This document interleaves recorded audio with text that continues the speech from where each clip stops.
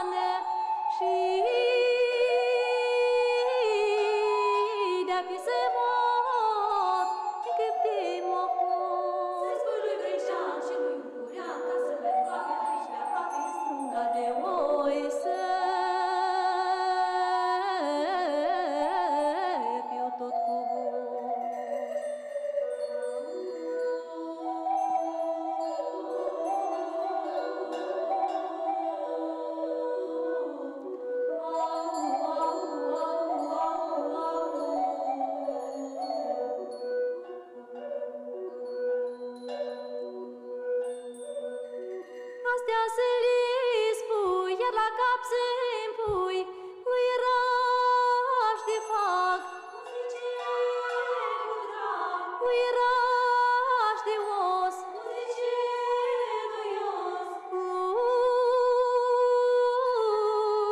Lui raș de soc, nu zicei cu foc. Când abate prietena, răzbate șuile, s-o strânge pe mine, mă plânge cu lacrimi de sânge.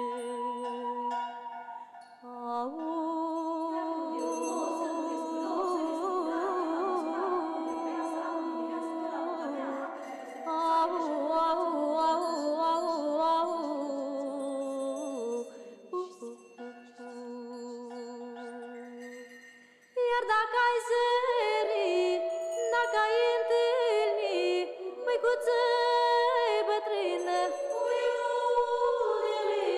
din ochi lăcrimând, pe când mă alergând, de toți întrebând și la toți încânt.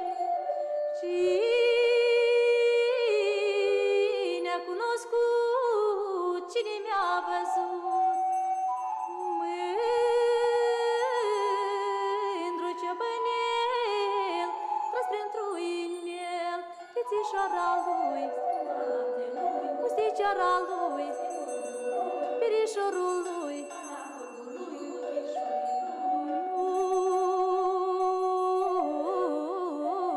Ura câmpului.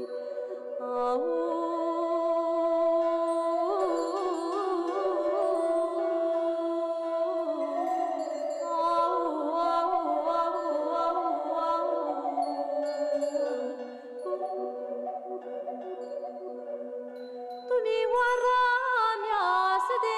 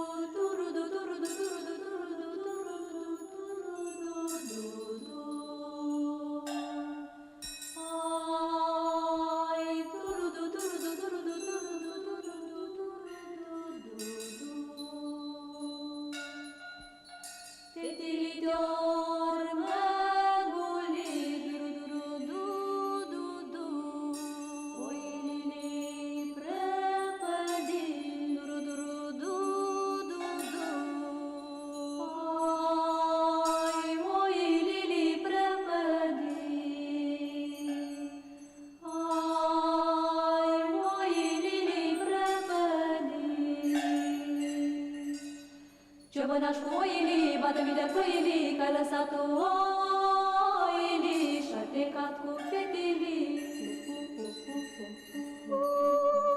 Și-ai plecat cu fetilii, și-ai plecat cu fetilii.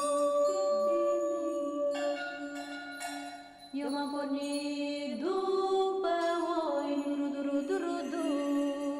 M-am întâlnit cu un iepuroi, duru-duru-duru-du. Bună cale iepuroi, n-ai văzut un cârdioi. Oi, n-ai văzut un cârdioi.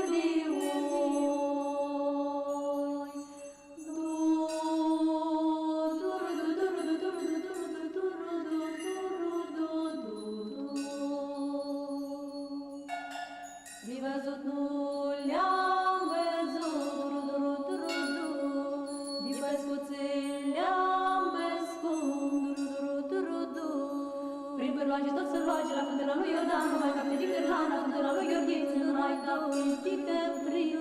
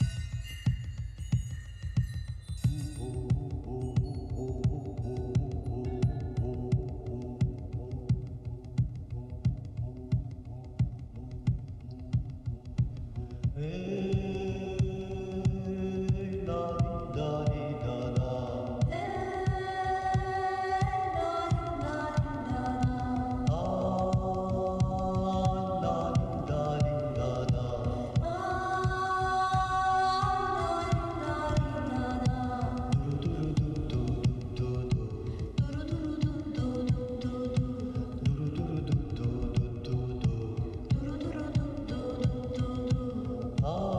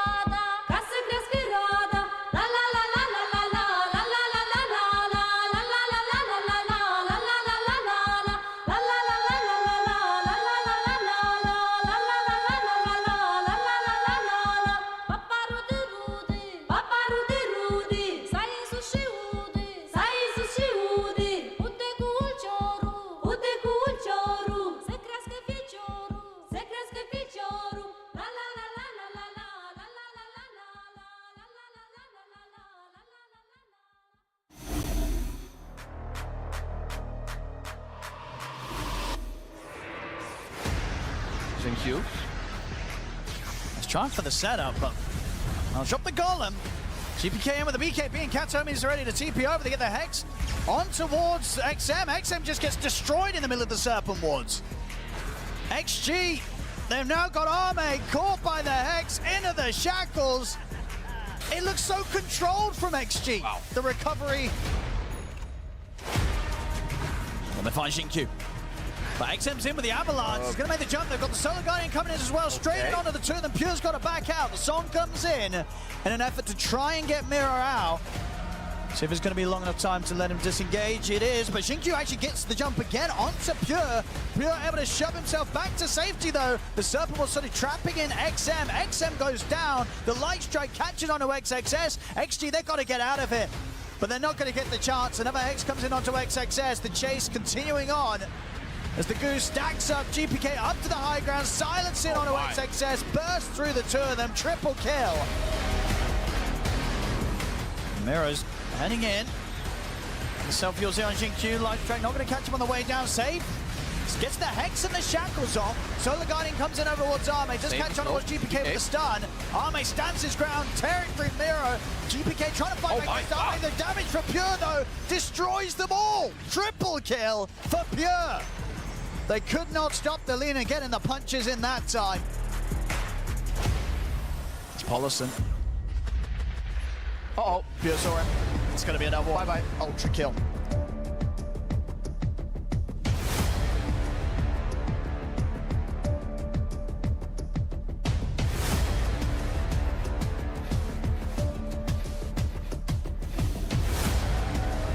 They'll use the song. I mean, they'll want to surely stick around and finish off the killer against this Dragon Knight. Jad, he's dead. Mickey turns over towards Daze. Daze to fall. Double kill for Mickey. Mixer also in trouble. I mean, Storm's he's turned up, thrown in a meatball, but now he's got to run. And they will indeed be able to burst him low, but not able to kill him though. Toby lives. The Global will come out, but the call's already there on today. Shad moves forward with the BKB, will be able to take the Naga Siren down. Turns over towards Boxy. They'll be able to get the two supports, but Nisha and Mickey, they're cleaning up. Shad gets torn apart by Nisha. Triple kill on the SF. They can kill the supports, but they really can't get anything else here, OG. As they're going to suffer once again. Stormstormer trying to find Nisha. He can't. But Nisha's just juking and dancing back up to the high ground. He'll drop the Ice Wall Stormstormer, but Mickey's in on top of him. They just can't kill these cores, Kezu. No, they can't.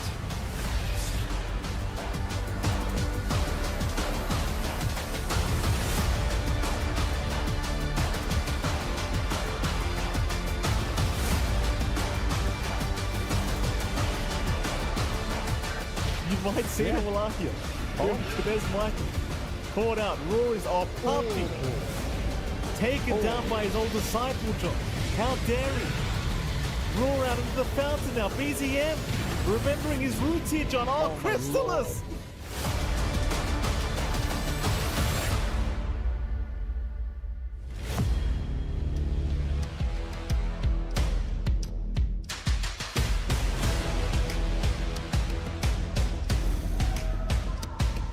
Now on the two of these heroes, they're going to have Tofu coming over with a Orchid ready to go again. And Kiyotaka is gone. Serpent Ward's committed. I mean, the connection is on to Tofu, but he's force-staffed away from the Serpent Wards, and they just can't even get their hands onto that. Blink, good call with the Infest, but that makes them very vulnerable as they're going to have to start to run. Sleight of Fist, Rage in 2 seconds. on both the life square as well as the axe. Trying to fight, trying to toggle. Watson, he's going to have himself an ultra kill. He'll look over for Kiyotaka, who will call GG. He's not enjoying his time. They've got the glimpse. It's right for the Brambles. They hit the Terrorize. Snowball, it's not going to save Kiyotaka, but they go in with a Solar Guardian that's going to land on a Watson. He's inside these trees. The BKB's the pop in Toronto, Tokyo. He's got to find a Sunder target. He's still working with a lot of life, so he doesn't exactly need to do it immediately, but throw it on a Nightfall, and now they go and put their attention on the Medusa. They'll hit the lasso, but Panther dies quickly afterwards, and Nightfall follows him into the grave. Mira's dead. 4 heroes gone on the side of Aurora. They'll look over at Toronto, Tokyo, and Gaimin Gladiators will get the full team wipe.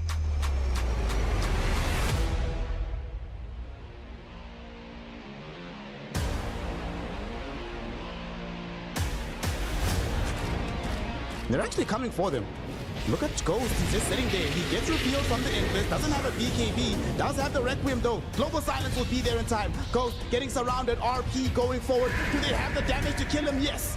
They barely make it happen just as the Terrorize lands. But now that GH has laid out the Song of the Siren, do they want to take this fight? Sumail is here, he's got Fissure, he's got Echo Slam. Both will be committed. Lifestealer's gone, so is the Magnus. The TP out will be good for the Time Hunter at the very least. However, Rain doesn't have a TP, doesn't have a Force Staff, doesn't have a Blink Dagger.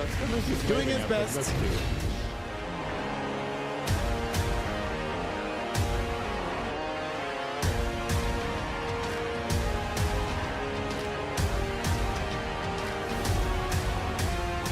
Find the target. They know exactly where they're at. They'll jump in. They've got the Hex, but do they have the Shackle? Not yet, but the Bramble Base connects, and that's going to allow the Shackle to come in. They've got the damage. We'll take Rue and Yatoro out. Buyback not there for the Lina, and this is Na'Vi with the best advantage they'll have yet. Copy. He's in the front line. Yuragi in again. Maposhka dead. Beyond godlike for this Ursa. Yatoro's hasted pretty much. He uses phase boots, he gets solar crested, and he's ready to go in. PV, Global Silence though, Black Hole on to 2. They've got the catch, they'll get the kill and a boom, and Yuragi Yatoro gets the double. I believe that's the first time that Maposhka ended up dying. Rue's dead, Black Hole on to 3, they'll get the kill on to boom, they'll look over a copy. They still do not have Yuragi. Talking about holding on to the Divine Rapier, but he never even gets a chance to buy it. Now he has to buy back. They hit the Fiend's Grip. Can they get this kill? They pushed him back behind the throne. There's the double mass Serpent Ward. They're going to focus on the throne. They've got the Wukong's command that he's going through. They get the kill onto Marcy. Focusing the throne. Look at the snakes go. The snakes are going for the throne. They've got the clip, but they need to take out the Serpent Wards. They hit for 28. They're so healthy. They have 60 HP. So much Arena. HP. Another and another. It's not and enough. Another. The Serpent Wards are trying to They get need the one finish. more hit. Oh, they hold can. on 100 health on the throne. I can't believe it. Yuragi, he's gonna die. They have held on with 100 health on the throne.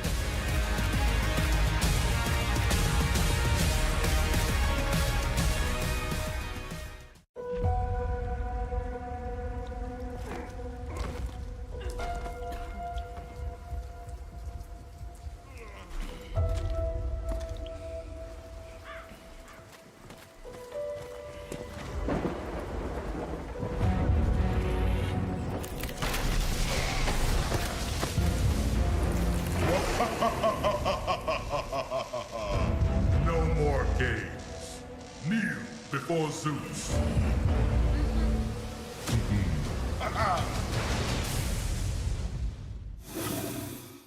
Welcome back, ladies and gentlemen. Another day of PGL's Wallachia Season 5. It is, of course, MLP Dota and Xfire joining you here for one of the final days of the group stage. John, we're almost there.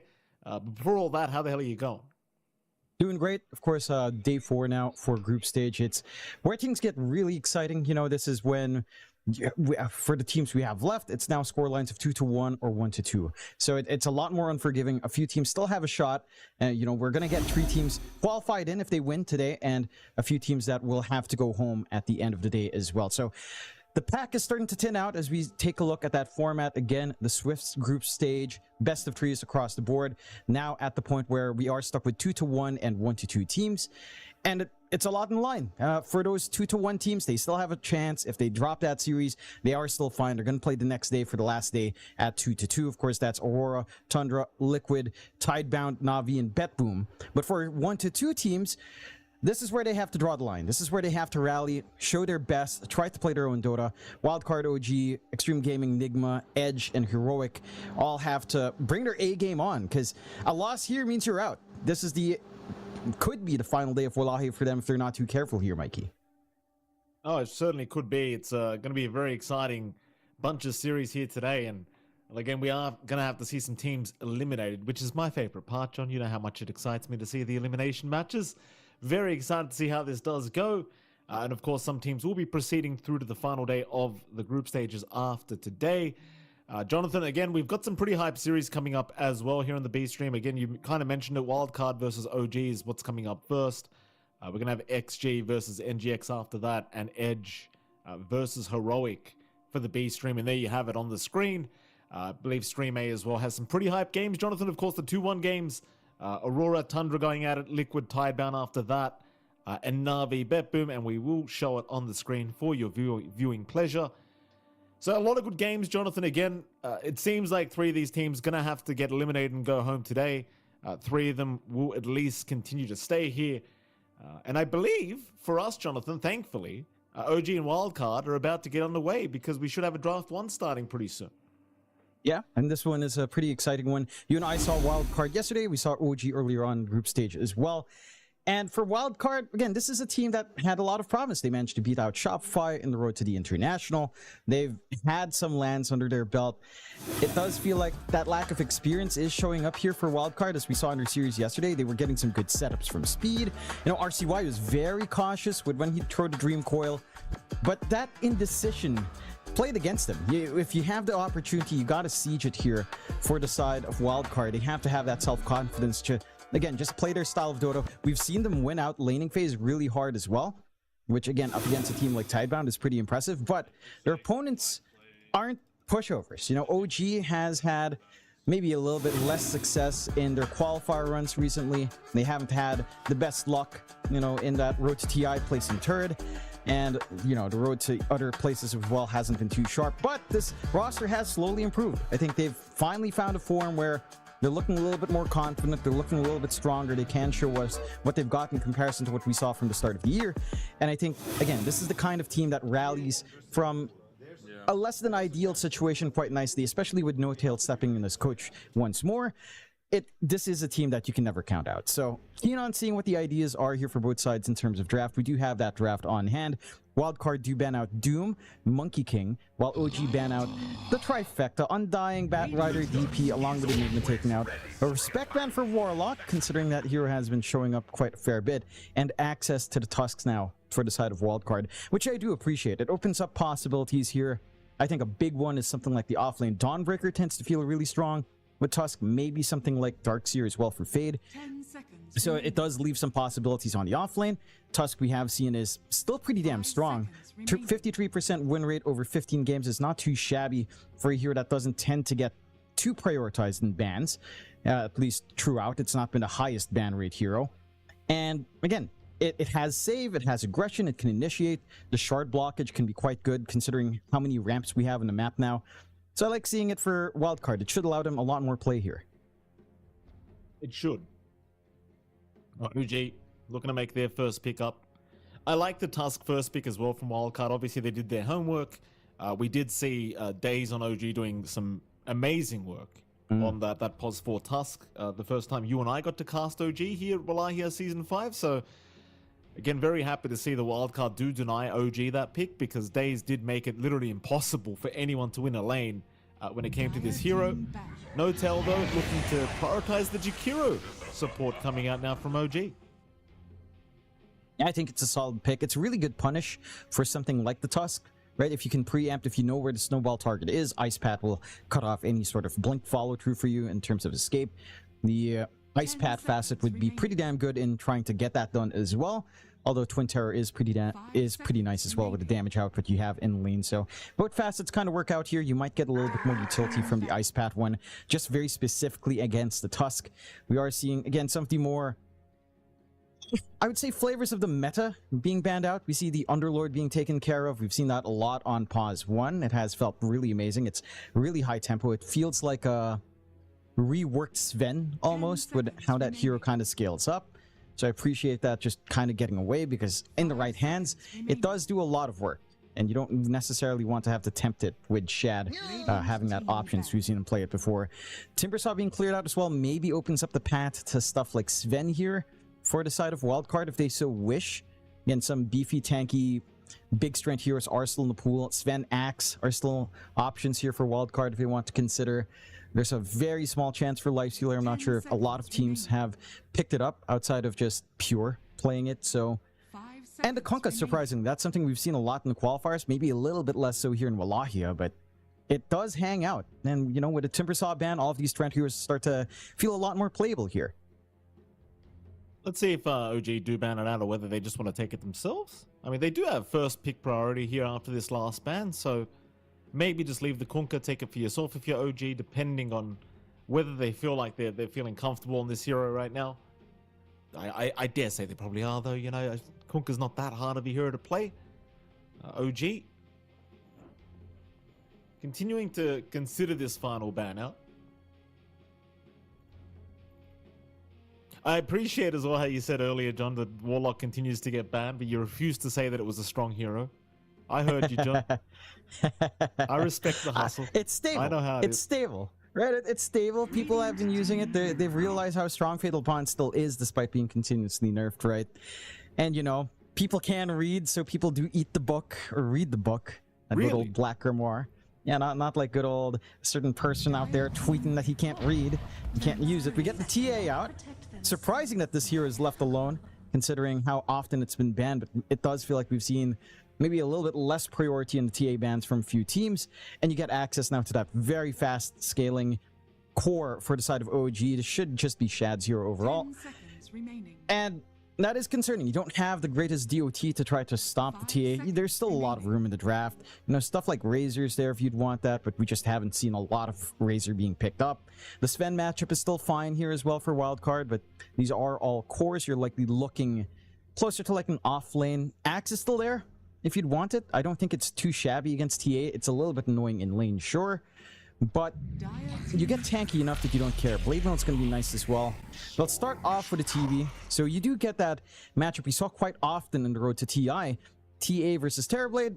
This can be pretty fine for Terrorblade. TA does come in line quite a fair bit faster with the Dragonlance, Blink, and Desolator timing that TA looks for to get online. Terrorblade, on the other hand, is a little bit more of a mixed bag in tempo, right? You can maybe join in for a siege once the Yasha is up.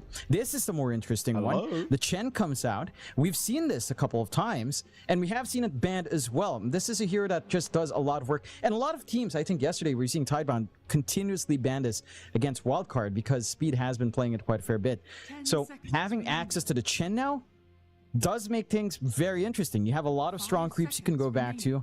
Now, the Croakers down the line are going to be quite impressive. And just again, with the way healing amplification works, with some of the utility Chen has now, especially if the game goes long, something like the Ags with free debuff immunity, this hero actually has a lot of good power spikes for a support in terms of a saving support, which is not something you see too often. So I appreciate that for Wildcard. Again, this is something that some teams have been banning against him.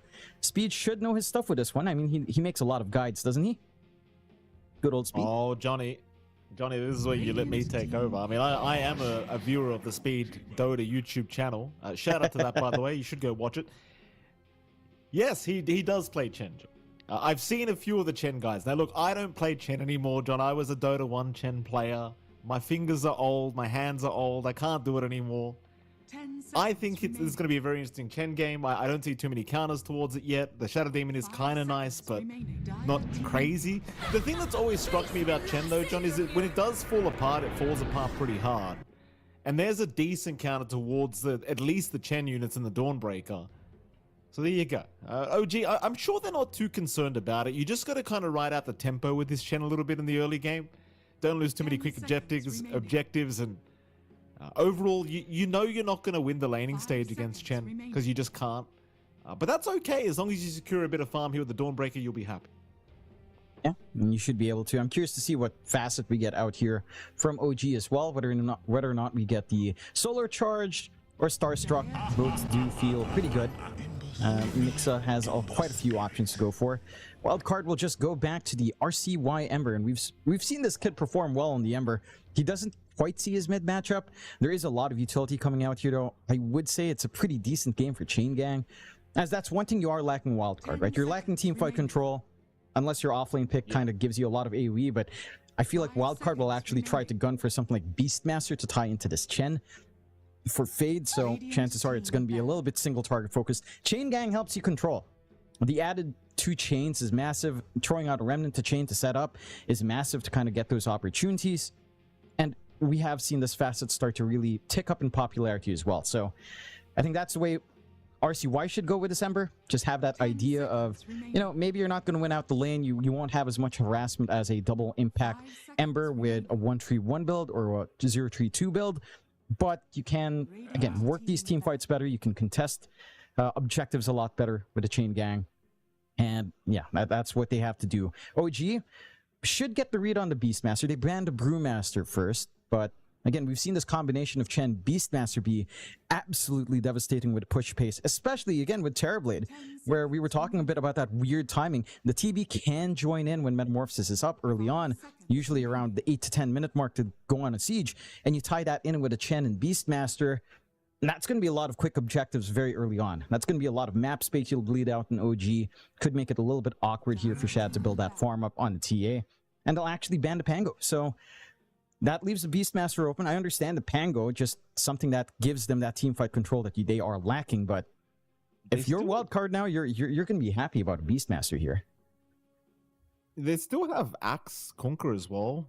I think Axe Conquer pretty damn good here for Wildcard if they want to go down that route. I mean, I really like the Conquer here because I think Conquer deals pretty well with the TA. You know, X into Torrent, refraction charges get burnt pretty quick. You know, the tankability of your heroes with the boat is always really nice into a TA because she can't just burst you down with one shot. So I like the... Personally, I'm looking at Axe or Conquer for the offlane. More so the Axe than Conquer, but I still like the Conquer a lot. Even Razor might be a decent idea. Like, if you want to switch the TB to off or even have the Razor off, that isn't a bad idea at all, I don't think. No, it wouldn't be. I'm just concerned about how that ties into their tempo, but it can still work as long as you crush the TA lane. The Razor would work. I'm in agreement with you. The Axe is probably the safest bet for Fade. Call going through debuff immunity is a really big part of just tying in some teamfight control. You can get set up or follow through from a chain gang Ember, and you know you don't really lose lane. We haven't seen Axe really get that happening to him. Safety ban on the Husker just in case you get cheesed out a little bit here on mid. And it's time to make that choice. Kunkka, Axe, Beastmaster still available here, even at Razor option, like you mentioned, Mikey. And we'll go for... Okay. All right. I don't think Speed should be laughing too hard. Speed. What have you done, Speed? Speed, come on, brother. I try to defend you every chance I get, Speed. What is this crap you picked? This stupid tiny hero's made its appearance again, John. I don't know what to say. I don't know what to say. Last pick, Earthshaker from OG. I like beautiful. It. I think it's a beautiful Shaker game. You're up against Chen, of course. Look, oh, it's a Yamsun. No, it's a Pos 1 Tiny 2, John. No. All right, here's the deal. Here's the deal. RCY and Fade have to carry this game. Yamsun's not carrying crap. RCY and Fade, they've got to carry this game. I'm telling you right now, if this game is a wildcard win, it'll be RCY or Fade. Mark my words, John. In fact, I'll predict it'll be Fade with a Skadi build-up that gets the job done. If they win. But I would favorite OG with what they've picked up because, you know, John, they're playing, in my eyes, they're just playing 4v5 now. Wildcard. I just can't stand this tiny hero, especially on Pos 1. Yeah. You and I, we cast it so many times, it just does the same crap every time. It just doesn't win unless it's in particular person's hands. And Yamsun's not part of the list right now, John. Sorry to say. No. The short list is very exclusive. That it is. And I'm so curious about this flex for Terrorblade off. I think it makes sense. It's a high armor hero. It doesn't care too much about the physical poke coming out from Shad, but Kidaru is still going to be able to poke back with a Jakiro. That's still an overwhelming amount of magic damage, especially as level 3 approaches with level 2 Liquid Frost, a dual breath on hand. Half your HP is going to be missing there on the Terrorblade. So I don't think that TB lane's actually any better. I will say at the least you're not playing into the what's that? The Earth Splitter? No, the Fissure with Echo Slam Echo on it. So you don't have to worry about your creep wave just constantly getting bursted away or the illusions giving a little bit more out. It is the Tectonic build-up here for Stormer. His mid matchup should still be pretty damn good, though. And that added AoE can kind of make fights turn around, especially when it first kicks in at level 10. So I would say it's easier to play OG's draft. Team fights a lot better. The lanes look pretty good. For the side of Wildcard, I'm in agreement, Mike. RCY has to find that tempo. Fade has to slow down Shad as much as possible on the TA and hit his own initial item timings.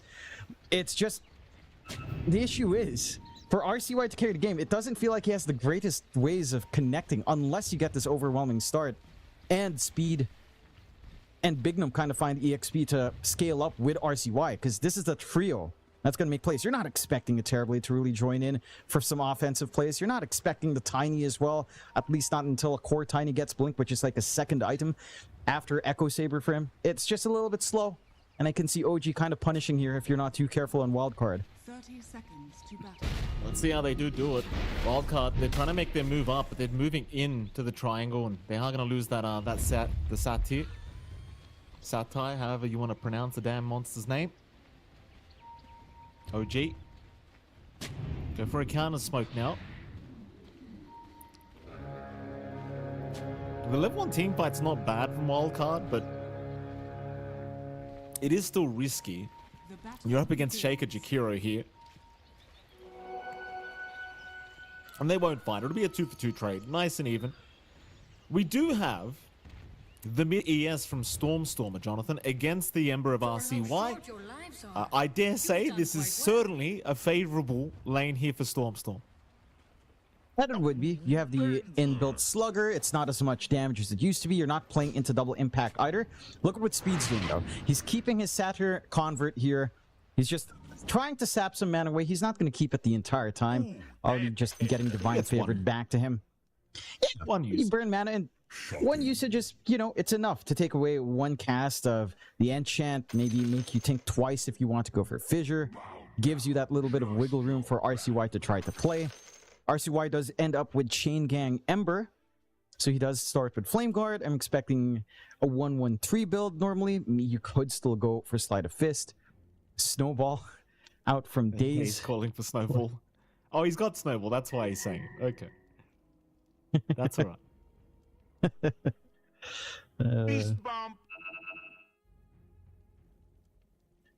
We are going to have a quick pause, of course, as you can see. Speed is indeed taking that Satyr Mind Stealer back to himself. Just one usage is all he required.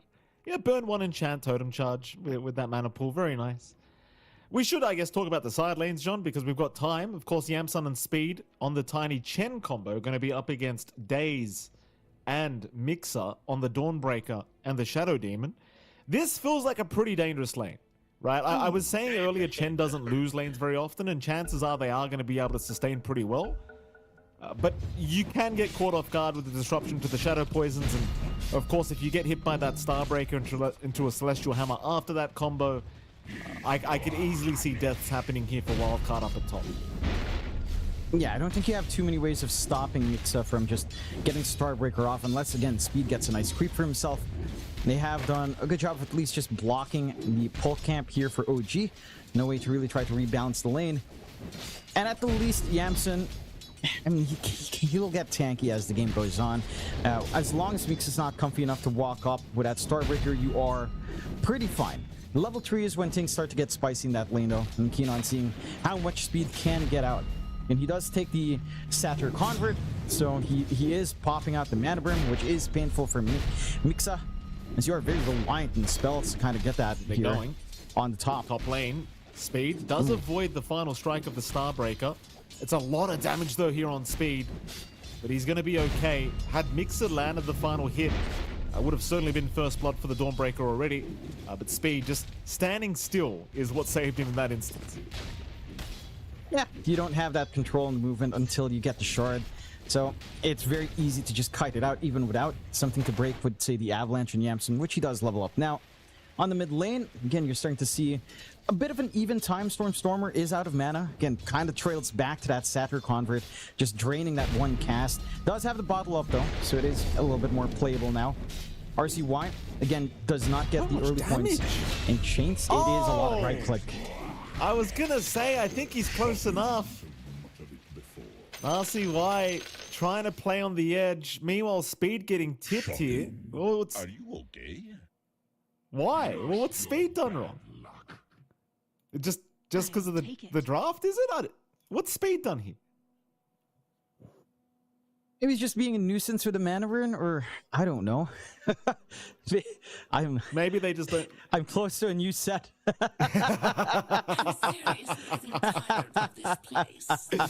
You know what it is for Good on you, Speed, and he's had this ever since the DPC existed. Everyone picks on him because he's a YouTuber.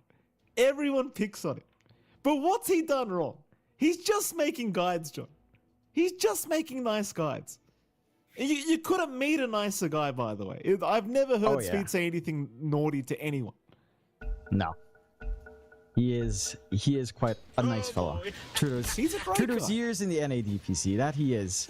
And he always takes his interviews well as well, this guy. He's the reason I climbed MMR. Like, really, just following his guides, it was really that easy. Shout out to Speed. I mean, this is years ago, John, but shout out to him. Yeah. And, well, again, you know, maybe they're just helping him get his sets up. RCY, a little bit of a mistake. He had the slight to try to poke and dodge. Is pushing the envelope quite a fair bit. And again, without double impact, you don't have that same presence against the Shaker. Especially with you maxing out Flame Guard, you're not blocking any of the damage coming in from Stormer. He's got the 022 build, a lot of output now on that Enchant Totem. And doesn't take too long for him to kind of leverage it onto RCY. You might actually be happier dragging that Satyr Convert down mid, just to always ensure there's no mana here for Storm to play with. But the damage has been done on that mid lane. And at least you're controlling top lane for Yamsen. Again, it's pretty awkward for Dawnbreaker and Shadow Demon to not play with mana. No early regen sources. Daze at least has a clarity to try to help his cause and hasn't really committed on the Disseminate or the Shadow Poison just yet. So he is just trying to hold out, see what he can do just with the Disruption alone. But it is, you know, a manageable lane for Yamsen because of that. A little bit behind in terms of CS now for Mixa. That last lane bot has been going pretty smoothly for Shad as well. Not too much pressure coming out from Fade. But Fade is just free farming. Like, this Terrorblade lane is surprisingly free. The combination and threat with tag team is pretty damn high. You're not able to glap close as much on Kidaro to try to get that Liquid Frost dual bread combo to melt through the TB.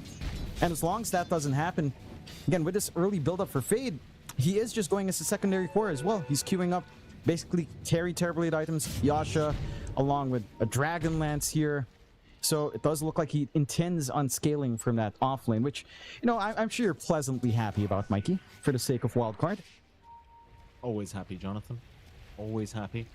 1-0 so far for OG. Pretty close game, all things being said and done. I can't say the lanes are going one way or the other. This is very even affair across pretty much all lanes apart from maybe the mid, but even then, it's pretty good. As top lane, they are going to jump Speed, but Speed going to be just fine. Walk away. No issues here for the Chen. Can just passively regen back up once again.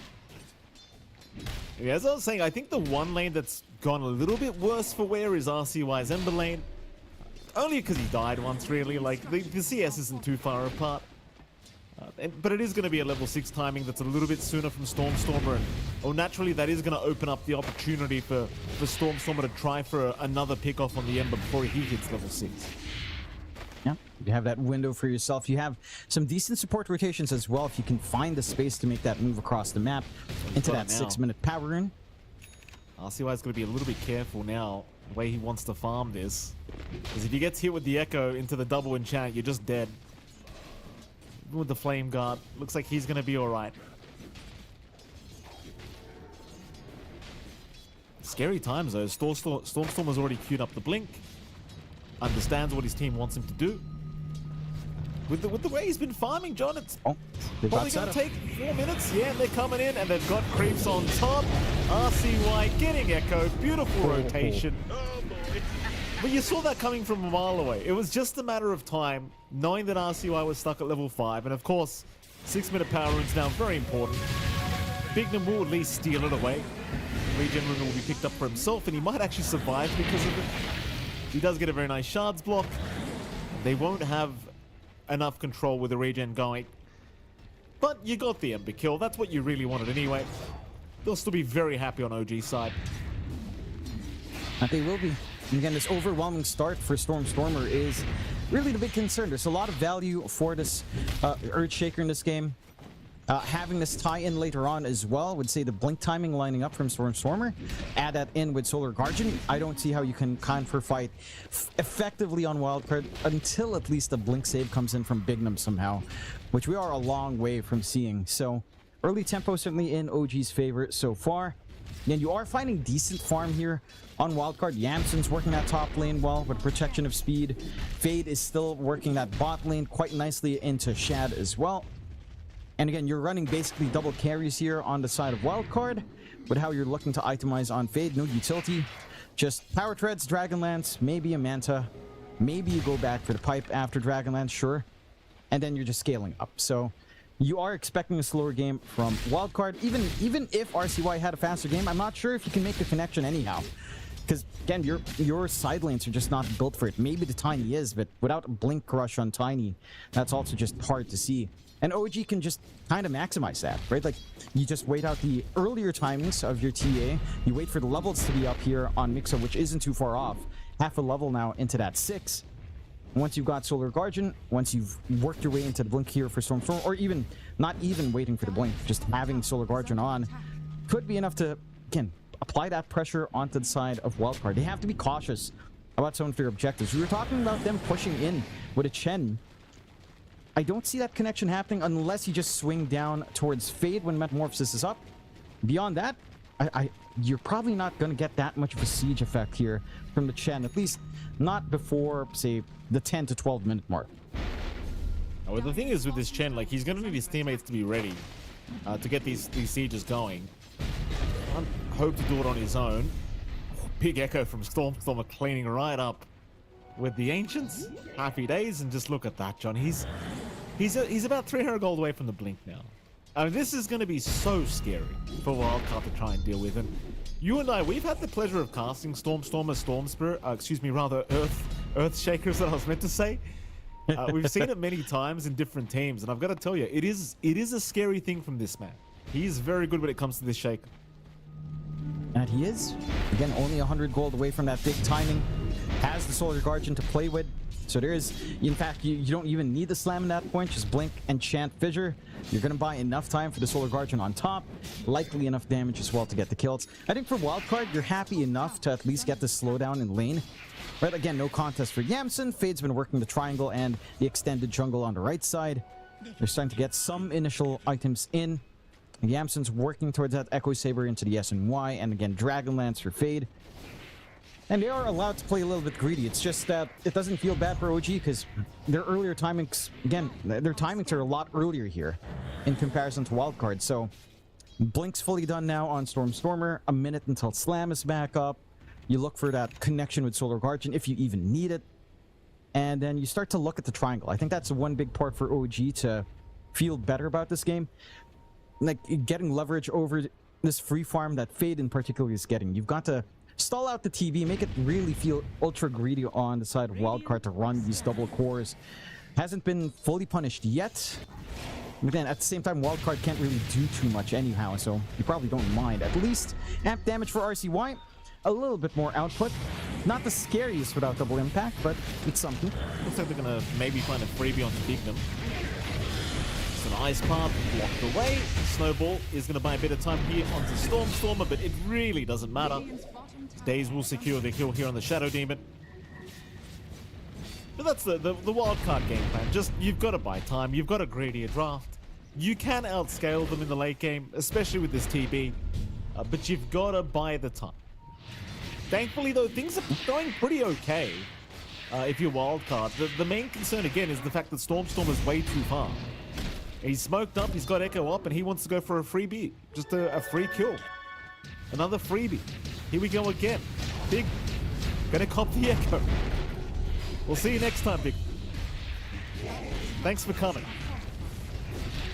Yeah, in the back-to-back, that's for support post TP. He's gonna have to walk back wherever he wants to go. At least, you know, it's like what you're saying. It's like what we've been talking about for the few minutes. Your cores are farming. Fade's not stopping. Although he might be overstaying his welcome by a tad bit here, but he will lose meta soon as well. A little bit risky. Not gonna tempt fate either on OG. But again, it's a matter of waiting for farm. Like, they're all focused bot. Yamson's free farming top. Echo Saber now up on our pause 1 Tiny. So things are starting to come together. You've got the creep army for speed ramping up. Almost at the drums. So that siege potential does start to slowly become a reality here. Once you have a core to connect with. And yeah, you just want to take it slow. A bit of a swing up top though for Stormstormer. Uh-oh. Yamson.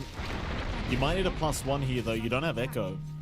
You're gonna need at least another hero. They'll bring in Daze. I'm not sure if that's gonna be quite enough, but they have the Solar Guardian to fly in afterwards. And well, that's what you're looking for, though. Yamson still surviving, still trying to buy some space for his team to get there. And the Sunder is gonna be very nice from Fade. It'll allow Yamson a way out. In fact, a way back into the fight now. They'll go after Mixer. Mixer will die. Wildcard, they successfully defend their core time. In fact, they're looking for more. Kadara getting caught here by Bignum. They'll find a support, the cherry on top for their trouble. Very nice here from Wildcard as Daze will get the tip back. Yeah, that was a pretty sick save out from Wildcard. Just a little bit slow on that disruption for Daze. It was post-Sunder. They couldn't stop that from coming in. You don't have enough burst damage just yet on your Shaker and TA, or Shaker and Dawnbreaker as well. So that entire idea falls flat. You really want to do that combo onto Fade. Take the opportunity up top instead. And again, for Wildcard, they even get the kill in the ideal here at this point in the game. Giving that needed goal to RCY, having this Ember start to build up, and him going into Mage Slayer severely drops the output of OG, like quite a fair bit, especially if you manage to, again, kind of poke onto Stormstormer here. So that works in their favor tremendously for Wildcard. No tier 1s falling yet. Bot did fall, not the most impactful tier 1 to lose. You're still hanging on to top. You've still got access to your triangle. Fade still farming uncontested. Mind you, same thing goes for the side of OG, which again leads to this feeling that you don't really care. While that fight happened, Shad's uncontested. No one checks the TA. The Desolator is just the Orb of Blight away into the Blink. So again, eventually, once you connect with the TA into those engagements, there shouldn't be any damage issues. And that, again, that should simplify it for OG, lead into the objectives they'd want, like, say, Roshan. Zateso is set to fly in. And I'd expect OG... You probably still wait for the Blink on Shad, but you can start to consider even more action here. Better. Fade? In fact, it was already popped. Never mind. Just the illusion tricking me there, John. Nothing lost here for Wildcard. Line's being drawn towards the top lane here from OG, so it looks like they want to try for a kill into the tier 1 top tower, and they are going to see speed. Easy one without the Echo needing to be committed here for Stormstormer, but he's going to commit it because he doesn't want to waste any time. Doesn't want the rotations coming in, and here they come, but it's not going to amount to anything. And that I can also agree with as well. Just don't give them the opportunity to save, because you saw what happened last team fight. Just get the job done. Yamson, though, this could be scary for the Tiny. They've got the TA around, though he doesn't have the Blink to break the gap. In fact, the Shaker, Stormstormer, popping a bit too much damage. This disruption is going to buy time into the Solar Guardian. They'll take down Bignum. They have lost Stormstormer, but they may find Yamson for their trouble, though. No, a nice avalanche. Stormstormer, or Yamson rather, does go down. Kadara also falling. They'll keep going, trying for Fade now on the TB. And Fade, he'll run, but he can't hide. Mixer's got him. Daze will secure the kill. They even want more. RCY stepping in with the chains to try and save speed from going back to the graveyard. But a pretty decent fight here for OG, finding a 2-for-3 trade. There was some moments where it was a little bit messy, but you kind of saw the game plan, John. And next time, you're going to have the Blink on this TA. Like, Shad, once he has his Blink up, Yamson just disappears. And he does, just like a bit of magic that we tend to see from those TAs. Again, we'll take a look at the replay. A little bit of an early commitment out from Stormstormer, but still works out. A staggered response out from the side of Wildcard, a very prolonged fight. You are seeing some of the ideas from Wildcard, like that sustain, the healing they are getting out from the Chen with the Sunder option on hand. Can provide some weird angles in to try to turn around on these fights. But it just feels like none of your heroes are fully ready. Yes, they can do some damage. They can try to stall. They do have some output to clear out some of these softer targets when threats are down. But you just need more time. You know, Fade doesn't have the same items popping up for him as RTA does. You know, neither does Yamsun as well. Like, you're not at the point where the damage is really overwhelming on either one of these heroes. And this is the time you were talking about for OG. Just get the tree items up for your TA. Blink Dagger flying in now. You can start to consider another team fight into Roche, or just straight up going into Roche. Stormer starts it already. And it's not going to take long. Wildcard, their team fight presence isn't amazing. They're just going to have to take this tier 1 bot as compensation, but you can't really contest because of how this draft has worked out. You just hope for scaling, hope for farm, and hope for space here. What we do, quick Roshan from OG now. The draft being played very well by OG. Nothing really going wrong here in this game 1 thus far, apart from maybe one team fight up top. But they rectify it pretty quickly. Smoked up now after the Roshan down. Of course, they want to hunt down kills, and they might find Fade. Bignum is there around him as well. They continue running south. This will be a very nice couple pickoffs for OG. They'll find Bignum first, though, and that will mean Fade does have a chance to escape. So not the worst loss in the world. For Wildcard, they'll just give up their tusk to protect the TB. But this, it doesn't have to stop is my point at this stage, John, for OG. Like, you can really just keep fighting if you want to. Obviously, they're going to take time to hit some creeps while they're going. But you've still got all your spells up. Like, the thing is, if Stormer finds anyone and just jumps in for an Echo into the Solar Guardian, chances are no one's really surviving that. Again, it just goes so damn fast, and you do have that backing of Shad with the blink. It can be easier for him to try to connect when they're trying to make these plays on the side of OG. Mind you, if it's across the map, of course, you could still end up with issues. We've seen issues. At least Yamsun shouldn't be falling to that combination. It does take Shad to be there as well to kind of clear out this Tiny, sitting at 3k HP for free. But that craggy exterior plus this dangerous position for Yamsun to try and farm in. Luckily for him, Speed's going to be the one that gets caught. The Speed putting his body forward does allow his Tiny to get away. Does also force out an Echo committal, so if you're OG and you choose to get a little bit greedier here going for the tier 2, there is a chance the Wildcard could defend now that the Echo is down. But it still doesn't feel like they're looking too confident about it. The thing is, like, you're going to at least need this blink on this Tiny. He's opted to go for a Sanjin Yasha first, which is also fair enough, but you don't really have the plays to try and force fights right now without that blink up. There's a blink now on Bignum. That'll help. But I don't think it helps quite as much as Yamsun just being able to jump the support and blow one of them up before the fight really starts. And it also approaches that point where you have to ask yourself, will you even have the damage, right? It's not a crash landing Tiny either. So you don't have that extra damage from the toss. And that just means maybe, you know, it's the right, the timing's just done. And the blink utility is still good in terms of setting up, maybe getting some toss backs at that point. We'll see. It does look like the Sanjin Yasha piece is fully completed. And they'll try to sneak around with smoke. We do have Metamorphosis ready. Full Hurricane Pike up on Fade, along with a Mage Slayer up in RCY. Just need to find a meaningful connection to start to try to, again, hit that stall here on the side of Wildcard and stem some bleeding. Get something back after just being pretty passive, being pretty responsive. They're getting close to Shad. They're seeing Kadaro instead, though, so Shad's going to probably be able to get out of this, unless he wants to fight. He's looking at Speed, I think, here on the Chen. Speed? No, he's going to blink away into RCY, though. He's jumped right into the Tiny. Shad in a bit of danger. He does have that secondary life, but he needs to buy some time for his team to get here. He's still alive, however. The refraction charges. He will get his second life now, but look at Stormer. He's waiting for the moment to jump in. It's not here yet, though. He's still waiting, but there it is. The Echo committed. It's not really that much, though. The damage is lacking. Maybe Wildcard can keep this going. Though Shad will get away. Stormer, he gets caught here by Yamsun. He will go down. Mixer does get out with the Celestial. In fact, the toss in onto Bignum cost them a kill. Yamsun to get tipped for the freebie.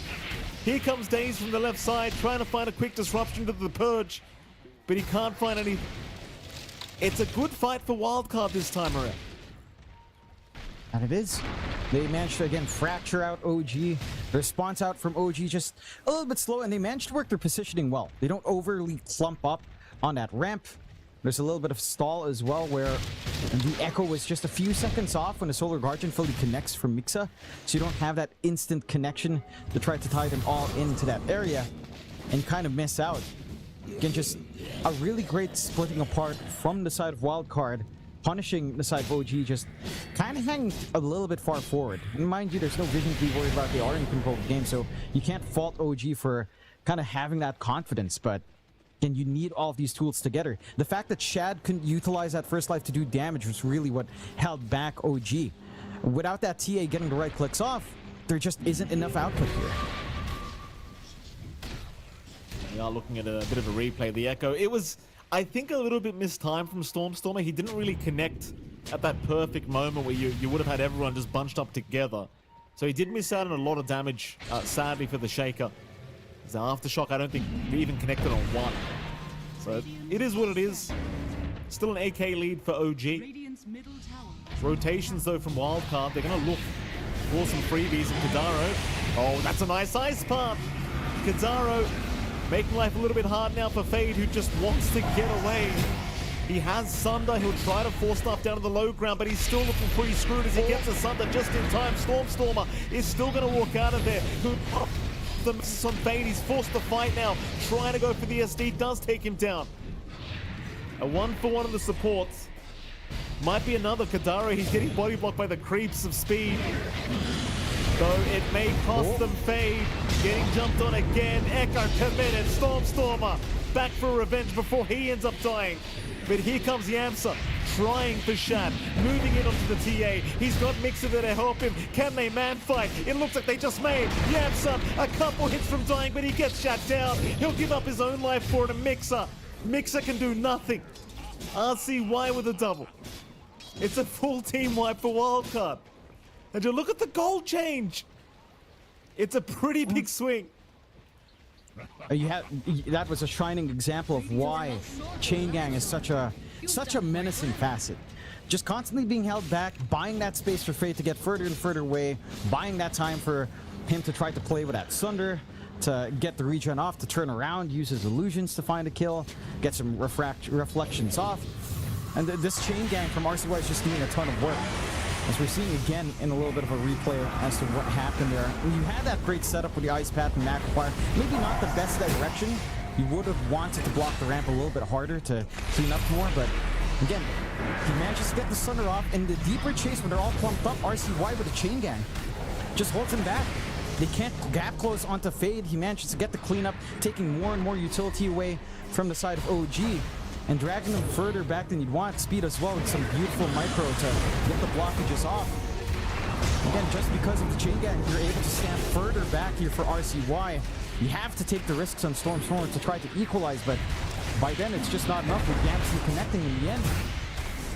And OG, you have to be so cautious about those kinds of clump ups. In the same way that you're looking for Wildcard to clump up, Wildcard's also able to punish you when you're committing so hard, when you've got the blinders on, just chasing in some narrow paths. This Ember is a menace.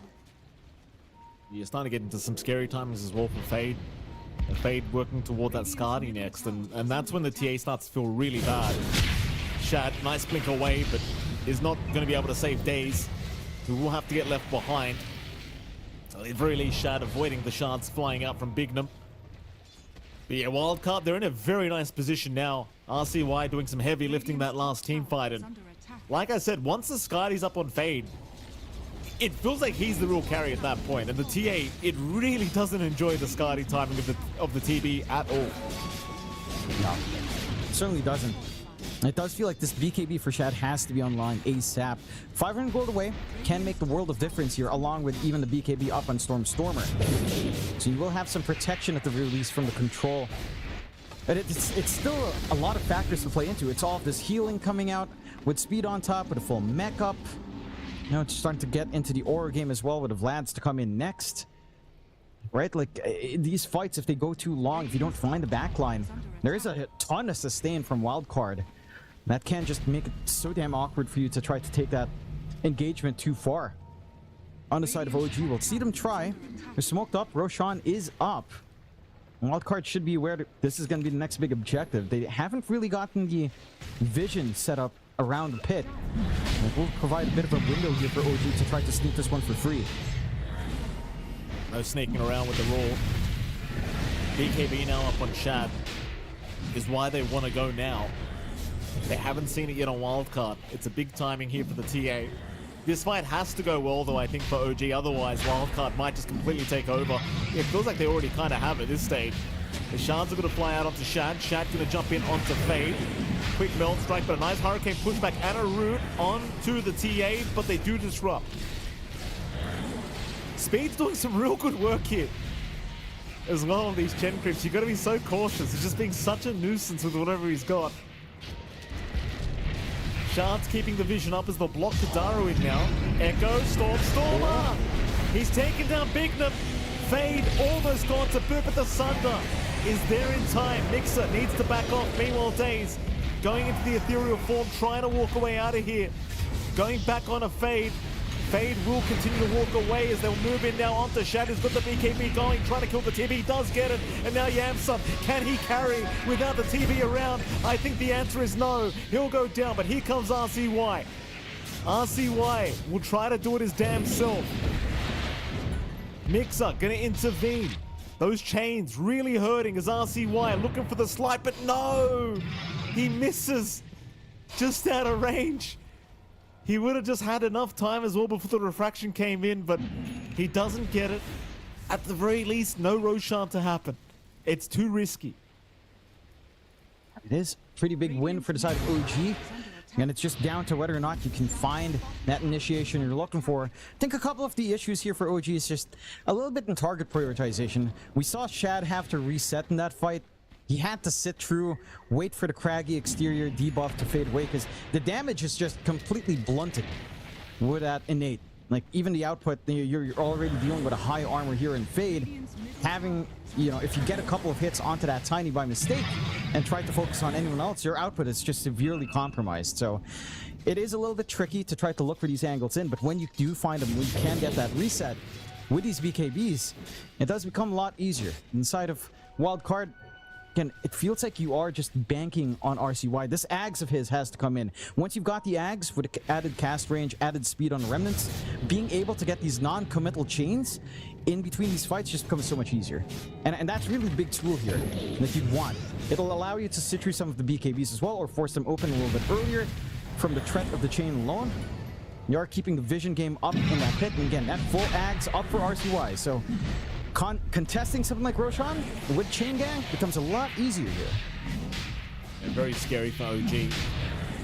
BKB on Mixer. Roshan already half HP. They'll keep tabs on it with these TB illusions though.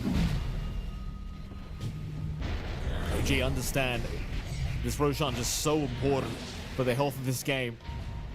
It really feels like a coin flip right now between Wildcard and OG. It's about a 50-50. Dota Plus kind of agrees at the moment. 48 to 52. Wrap around. There is a power rune spawning in 10 seconds as well, don't forget, and they could get lucky on either side here, though it seems like Wildcard could get a little bit luckier with their position as RCY gets caught, but the snowball is going to buy a bit of time. RCY, he's out of there. Big Solar Guardian flying through as well. Yamsa trying to retreat a little bit. Meanwhile, Mixer jumping in. But Mixer needs to look back and escape as Daze will go down. And RCY jumping back in on the Ember, looking for more supports. He might have Kataro. Meanwhile, Mixer in the middle of nowhere will go down on his own. Wildcard looking at a 5v4 now as they'll move in onto the Shadow Demon. Daze, he just brought back, but he's going right back to the graveyard. 2 down, no buyback.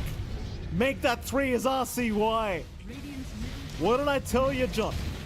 RCY, he's doing all the heavy lifting here for Wildcard. Now he is. He's got the output. They've managed to threaten now onto the high ground, not even waiting for Roche. They know it's a risky spot now for OG. No slam to worry about. The damage here on Chad just isn't high enough, Chad. Oh. These chains are just destroying this TA. This is so devastating. They just last an eternity. Yep. It's a talent spikes. Level 15 plus 1, plus 60 damage on it as well. And the non-committal. Like, you've got the reach for the slight and just toss a random remnant forward get the chain gang going. And it's just, again, it's just crazy what an Ember can do with his facet. It's just nuts. Now you've got your full short along with the ads. All the control you could ask for in the world. They take the full set of mid-racks. They can look for Roshan, and they are stepping into it. They do have the damage here. There is a lot of output now with Yamsen and Fade, of course. And that's Yamsen as well, without that full Scotty we were talking about. Went back for full SNY. Scan is there. They're trying to close the gap. The TA, is he just going to jump in, chat? No, he won't. He'll reveal himself, though. Yamsen's going to jump in, and RCY, he got the chains to lock him down. Chat needs to look to retreat, but the chase is on now. This is not the fight OG wanted. It's too dangerous. They need to run, but RCY, look at him chase down the TA, looking for Shat. He'll miss out this time. They'll settle for Kadaro, Echo, Stormstormer. He finds Bignum. A 1-for-1 on the supports, but now Stormstormer getting chained up, forced to BKB. He'll get out of there. RCY looking for another. We'll find Daze, godlike now on the onto the tier 2 bottom tower, and keep in mind, John, Fade still has the 8s. So they can just choose to go for tier 3 towers once again if they want. They've still got plenty of time in the meta as well. Yeah, nothing to be concerned about. Again, Slam is down again for the high ground siege. No Solar Guardian for a little bit of time. So you have a big window to access now on the side of Wildcard. You have got to find a way to pin down RCY or the backline. Chains. It's so scary, man. It's like he's got it back in 4 seconds as well. He can just perma-chain it. Like, Shad can't get close. It's scary. That'll be 2 Raxes up now for Wildcard. They're just 1 away from activating those mega creeps. They will play it safe once again. Nice conservative gameplay from Wildcard. Not looking to risk anything against OG. Yeah, I mean, no need to, right? Like, you wait out the next Metamorphosis to be back up.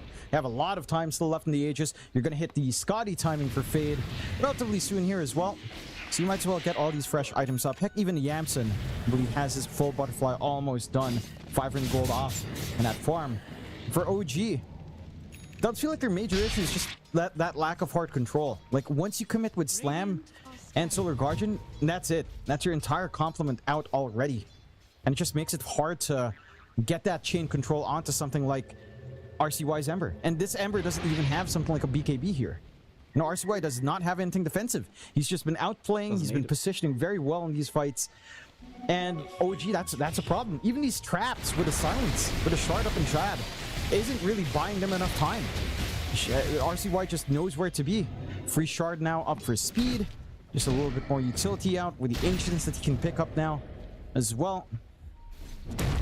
And your backs are against the wall in OG. After such a strong start, after this overwhelmingly good start from Stormstormer, you're stuck in an impasse. And I do like that Stormstormer is going back before that Shivas, just to have some healing reduction, considering how much speed is pumping out in the middle of these fights with the Hand of God, plus the mech, plus the Vlads as well. This can help you with some of that sustain issue you're facing up against Wildcard. But again, for Wildcard, you don't need to wait. Meta's back up. They've got that Scotty too.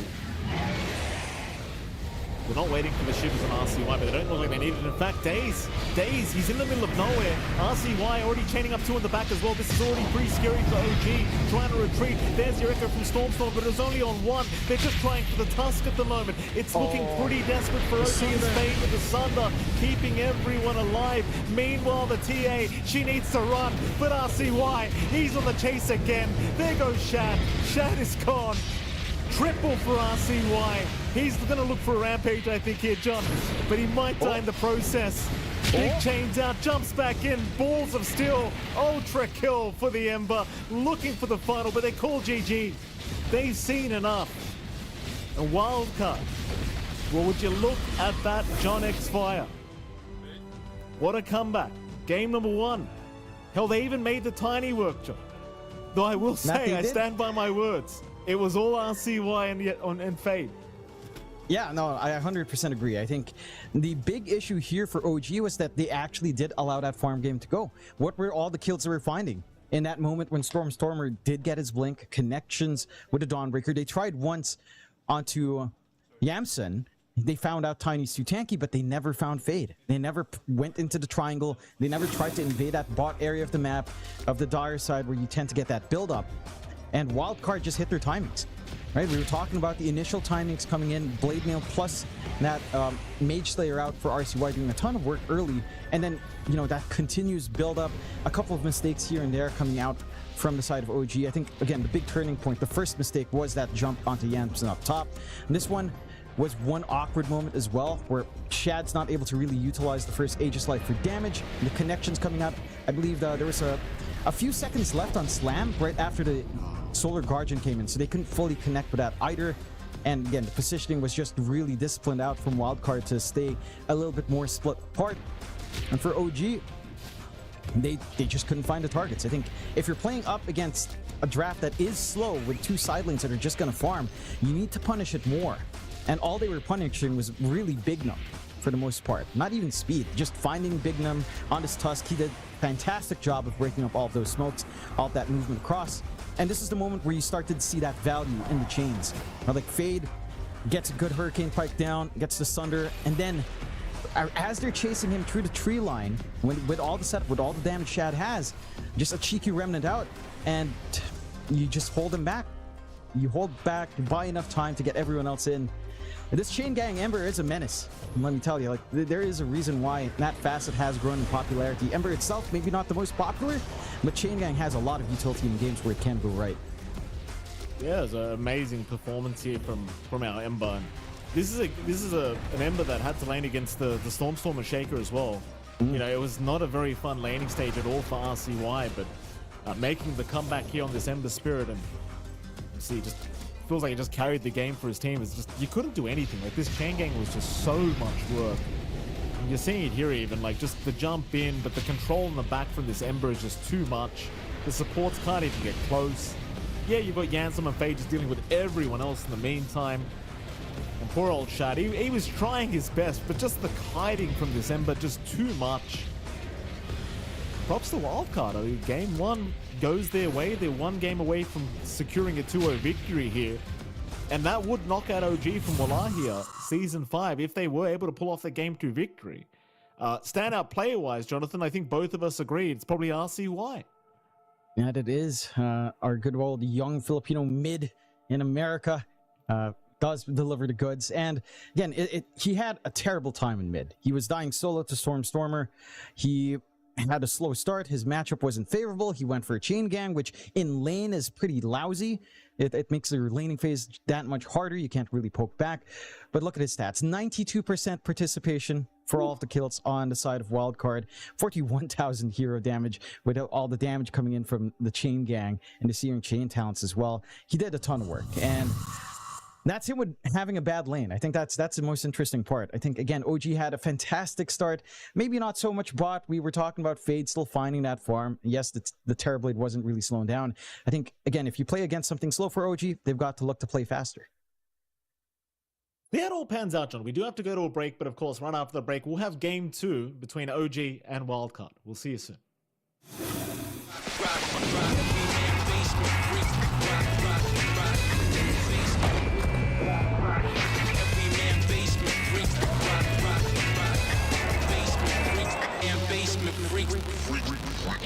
The new breakthrough, an innovative phone with 1xBet app. With 1xBet app, you can register and start betting in just one click. Intuitive interface and thousands of sports events every day. User-friendly app. Big wins, fast payouts.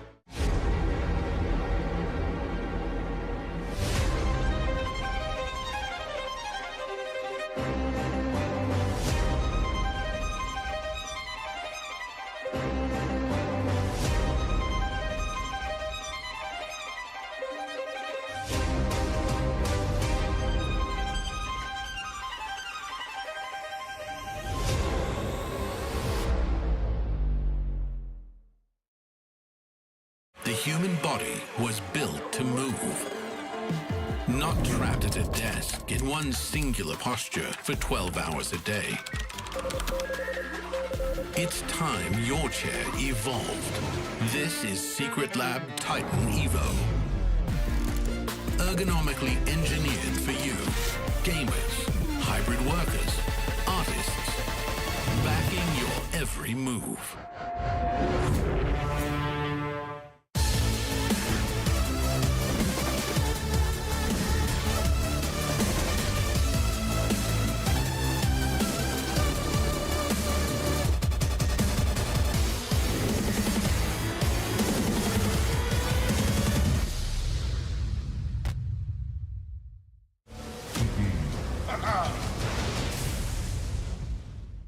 Welcome to Roll Rumble. I'm here with Tundra. We've got BZM. We have got Chrysalis. You guys are going to be helping me find the best position 5 of the tournament. Chrysalis, you have strong positions on the skiller position 5s at this event? I already know who's going to be the top one for sure. There's like no doubt in my mind. I also know. We all know. Okay, all right. It's not gonna be close. We may be on rails here. All right, let's. But can our voices? If I disagree with him, what happens? You can disagree. At the end, you'll both have one player left from each side, and then you'll have to decide whose player is the better player at the end. All right. So let's start off. BZM, who is better between Poloson and Whitemon? So starting off with your boy, Whitemon. Is he gonna do it? He looks like. Don't take him out round 1, bro. Come on. Whitemon. Whitemon, okay. I'm worried for Whitemon, dude. He's off to a tough start already. It was a close one. All right. Speed and Panto. Who are you choosing between these two? I'm a big Speed fan. What the fuck? Yeah. Probably Pant guy. All right, we're going Pant guys. Sorry, Speed. You're out in round 1. Chrysalis. Yeah. Mr. King Youngles or Maldi? Dude, King Jungles, when he looks in the camera, it gets kind of scary. Are you? I mean, man enough? I'm gonna have to say Melody anyway. He's gonna flame me if I don't, so it's like I don't want to get flamed, so I have to choose him. Yeah. Do you want mental flame or do you want physical flame? Which one? That's your choice. I mean, I'm more afraid of the Melody flame. He's on a roll right now. It's too scary. I cannot. Okay. For sure, Melody. All right. Katomi or Puppy? The goat Puppy. This is the physical one. This is the metal one. Yeah, there's for sure Puppy. For sure Puppy. Let's jump to the other side of the bracket. Back to BZM. Miposhka or Kadaro? Newcomer Kadaro? I mean, Your previous team or Miposhka? Thing is, Wayans Kidaro was a different beast. Miposhka is Miposhka though. But if it was Wayans Kidaro, maybe I would think. But right now, Miposhka. Okay, going for Miposhka. That's fair enough. Let's have a look at the next one. It's going to be Innocence or Rain. Rain is the VP position 5, Innocence. I would honestly put Speed. If I could change it, give Speed instead of Pant guy. Okay, we're going back and replacing Pant guy. Okay. I want Speed in. Retroactively removed. Yeah. Okay, going back to the current matchup, Innocence or Rain. Can I just get nobody? Well, you want to give Miposhka a bye through round 2? Yeah. Okay, all right, sure. Why not? Why not? I'll let it. Why do you let it happen? I don't know. It was taking too long. You gotta keep this guy in control. He's out of it right now. That's okay. He's taking over your whole content piece. Oh, you choose. Innocence or... I don't know. I don't know if I should say, but I don't know either. What, you don't know Innocence? I mean, I'll choose Y because it's less letters, you know. It's like one letter and like an apostrophe. It's kind of hype. Scary, isn't it? Yeah, it's intimidating. Yeah. All right, GH or Fly? Fly played standing with us. I'm gonna say GH is still a 4 player in my heart, so I'm gonna say Fly. Okay, yeah. I mean, but he wouldn't. Take Fly. Also, GH is so nice that like he's not gonna hold it against you for. Yeah, exactly. You know, I don't have to be scared like all the other options. But now the last one, that's a famous. Toby or Cody? It is by far Toby. He actually already won. We already all know. The only reason that we are not being sent home already from this tournament is because Toby is leaving after group stage. Yeah, so mercy. Yeah, at that point, like whatever. But right now, if he stayed the whole tournament, I would go home right now. I think it would be over. Okay, Toby into round 2. Yeah, for sure. The stand-in currently for Liquid. All right, BZM, Whitemon or Speed? Speed. Jesus. Yeah. No hesitation. All right. Why? Because he's actual tryhard. He's actual, and Whitemon's not? No. This one's on BZM, not on me. Okay, Miposhka or Miposhka, yeah, previous TI winner. Yeah. Alrighty, well that's some tough picks for you. For sure, Puppy. Over these two, you know. I'm not even gonna say why. It's very obvious. And then the bottom one again, Fly or Toby. I mean, it's obviously gonna be Toby. Toby he already again. won. I mean, Toby is the winner. All right, back to you, BZM. Speed. Speed is your grand finalist, better than Miposhka? Yeah. Okay, all right, that'll be your side. I mean, it's Toby. You cannot beat Speed, I'm pretty confident. Dude, you cannot So beat now Toby. we have the finals, the grand finals, the best of the position 5 role. It is Speed versus Toby. I mean, I don't think we should argue even. It's obviously Toby. It's obviously Speed. It's obviously Toby. You're insane. Toby In my team, no. Toby in enemy team, maybe. But Speed in my has no team, chance against Toby. Like, there's what are no, you there's talking no about? way. Speed is the best jungle of Venom. When Toby enters a team, it's instantly tier 1. Yeah, but he's the Every best time he jungle of stands Venom. in, Can Toby they play win. jungle? No, he cannot. What? Toby can play jungle for sure. No, he cannot. I haven't seen it. What, do you think he's gonna play lane? He's a jungle legend. Yeah, exactly. Yeah, Toby But wins. he's not good Toby at it. wins. Who's the better jungler? Speed! Toby. Toby wins. Toby wins. Okay, how do I decide Listen, this? the I'm only- not gonna back Yeah, no, neither of you are Listen, backing down. This is The only not. reason I'm playing carry is because Toby isn't playing carry yet. If he was, my career would be in danger. But he's not, so lucky me, he's playing 5. Toby should win. Okay, you want to play like proof. Speed is the most improved player, not 5. Player in the West. Yeah, but that's unfair, because Toby What do you- cannot improve. He's already the best. You can't beat, he can't improve anymore. How? Toby is winning, for sure. Okay, his arguments are shit. Who made it to TI, Speed or Toby, this year? Speed! Toby's getting stand-in for sure, so he's coming. I already know. He's gonna be there. He might be there. He might be Yeah, there. he's gonna be there. If he's at TI, we'll come back, we'll change it, but we're putting... Toby will be there. Does Toby have a whole website teaching?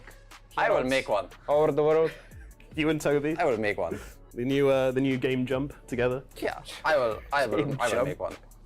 He deserves Alrighty. one. He should have. I am based on his teaching prowess and qualifying to the international, and the excellent arguments made by BZM. Most importantly, Popularity Speed contest. will be our winner. He will be the best position 5 of Wallachia. So well done to our champion Speed, and well done BZM as well for vouching for him very nicely as well. But can we get a fist bump between the two of you? To No, show I'm that not. it's, I'm not fist bumping no? him. He chose Speed over Toby. No. Come on, bro. No, no chance. I gave you the best arguments I could. All right. Yeah, they sucked. He's not getting a fist bump. Okay, we may have broken apart Tundra, but Yeah, we do know yeah, who the I'm best position 5 is of the tournament. It is Speed, Toby. and that'll do it for Roll Rumble.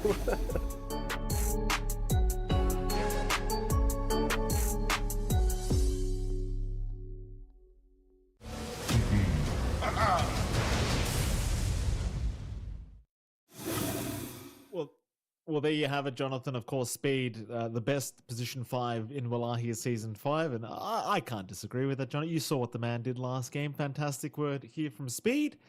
Game 2 is where we're headed, though. OG looking to try and force us to a Game 3 before they are eliminated from Wallachia Season 5. Jonathan, what do you want to see changed up? Where do you think things go? Do you even feel like things went wrong in the draft? Like, what happened? I think their drafting ideas were fine in OG. It feels like, again, it's just a matter of how slow they took that game or how patient they were on OG, allowing Wildcard to kind of get that build-up on Fade, on Yamsun, and even RCY to hit these key timings, because they had an overwhelmingly strong start. Again, the bot lane wasn't so strong. The TA versus Terrorblade was pretty static. I think that's one big thing that worked in the advantage for the side of Wildcard, having a very intact bot lane, intact triangle, intact right side jungle. Did make things work. Surprisingly, again, we do have the draft on hand, and we do get OG getting access to that Batrider first, with Wildcard not banning it out on second pick. They've got themselves a DP, Doom, Tusk, and Undying banned instead. And OG banned out the Enigma, Terrorblade, along with the Naga. So no more off lane for Fade on that TB. Quap is the pickup here for the side of Wildcard, though very early on. Maybe assuming that Batrider will end up mid for Stormer. This matchup for Quap is all right. I mean, you can dish some damage back with Bondage, so it's not like a completely terrible lane. If you are expecting mid Batrider, you could start to shift things around, of course, on OG, whereas for Wildcard, I'd say the Quap's a little bit more tied in. That should just be RCY's hero with most confidence there. You can run some weird stuff. We used to see like pause 4 Quaps. Maybe the offlane much less so, but you know, I do remember an era of support Quap, and I don't know if we're back to that era. So likely just mid. And at least this time, the Quap shouldn't outright lose a lane. We've seen some Quaps have some terrible times in matchups, though. But the hero has always kind of bounced back once you have, say, the Blade Mail up and a little bit more damage on hand. So it can be fine. But I'm just surprised Batrider slides through. Again, this hero normally in with the Undying and DP as bans, but Wildcard actually just lets it through, which is, again, just surprising. Well, it's a shame, right? Because against OG, it feels like they need to ban the Tusk, I think is the idea. So they choose to ban the Tusk instead of Batrider. Last game around, they were able to first pick the Tusk. But this time around, because OG has first pick, they don't want to give the Tusk away, so they go ahead and ban it. but you obviously end up giving a very, very broken hero back to OG. And I personally probably would have just preferred they gave the Tusk. I mean, I know Daze did some crazy work the other day, but, you know, I think this Bat hero is just way too much, way too flexible. You never know where it's going or what it's going to build into or what it's doing. And quite frankly, no matter how far into the game you go, the hero is just always useful.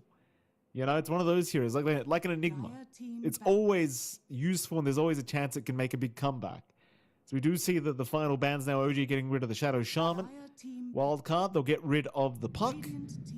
So it probably is just going to be the mid-quap, and Wildcard actually go right back to the Chen, which Speed doesn't know how to feel about. He doesn't know. I mean, he looks kind of despair right now. I think he should be happy. I think he had a really good impact on that Chen. We were seeing some big creep blocks. He was being annoying with a Satyr Convert on mid for a little bit. He was sustaining in lane quite nicely, preventing further losses for Yamsen. So I'd say there's a lot of value in this one. Do leave the Bristleback alone, along with Warlock coming out here for the side of OG. So you've got a very stable set of damage now coming out here from OG. Great front line to kind of play into this. Really good Fatal Bonds usage out as well, considering that you have a lot of just AoE spells coming out with the Quills, with the Goo to help amp that up, along with, of course, the Sticky Napalm and the Flame Break. Lots of value for the Warlock in this game. We did see the side of Wildcard ban that out in the last one, so we'll see how much value OG gets out, but it's already looking pretty good. The Bristleback as well is pretty flex. You can run it off lane, you can run it safe here for the side of OG, so it's not locked into either one yet. And that does allow a lot of play, right? Like if you're allowed to go back to something like TA, then a TA along with Bristleback is a lot of minus armor. You do have at least one way of saving now from that lasso with the Abaddon on hand. I'm curious to see if that is going to be the carry Abba. It does feel like a lot of teams have been leaning in that direction. You could still run it offlane for Fade. Either or works. So it could be Yamsen or Fade, but I'm expecting it to be core. We just haven't seen support Abaddon all too often. And the interesting thing with the Abaddon lies in what sort of build-up you're looking for. We've normally seen much more Radiance nowadays. It's been a while since we've seen someone go for Echo Saber, sort of Harpoon, SNY, or Manta, and just trying to win out early. But if you do get that Radiance timing online, it is a little bit menacing to play into this hero. Like, the burn damage, the missed chances do start to stack up, at the least for OG. It's not a major concern with the heroes they have, right? You can still melt them down with your spells, but that can really accelerate fast for the Abaddon if he, again, hits that timing. Oh, they'll go for a Bane pickup now on the side of Wildcard. Fair enough. That's one nice way of dealing with the Bristleback throughout these fights. And you don't have the greatest cancels in the world right now for the Fiend's Grip. You're either committing Golem Drop or you're committing Lasso to try and cancel Fiend's Grip with what they've got. So OG probably gonna want to sort that out. At least have yourself some kind of a viable way of canceling without having to commit one of these big ultis on the Bane. Also, Bane usually very good against heroes like Batrider because doesn't really enjoy getting Nightmare as soon as he blinks in. Not very much fun. So OG, see what they do in response. I do like where Wildcard's gone with this draft. They are going to go for the TA pickup themselves though on the side of OG. So going back for it. Yeah, I don't mind it. I think it makes a lot of sense when you have Bristleback with his potential for Snot Rocket. So you can play with that minus armor quite nicely with a TA. This is probably one of the more successful TA combinations we've seen from safe and off lane. Like that minus armor stacking can really just simplify the burst play that the TA will want. Mind you, you're playing into Abaddon along with Chen. It could still be a little bit awkward, but the damage is there for the side of OG. It's just a matter now of, like what you mentioned, it's going to be down to how patient can you be with a lasso, how patient can you be with a golem. Can you find the backline? Can you prevent, say, if you're using a lasso offensively, can you kind of do that when the Abaddon's in the picture? Can you ensure he's not going to be close by? At least you have some trap vision that you could perhaps play with here on OG. They are expecting maybe an RCY hero to come out as well, so maybe a little bit of flexibility on Quap offlane for Fade. They still respect ban that Ember that RCY did a lot of work with last time around, which is fair. I think, again, he showed us just how strong that chain gang really is. But I don't expect them to shift. I think going back to the ideas you had in the last draft, And that axe is still looking pretty tasty here. I would say maybe it's a little bit more annoying into, say, upheaval, because you get the call, you get stuck in upheaval, you don't really have a way of trying to chase these heroes down if they're not dead from the call dunk. And it can be a little bit of a nuisance, but not too bad. You have two heroes that are fairly short range, easy enough to call. And Axe, again, doesn't really lose out lane. So, could be a nice Axe game. I do like that Wildcard ban out the Tiny themselves, so you don't have to try to debate about that one. Thank goodness here for... not really debate, just we don't need to see it behind you, hanging behind you like a ghost, Mikey. No such thing today. Nobody wants that, John. I also still like the Razor in this instance. I think Razor has a lot of value against the Bristle and of course the TA. Mm-hmm. Also, the Kunkka's still there. I also really like Kunkka. They're going to ban out the Underlord, which is probably a smart idea here from Wildcard, because we've seen Underlord run by OG, and it is devastating, and Stormstormer doesn't look very impressed with that ban. I did also appreciate the RCY Ember ban out, even though it's pretty obvious they aren't looking for another mid. I think OG purely blamed the fact that they lost that game on the fact that this TA could do nothing against those chains being thrown out consistently. So you don't want to risk the flex into the offlane for the Quap. Fair enough. But it still does seem like you are looking for either an offlane or a pos 1 here for Wildcard. More likely an offlane. It's a mix to me of whether you want a like bigger team fight. Do you want that axe with the call? Do you want to just ruin the TA's day with a Razor? Do we want to go Kunkka and just have a bit of everything? Yeah. It's open enough, and it's down to OG to kind of make that call in what they ban.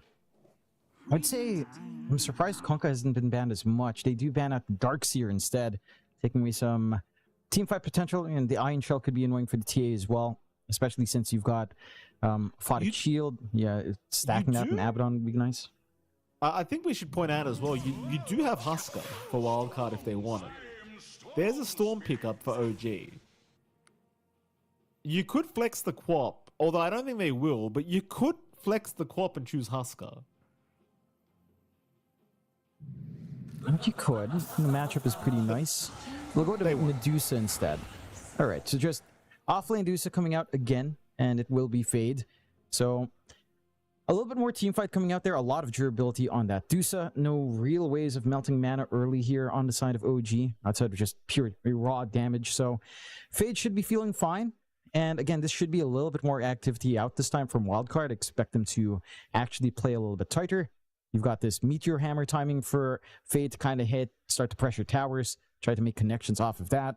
You've got some saves. You can stall time for Yamsen to really get online. And that's the key thing. Allowing this Abaddon to build up is probably the biggest part of this draft. And trying to get as much from this mid lane for RCY, which we have seen Quaps manage to get the better end of Storms. Storm still has a lot of play, again, with Static Slide. It's not the toughest of times as long as you are very conscious of your spacing, but the Shadow Strike build for the Quap does feel highly effective into that one. So it can be a little bit tricky for Stormer. I don't expect it to be a complete rundown lane as we saw in game 1, where RCY's Ember just wasn't having that laning start he'd want. But I'd say for OG, I think this is much more synergistic for the TA. It plays into TA much better. And at least they don't need to worry about ultra late scaling. I mean, again, Medusa we've seen sometimes shift into a scaling offlane as well, but normally you do get that utility early on. For OG, I think I would like to see them play faster, right? Like, again, you had that free start last game. You didn't really manage to pressure the offlane. You didn't manage to hit all of those heroes that were farming up. This time, you need to get that punishment off. If this Abaddon and Medusa manage to ramp up and, you know, you slow down the pace of the game a little bit, the game does get a little bit tough to play. At the least, Stormer should be pretty free to zip in and out unless you accidentally get caught in the grasp or just run right into Bignum without stunning him. Those are your main concerns, but beyond that, there is still a timing here for the Storm to be that aggressor to connect with, say, your Bat Rider here to kind of make some plays. So that's what we need to see from OG. Overall, though, I'd lean towards Wildcard's draft just slightly. I think there's a lot that the offlane Medusa still provides, especially in a game where it's not really counteracted. And that pressure this time from Fade, this early presence, should buy enough time for Yamsen to get that ramp up on the Abaddon that we tend to see. Oh, very interesting, John. We're a bit split here because I prefer the OG draft, so it's going to be a fun game for us. Game number 2, OG backs against the wall. Wildcard looking for a quick 2-0 victory. OG looking to get this to a game 3, of course. Lives are on the line here for Wallachia Season 5. I think OG's draft is nicer, much easier to execute as well, comparatively to say Wildcard. But we'll have to see what Wildcard can get done. It seems like one of those games where the laning stage is going to be so much more important than it usually is. If OG get off to a good start, they could really just start running over you in this mid game. Shad's going to chase down Bignum a little bit. Won't be too much damage though. Bignum should be perfectly fine. And I guess I do really like the Storm last pick as well into the Bane, because it's just nice to have someone who can zip right in the back and find this Bane Fiends gripping somebody. Gonna be very nice for OG, I'm sure. We are seeing Speed do the exact same thing in the mid lane, by the way. Leaves the Satyr Mind Stealer for one quick mana drain, and we'll leave it, we'll bring it back straight away. Just try to make things a little bit awkward for the first set of your mana pool here on Storm. This is going to hurt a little bit more just because you did get the extra bounty rune up on Wildcard, so you do get access to the faster bottle for RCY, a slightly later bottle for Stormer, which will allow RCY to just poke a little bit more with that Shadow Strike and Scream of Pain, which again gives the Quap just that early advantage to not worry about the mana commitment that Storm will want to make to harass back. Water Rune control, pretty important here, but I don't see a contest coming in even at 4 minutes perhaps. It has felt like it's been very focused on the side lanes. 6-minute rune is certainly something to worry about. But again, RCY at least has that inbuilt mobility once he has a value point in Blink to try to be cheeky if a support can swing by. We'll see if they can start to pull ahead. Already a good time for RCY with the 3 denies. And again, for Stormer, I mean, his bottle's not too far off, a creep or 2 away, but he is out of mana. So you just see the small impact Speed has, just dragging that Satyr Mind Stealer. One cast is enough.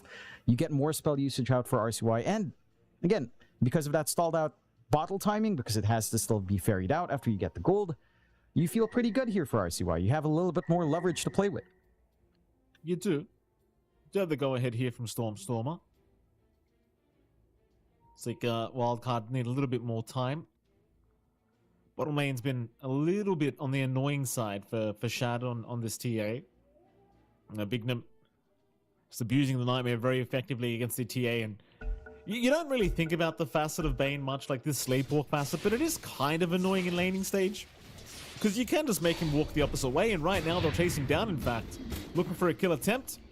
They do have Mystic Snake, but they need to get through the Refraction, which they won't be able to do in time. But like I was saying, even the Sleepwalk isn't too bad of a facet in the laning stage, because you can just force him to walk the wrong way and just be annoying, just be an absolute menace. It can even lead to some good saves. I think we've seen some circumstances where a Nightmare onto the high ground away in that invulnerability state for that one little second does do a lot of work. You actually get enough room out for Bignum as well to snag away a Water Rune. At least Stormer again has a fresh bottle, so it's not as nasty, but it's certainly starting to make this lane matchup again pretty painful for that Storm Spirit. RCY now with 2 points in the Shadow Strike, can't trade back. Again, looking back at that bot again, like you were mentioning for Bignum, a lot of utility with that Nightmare. Fade now at level 2 does have that value point in the grasp, so there are some connections to make with a good Nightmare setup. And it isn't too hard to try to look for that damage early on. You have to be so cautious once this Deuce starts to get into double null, start to work her way slowly towards something like the Meteor Hammer. Things can start to get a little bit tougher. Like, there's no threat from Kidaro. There's no real way of melting through Fade's mana. With Shadow Word, it doesn't feel too effective. And there's not really much you can do outside of trying to poke out Bignum here. You can try and fight over the Healing Lotus, but they have Nightmare if they need it. They'll use. Still going to be taken straight away by our Warlock, and looks like Shad is going to be able to take it away. So nice little pickup here for Shad. Meanwhile, top lane, Chase is on for Speed, and Daze, well, he stands his ground, ends up dying. Nothing he could really done. Speed, he's the best +5 at Wallachia after all, John. He'll find first blood. And he is. And again, he's been showing that off well. This Chen, that Tidebound were banning consistently against him yesterday, just sliding through from OG twice over now. Got the grasp available here with this DOTA. They're not using it yet. Shad's still trying to run with the refraction. Now the grasp surely to come out, but no, they don't even need it. They don't even need it. Fade, understanding the limitations of his hero, just holds on to it, and Shad ends up going down. A very important pickup now for Wildcard. Strong kills to have already very early on, slowing down that tempo we're seeing from Shad. And we were talking about that bot lane last time around being even in farm. This time it is going to be in favor of Fade. Yeah, in terms of CS, they are still fine, equally, but just losing out early on, bleeding out all of this EXP, bleeding out this extra bit of gold to Fade is a cause of concern. Again, look at the rune control coming out from Wildcard. Another deny out from Speed, no top up for Stormer, forced to walk back. RCY hits level 5, has a really easy ride into that 6th threat now. And they're just working off these lanes beautifully. And maybe the top lane is the one that's, not the most aggressive. It is pretty passive, but it's Abaddon into two heroes who want to spam spells onto him. So Yamsen's just not concerned, having that self-dispel on hand. Your bot lane, again, we're seeing that aggression ramp up from Fade. And with the start for Stormer, and RCY last game had to wait a little bit longer to play. This Quap is not going to be waiting too long, especially if Power Rune access is just given for free again towards Wildcard. It does start to get concerning. Again, he's just got a free lane for a good half a minute into a minute now. You're forced to jungle early on the Storm. It's going to be a fast Sonic Wave, and that's going to be a kill threat onto the sides if you're not too careful. At the least, for OG, you did have wards. They are set to expire, so not too many wards into the 6, but you could at least, understand that eventually RCY will look to swing with a free lane he's been given. It becomes Bignum to be even more annoying here in the Bane. So one of the things you can do is these Banes, just when you know Stormer has to jungle, you just follow him. Just follow him and be a nuisance. Throw some nightmares out, maybe brain sap a little bit, as they are going to find Kadaro. They've got a nightmare if they need it. Bignum eventually will pop it, and that'll be surely an easy kill if RCY wants to commit Sonic Wave. He won't need to. Very nice. He'll hold out. Yep. And they're finding this early tempo quite nicely. Oh, they get lucky on RCY as well with the power rune. Yeah. Just nothing going right for this Storm this game thus far. Poor old Stormer. At least he has some stacks to be taken here with Daze. Bit of catch-up farm. And he does. He only has the one Remnant to throw out for trying to burst it, though. So majority might actually end up on Daze. He is getting a little bit of extra mana at the very least, where the clarity's being delivered. And there you go. Some catch-up for you, but again, the damage has been done. Top 2 networks so far, RCY and Yamsen. Having the freest lane on that Abaddon. Wouldn't expect a Radiant's timing to be too stalled out at this point. Fade again, just already into double null. Going into that Meteor Hammer, where tower pressure starts to ramp up. Easy setup with a Bane on hand into Gorgon's Grasp. A lot of chain control you can rely on here for Fade. And a slow start for OG. It becomes almost the same game that Wildcard played last time. You have to just stall out as much as possible, try to not bleed out resources, get a ramp up somehow onto the Storm. He's sticking around for the Shrine of Wisdom, but it's very hard against Yamsen. He's about to die, and even the Firefly burning out with these neutrals, he might just get denied as a very nice Sonic Wave lineup from RCY. The patience from the Quap, finding a 2-for-0 special. OG, bad signs already, John. I mean, this draft of OG, you're looking for a big mid-game timing. You're looking at roughly that 15-20 minute mark to get really aggressive, but they're already 0-5, and you look at the 3 top net worths on the net worth graph right now, it's all Wildcard Gaming. They want a good fight of some sort to try and turn this back the other way, but I think Wildcard, as long as they just sit back and continue the farm game, don't make any silly mistakes, you'll be right. Again, they haven't made any mistakes so far. Anyhow, I think they've been really good at just working the side lanes fairly passively. Still have rune control their way. A nice regen now for RCY to still enable that aggression. Sonic Wave just about 50 seconds away.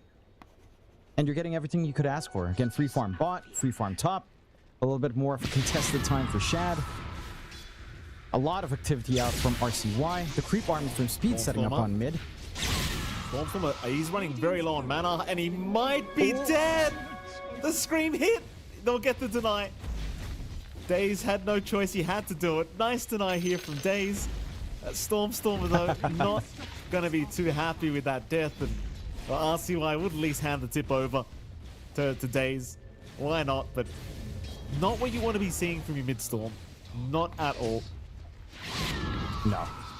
Again, the micro from Speed is just so on point. He's still keeping that army around here. Just having all access to all of this is just so much. Like, he burned just enough mana out from Stormer to keep him stuck.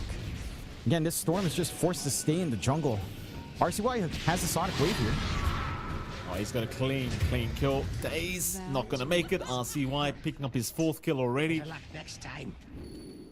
Oh boy, Wildcard, they're looking pretty confident here, John. They are looking very, very confident. I don't know, OG. I mean, again, their timing isn't roughly 10 minutes or so, but geez, they've got to find some farm. They've got to find some catch up real quick. That they do. Again, try to stem the bleeding. At least right now, you're not looking at massive commitment onto the sides from Stormer. It's Speed. You think that's a neutral run? It's Speed's creep. Speed's just following him in the jungle. Like, how annoying is this guy on Chen? Like, he's just following the Storm in the jungle and not letting him freely do anything because RCY's nearby and ready to jump whatever. Like, look at it. Stormstorm has scouted again. Meanwhile, mid Kizaro's been jumped. Kizaro looking to retreat. They have the Sonic Wave, though, and of course, that is going to mean an easy kill for they'll try to zip in for Yamsa, but that's wishful thinking. He has the borrowed time. At least they'll be able to find some Chen creeps. Some relief here for Stormer. But they've got complete access to all the power runes here, Wildcard. They're giving nothing to the mid-storm. It's very clean gameplay, though. Even can get a nightmare, and there's no mana here on Stormer. He needs 2 seconds for the Soul Ring. He'll get it just in the nick of time. Kazari now going to move in with the Fatal Bonds. Will force them away. In fact, there might be a death or two if Yamsun isn't too careful. But they are going to be all okay. They'll survive and make their way up. But now 0-7 with a 5k advantage sitting the way of Wildcard. And again, it's just in their complete control. This is why we saw Tidebound consistently ban the Chen against Wildcard in that series. They're going to try and at least find a quick Medusa kill. They might have it too because Fade is out of mana. Nothing he can really do here. He'll continue trying to run. Hand of God is going to fly out from Speed, but not going to be enough. He is gone. That'll be the first kill on the board for the side of OG, and this is what I think they really should be doing, is finding any pick-off they can get, because all of them are worth quite a bit of gold. That they are. It gives you a galvanized stack at last here for Stormer as well. So he hasn't been able to get any activity and just lost this level up galvanized as well. Oh, I see why. No Sonic Wave, but he jumps in for a scream. Stormer getting low, is able to zip away, but it looks like RCY could look for another jump, but the mana pool's too low. He won't risk it. The thing is as well, when you're 6-0-0 as the mid-quap, like, the one thing you don't want to do is dive too deep and give kills away. Because he's going to be worth a crap ton of XP and gold on this quap right now. Yeah, just want to shove them away, make it a little bit awkward. Kidaro? Maybe a freebie onto Kidaro. No, it certainly is a freebie. He was just trying to deny the power rune here from the quap. Sadly for him, the power rune spawns bottom anyway, so there's a shield rune waiting for RCY if he wants it. Now on his 7th kill of the game. And Speed's so annoying, man. He's just making creeps, just force you away from this triangle. Like, you saw Mixer, he was trying to take the ancient stacks, but then you have this damn Warpine Raider shows up out of nowhere, John, and he knows he can't stick around because they're just going to dive him. Mid lane, Stormer's now been caught, but they don't have Fiend's Grip. He should be okay, but he will not be getting the power root. No. No, he isn't. And again, this micro from Speed is just insane. Like, this is some crazy stuff. Very consistent across the board. Having that presence on the map. They've bought so much time for Yamsun as well. Like, this full Radiance on our Abaddon going to be coming out right before the 14-minute mark.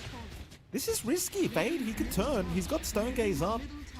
RCY is currently hunting Stormer though, so they should be safe down at bottom for now. Fade, he's not that easy to kill when you haven't got the Storm to zip in and have that extra amount of damage. We'll have the Rod of Atos rather soon on the Medusa, so more utility to come from Wildcard. In the meantime, of course, OG just trying to buy themselves time to catch up in this game. They're getting somewhat closer to Stormstorm having a Kaya up. You are working towards the Deso Blink on Shad so we can at least get involved. But they've just got to try their best not to run into anyone. Look at this, in the triangle. They're going to find Mixer for a second. They won't really see him, though. So instead, the rotation towards the far left side of the map, where Mixer is currently going. They have Fiend's Grip in 5 if they want it. Shrine of Wisdom going to spawn up. Mixer, he's going to be able to escape for now as Kadaro drops the Golem. It's only on Yamsun, though. They're just trying to take the Shrine away. A lot of heroes here from OG to try and contest this. Is Mixer dropping low. They're going to try and aim for Bignum, but the Fiend's Grip. Bignum's got it. Stormstormer, they're going to zip in and cancel it off, but now they've got Shad in a position that he doesn't want to be in. Shad is down. Tips out here from Yamsun as they'll also find Daze. And even just that 2 seconds of Fiend's Grip. Too much for Shad. Yeah, way too much. And a really deep dive coming out there from the side of Wildcard.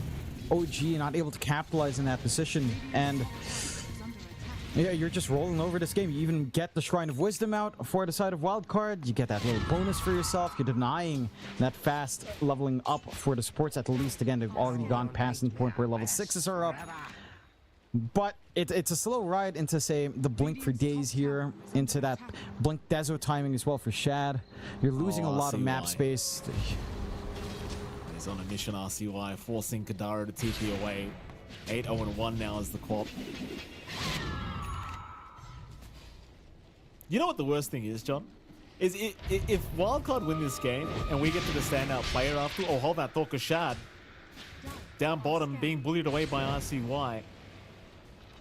What I was trying to say is I can't pinpoint a standout if Wildcard win this game, right? Because the obvious answer is RCY.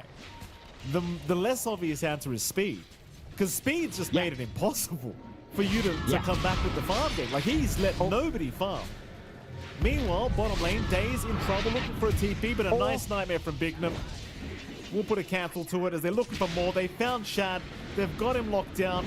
Meteor Hammer is not going to connect in time. Body blocks coming in from RCY, though, doing a lot of work as he's just trying to get away. Sonic Waves up in 5 seconds. They might just keep diving him. They won't. Like I said, if RCY dies, it's just so much XP and gold. You don't want to throw that away to OG. No, you certainly don't. I will say, back to that little discussion you were having a while ago, Mikey, I think we should just give it to Speed. He's been a menace. Like, you have to ban his channels. They've got to win first. But if they do, I'd say Speed. Yeah. He's just done too much work. Again, we saw why Tidebound. Now we see fully why Chen was just consistently banned by Tidebound yesterday up against Wildcard. And this is tremendous gameplay coming out from Speed. Easy content for the YouTubes if you'd want it later on as well. Oh, I'm sure it'll be on YouTube. I want to watch it. I might pick up the Chen again, John. Who knows? Probably not. Too old these days, but you never know. Maybe I'll try. Speed. Rest of the game. Top lane, Kadaro looking at RCY. The RCY says hello. What are we thinking? Just a quick fatal bombs and a TP out. Very unfortunate for Mixer, though. He lost a massive courier. That was a full Lotus Orb, I believe, going down the toilet here against Yamsun. So that'll be gone for 2 minutes. They'll even see Mixer, but they won't look to make the jump in because they don't have the lockdown at the moment without their Bane or RCY around. But it looks like Yamsun makes the call. It's Roshan time. Well, why the hell not? Yeah. Doesn't take too long when you have this massive army from Speed. A few skellies on hand for good measure. And they're just going to have themselves a nice secondary life. Probably just hand it over to RCY. Yamsun wouldn't be too bad. He already has the bar time to play it without that. Yeah, without bar time, you don't really care. Should just be our Quap. So now he can just look for these deep dives if he so wishes. Has the Kaya up, not too far off from the full Kaya Sanj. And for OG, again, this is a stall game. You do have the Deso up and running on Shad. Still needs a blink. Still needs a little bit more. I mean, again, it's down to having these auxiliary power spikes. Like, Daze does have his blink, so you can try to counteract, say, the grip without risking Stormers too badly. you can try to kind of counterfight a little bit better, get that repositional play going here on the side of OG. Oh, Shad trying for a TP. You've got Bignum right behind, but he can't break the gap. If he had that Aether Lens up, he might have probably gotten that Nightmare off, but unfortunately for him, still needs 400 for the recipe on the Bane to have the full Aether. One of the lovely things about Bane, John, is just having an... Oh, Stormstormer. Stormstormer. Speaking of the devil, Bignum, he'll catch out Stormstorm. I was about to say, John, that one thing that's really nice about Bane is once you have Aether Lens up, you just feel like you can do anything with this hero. And that's where Bignum's gone. You really don't need much else when it comes to Bane. Not in these kind of games. No. Certainly not. Maybe a Blink sweetens the deal. Certainly the Aether Lens alone is more than enough, especially if you get a good enchantment later on as well. A little bit more cast range and kind of make it even easier. Yeah, he's waiting. I'd like to see how long he hangs on to it, you know, tier 2 into tier 3. Because they will find another. RCY is trying to make us look stupid when it comes to the standout players, John. RCY, that's enough. We gave you the first one, sir. That's enough. He's now 9-0-2 on this spot, really making a statement. Now, oh, Shad, rooted twice, is going to be okay. They have the Lotus from Mixer. Does finally get it off that dead courier. Well, it does finally respawn, I should say. 13k advantage now for Wildcard. They're in no kind of rush to try and push. Although, Fade, out of position, might need a bit of help. Hat does not have Stone either. Golem right on top of his head, but his team is coming to try and help out. They've got Stormstormer. He'll get the Lotus, though. He'll be able to zip out of there. He's fine for now, but OG sticking around, seeing if they can find an opening for a good fight. It's not looking too good yet, though. But they'll hold their ground. Keep in mind, Fade's still pretty low on mana. Does have 21 charges, though, and it doesn't seem like they're going to be willing to take the risk on him again. And in fairness, it was pretty decent commitment. Like, you've already dropped the golden. You probably don't want to force an awkward fight here as OG. But you do still have that big Fatal Bonds. But Shaddy's alone. John, Shad's alone again. The team split up. Shad's alone. They're going to kill Kadaro top, but look at Shad. He's going to farm the creep wave, but they know exactly where he is. Uh-oh. And there's that Aether I talked about, John, from a mile away. Fiend's Grip, is it even necessary? Meteor Hammer, they're just bullying Shad. Are we going to pop it? Here comes Stormstormer. Maybe they got greedy. Bignum, no, he'll turn around. The last one to cancel the Fiend's Grip, though. Maybe they can fight this one out. Stormstormer getting petrified by the Storm Gaze is still going to be able to get up, and no, Fade gets him. Fade does get him. They'll find Bignum as a trade. Oh, but look at this, John. The Crocus. The Crocus have woken up. Speed, stunning everybody. The Ravage. Shad getting tipped now as Mixer trying to save the game. Meteor Hammer not going to land. They should have speed. They will get him. Fade dropping low to boot here on the mana pool. Needs to TP away. Will be able to do so. That's not that... Well, I say it's not that bad of a fight, John. The RCY and Yamson, they weren't even there. They take the top racks. A 2-for-2. And it's still probably favorable for Wildcard. Yeah, you get 200 more gold on OG, but you gave up your Storm and TA for 2 supports. Yeah.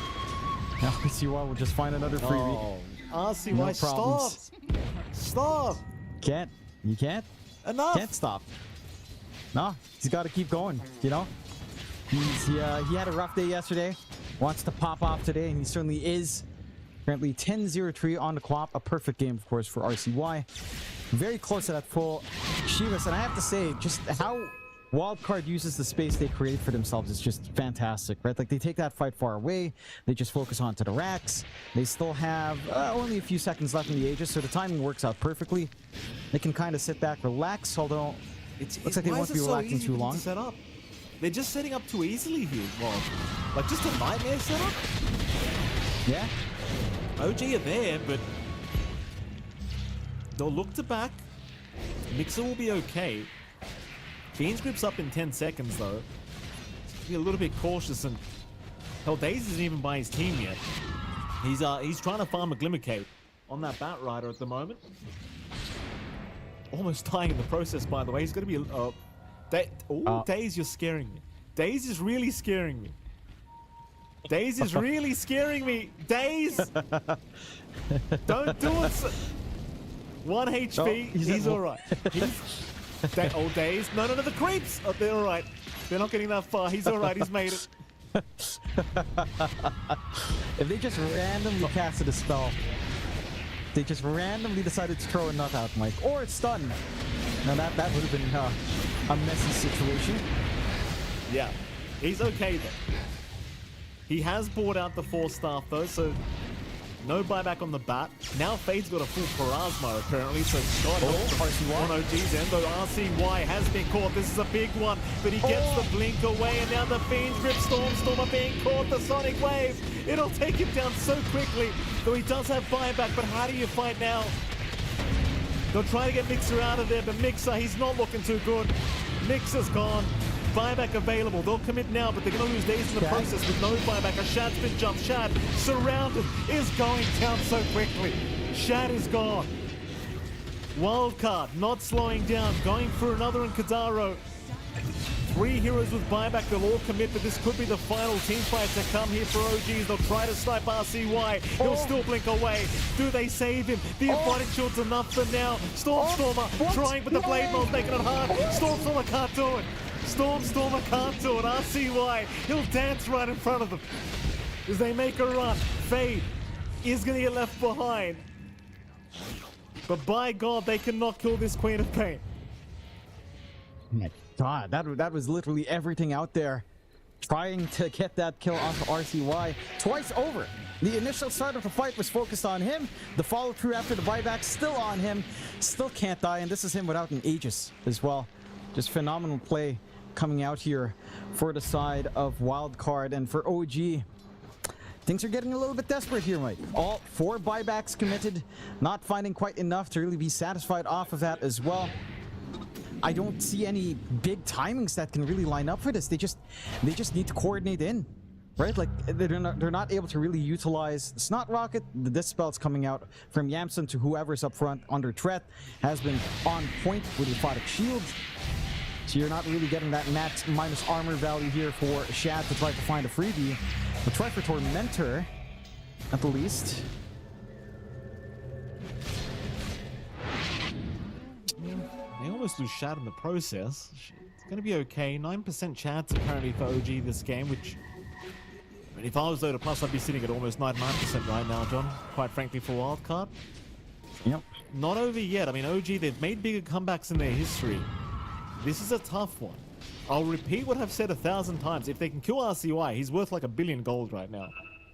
You know, if you can get that going for you, maybe you get a bit of net worth on your TA or your Storm, and you start to really take off. But it's just not there yet. No, not quite. And he has some key timings coming in. I believe his Shiva's Courier was snipe out, but he's going for the Linken's next. Once that Linken's up, the one threat you had with the lasso to start or the Vortex disappears. He's going to have a window to just blink away. He's going to have time to react. And he's going to be able to, again, slip away from the grasp of OG if you're not careful. OG, I mean, it was pretty awkward with the Golem usage and the blink out. I think, again, their high ground hold could be strong. With the Fatal Bonds, plus the Golem, plus Upheaval, you just need to be able to bait Wildcard into that position. Wildcard are not pushing the high ground until a team fight outside breaks out. They've been very nice about that. On that siege up top, onto that poke on mid. They're just looking for fights outside first because they do understand how much a lasso... Oh no! Oh no! Oh no! Mid lane, Shad is gone. Oh, it just keeps getting worse. Daze is gone. GG is cold. Well, geez, John, I don't know what to say about that ending. Very anticlimactic, but Wildcard, props to the boys as they will proceed. And sadly for OG, Jonathan, they are now officially eliminated. But Wildcard, Jonathan, this team, the group of young lads from North America, the team I want to see, nobody believes in. They're showing us. Yeah. They're showing us they can do it, John. That they can. And I think, again, I wouldn't say any of the games were complete outdrafts. I think game 1, you did actually have a better time on OG. They just didn't manage to hit their timings. In this game, again, still not a complete outdraft. There was some tempo. There were some good ideas from OG trying to play with that bristleback and TA combination, but the lanes just didn't go your way. Like, the way Wildcard were playing, where it was just too aggressive. Speed with this micro was just much too much. Right, all the creeps on mid, getting all of those cancels off, getting just enough minus mana on Stormer to make it awkward, and it was just cascading effect from there. All the while, Speed with his actual hero is still helping out Yamson, still helping that lane sustain. The micro for the stuns is just, it's too much. You've got to ban this when you're up against Wildcard. I don't know if they get away with a Chen pick next time around, as you know, Tidebound again did know about this pick being a threat. But I think any team that plays against Wildcard next will have to take a hard look at this series and be like, yeah, no, Chen has to go. Yeah, I know we didn't catch every single time because it's kind of hard to follow Chen creeps the whole game, but I think people might underestimate just how much impact this Chen had in this game too. Just, there was no coming back. Everyone in the jungle just had creeps on them, giving vision to Wildcard, and you saw RCY. His kill score is really nice because he always knew where they were, because Speed was always following them in the damn jungle. There was never a safe time for any of these cores, in particular Shannon Stormstormer. Poor old Stormstormer, he had a horrific lane, ends up going to the jungle, and guess what? There's always a creep next to him. Not his creep to kill, John. Sadly, one of Speed's creeps every single time was ready for him by the T1 mid tower, and here we are. Look at this, John. RCY almost going down. Yeah. But Wildcard, they say no. Not today. No. Not our core quad. No. Maybe Fade. Again, take him. Yeah, but not RCY, not the youngster. Look at this. Oh, and again, just. I mean, I want to talk about this one. Again, look at the decision-making Wildcard makes. They see an isolated Stormer, they instantly take that fight on mid.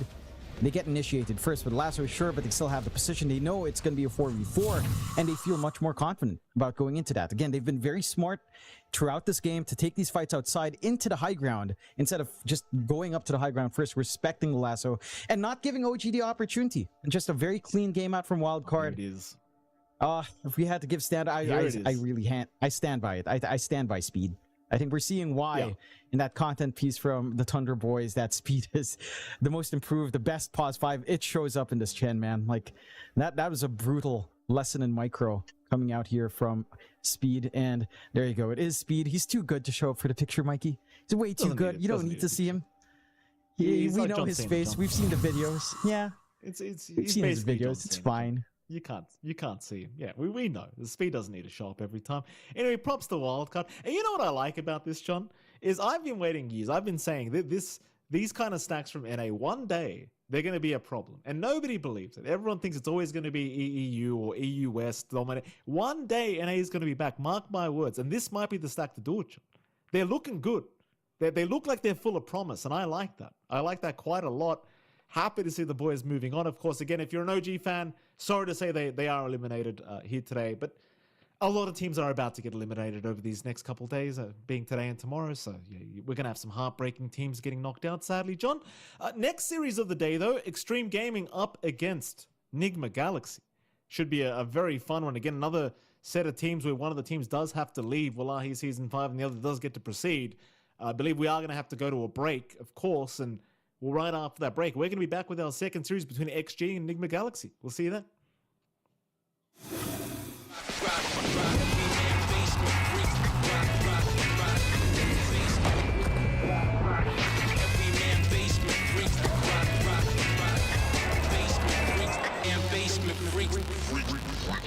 The new breakthrough, an innovative phone with 1xBet app. With 1xBet app, you can register and start betting in just one click. Intuitive interface and thousands of sports events every day. User-friendly app. Big wins, fast payouts.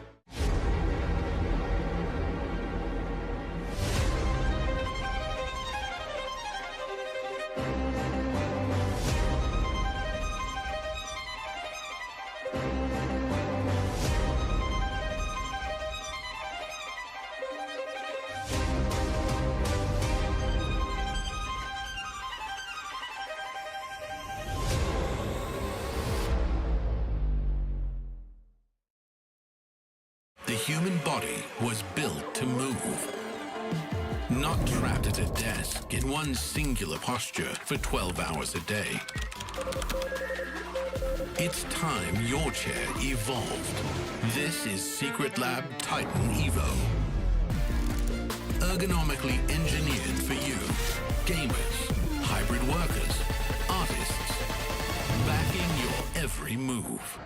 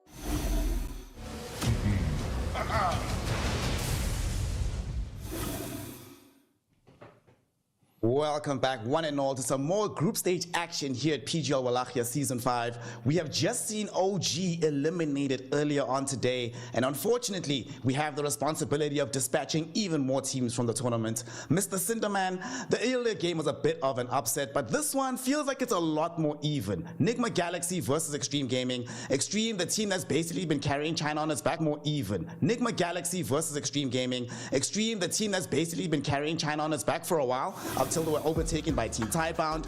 Nigma Galaxy, a very strong opponent, but let's just talk about Xtreme for a second, right?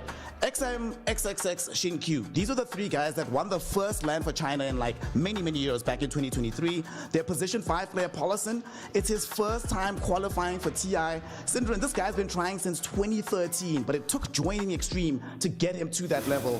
Where do you see the ceiling of the squad? What have you made of their progress in the tournament so far?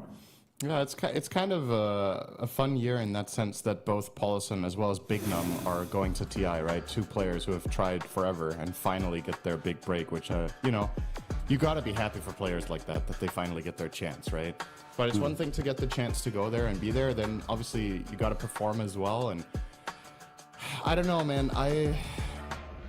when it comes to Chinese Dota, I've always been a really big fan of the region and the way they play, but in recent years, every time I get my hopes up, they just get crushed. So I can't tell you what the ceiling is because I feel like I have some sort of divine power that whenever I believe in a Chinese team, they lose their next games. So that worries me a little bit because what I was about to say was that I think Xtreme are a pretty clear favorite in this series. So congratulations, Nigma Galaxy. You'll be playing tomorrow. Nigma, of course, have also had a bit of a rough time recently. I think it was really when they brought Ghost onto the team that they sort of turned the corner and the team became a lot stronger overall. And I do like the fact that it's him playing against Xtreme Gaming.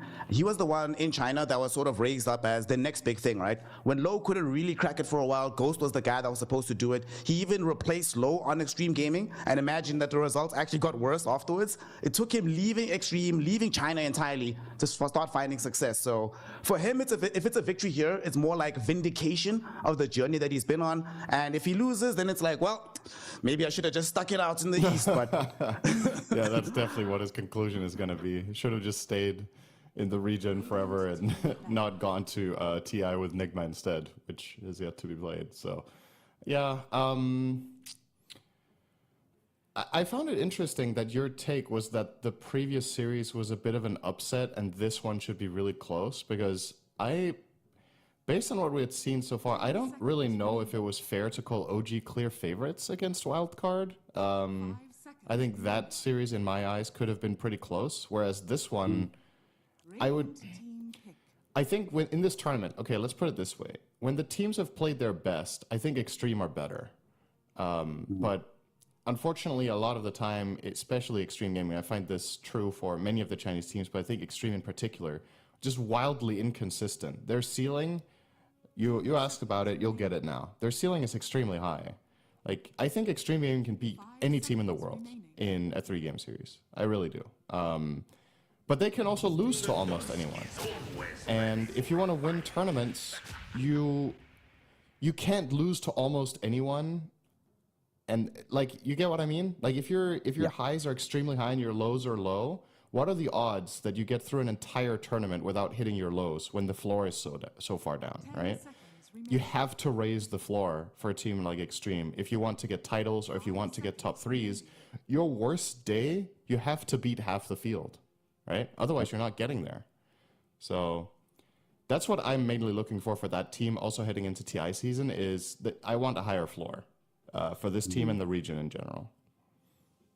I think for me, my concern mainly about why I think this one is closer than the previous one is because of that inconsistency. I don't know which version of Xtreme is going to show up today, but I also don't know which version of Nigma is going to show up today because that team can be inconsistent within a series. We saw yesterday and the day before. We can have one game where you're absolutely stomping.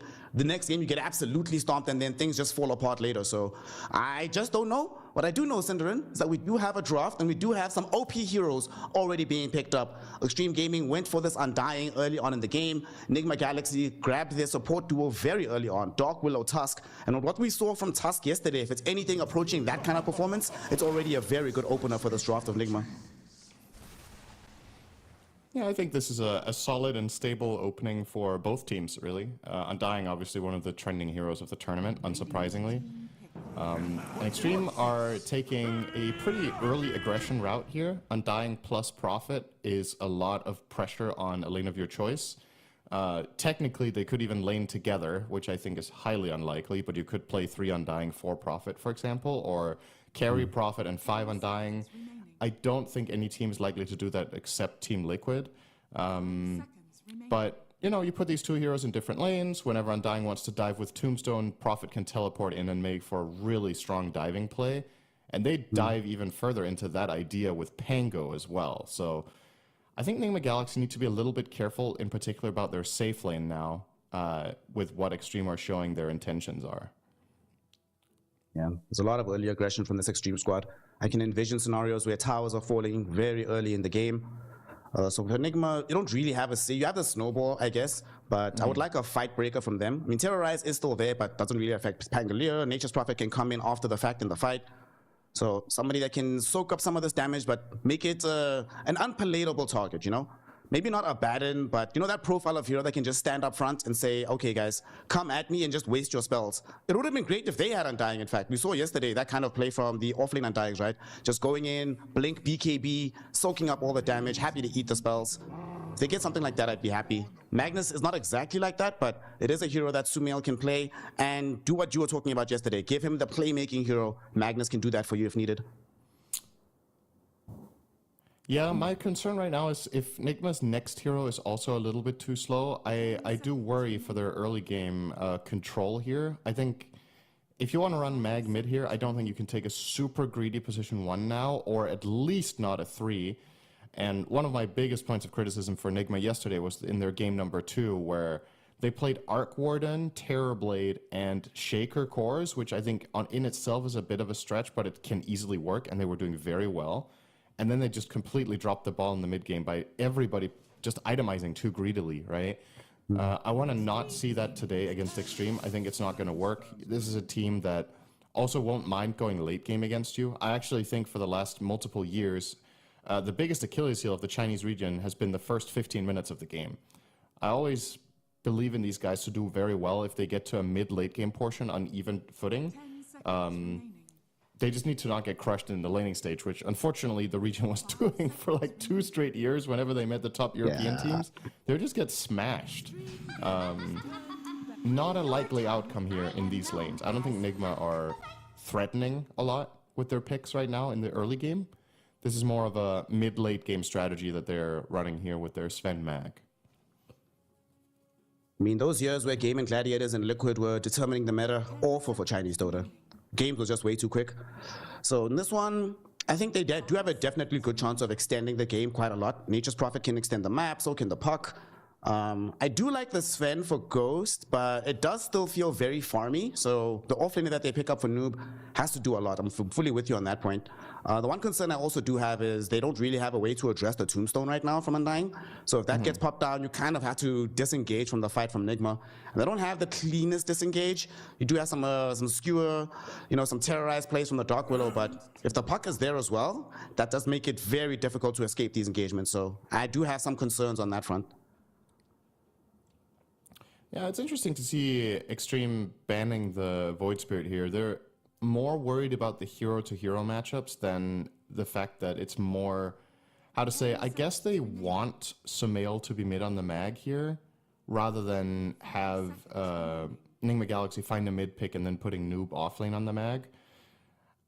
I think an offlane Magnus in this game is just going to struggle. If Ame gets to pick a carry that's good in that lane and plays with Undying or Prophet, that lane should be pretty damn easy into mag +1. But in spite of that, or well, maybe exactly because of that, rather, Xtreme Gaming are banning mids from Sumail to... Actually, does that even make any sense? Like, why don't... It's my first game of the day, buddy. I'm actually mind gaming myself here in the draft. It's like, if they wanted the Magnus to go off lane, they should let Sumail have a good mid hero, right? If they wanted to. I think they actually... I think they probably back themselves. They probably want to have Magnus be the one big, like, team fight ultimate on the side of Nigma Galaxy. So you say, okay, if they go mid with Magnus, then we at least know what we're dealing with. You know, we can play around the Magnus, try to delay his Blink Dagger. We have excellent heroes to bring rotations middle. You know, we can just come in with Nature's Prophet, find him on the other side of the skewer, exploit him in that way. If it's a hero like Void Spirit, Storm, some Ember, maybe not Storm, but like maybe Ember might be another ban. I imagine that they just want to be able to exploit the mid lane as hard as possible.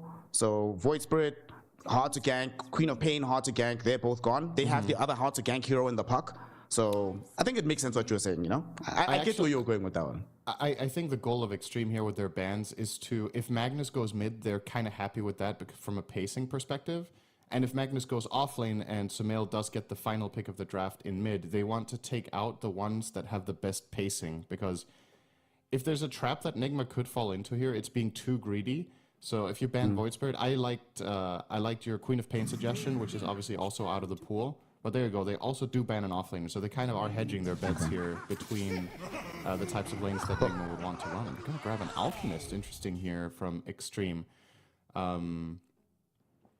Effectively saying, we recognize that you guys can't pressure us early, so we can get away with one of the greedier carries that needs build-up time and isn't the strongest laner. Because if Magnus goes off lane, this is a free farm lane for Alk, and if Magnus goes mid lane, the tempo of Nigma doesn't threaten your Alk very much. So I actually really like this approach from Xtreme here, knowing how Nigma play. If you put me on the spot, I would probably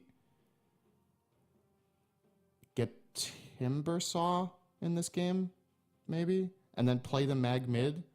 Because Noob has games where he can pop off on that particular hero. The laning stage should be pretty good, whether you're against Undying or Prophet with Timber. The lane is playable. You can pull waves with Tusk. You can get somewhere. And then play for that. Having an offlane that actually deals with Alk. But it is just going to be the Ember. So they'll put the offlane Mag. This is good from the tempo perspective we talked about, but now I'm a little bit worried that they can't kill Alchemist in this game with anything else than Sven. Right? That's like the one hero now that holds a candle to Alk. Ember is not good against that hero in the later portion of the game.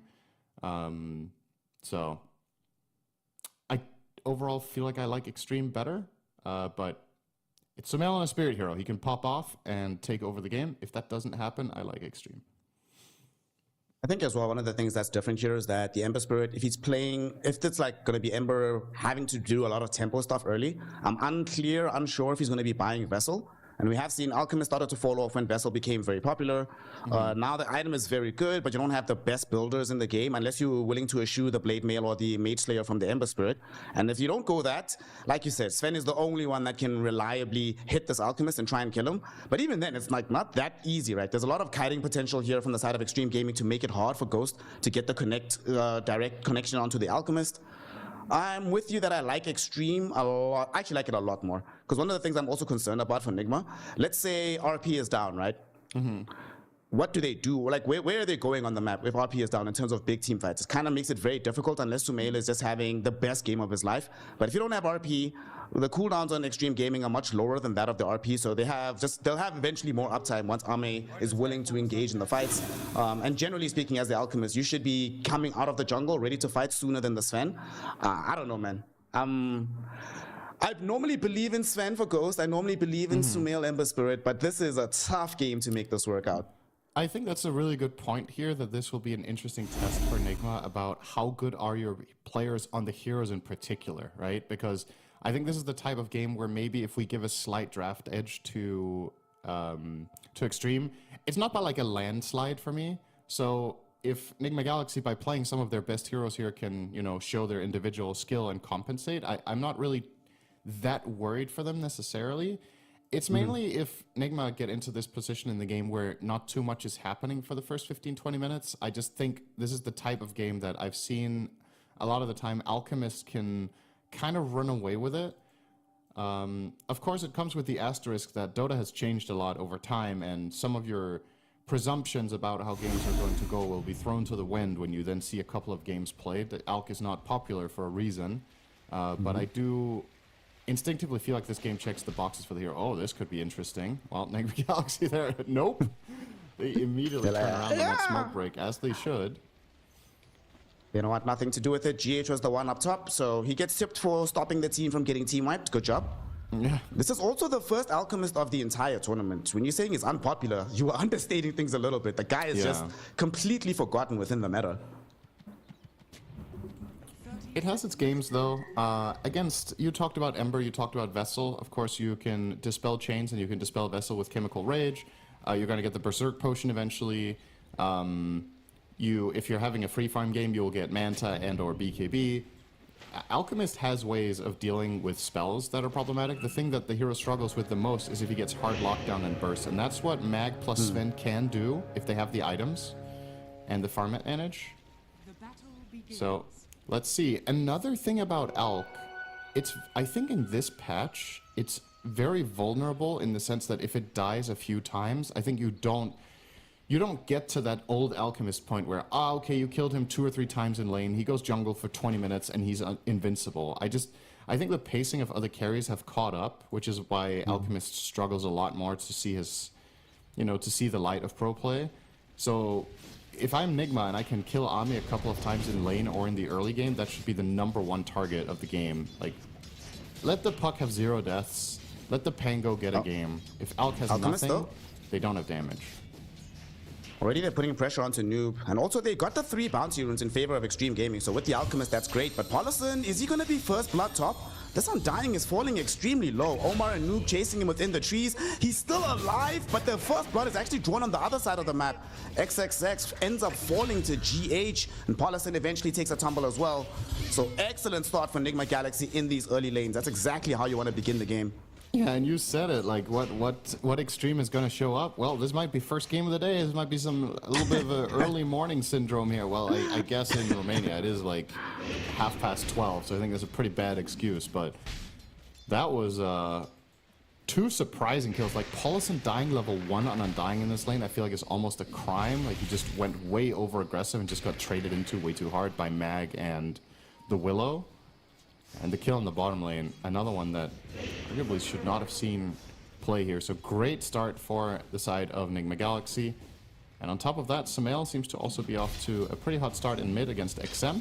This is a good matchup for Ember into the Puck. We didn't really talk too much about that, but of course that last pick out of Nigma Galaxy. This is a traditionally tough matchup for the Puck. It's hard to dodge Slide of Fist with Phase Shift. And of course Chains, super annoying. So, all right. One thing about Sumail, actually, that I didn't mention in the pregame, did you know that despite the fact that Sumail has been playing at the highest level since 2015 and Army has been playing at the highest level since 2016, that the 3 of them have only met in elimination games in 3 occasions between the 2 of them? Tell me what you think the score is over the course of those years. So, when did you say 2015 to now? Oh, for Army, yeah, it was 2016 to now. Right? Oh wait, hold on. Ame right now trying to get a kill maybe. Omar goes into the Shadow Realm, will be able to dodge the initial stun, but the self-stun onto Ame will still connect onto him. Not enough damage coming in from the Shadow Realm hit. And with the Acid Spray Decay combination, they have enough to tick Omar over. Finally, they get something. So you said since Ame started playing professionally in 2016, he has faced Sumail in 3 elimination series, and who has won? Yes. I think Ame has won every time. That is true. They eliminated EG at PGL Bucharest 2017, eliminated them in TI 2018, and then took out Nigma Galaxy at Riyadh Masters 2022. So he's got the W every time. Right, and the reason I mean, I can sound as confident as I want. I didn't know, right? But I'm just thinking of, recent year, or I say recent years, but overall Sumail's trajectory as a player and the results that he has had. There was no moment that came to mind where I was like, oh yeah, this was the tournament where the team Sumail for absolutely destroyed Chinese Dota, with the exception of 2014 and 2015, right? That was the whole DAC plus TI era where EG was crushing it with Sumail. And then after that, obviously they had some other good results, but yeah, I just didn't remember really seeing him do great against Ame, so unsurprising. But this could be the one.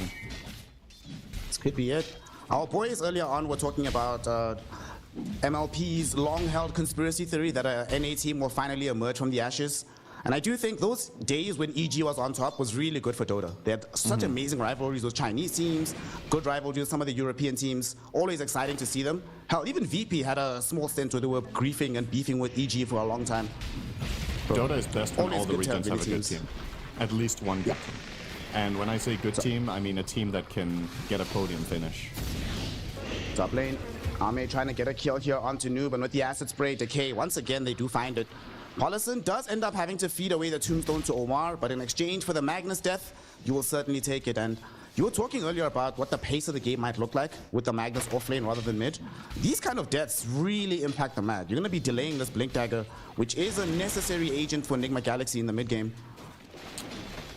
Yeah, now that they did pick Ember, of course you can kind of compensate for Magnus's inability to make moves without Blink, because Ember is one of the absolute best, but it limits the options, right? Which is worth keeping in mind. It's like, yeah, we have this one guy who can play make, but if it's the only one, there's obviously a lot of information being conveyed around the map. When Magnus is missing, the game is very different whether he has or does not have a Blink. With how, for example, Alchemist can play, how greedily you can farm, how aggressive you can be. Oh, XXS onto GH here.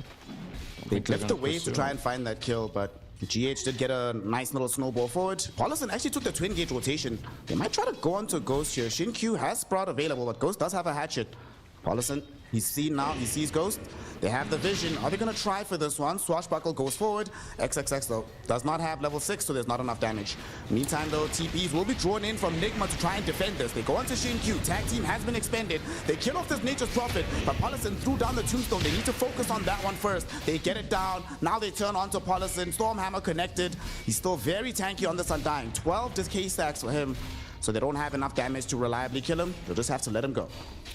I conceptually like this play from Undying. He just did it 10 seconds too early. He went for the backstab on Sven, but he had Tombstone on cooldown. So Nigma Galaxy, Ghost gets some seconds to respond and react to what's happening, and then they get to TP down the Willow and counterplay this entire situation.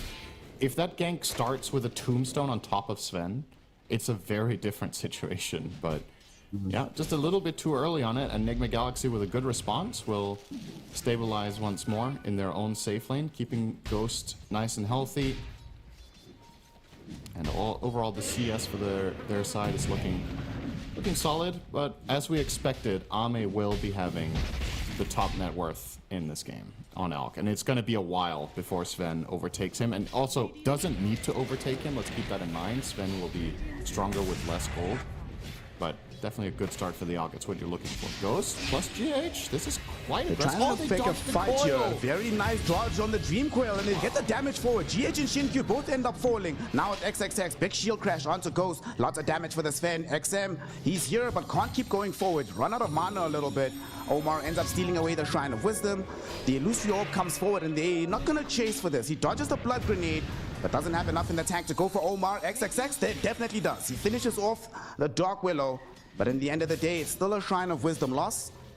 So in the grand scheme of things, I guess you're okay with that as Xtreme. It's a 2-for-1 trade, but you're not happy about losing so much experience.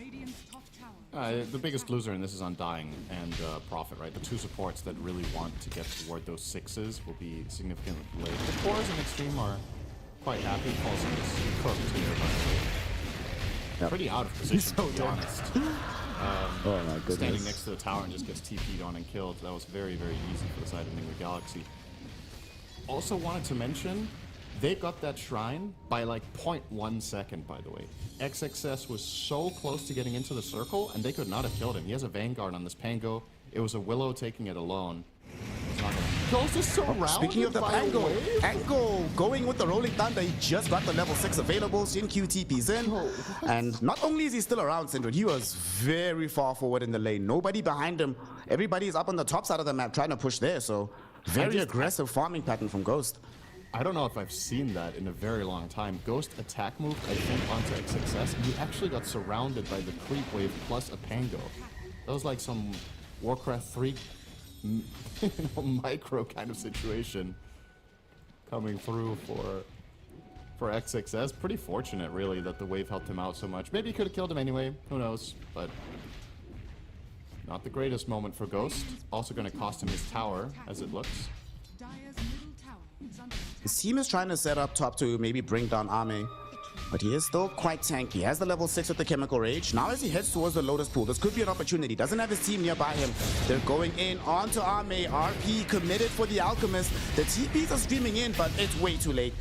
Doesn't even bother popping the Lotus. He ends up dead, and Another bit of a Pepega move from one of our carry players in this game. This is the biggest kill of the game so far. Like I was saying, you really want to slow down Alk if you're Nigma Galaxy. And yeah, you lost your Sven, they lose their Alk. This one is also going to turn into a tower, so it's kind of a mirror move, if you will, between the two. But I think, in my eyes, Alchemist suffers more from early deaths than Sven does, because his curve is more dependent on being ahead of the entire field, whereas Sven you can suffer 1 or 2 deaths and recover. You can kind of do the old Alchemist thing, where your lane maybe doesn't go the best, you go jungle, you show up at 25 minutes with 3 items and you hit like a truck and you're very tanky. I think Alk's, if you were to graph out his impact, the timing window the hero has is probably narrower than ever and more precise. So every time you take him down, you swing that quite a bit. XXX being gone on by Sumail, who does have 21 charges, so has more than enough mana for this fight, but XXX, chipped vest, Vanguard, a chainmail. He just got his full blade mail delivered. Yeah, he's not done. And Omar is going to try to hit him with the full Bedlam combination here. And this time he will actually end up taking a tumble. Okay. Yeah, Omar, Vanguard isn't very my good bad, against Willow. XXX. I cast us cursed at him. That was my bad. Yeah, you're not gonna survive the full Bedlam plus a little bit of Ember assistance even with a Vanguard. XM with a haste. They're looking for Ghost. This is not a kill they can get us to, but they're gonna try it. I am not a believer drops the in this. tombstone. I don't know about this one, gang. Shin-Q will show up for this one, but the snowball will be there. Unfortunately, it only goes towards Shin-Q. Ghost still being kept alive. Sumail here, ready to run interference. XM, though, final right click. He gets the kill. Does cost Shin-Q's life for now. GH might also follow up as a secondary kill. XM wants his double, he wants it bad, and he is gonna get it. One more right click secures it. Sumail, as he cleans up Polison, means that both supports end up dead. However, they got the carry kill for Xtreme Gaming. The gank pays off in the end. Yeah, that's a good trade. I was saying I didn't believe in the players too, but obviously Profit's gonna join. And then, yeah, that was the little bit of extra damage they needed to get Sven into kill range for XM with the haste rune. And the 2-for-1 trade is definitely good enough. In the meantime, Ame will just keep farming up freely. Probably gonna be like a 13-minute Radiance. Which is a decent enough timing with phase boots and soul ring. Kind of where you want to be at. Maybe a little bit, obviously the 1 death sets him back, but this is still good enough. I'm kind of curious. I want to almost check how fast it's going to be, but I'd be astonished if there's in that many Radiance Alchemists on this patch. So it's kind of pointless. Omar, terrorized, being triggered out. It does land onto XXX. The Bedlam, though, is not going to be there flush. And Shin-Q, beautiful sprout to create some separation. Blade Mail activated right now by XXX. Rolling Thunder, being triggered, but he opts against it. Just happy to have survived the onslaught of damage. He's all okay. Ame, in the meantime, gets a deny on his own safe lane tower. And Noob is upset and kills his courier. An interesting rivalry where everybody's killing each other except the heroes. But here comes a big smoke from Xtreme. They want to get another kill onto Noob. Nope, never mind. They're going to have to settle for Omar. A much smaller kill. Yeah. Because they committed the Dream Coil, there's absolutely no hope of keeping the sweep going. Dude, GH has Blink Dagger already. Wow, what the hell? Yeah, you're right. Okay. What? That's actually really big for this game to have this Blink on Tusk. You have a reliable save now against Concoction. You can maybe get people out of coil if you're clutch. Can save them from a Pango combo. And of course, it gives you a secondary playmaker now. Or a tertiary one, I guess. You have Ember, Mag, and Tusk now with the ability to make moves. So that's looks pretty solid here for the side of Nigma Galaxy coming into the next 10 minutes. If they can be on the prowl and just find heroes, just hunting around the map as much as possible, taking advantage of the fact that Alchemist will not participate in the game yet, this should be a little bit of a power play for the next 5 to 10 minutes. And the good news for them is I don't think they need Ghost to participate a lot. So if the 4 of them can be a kill squad and Sven can still farm a lot in the meantime, this could be a very good setup to avoiding that Alchemist time bomb coming into fruition. Back into the game as we have unpaused. Sumail Just gonna try to clear out as much of this wave as possible. They'd love to be able to claim another tower for themselves, but that's the one drawback about this Nigma lineup. Their pushing potential is fairly lackluster unless they win a fight first. And they realize this. That's why they smoke up. Noob wants to reveal his Blink Dagger. Coming mid. XXX, you're in trouble, my friend. There's the skewer. He activates the blade mail in time, but it's not gonna help him. Still dies in the blink of an eye. Paulison TP's in, but arrives a little bit too late to assist the Pango. If they could turn this into a tower or a secondary kill, it would be really good. Oh, GH. Wrath of Nature bounces around. The Radiance Burn from Army gets the kill. Okay, with that kill, I don't think you can pressure the tier 1 tower mid anymore. No, definitely not. This is an easy defense for even Undying can just stand here and decay the wave, and Nigma Galaxy will be hesitant to even contest him. So, yeah, a little bit of a find from Ame when GH was trying to get some intel in the triangle. Probably puts an end to this. I say that. Samara is still poking at the tower, but yeah, the commitment not really coming. Yunkyu, had he wanted to try, he could have stolen the enemy shrine here. They might try kill Paulison here, but Omar, I think, will die for this one. Sure, he picks up the kill, draws out the tombstone, but he will immediately lose his life. I don't think if that one's worth it, giving a kill to Army at this stage. No, I think it's kind of whatever, trading support for support, but it's more that every time these moves turn into trades, it's in the bigger picture of how your lineup is probably expected to perform in this time of the game, that the kill itself might be an even trade, but the timing that you're missing when your support is dead because you cannot make the secondary move is the bigger damage here.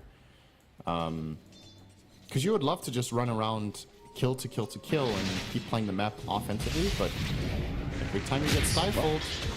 They're coming top. XXX, he's about to die here. Can't get off the Rolling Thunder, nor can he use any of the items, but he does at the very least help to bring down this Dark Willow. XM shows up. Him and Paulison were actually making a rotation, hoping to find Noob. Noob will get the RP out onto XM, but it's only the one. Not enough to really connect more. Ame stuns himself with the Unstable Concoction, but not really a inviting target, despite the fact that he's standing right there. You don't want to go on him. Ends up being 2 for 1 in the end with the Pango dying. What do you think? 2 supports? I think you're probably okay with it as Xtreme. Oh, that's completely fine. RP's on cooldown. That's a really big deal here. Now, part of the aggression that Nigma Galaxy could bring is off the table for a bit. And they're actually going to find the play of their own. If they get Ghost here, that's huge. From Xtreme Gaming, they have the Spirit Vessel out onto Ghost, but they still need a little bit more damage. XM is rolling through, coming with Paulison. Xtreme Q is going to be the first one to die, but now that the rest of the supports are here, Sumail's going to have a hard time escaping. The Terrorize, though, buys him enough space to get the slide chains. They bring down Army. Now in the river, XXX and Paulison trying to fight against Noob. This Magnus is fairly tanky, does have some one charges to pop if needed. They cannot get him out, and he ends up dead. It's a double for him. They did lose Sumail on the back edge, though. Him and the Magnus do go down. Going forward, Paulison stunned up by the Stormhammer and the Curse Crown. Ghost with the right click secures a double kill. Extremely chaotic fight, but the one that he went on first, Ghost, he's the one that is the big winner in the end. Yeah, not enough damage exactly there between the Pango and the Prophet, and they get punished hard by just a full-on defensive rotation there from the Galaxy. And remember, this was without RP. This is an amazing result for them. Not only do they win the fight without that big ulti, they kill the Alk, and now Sven is only 1,000 behind. This means Sven is ahead. Like, this is good enough. These moments for Xtreme Gaming are so important that they go their way. Either, and if they're a draw, at the very least, Ami needs to live. So taking him out there, a very big deal for Nigma Galaxy. They're weathering the storm quite well. They got 4 kills out of that fight. And the big winner, I think, is the fact that Ghost not only survived, but the amount of experience he picked up. My man is level 14 right now. So, gonna get that 15 talent with the additional cleave quite soon. Good stuff for the farming pace of the Sven. And of course, extra teamfight damage output. Never bad. No, bro, that's extra camp damage output. Who needs team fighting? Okay, that's right. Never mind. I forgot it's a carry player and therefore they only think about creeps. Oh, Ame. Ame. Yes. Has to think about heroes for now because he's been connected onto with those chains. But He does have the chemical rage, pops it, gonna be okay for now. They don't really want to overcommit, but now that Ghost is towering up, now they're gonna go in. They stun him up, they're going for Army, doesn't have anybody nearby to help him out. He just ends up dead immediately, and at the same time they lose Paulison here towards the mid lane. This is great stuff from Nigma Galaxy. These Army deaths are starting to hurt too much. Like, that's just enough. Sven is gonna have higher net worth than Alk hitting into minute 20. We're already at a point now where I heavily favor the side of Nigma Galaxy, because I think these first 20 minutes were going to be so indicative of how this game is most likely to go. Of course, it doesn't mean they're like out of the woods by any means, but my biggest concern for their draft in the game in general, they've overcome that already now. So I'm very optimistic for the rest of the game here for Nigma. My concern, well, we'll talk about my concern for Xtreme Gaming is the fact that XXX went for this Aura style route, so he's not going to be really dishing out that much damage. Alchemist still needs BKB before he can join fight, so XM, I'm glad he's done this. Immediately going for the Parasma. I think you need like Parasma Ags on this hero for him to supplement the damage output that they kind of lack from the Pangolier. Yeah, and I guess that begs the question, has XXS's build worked out? This Vanguard Blade Mill, has he got his money's worth? Oh, so he's not getting skewered back in front of the tier 1 tower though, so... Well, doesn't help him in that instance. There's going to be a pretty big Dream Coil, but XM realizes there's no way he engages that fight. Paulison's Tombstone is being protected by the Puck and the Wrath of Nature, so they'll be denied getting the bonus gold for Nigma Galaxy, but nonetheless, you get a core kill, get to defend your tower for a little bit longer. You are very happy with this as Nigma. Yep.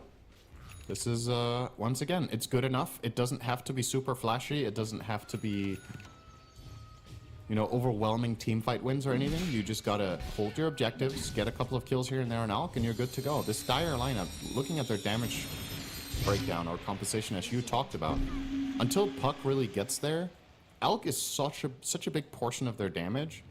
So if he's not exploding in net worth, then yeah, you're entering this awkward stage of the game where I'm not actually sure that Xtreme can reliably kill the heroes that they want to. I think Sumail can play with a lot of confidence. You see him running Kaya Sanj here on the Ember. And of course the Sven about to finish Echo Saber once again after disassembling into BKB. Right, they will not go for the Tormentor here. XS will stop them in their tracks.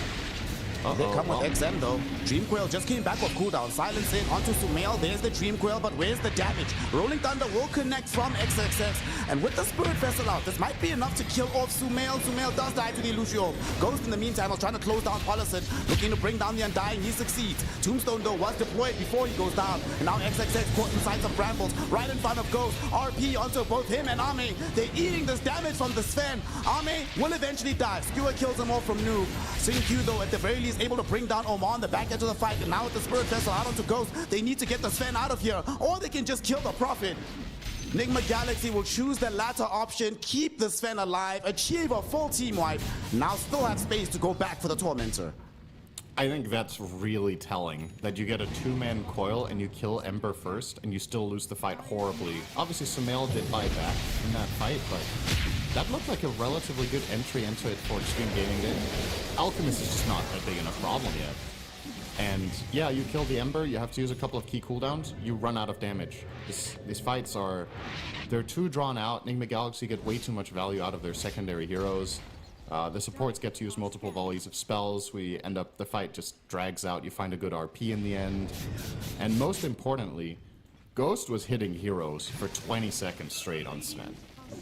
Then Sven wins. You know, like the way you beat this hero is either by killing him first or kiting him or preventing him from finding targets. Not at all a concern there for Ghost. He's got to wail away at RP targets. Somebody gets skewered to him. Nice and easy.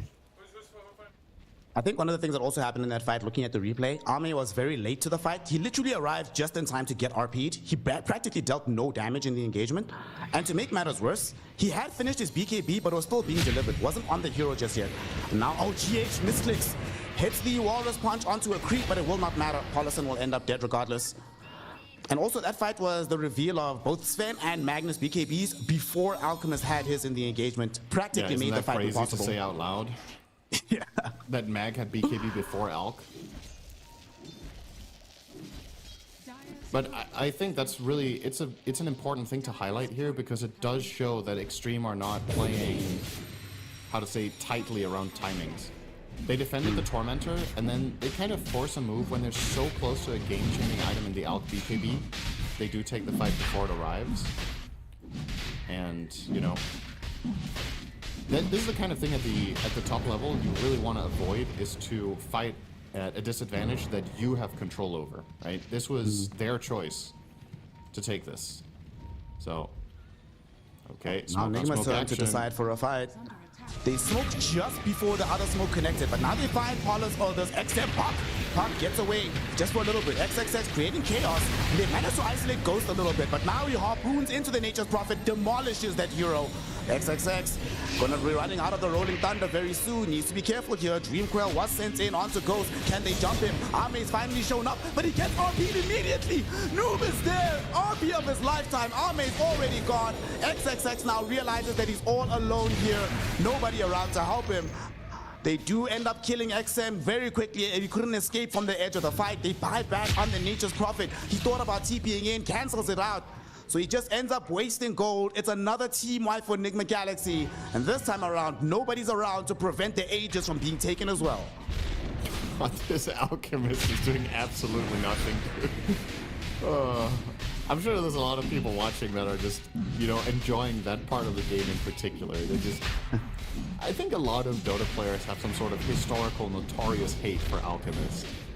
So watching that hero just get obliterated fight after fight, just RP'd into two-shot by Sven is probably quite satisfying. And yeah, this has just been a swing and a miss for Xtreme Gaming. Like I said, I kind of like their lineup, but it is execution heavy, and perhaps that's the key point to make here. These two teams are in the 1 and 2 bracket in the Swiss, and they have not been playing to the absolute potential of their players. So if you draft a very execution-heavy lineup, as I would argue Xtreme's is, are you going to bring the level of play required to make an Alchemist work in a patch that nobody's playing it? So far it seems no. And you're down 9k at 25 minutes with Alk. This is like one of those 80%, 90% in the bag games now for Nigma Galaxy. It's really tough to get out of this hole now on Xtreme. The only thing that'll give Xtreme confidence right now is that Nigma Galaxy did blow an 80% lead yesterday. So maybe you can force some mistakes out of the enemy team. Unfortunately, you are playing with a draft that, like you said, the window for its maximum impact is kind of closed, the initial window. There will be a window later, but that's going to require them to dodge pretty much every fight. Arme needs to get absolutely massive for them to have any hope anymore. But they have so many tools to fight with Cinderin.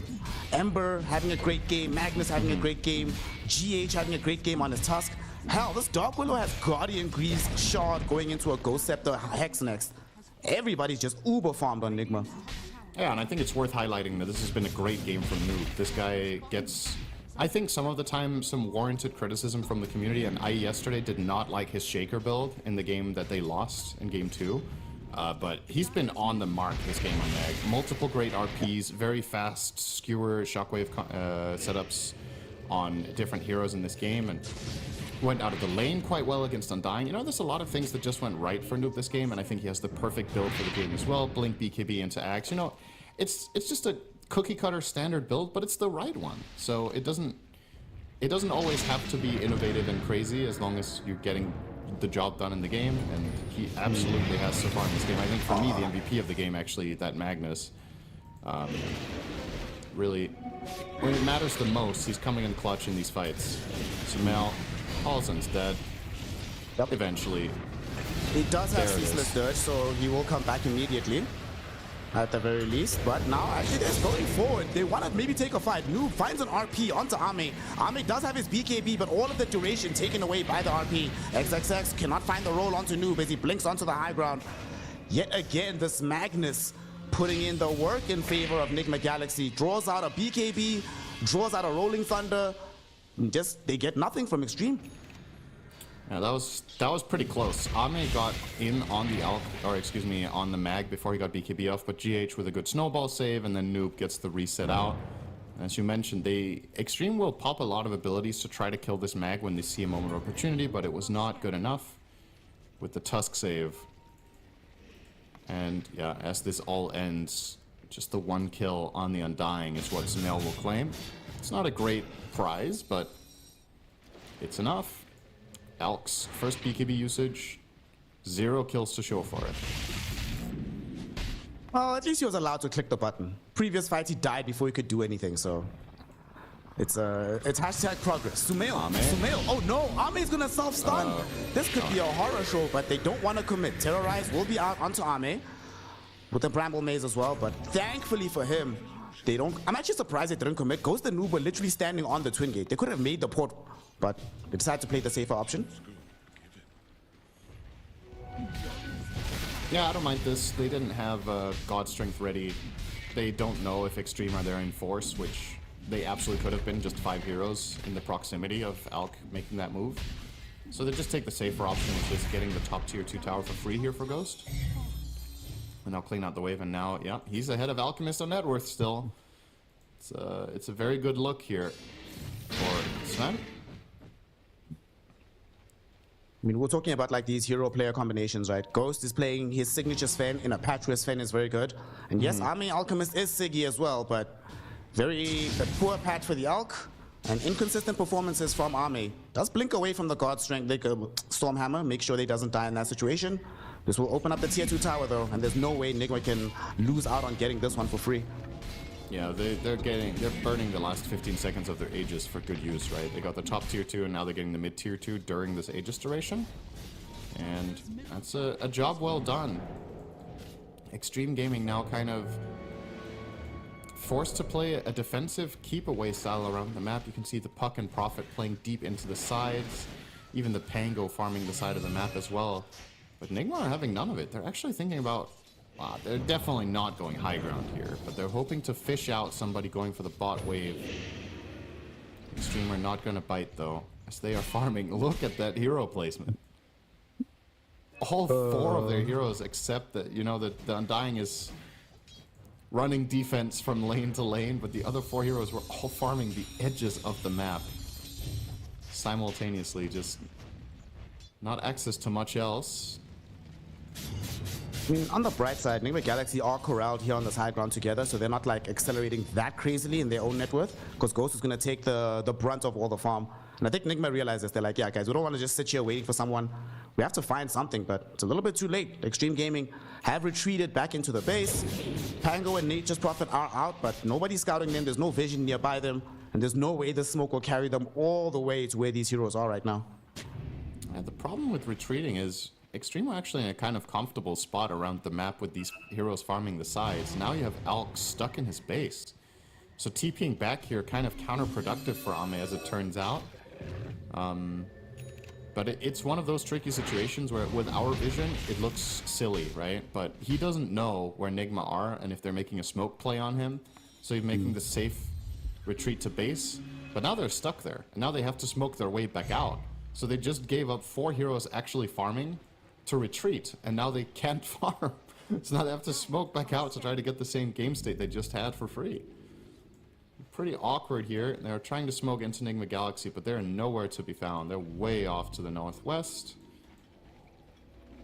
And this will not work for Xtreme. Also, Sen, I must say, one of my favorite things when you're casting is you're one of the few people that still use cardinal points for directions on the map, instead of just like up, down, left, right.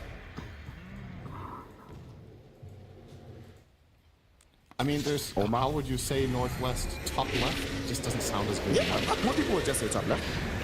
Omar, terrorized. He's actually buying time. Ame self-stunned! Ame self-stunned! Cinderin! Ame self-stunned! Oh my god, that is a disaster. Another death on him. Shinkyu is here as well. XXX, can he get out of here? Ghost is absolutely not going to die. GH might, but he's still alive. Shinkyu, he's going to be the one to tumble right next to Sumail, burnt away by this Ember Spirit. XXX now held in position, dragged back by Noob. Double kill for Sumail. You know what? I wouldn't be too mad if they called it. That's like a debilitating from a mental perspective type of situation to happen. The only reason you die is because you tried to kill a Dark Willow. If you just left her alone, you'd be fine, but you go for it and you lose most of your team, it's not worth it to keep playing, man. GG, go next. I think regardless of what happens in this game, and how well Xtreme do for the rest of the tournament, I think this is a one and done for Alchemist. I think they're just not going to have any faith in the hero. They're just not going to pick it again. And it's a combination of things, right? This has been honestly just a poor performance from Ame compared to the ceiling of him as a player. He just hasn't played well this game. But it's also showing the cracks and the flaws of the hero, right? It's just a couple of things go wrong and the whole game just feels like it's falling apart before you. There's just so much pressure on this individual player to play flawlessly. And at this level and with this kind of opposition, you're just not going to get it for free, you know? Nigma Galaxy, they understand very well how Alchemist works and what they need to do about it. And they've done a great job at making Ame's game miserable. They've worked in tandem with Ame to counter Ame. I think Ame has stunned himself half the times, and Ghost has stunned him the other half, together with Noob. That's good enough. It doesn't take more than just those few deaths, and you know, this hero's just running around the map kind of aimlessly. He's got an inventory that looks okay for 34 minutes, but honestly, Alchemist at this point wants to be 6 slotted. It's not your usual carry. And I guess at the same time, we should maybe also address the elephant in the room here. Did this XXS Blade Mail Vanguard build into Crimson, did it do anything? Versus playing higher tempo or more aggressive diffusal kind of style into Sven and Ember, perhaps that could have been an interesting angle. I guess the logic was we need a frontliner to be the first point of contact that doesn't instantly die. That has not worked at all. XXS has 8 deaths in spite of going a defensive Pango build. So, there's not really much positive to write home about this game for the side of Xtreme. Kind of everything is... all their plans have kind of failed. I'm actually curious, can we see the damage numbers that have been done in this game? I want to see just how dire the scenario is. Mid lane, GH almost actually caught up to a burst puck. Damn! I mean, he's still doing the most damage on the Pango, but relative to what's happening in the enemy team, it's like, yeah. And especially the Alchemist. Alchemist has 15k damage at this stage. Than Magnus. Yeah. It's a utility Magnus. That's the scary thing as well is the Alk. If you look at the Alk, right, he has 2.3k HP with 28 armor. Sven has 4.3k HP, 15 armor before popping Warcry. That's even if it's just a heads-up fight, right? Sven is normally favored in that scenario anyway, but Ame just has to run. If he sees the Sven, he just cannot stay in the fight anymore. Yeah, this isn't even close if these two heroes go head-to-head. Sven also has a 4-level advantage and a level 25 talent, so... and a gunpowder gauntlet, are you kidding me? Oof. Well, Gaimin affords a 23% chance for Xtreme Gaming to win this game. I don't. But I've been wrong before. 1 in 4 times to Xtreme really win this game? I don't know, man. It's definitely a tough one to recover. It's not impossible, but there are so many things that need to go right. I will say the good news for Xtreme is it's not easy for Nigma Galaxy to break the high ground, but they're definitely getting this Roshan for free. I don't think Xtreme Gaming have any intention of moving out and contesting that. But Sven, of course, does have that little bit of an asterisk when it comes to sieging the high ground that, well, if you use God Strength and you die in the first bit of damage you do to the tower, your second round of teamfight impact is extremely mitigated, being a transformation hero. Oh, he hits for 600 before using his ulti. That seems fair and balanced. What's going on? That's before Chris, right?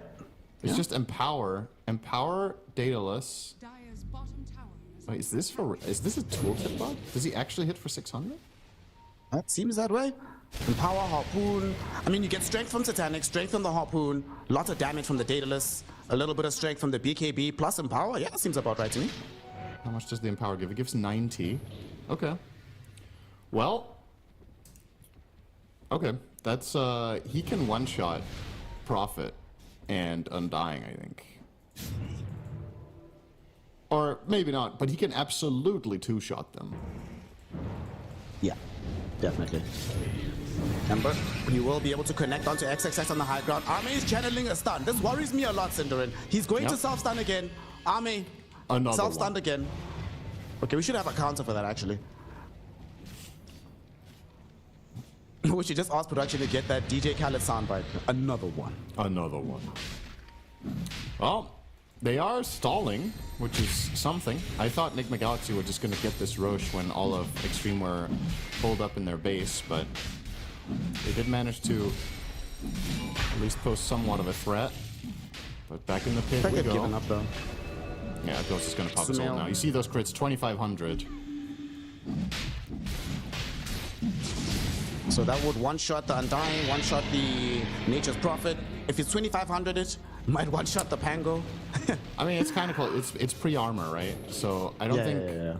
I think none of them literally died to the singular swing, but to 2 attacks, of which 1 crits. Undying definitely dies. Prophet has 30 armor, but I still think he might just get 2-shot, honestly. That's too much damage. Well, now that they have an Aegis to play around with, and a Roshan's banner, here they come for the push on Nigma Galaxy. They're just forcing out this bottom lane. The Nishinkyu did what he could, but he realizes that he can't really maintain his presence down bottom anymore, has to vacate the area, and just hope that this push takes a while, and so he has an opportunity to come back in behind again to cut some waves. Radiant Scan connects onto Paulison. Yeah, he's dead. Sumail has the Searing Chains. Absolutely no way out for you. We'll try with the Outworld stuff to buy some time. At least there is the Ceaseless Dirge. But while this is happening, Ame, he killed Noob, and it looks like it was a solo kill as well. Oh, 1,400 gold? Okay. That's a lot of gold. Not sure how he did it. He has Abyssal. I suppose Noob must have just been out in the open, and Ame gets to full 100 to 0 him on a creep wave. I didn't see that play. I was not anticipating it at all. And neither was Noob. A little bit of a slip up. It's a help for sure. Oh, Vincure trying to be cute, killing a courier. See you in base. Well, he's gonna kill some wards, so that's something. Now, Ame catching up, hopefully, towards where the Sven is at. Still 2k gold behind, but that massive kill on the Noob Magnus will help bridge the gap a little bit. The big thing about the kill is not even about the gold itself, is that I doubt Nigma want to go anywhere near the high ground without the mag. So you just bought a little bit more time. Yeah, you're buying time. You're kind of burning Aegis, at least somewhat. They're setting up for top. They want Sumail. They're trying to kill Sumail. Ame. Okay. Ame. Never mind.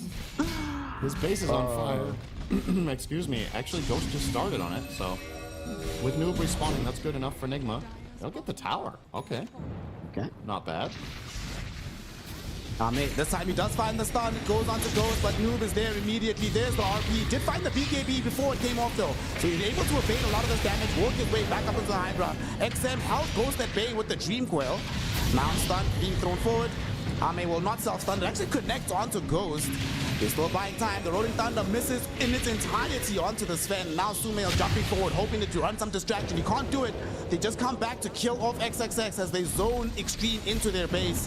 Nigma Galaxy end up losing nothing. The Aegis is still in effect.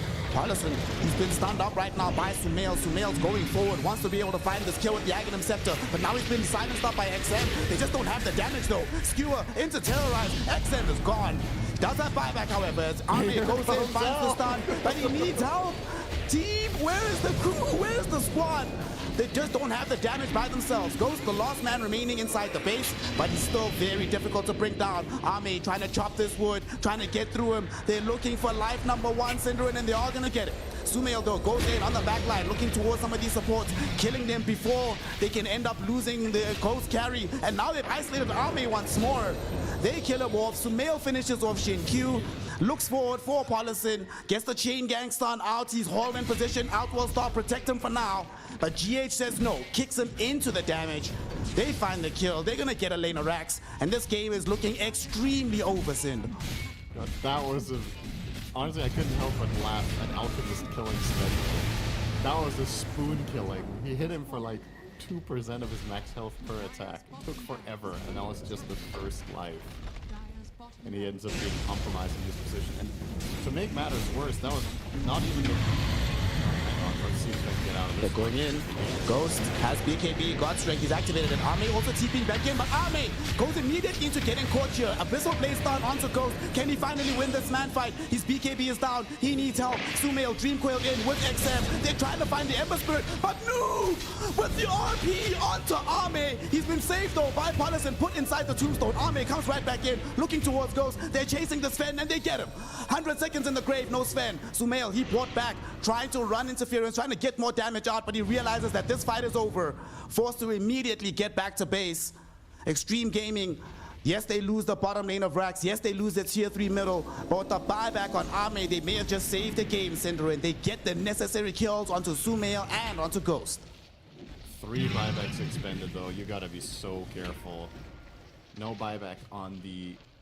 What was it? It was Ame, Polisun, as well as Xingqiu. So any support kill now for Nigma Galaxy is a guaranteed 5v4 situation, and if you kill Alchemist, you win the game. So some pretty clear paths to victory here. That honestly was still a pretty good hold. Like we've had non-stop fighting for 2 or 3 minutes in a row, so it almost feels crazy to talk about how that even began, but considering that there was an Aegis in play there and the RP of Mag didn't really do much, like they RP'd to try to protect their Sven from Ame, but they didn't even get the kill on that.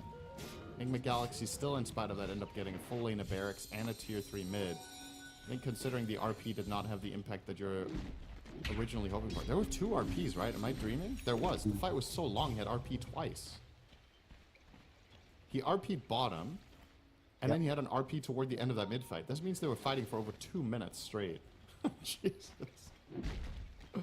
I mean, we had enough time for multiple chemical rages, multiple dream coils, multiple RPs, multiple BKBs even on the Sven as well. But it's not over.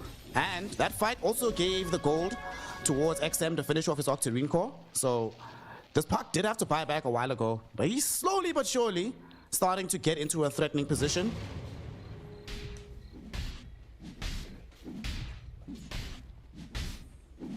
Is he going Aeon Disc next on Puck? Yeah, it looks like it. Yeah, he has it ready.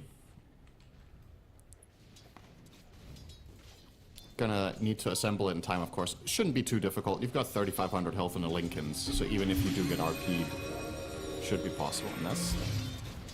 I mean... It's definitely not over yet.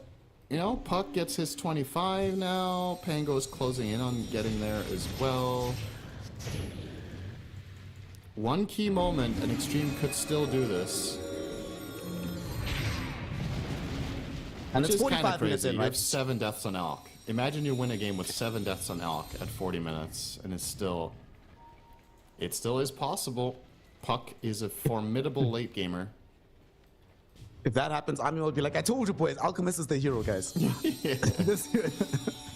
I think if Xtreme win this game, it's because XM carries on Puck, not because of the Alk carrying. At this, we're approaching the point where Puck is a better late game hero than Alchemist. It's kind of capping out. Starting to buy Ags on Alk. I guess he will give that over to the Pango? Puck for sure. Puck has Nah, one. I think Puck for sure. Oh, he has an Oida on Puck. Oh, I see. Yeah, I see. he has one eaten even. Okay. Then definitely Pango. I mean, I guess so. Undying one doesn't really make that much of a difference. Nature's Prophet already has his own one. Mid lane, there's actually a Rolling Thunder. Noob tried to get the skewer into RP back, but Ghost actually able to get the stun onto Ame. Immediately he's entombed though. So he's able to get back. The BKB of Ghost about to finish. He's been sprouted in as well. Do they have the damage for Ame? Trying to drop down wood, trying to look for Noob, and Noob is down. Look at the stun as well onto Ghost. Ghost is losing all of his HP, and he ends up dead. Rolling Thunder now connects onto Sumail. He's been stunned by the Abyssal. Silent stop. One more stun. The unstable concoction lands, and his life is forfeit. And that's a dieback on the Ember he brought back for the previous fight. Has nothing to return with, and Xtreme Gaming lose absolutely nothing. Polisin keeping Ame alive with the Entomb allows them to turn that fight around, and now they're just gonna go straight down mid.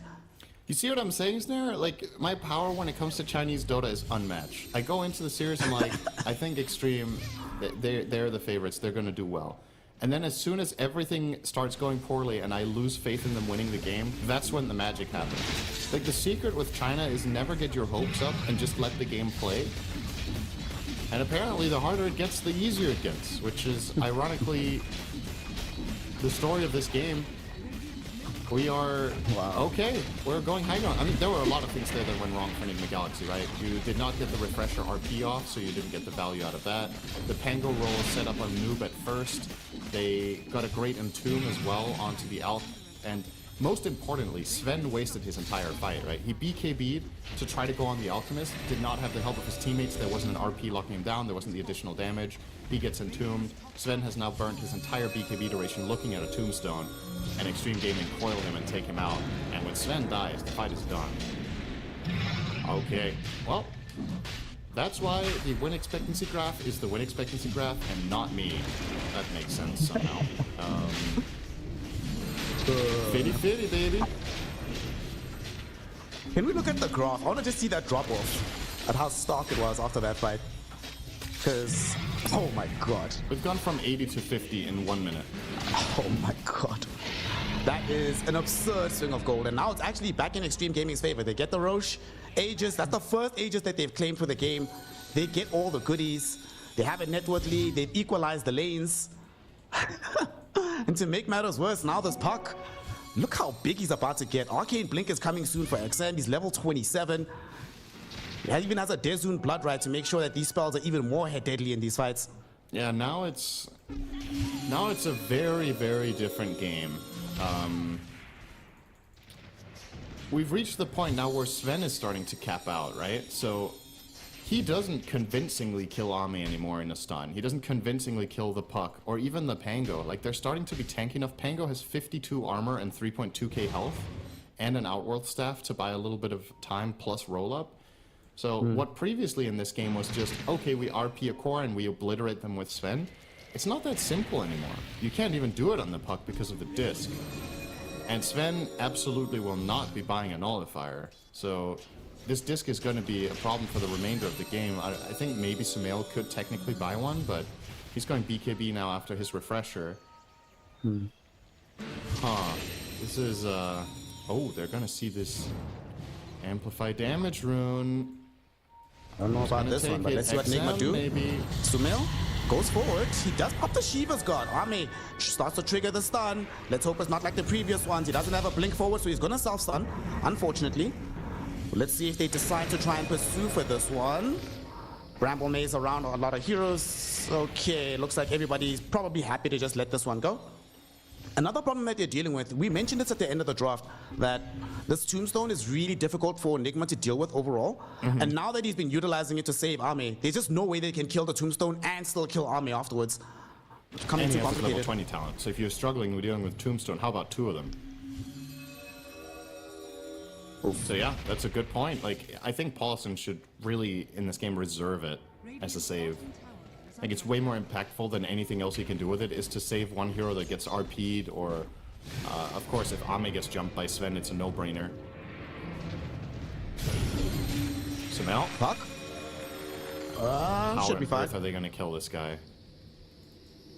These items to make matters core worse, Lincolns and the disc? They were just hoping to poke the disc out. They can't even do that. They're getting another disc as well onto Paulson. So if maybe you think to yourself the strategy is let's kill off the Undying before he can use the Entomb, that's no longer going to be a possibility once that's finished. Yeah, I like this. This is a good way of dealing with late game Sven. Make sure there's no easy target to one-shot and go from there. Prophet is going Wind Waker, so that will be another save that they don't have a nullifier for. I think this is good recognition from Xtreme of the limitations of Nigma's lineup right now in terms of itemization. Not having a nullifier makes certain items incredibly powerful. Honestly, even a Glimmer Cape right now would be crazy good, right? Coil. On to Tusk. Okay, Omar does hex him out on XM, but there's the Entomb. He's chilling. He's all good. Ame comes back out. No problem. Ame, this is a self-stun. Add another one to the counter. But doesn't really do anything for Nigma Galaxy. They're like, Sumail, he's going forward, you know, throwing these remnants, throwing out these sleight of fists, and then he looks and he's done no damage. He's like, well, what can we do, boys?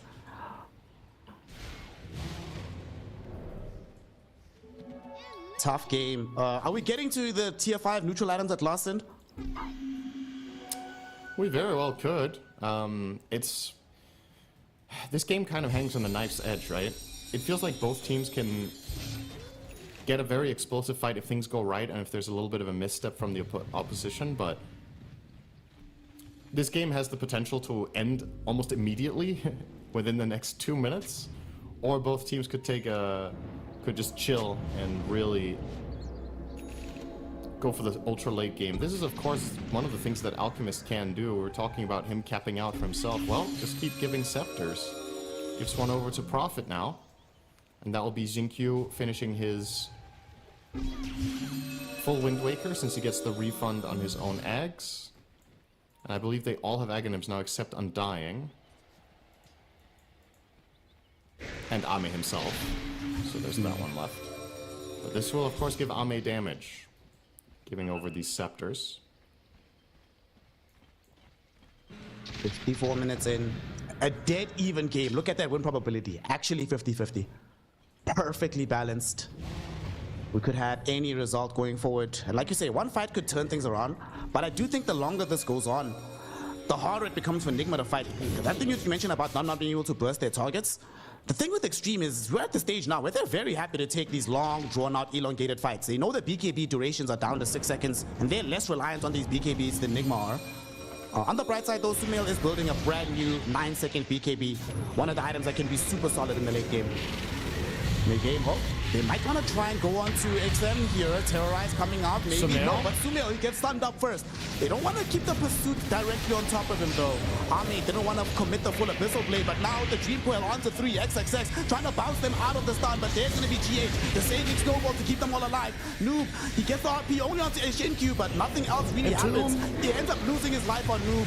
Ghost now trying to bring down XXX, the Entomb from Polison, saving this Pangolier a little while longer. He does finally die, but he wastes the entire BKB. But Noob with the buyback, RP onto Ame. Ame ends up dead.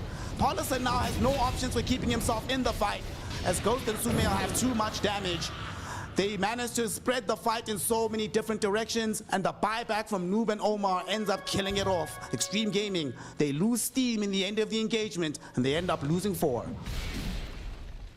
Yeah, just a numbers game, right? They just have more heroes because the buybacks come out from 2 of Nigma's heroes. Now, back the other way we go.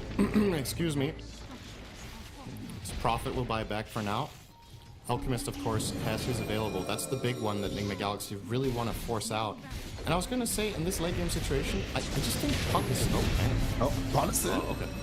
Polison just jumped into the fight, and he just gets himself killed. XM finds the Dream Coil out. Ame trying to get the blink forward. No, Sumail cancels it. So another self-stun on Ame, forced to BKB, but with the Abyssal Blade out onto Sumail, do they have enough to kill him? The E-Blade, oh no, Sumail keeping himself alive with that one. Will get chased by the stun towards where XM is at, as XM trying to fight against the rest of Nigma Galaxy.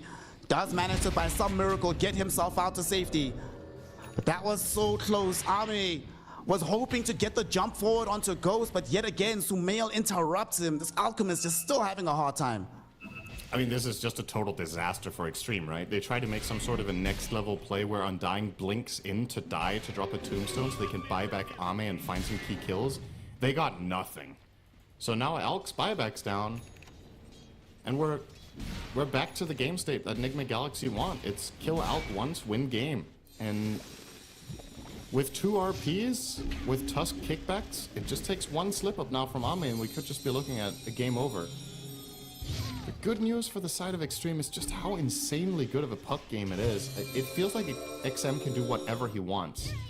And I would actually love to see him go heavier into damage. He's queuing up a Mjolnir right now. Honestly, feels like a game you could go Daedalus Rapier in and just carry the game yourself. Like, he has so much freedom in these fights. He's never the target, and if he ever becomes that, he has the disc to cover him, he has the Lincolns to cover him. I don't know. Maybe not ambitious enough on the itemization here on the puck to compensate for the fact that Alchemist is just a shell of his former self as a hero. No, Cinderin. There's another angle to look at this at. He's buying the Mjolnir so he can farm faster for the Daedalus Rapier. Because he knows that this game is going another 20 minutes. So this is the way he gets into the ultra late game. So what level 30s do we have? Sumail, first one to crack it. 30 on the Ember. Will unlock his 2 slides of fist charges. Not really that important. If not really so much from a damage perspective, but it can be interesting from a juking perspective. Gives him another little bit of a save, and the 58-minute BKB. Now he is going to be a tough cookie to crack as well. Can we agree that no matter which team wins, the mid player deserves the MVP award? I mean, I was looking at Noob earlier, but I do think he's had a couple of slip-ups later in the game when it's been real crunch time and you got to come in extra clutch. Because I liked Magnus's first 30 minutes a lot, but in terms of overall consistency, I don't think it's unfair to look at Sumail versus XM. It's pretty reasonable. I'm just thinking how many times Sumail has forced Army to self-stun himself. Which, and how many times Ame, well, if that's the metric, I think Ame is the MVP, because I think he has forced himself to self-stun more times than anyone else in the game. We're gonna have a big fight around the Roshan pit. This is a crucial moment. Sumail breaking the smoke. Nicely done. Yeah. Dreamcoil, though, is thrown in the other direction, so smoke's broken on both sides by the mid players. Rosh still waiting. He's about to respawn right now. Neither team can afford to really give him up. And there is a big wave going in through middle. Maybe they want to address this at some point. If I was... Can Nature's Prophet just keep sending in creeps? Okay, he's doing it bottom. Just trying to equalize things in that fashion. Now yeah, here they 25. come again. That's a good point. The Trend HP damage talent can actually be quite a difference maker here. Oh, look where they're going. They're actually all putting back.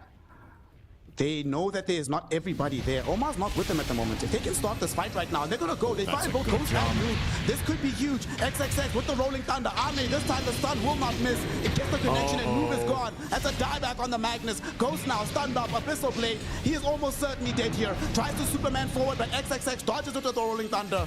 Ghost is down. His BKB will not protect him. And XM yet again found a Dreamcoil onto GH. So they also take out the Tusk. Yikes. Nigma Galaxy get caught out with the bad positioning on the map, spread apart by Xtreme Gaming. And now here comes XG. There is no Magnus for 100 seconds. Will they go Roche, or do you think they should go high ground? I think you should probably just force this buyback if you can. You don't even know what buybacks are available. You kind of have to poke and prod and see what Nigma are up to. Buybacks are way more valuable than an Aegis right now. So, yep, that's the first one. You get the Tusk one by just showing your face here with Puck. Has an Arcane Rune as well. Genuinely invincible for the next 25 seconds. Look at how he's playing. XM knows he can't die. Just trying to create chaos here. XM, he's still in front of the fight. There's a Rolling Thunder creating some chaos. There's a buyback coming in from the Sven, but they've already lost out on the melee barracks. And look where Sumail is. Sumail is fighting 1v1 versus Shin Q on the top side of the map, but Sumail's in trouble. Abyssal Blade down on top of him, but he does have the BKB. 8 seconds of protection necessary. Sumail jumping this way and that, looking for Shin Q. Shin Q gets some additional HP into himself, and now the BKB is down. Sumail needs to leave, but XM wants to chase him. Still 10 seconds away from having the Dreamcoil, however, so they don't have the lockdown. But they did kill Omar. They did force out yet another dieback from Nigma Galaxy. And still no noob available to help defend. XM is 1v3ing. You know, Sumail is going in and doing whatever he can, but he can't get the help of his teammates because of what you're seeing right now. XM's just doing this. He's just keeping everybody else at bay. He's invincible. They have no items to deal with this Puck late game. So, good luck, you know? This literally feels like XM can keep 4 heroes at bay on his own in this game at this point. And that's what I was talking about. You get late enough into this game, it's not Alchemist that's going to carry. It's the Puck. Like, XM is winning this game for his team. Insane spacing. Just all of Nigma Galaxy's heroes are unable to do anything to this guy. So you just end up getting favorable positions over and over again. He keeps canceling Sven's potential Swift Blink in. He keeps canceling Tusk's Blink plays. He keeps Willow at bay. It's the one hero that Willow can't control and kill off at all. Now you got Megas and the Roche, so you asked me, should they try to push for the barracks or get the Roche? How about both, back to back, and some kills? The Puck, who just recently picked up a Mjolnir, now has 9,000 gold in the bank. Good stuff for him. I mean, the one thing that we've been lamenting throughout the game, right, is their inability to kill heroes through these Ghost Scepters, or the E-Blade rather, through the Linkins, through the Aeon Disc. Nullifier was finally purchased by Sumail, but you got the Nullifier now, but it still kind of feels like, man, you had to sell your boots to get this. You don't have the bots anymore. Feels a little, I'm not sure if it's too little, too late, but this could have made a big difference if they had it 10 minutes ago. Yeah, Xtreme Gaming obviously recognized that moment of opportunity.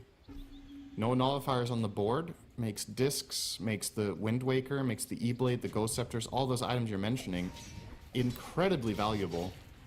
And that's the curse of Sven in a game like this. You can't really designate a slot for it, right? You need all of the items that you have in your inventory. You can't replace anything. I think the Harpoon is too important to swap out for a nullifier. He needs the mobility of it. Although, as I say that, he does have an Ags, so maybe there is a world where you can sell a Harpoon for nullifier, but then you lose that double strike, right? It's a really big part of the hero, even late game, is to get that instantaneous burst. So you'd be sacrificing that. Yeah, it's kind of, Coast is just kind of maxed out. You'd be hard pressed to improve his build. Here they come. Smoke up. They have a Divine Regalia on Puck. That's beautiful. Divine Regalia. Puck jumps forward. Just gonna force out the early Shadow Realm from nice the item when Omar you're invincible. Exactly. And it's the Audacious version. 100 attack speed and 80 attack magic damage. Yeah, it's nice for the coil, right? The Ags coil, he's gonna do a lot of additional damage. What other meaningful items do we have? Spider Legs on Ame. Not so sure how good that is going to end up being. Sven got the Stygian Desolator, and we got a Book of the Dead on Sumail, so full defense mode from him. GH can forge something. His options are Helm of the Undying, Regalia, or Unrelenting Eye. Kind of a no-brainer here.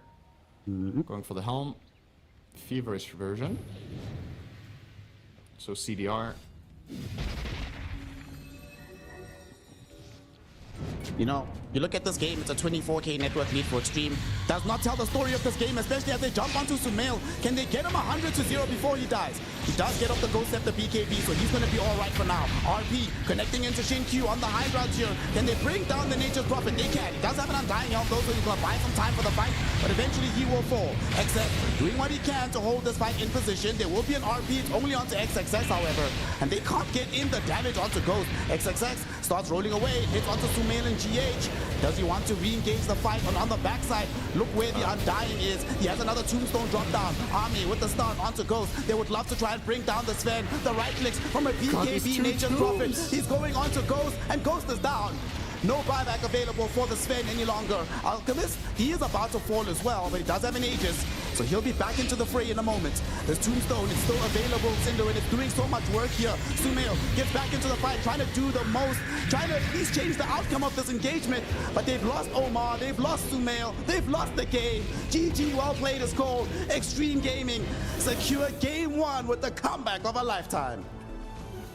Oh, that one's gonna hurt in the Nigma camp for sure. You know, it's one thing to lose a game, but in the fashion that they did it, they were winning so much of this game. They did all the things they had to do to combat this Alchemist. We're talking about how this pick was just never gonna happen again this tournament from Ame, that it didn't do its job. And honestly, now that this game is concluded, I still don't really think this Alchemist did well. But they managed, with that one team fight they had around their own base outside, they recovered the game into a position that was playable. And for me, easily standout performance and standout pick of the game. Puck was owning in this game. XM did a bajillion damage, countless good coils, team fight control, blink cancels, silences, and even, you know, attention, right? It's like he's taking spells without dying. He's forcing the enemy heroes out of position. It's so incredibly difficult to play against a late game Puck of this caliber with the lineup that the Radiant has, and yeah, hats off to him. He needed to come up big, and he did. So they got it done. It's crazy to see this fight happening 20 minutes ago when there was a 20k gold lead for Nigma. This was the 2-minute fight, right? Where in the end, I don't know if you remember, Sin, but they got nothing out of this engagement for Xtreme Gaming. They ended up having to buy back middle on their Alchemist, losing the Undying. This Puck couldn't really do all that much. If you look at the game state then relative to the end, you would not imagine how we got here, but like you said, XM Puck, so much space being created, so many delays being made happening. And I think as well, part of the problem with these Sven games is, you know, when you get that BKB timing, you really are immortal. But when you get later game, if you don't find the kill during those 6 seconds of BKB, you just get kited to hell and back. There's not really much you can do in these engagements. Yeah, and now the big problem is going to be heading into the next game is we can talk as much as we want about the draft and the way this worked and what XG did wrong and what they did right, and eventually they inch out a victory here. I'm more focused on if Nigma don't win this game, what conditions do they need to beat Xtreme? Because we've seen Nigma lose games like this in recent times. It's not like it's not an alien concept to them to get a big lead and then lose it on the enemy high ground. This has happened many a time. It's nothing new, but this is perhaps against a higher quality of opponent than they have had in previous series where they've had a little bit of a misstep on the enemy high ground. So Xtreme Gaming is a really good late game team. You ideally, against a lot of these stronger Chinese teams, you want to try to win the game around like the 30 to 40 minute mark, which is a lot of, you know, a lot of the games that say teams like Spirit or Gaimin Gladiators or Tundra win against the Chinese teams, they beat them before it gets to this point. So they don't have to worry about this issue in any of their games. But Nigma Galaxy seem to be missing that X factor that makes them able to convincingly close out games. And if you can't win that one, what conditions do you need in game number 2 to win? You shut down an Alchemist. You killed him 8 times in this game. You were super far ahead. Your Sven net worth was higher than the Alch. You got the Tormentor, you got the Roshes, you had the map control, you got the first lane of Barracks, you had everything, and it still wasn't enough. How do you tailor a strategy and the mindset of your players going into the next game, right? They need to believe that they can do it. I have a feeling that if Nigma get ahead in the next game, they're going to be so timid with going high ground. They're going to be very worried, and that would mean inevitably, unless they specifically draft to take the base, the next game will be long again, and then can Nigma take it to Xtreme in the ultra late game, or will we have a repeat? I think part of it as well was that when Nigma were ahead, it kind of is hard for their lineup to hit buildings, right? You have to put the Sven up front. Like you mentioned, if he has Aegis, he dies without God Strength. He's useless. If you use God Strength the second time, maybe he doesn't get it off with the BKB, maybe he just has to flee the fight. Compare and contrast with how they were pushing on Xtreme Gaming. When they're on your high ground, your buildings, they were pushing 3 lanes at once. Puck is pushing one side, Alchemist pushing the other, Nature's Prophet can come from the other side. Not really that option available for Nigma. So heading into game 2, I do hope they have some kind of way that helps them not just win fights, but ultimately win the game. That's a complaint we had literally in the 20-minute mark. They only push if they win fights. Once you stop losing the fights, yeah, things become a lot easier for Xtreme Gaming. So heading into game 2, Nigma have all the work ahead of them, and Xtreme Gaming, they have the 1 game advantage. They can smell it, Cinderin. They're almost about to keep themselves in the tournament. So let's find out if they can make that happen after a small break when we return. Game 2 of our elimination series between Nigma Galaxy and Xtreme Gaming.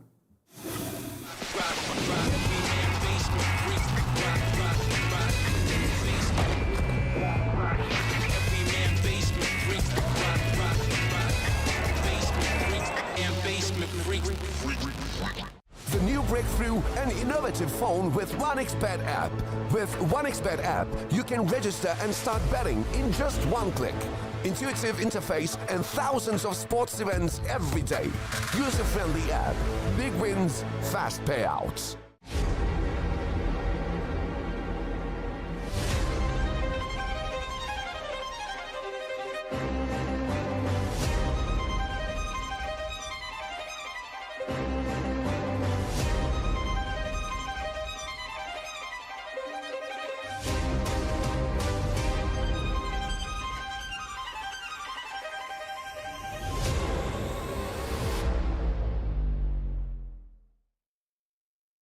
The human body was built to move.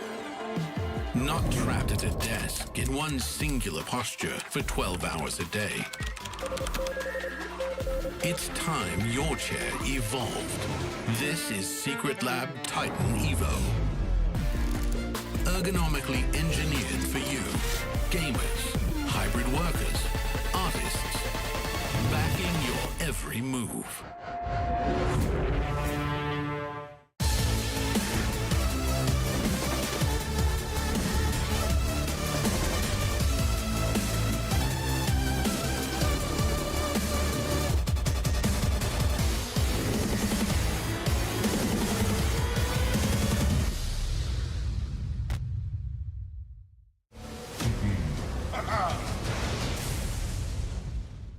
Xtreme Gaming have been doing very well in the China region, but can they repeat the same success on the international land?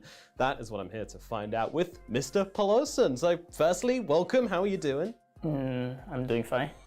Glad to hear it. So just in general, how's the season been for you so far? For me personally, it was pretty weird in a way, because I was in and out of the team for a bit, so yeah. But I think for the rest of the team, I think it was pretty disappointing for them as well, because previous season, the four of them, they were like doing really well, right? And then coming into this season, things changed for a bit, yeah. And do you have any idea as to why that was from your point of view? From my point of view, I think two of them took a really long break, and then it takes a while for them to come back into the game, and me coming to the team is also like meshing with the other players as well, because I only played with XM back then. The rest of them I don't really know them well. Yeah.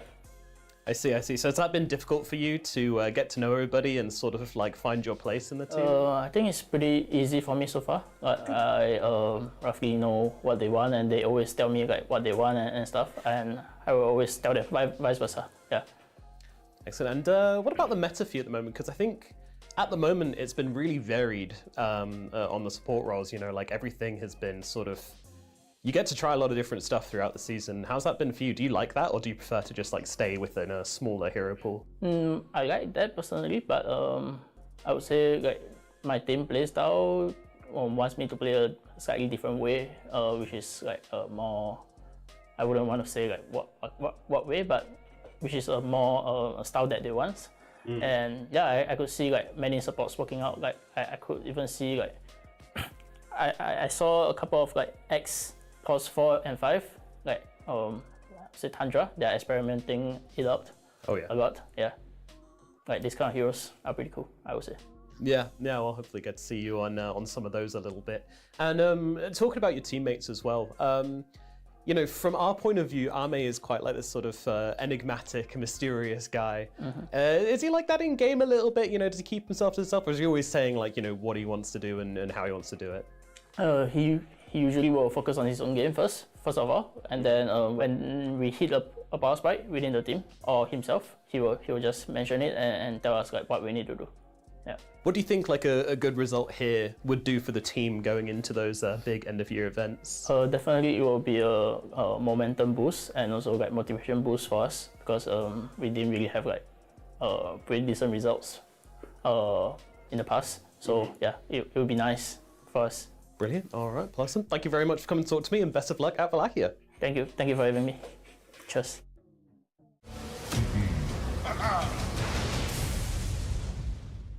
It's time to play Guess the Highlights. We're going to be asking pro players if they know who the other pro players are in these clips, just purely based on the gameplay, the heroes, the situations. Can they figure it out? I'm here with Smiling Knight from AVULUS, Bark from Team Tidebound, Saberlight from Team Liquid. Saberlight, do you watch a lot of Dota when you're not playing? I watch some Dota, yeah.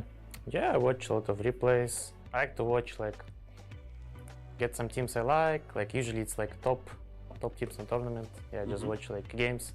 I also see some drafts. If some heroes I wanna watch, I watch. Nope. Great, okay, excellent. Love to hear that. This is gonna be great then. Let's throw up the clip.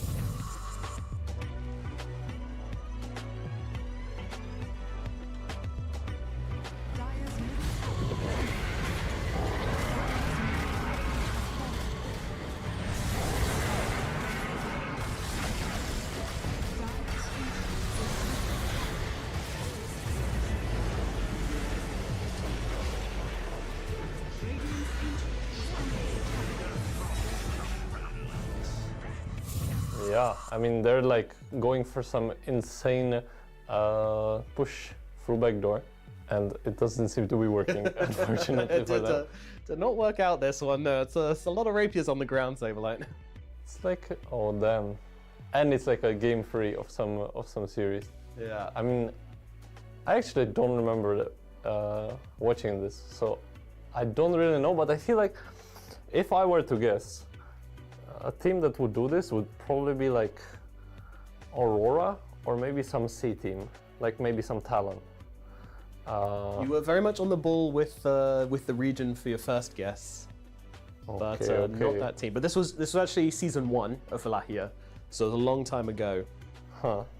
I don't know what's happening. 3 rapiers going for the backdoor finish, and it's. I think I saw this game. Yeah. Looks like some OG. I don't know. Talk to me. What are you seeing here, Buck?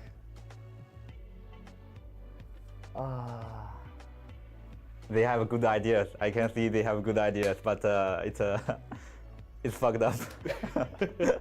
They tried to win. They tried to finish and they failed. Yeah. Not one of the big Eastern European teams, at least at the moment. But they are at this event. And the player on the Batrider is still the same. In fact, I believe he's the only player who's the same on this team from this time last year, which probably doesn't help you at all, but it is quite interesting. How can I guess? It's NAVI. Not quite. Aurora. Nope. Okay, so like unknown CIS team. That's a hard guess. Is it VP then? Yep, and then who would the Batrider player be? Well, that's a good question. I should. Antares. I think it's Antares. Well done, Sable. Yeah, absolutely right. you. That Of is course indeed Antares from VP going for this base push against Team Secret, and well, as you can see, didn't work out. But you know, I applaud the, going for it. That's good. That's good. Playing to win. That's important. Absolutely right.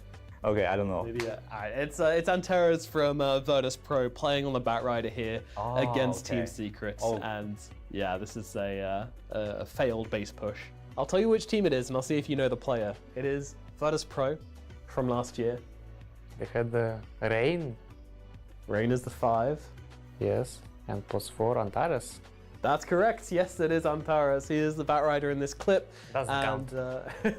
You got there eventually, but yeah, had no idea. bit of prodding, bit of poking, but yeah, indeed, Antares playing the Batrider in this crazy clip from season 1, and yeah, it's pretty exciting, pretty fun, and in the end, it was Secret who took this one. Wait, is this actually the play they're going for? On Well, Terrace. he's got so many rapiers. Oh my god, oh my god, oh my god, he's gonna go for it. They're keeping it. They just want to end the game. Virtus.pro coming in for the finish. Do they have enough?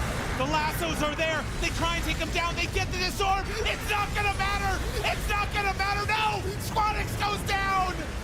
They didn't have enough. Oh, Virtus.pro, you went for it all and you came up short. How?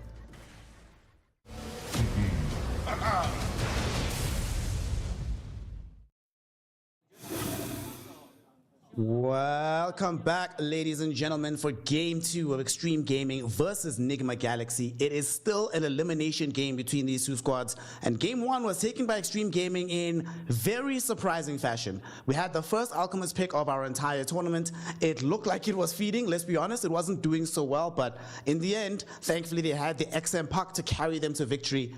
So now it's all up to Nigma Galaxy. This is it. You falter here, your tournament run is over. You will be leaving early from PGL Wallachia Season 5. So they need to make sure that this draft is as clean, as consistent as humanly possible. They need to be able, crucially, to break buildings and actually win the game. So let's see what they've got. Xtreme Gaming will be playing on the Radiant side this time around with the second pick, and then Nigma Galaxy will have first pick on the Dire side, which they have expended on the Bristleback, one of these heroes that we often see being banned first phase. So BB gets picked up, Xtreme Gaming immediately counter with the Terrorblade being available. So high armor on the TB, you now have the Shadow Shaman as well. Lots of pushing potential actually emerging very early from Xtreme Gaming here, Sind. Yeah, that's right. I'm a little bit worried for Nigma Galaxy based on what we saw in the previous game, obviously with their ability to end games. And now it's Xtreme Gaming that looks to be putting the potential pushing aggression in against them. So it'll be a different archetype of game entirely.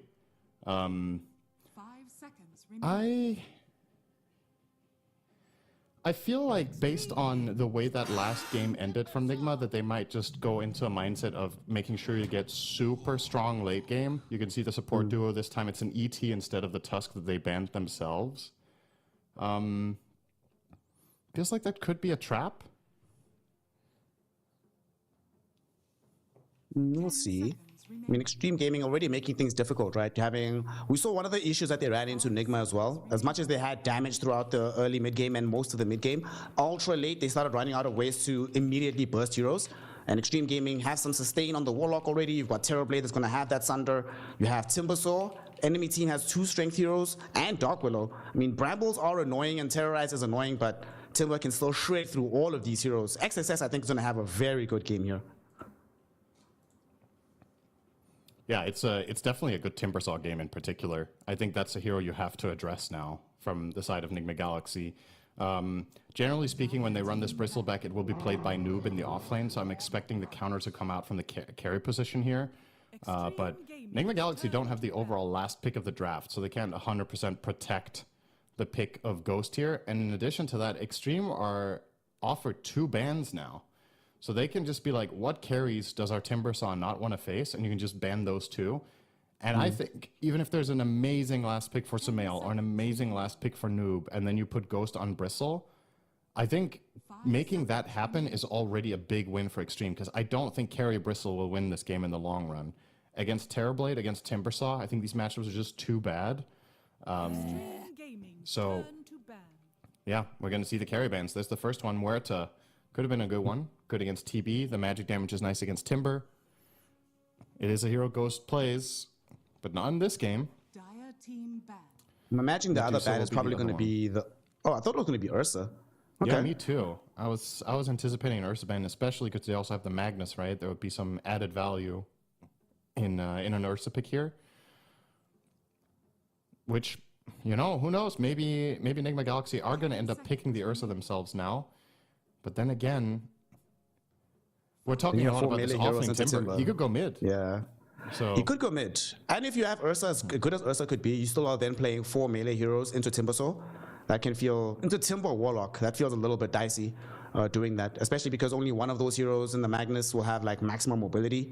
So it might not be, but the thing is also if you go for which turret long range heroes are really good here. I mean, Drow is good against Terrorblade, but I don't want to play Drow into Shaman Timbersaw. Lina can be okay. She does have a lot of burst damage, but there's not that much save, and I think Lina is the best when she has somebody to protect her in the game. It's actually a tough last pick for Nigma. I don't think the Drow idea is necessarily that bad, especially if this is going to be one of those, you know, if we're going to play late game, Drow Ranger is, in my eyes, one of the 3 best overall, like, total late game carries. It's like Faceless Void, Drow, and then probably Phantom Lancer, but you don't get to late game with Phantom Lancer. So, there you go. I think this is a good pick for this matchup of teams, because Xtreme Gaming have not been known to play very crisp early mid-game and end games. So if you think you're going to get there, I think this could work. That makes sense.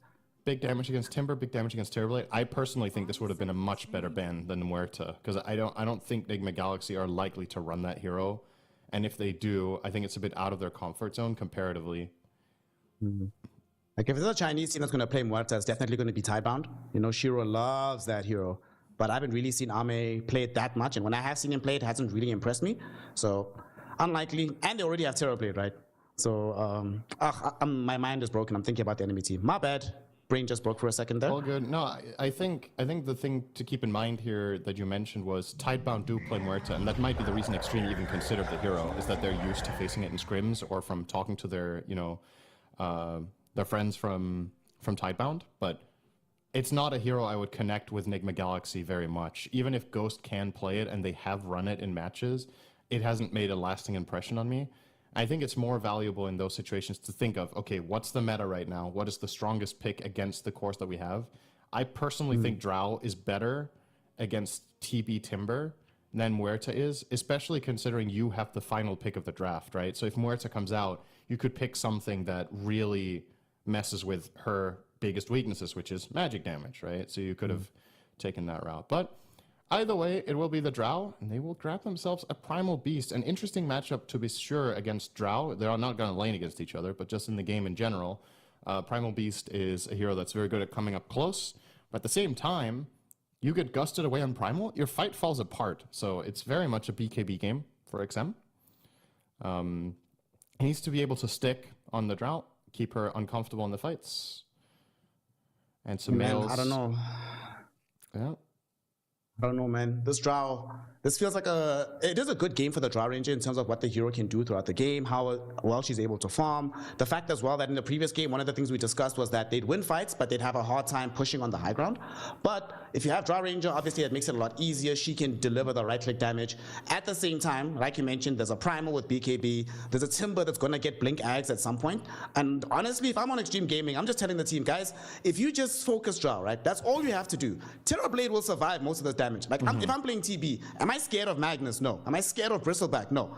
ET, the Dark Willow can create some issues for me, but my primary concern is the Drow Ranger. So I just tell my two other cores, focus her, tell the Warlock, keep me alive, and then we're gold. We'll be Gucci. I think this is a much stronger draft, I think, for Xtreme Gaming against this Drow. I do think Nigma's draft is very cohesive. It does help them. They can win fights. They can win some games or some high ground engagements. But my problem as well is that now we have Sumail back on the Magnus, and I don't think he's going to have the same degree of impact on the Magnus as he did on the Ember Spirit in Game 1. I definitely think he's the hero to watch. This is a game where if Nigma Galaxy win it, it's because Sumail plays a really good game on Mag. You don't have much in the way of catch. Last game you had the Ember and you had the Tusk to set plays up for the Magnus. This time around, Magnus, to a larger extent, kind of needs to be the one doing it himself. You can maybe play off a little bit of a Bramble Maze, or perhaps you hit an Echo Stomp, but it's not nearly the same level of... It's not as reliable as like a Slight Chains and then your offlane Mag finds a Skewer, or Tusk initiates and you follow through.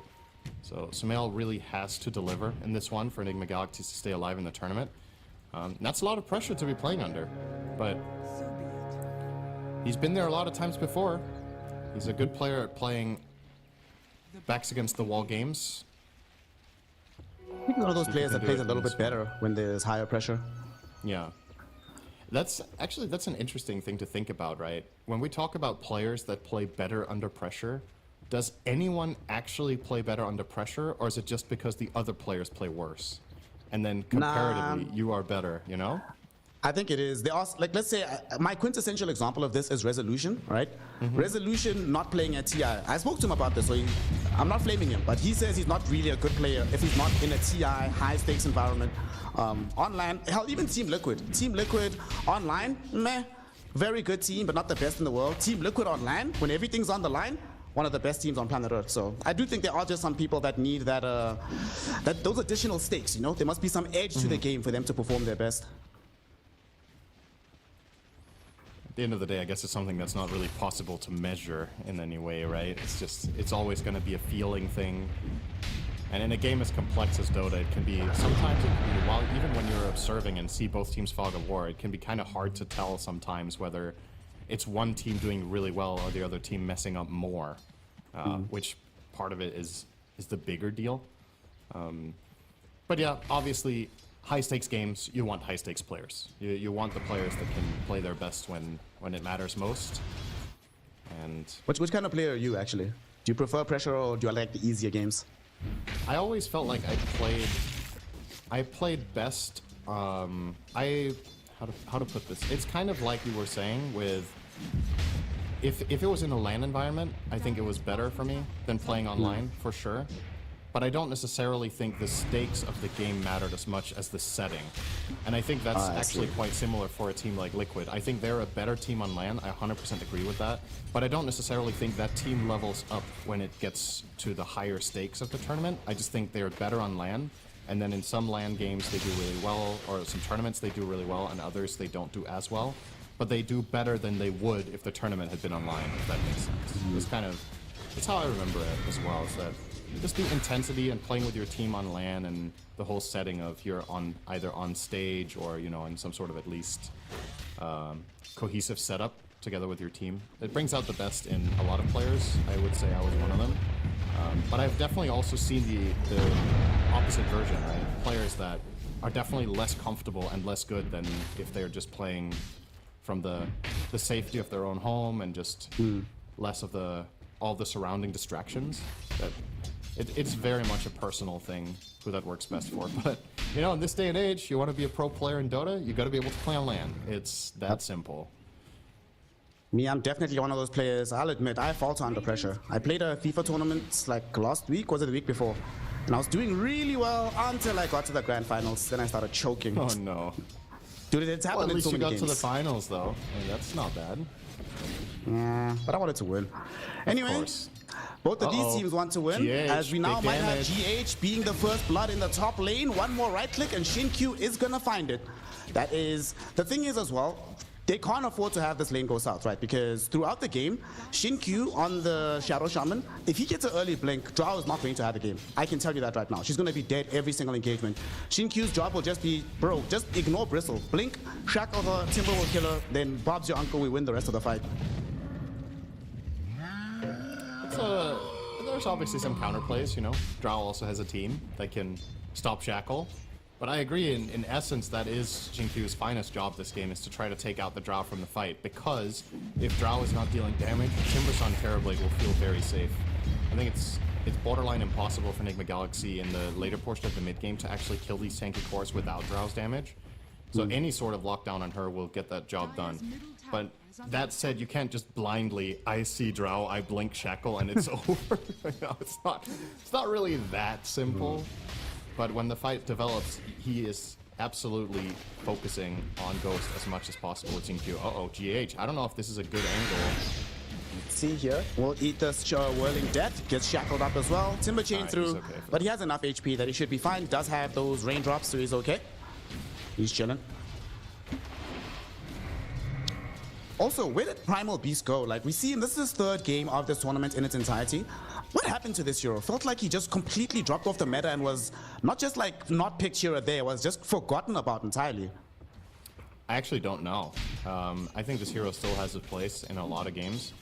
It could be one of those things where the way the meta develops and what heroes become popular, even if you don't get nerfed, if the meta shifts in a direction that's just more bad matchups for Primal, it's going to be harder to find a place for it in the draft. That doesn't mean the hero's bad, it just means you need the right game for it. That's probably the main thing, honestly. Like, there hasn't been like macro changes to the game that would change Primal's impact. I don't think the pace of the game in general doesn't suit him, or the playstyle of the patch. So it is probably just a hero-to-hero matchup kind of thing, where the other heroes that are being run mid, the heroes... Like, think about it, mid lane, what heroes are trending right now? It's a lot of spirit heroes that are elusive. They're tough to kill for you. All the Embers, the Void Spirits, the Pucks.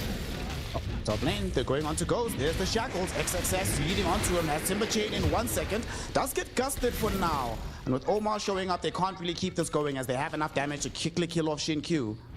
So Nigma Galaxy, they strike back hard in the top lane.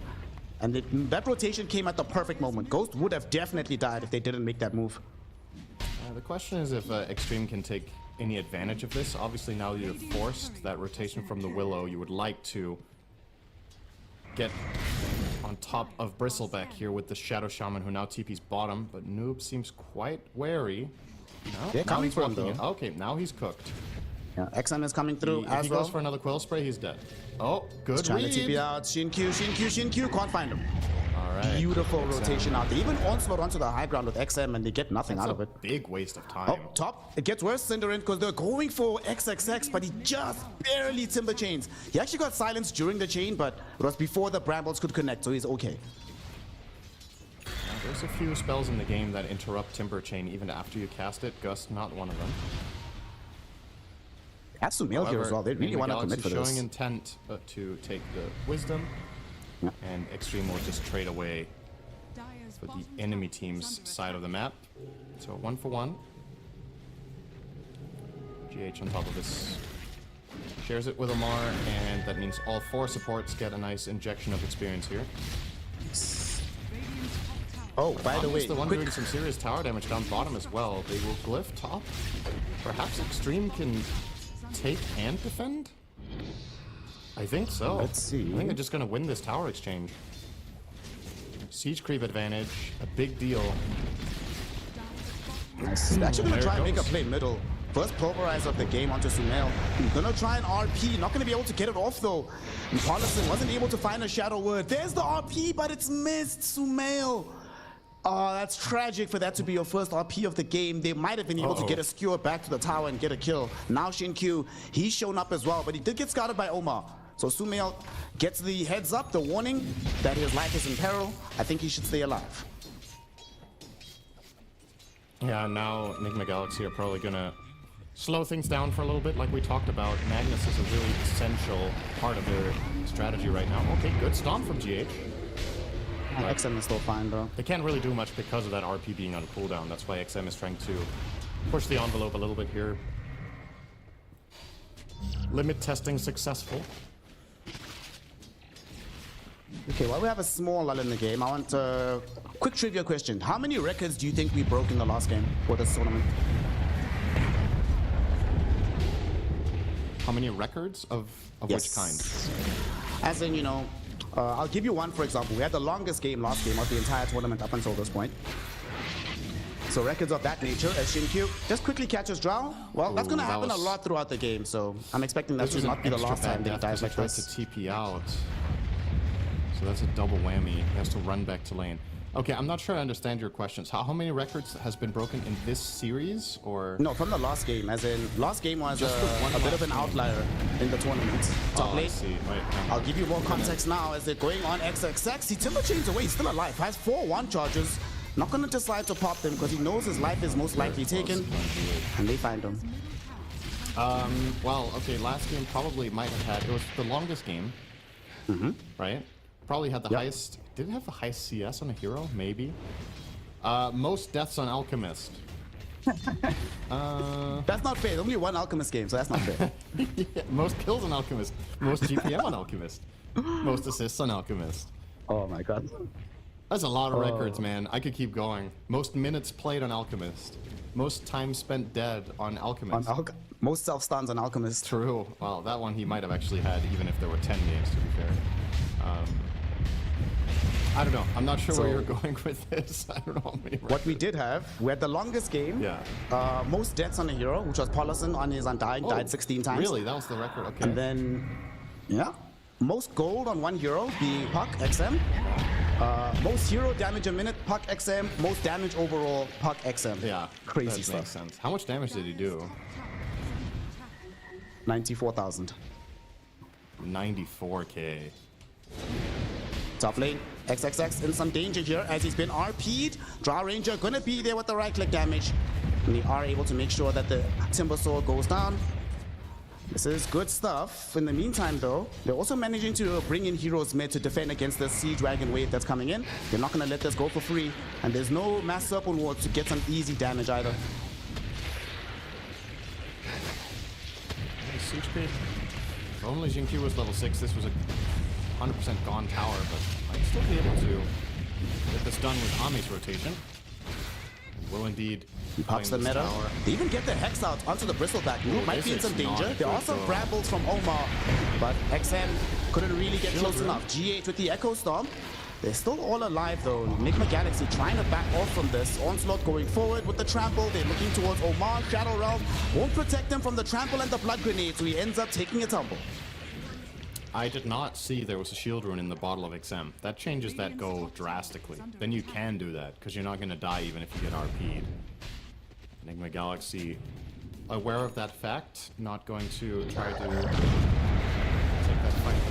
They are going to get their stack stolen. This is real bad news.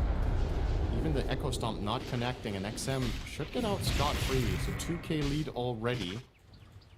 For the Xtreme side, they steal away some Ancients, they disengage. Looking like a much better overall setup for success than the last game was, and they did come out on top of that. This, however, always going to be a support. Let's see, Xinkyu, he got stuck in the circle. as he's dying, no, they got away with GH. They even dropped the Chaos offering from Paulison. I don't know about that one, gang. They TP out with XM.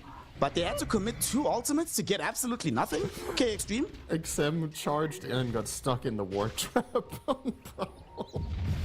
He had to wait for his phase boost to get ready to get out of his own Shadow Shaman's wards. That should 100% have been a trade for GH, but a bit of a misplay there from the Primal Beast. It looks comical.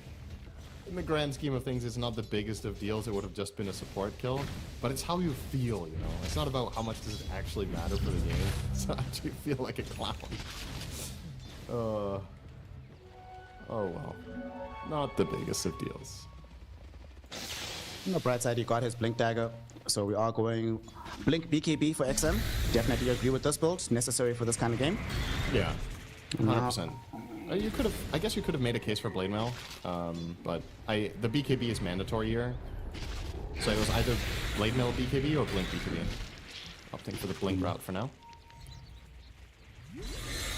Nigma Galaxy trying to... It's not too bad. I mean, things are kind of even across the board for the cores. It's mainly the supports that are suffering, comparatively.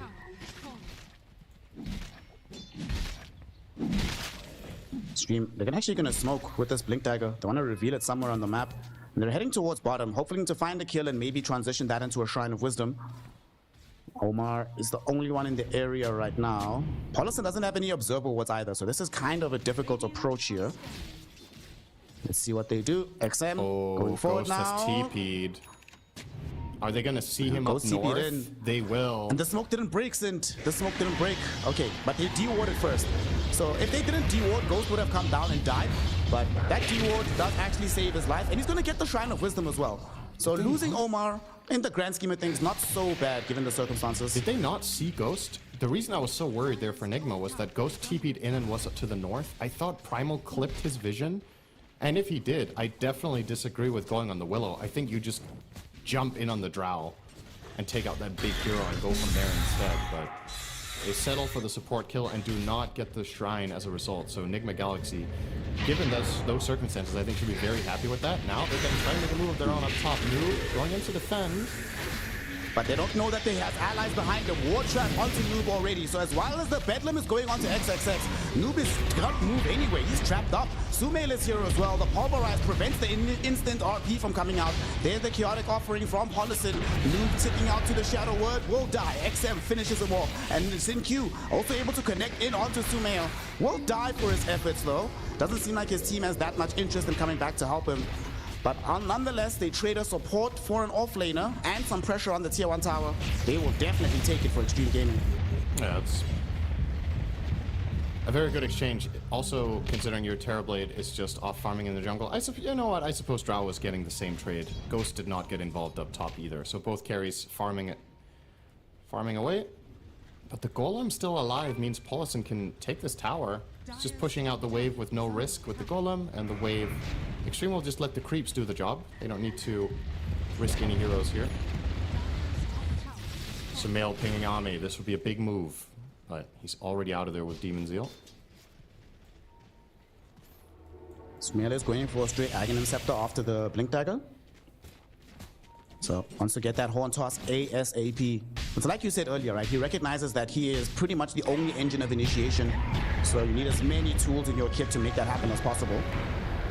As we do have Dark Willow about to die. Good Echo Stomp. No, Echo Stomp. Very nicely done by GH. I actually haven't thought about this neutral item since it came out, just how good this is on Primal Beast. If you think about it, Primal Beast was one of the few mid-heroes that used to run Pig Pole for the movement speed. So with the Cobalt Cup, this is actually a really nice one for that. Here you get the 10% move speed, you put Quickened on it for 15 additional flat. Pretty nice. Both teams smoking up. Looks like we're going to be fighting bottom Sint. This move has to work for Nigma Galaxy. It has to work. If they lose this fight, they're in big trouble in this game. Trying to get the wraparound. Xingqiu, Omar break each other. Xingqiu faster to... Oh, he actually got... He found the Shadow Realm. He got Shadow Realm kind of surprising next. That's kind of weird. Sumail does get the skewer in onto Xingqiu as well. And witchcraft indeed. He is a shaman against the Dark Willow. It didn't even look like it was same frame. It looked like he got Shadow Realm off, I don't know, 0.2 seconds after getting hexed. Alright, well, that's good. I'm gonna see a replay of it. I need to see this on stream, actually. Production's gonna give us the replay again. Don't even worry about it. How does that make any sense? maybe on the server tick, Shadow Realm has priority over the Hex. Yeah, but it wasn't that the could same be a case. tick. He was hexed came, like, for just afterward. at least a couple of ticks before he went into Shadow Realm, with no question. All right, we need our detectors on the case. Bring up the footage. We need to see this again. Well, that's being prepared right now. Nigma Galaxy, they did manage to secure a tier 1 tower down in the bottom lane for that one. So despite only getting a Shadow Shaman kill, ultimately the rotation still proved to be moderately successful. And they didn't commit to RP for it either, so it's still available. Speaking of the RP, Sumail immediately got himself pulverized, but there was the gust to cancel it out. And now the RP comes in onto XM. Paulison tried with the chaotic offering, and now look at the damage from XXX. Early reveal on the BKB of the Timber Soul. They've already brought down Omar. Sumail, of course, gonna follow him into the grave, but now the BKB is done. XXX is vulnerable again. He's actually losing HP. The Drow Ranger's beating in onto him, and he might actually end up dead. Ghost finding the kill, making it a 3-for-2 trade. Despite the fact that it started so well for Xtreme, they did not account for the damage output of the Drow Ranger. It's going to be the deciding factor in this game is does Ghost get to stand and deliver or not. And in that case, this fight, the entire time Drow was just attacking Timber. Eventually you are going to pierce through his defenses. And also you didn't really get much value out of the Primal. He just got RP'd and killed off. So kind of see the replay here. So the RP, Drow is just free attacking, Golem comes in, and now XXS gets in, isolates Omar first, and then heads over for Sumail. And this of course means there was a choice to be made here. You could have also gone on the Drow with the Timber and kept her out of the fight, but you want to get this Magnus kill, which they narrowly get before he gets the haste rune, by the way. GH survives by the skin of his teeth. But this fight, it was without Terrorblade. Ame never showed up. He was chin-chilling, farming elsewhere on the map. I don't know how Ame did 14 damage. I guess he had one Conjure that attacked once. That's weird, this fight damage breakdown. It's so little damage, there isn't even a red bar. It would have been much funny if he actually had a kill with 14 damage. Yeah. He'd be like, what? What happened? I stand corrected. He was contributing to the fight. One lowly. Well, who knows? He might have actually just been A-clicking on the ground with the illusion. He didn't mean to contribute. It just so happened to be in the area. But he's farming away on this Terrorblade. Has his Manta complete with the Aghanim Shard for the Zeal. Trying to get into the Hurricane Pike. That is a very similar build to what Drow's going for, of course. Manta, Hurricane Pike. Both of the carries practically do the same thing build-wise. Yeah, and it's a game of... I was going to call it a game of chicken. That's not really the right way to put it, but effectively, Drow Ranger is all about playing on range and having advantage. So Terrorblade wants to try to offset that by getting the same range increase as Drow does itemization-wise to be able to hit her back. If Drow gets Pike and Terrorblade doesn't, the fights can get extremely awkward where Drow can just hit you from far away and you can't stand and fight for yourself. So you kind of just have to do this because Drow does it as well.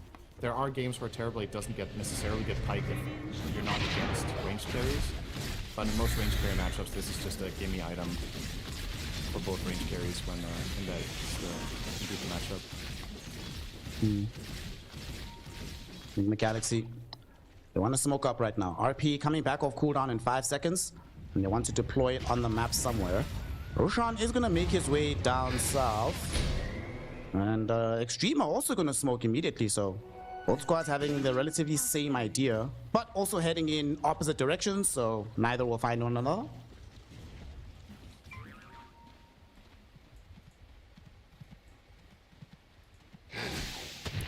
We'll start take the Tormentor for now. Tormentor, yeah, and start snotting all over it. And down it goes. GH will get a shard. They could get caught on the backdrop here. This retreat is kind of dangerous. They see Sumail first and foremost. XM has the vision on top of him. This Observer Ward though, it scouts Sumail or XM just as his smoke burst. Shin-Q finds the ward trap out onto Noob with a big Fatal Bonds onto everybody. Drow Ranger on the high ground, she's the big one. And now Ghost needs to get out of here. Ame trying to chase him down. Paulison drops the chaotic offering on his head and Ghost will go down. Omar ended up dead on the other side of the fight as well. Brought down by XXS. They TP'd out with those who could. But Xtreme Gaming, despite not getting the Aegis, not getting the Aghanim Shard either, they still get the big kill on the Drow Ranger. Just like the good old anti-mage meme. I have finished farming. Ame shows up for his first kill of the game. He was 0-0-0 minute 21. Gets that kill and gets himself on the board. And this fight was actually dead on arrival for Nigma Galaxy the moment Sumail blinked right. So he sees that he's getting attacked. He blinks to safety. That, of course, cuts his team in half, right? He's on the right-hand side and can't reconnect. So every hero on the left is just stranded, and they have to try to get out with TPs. Not able to on 2 of them, though. Especially the Drow, big kill.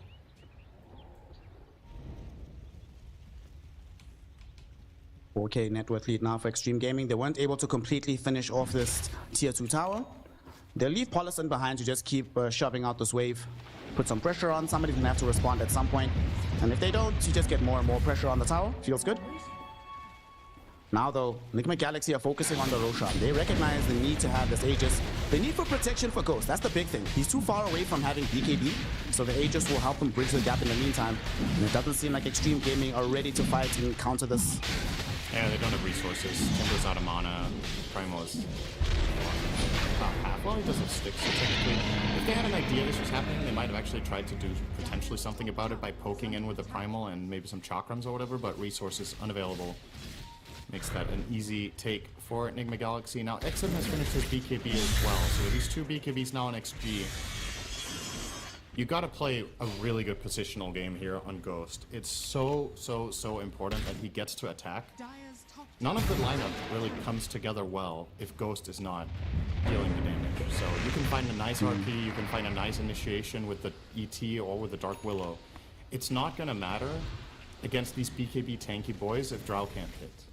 So it's honestly, it's a very simple like checklist for Nigma Galaxy, but it's equally simple for the side of Xtreme in turn, right? You could just find Drow with anything and just keep her busy. Terrorblade will win the fights.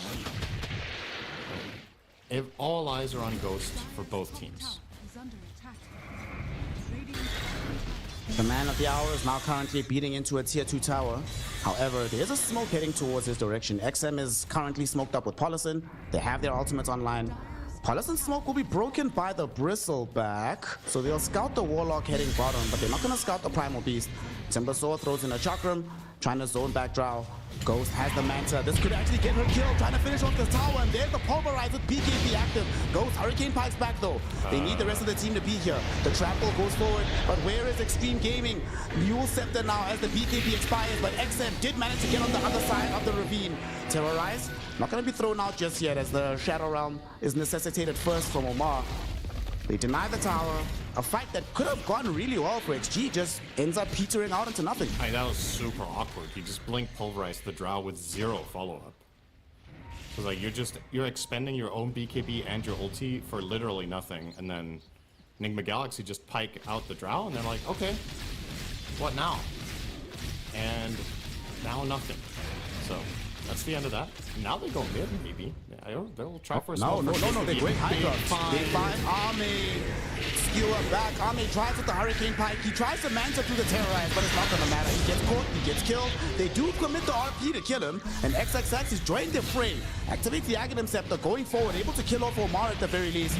Will his team be able to help out a little bit more as Noob gets caught in with the Wall Trap? Hollison drops down the Fatal Bonds as well as the Chaotic Offering. Pulverize out onto Noob. Noob almost dies. The Timber Chain's not gonna kill him. It doesn't connect, but he does eventually end up falling. Ghost in the meantime able to clean up XM, but he can't progress easily past these wards. And now, Hollison trying to put the Chaotic Offering. Sumail gets the Horn Toss out onto XXS.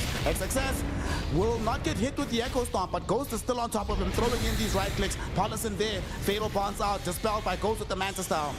They need to get the Timber out of here, and they'll make that happen. But they should be able to clean up this Chaotic Offering. So in the grand scheme of things, they lose a lot more on Xtreme Gaming. Very expensive fight for the Radiant side. I mean, that's pretty good for Nigma Galaxy. Not only do you get the Terrorblade to start, the follow-up fight that starts looking dodgy, you get out of there with the majority of the heroes, you only lose the Bristle. The Willow seems to just be dying every fight to Timbersaw. It's tough. If you want to go in and cast your spells, there's a lot of AoE ground damage that can bother you. There's going to be the Warlock, there's going to be the Timbersaw, of course, and then the Primal Beast. So this is a game where I think it's fine for Omar to die multiple times, as long as he gets his spells off and fights and takes acts a little bit like a lightning rod for the Drow. And it worked out that time, so. And dare I say it, is this going to be another game where the carry isn't Ame? Last game it was the puck of XM, and this one it seems to be XXS on the Timber Saw that's really the true threat of the fights, right? It's been the Timber doing that damage. This is before he even has the Blink Dagger. He does finish off the Kaya Sanj now. Kaya Sanj, BKB, Aghanim Scepter. Once he gets this Blink, does pose some real issues.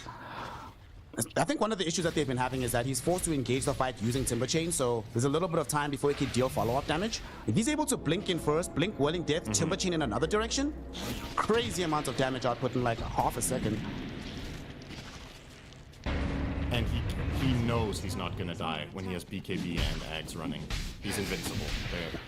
I genuinely believe all 5 heroes of Nigma Galaxy could drop everything on him in BKB Ags and he doesn't die.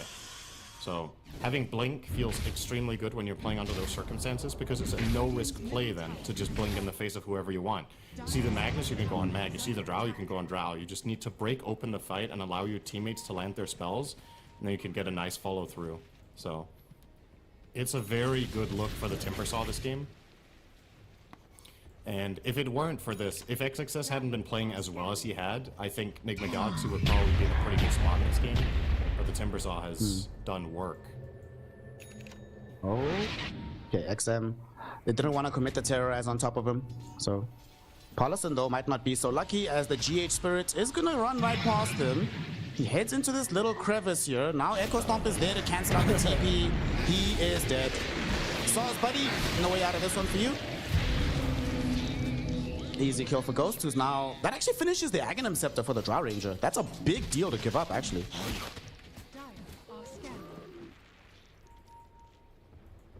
Yeah, he's closing in on level 20 as well, so we'll get some more multi-shot damage.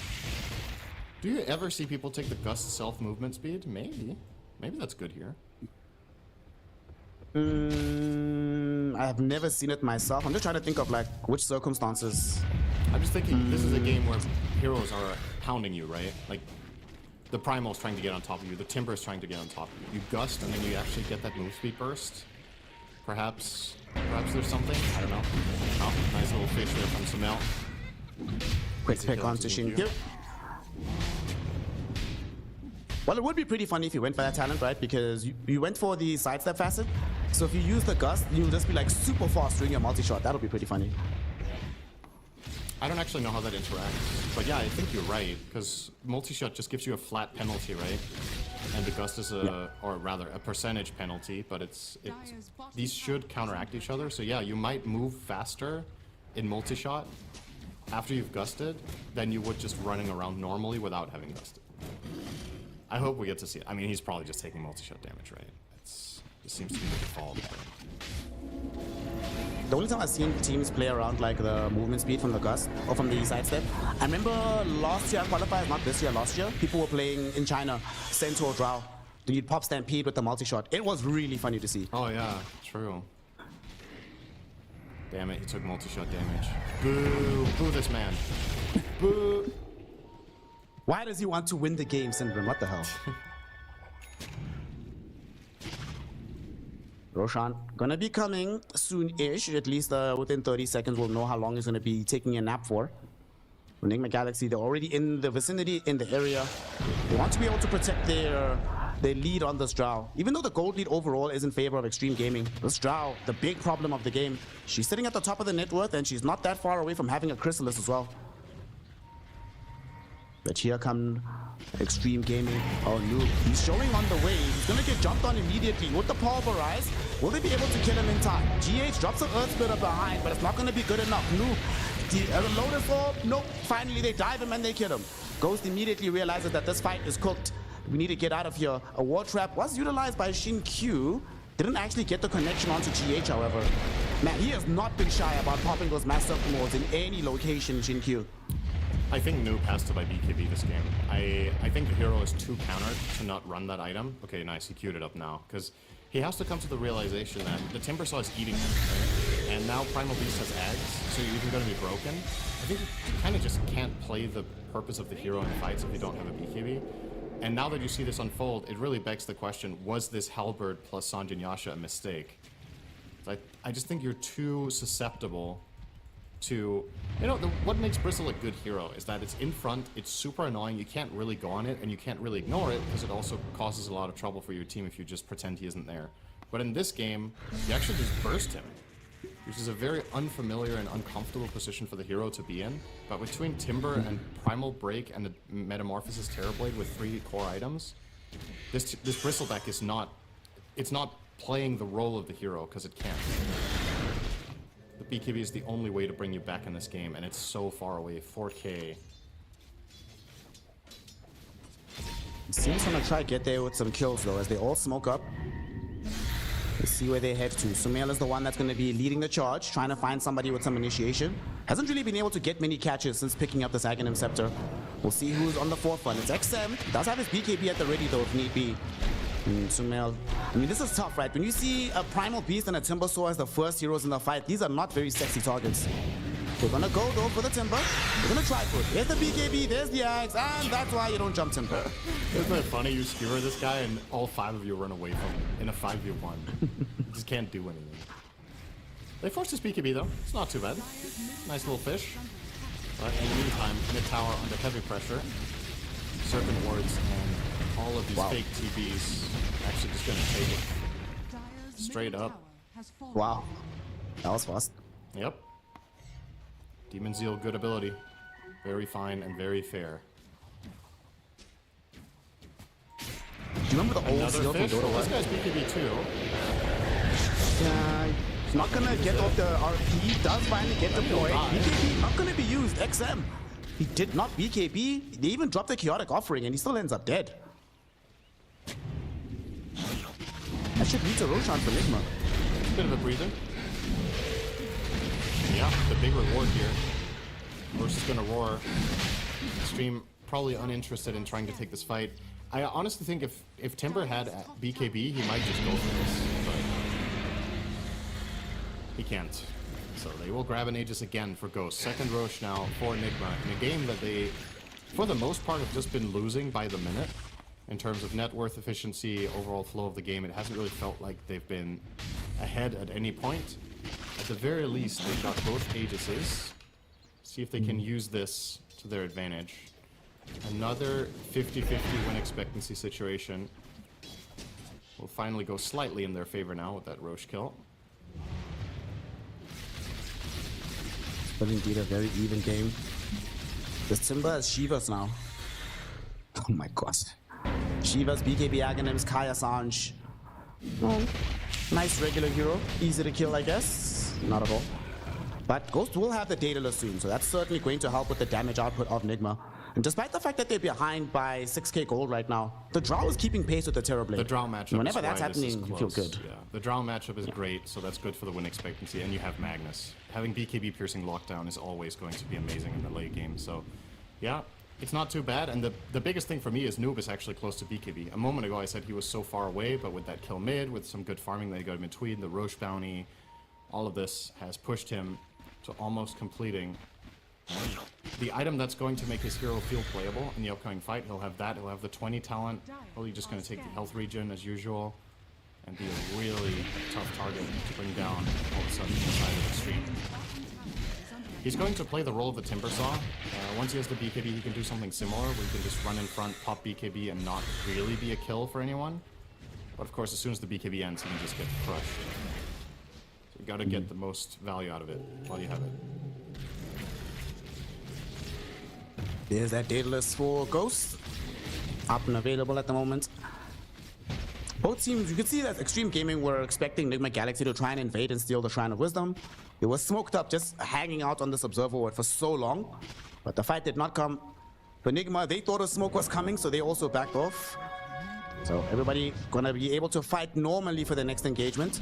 But I think Nigma would like to be able to put some damage on the high ground. They still have this Aegis for another 2.5 minutes. And double Siege Wagon bottom. Yeah, we're going bot, baby. It's time to make a push. This is what I was talking about going into this game. How are Nigma going to high ground after what happened in game 1? Will they have the confidence? Will they be able to pull it off? They don't seem too phased by what happened first game. We'll try again. Ghost is going to start doing some damage. and stand outside of the tower range with that Hurricane Pike. Put in the damage. It's already at half HP. They can't just let this happen on the side of Xtreme Gaming, but it's happening regardless. Yeah, they do, and they can't reach it right now. They see everything.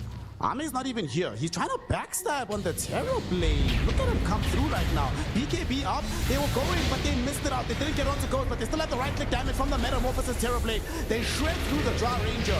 War Trap out onto GH. He can't help Ghost. Ghost is all alone in between all these illusions. Paulison even drops a Chaotic Offering to ensure his death. And they find Ghost. Looking for more Ame. They can't cancel out the TP there on GH. Will they be able to get anybody else though? Onslaught forward. XM, he wants somebody. Omar TP's out in front of their faces. And Noob has too much movement speed. So he gets away. But they took both Aegises. They prevent the high ground push. Cost them a tier 3 tower. But in the grand scheme of things, XG will take that as a trade. Ame probably, yeah, pretty much doubling his hero damage for the entire game with that one fight. 4.5k with a good flank. And this was despite Nigma the entire time having a ward in the enemy base placed by Omar that still hasn't been dewarded, which I think is a little bit criminal. Honestly, when you're defending your tier 3 there, you need to sentry that spot immediately. Like, that does not get to stay there. But even though they had that, the flank play from Ame worked out beautifully. Sumail could not find an RP there. It's kind of impossible with the fragmentation of the fight. Like, the heroes aren't placed in a good way for you to find any sort of meaningful reverse polarity that you can play off of. And of course, as we've already established, well, if Ghost is the target, you can't kill people with RP anyway. So you have to make sure Drow gets to play. Not happening there.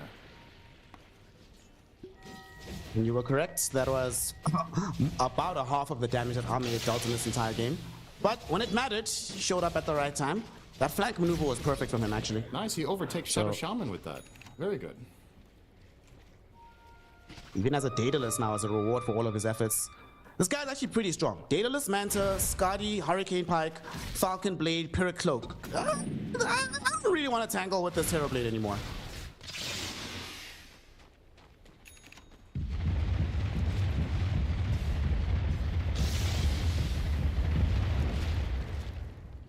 Yeah, he can just kill Drow with himself now. He can just Pyrrhic the Drow, and then if Drow hits him, she's gonna lose, I think. Pyrrhic Cloak needs to go, by the way. This item's stupid. It needs to go.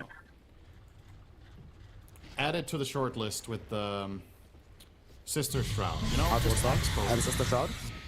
Get them out of here. Like, not cool items. Not cool. Nobody likes them. People pick them because they know they're busted, not because they're like, hell yeah, I got Sister Shroud, or can't wait to hopefully get Pyrrhic Cloak at tier 4. You just, oh, I get offered Pyrrhic Cloak? Well, I guess I'll kill the enemy carry. What they should introduce, maybe we should have neutral item bans. You get to like decide which neutral item tier is banned out. One item per tier. I think if there's one thing that Valve don't want, it's more time in Dota spent outside of the draft. Or, excuse me, outside of the game. They've already, over the years, tried to make the draft shorter, because most fans want to see heroes kill each other, right? More so than the draft. So they're trying to make the draft more interesting by accelerating it, by making it asynchronous, by, you know, adding some flavor. At the same time, though, they recognize just how important the draft is for pro play, so you can't just, like, diminish its impact or make it feel irrelevant. But it's like, it's an interesting discussion to have, is how do you make the draft mean enough for pro play that it's a powerful skill to have to be a good drafting team, but at the same time be as interesting as possible for the audience, right? It's something that Valve have definitely tried to tinker with for years, and I think the state that we're in now is probably a decent compromise overall, but they would not want to add neutral item as another round of bans, you know? Nah, it's all good. We put it at the beginning of the game. So after you spawn into Fountain, before you can actually craft neutral items, you get to choose one which is just not available for anybody. Oh, so it doesn't add time to the draft? You just see after the picks, people just choose an item each and they say this is not in the game, or the teams choose one item each? Something like that, yeah. Well, you could do Not everybody can pick one, yeah. If everybody could pick one and they all choose a tier 1 each, we could play without neutral items for 15 minutes. Like the good old days. Smoke up now from Xtreme Gaming.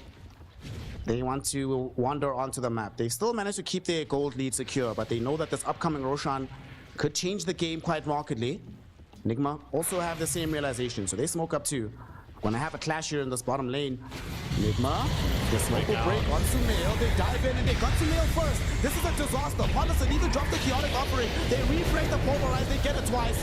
Sumail is down, he buys back immediately. Noob trying to maintain his presence, but Ghost is being dove on by XM. They would like to find the draw ranger, but the right click damage onto XM is a little bit too much. Ghost should be able to find that kill, and XM is down. Now though, he's still being chased. In the meantime, Sumail trying to zone back the rest of the team, and XXX realizes that he's kind of all alone right now. Does have the BKB Aghanims going.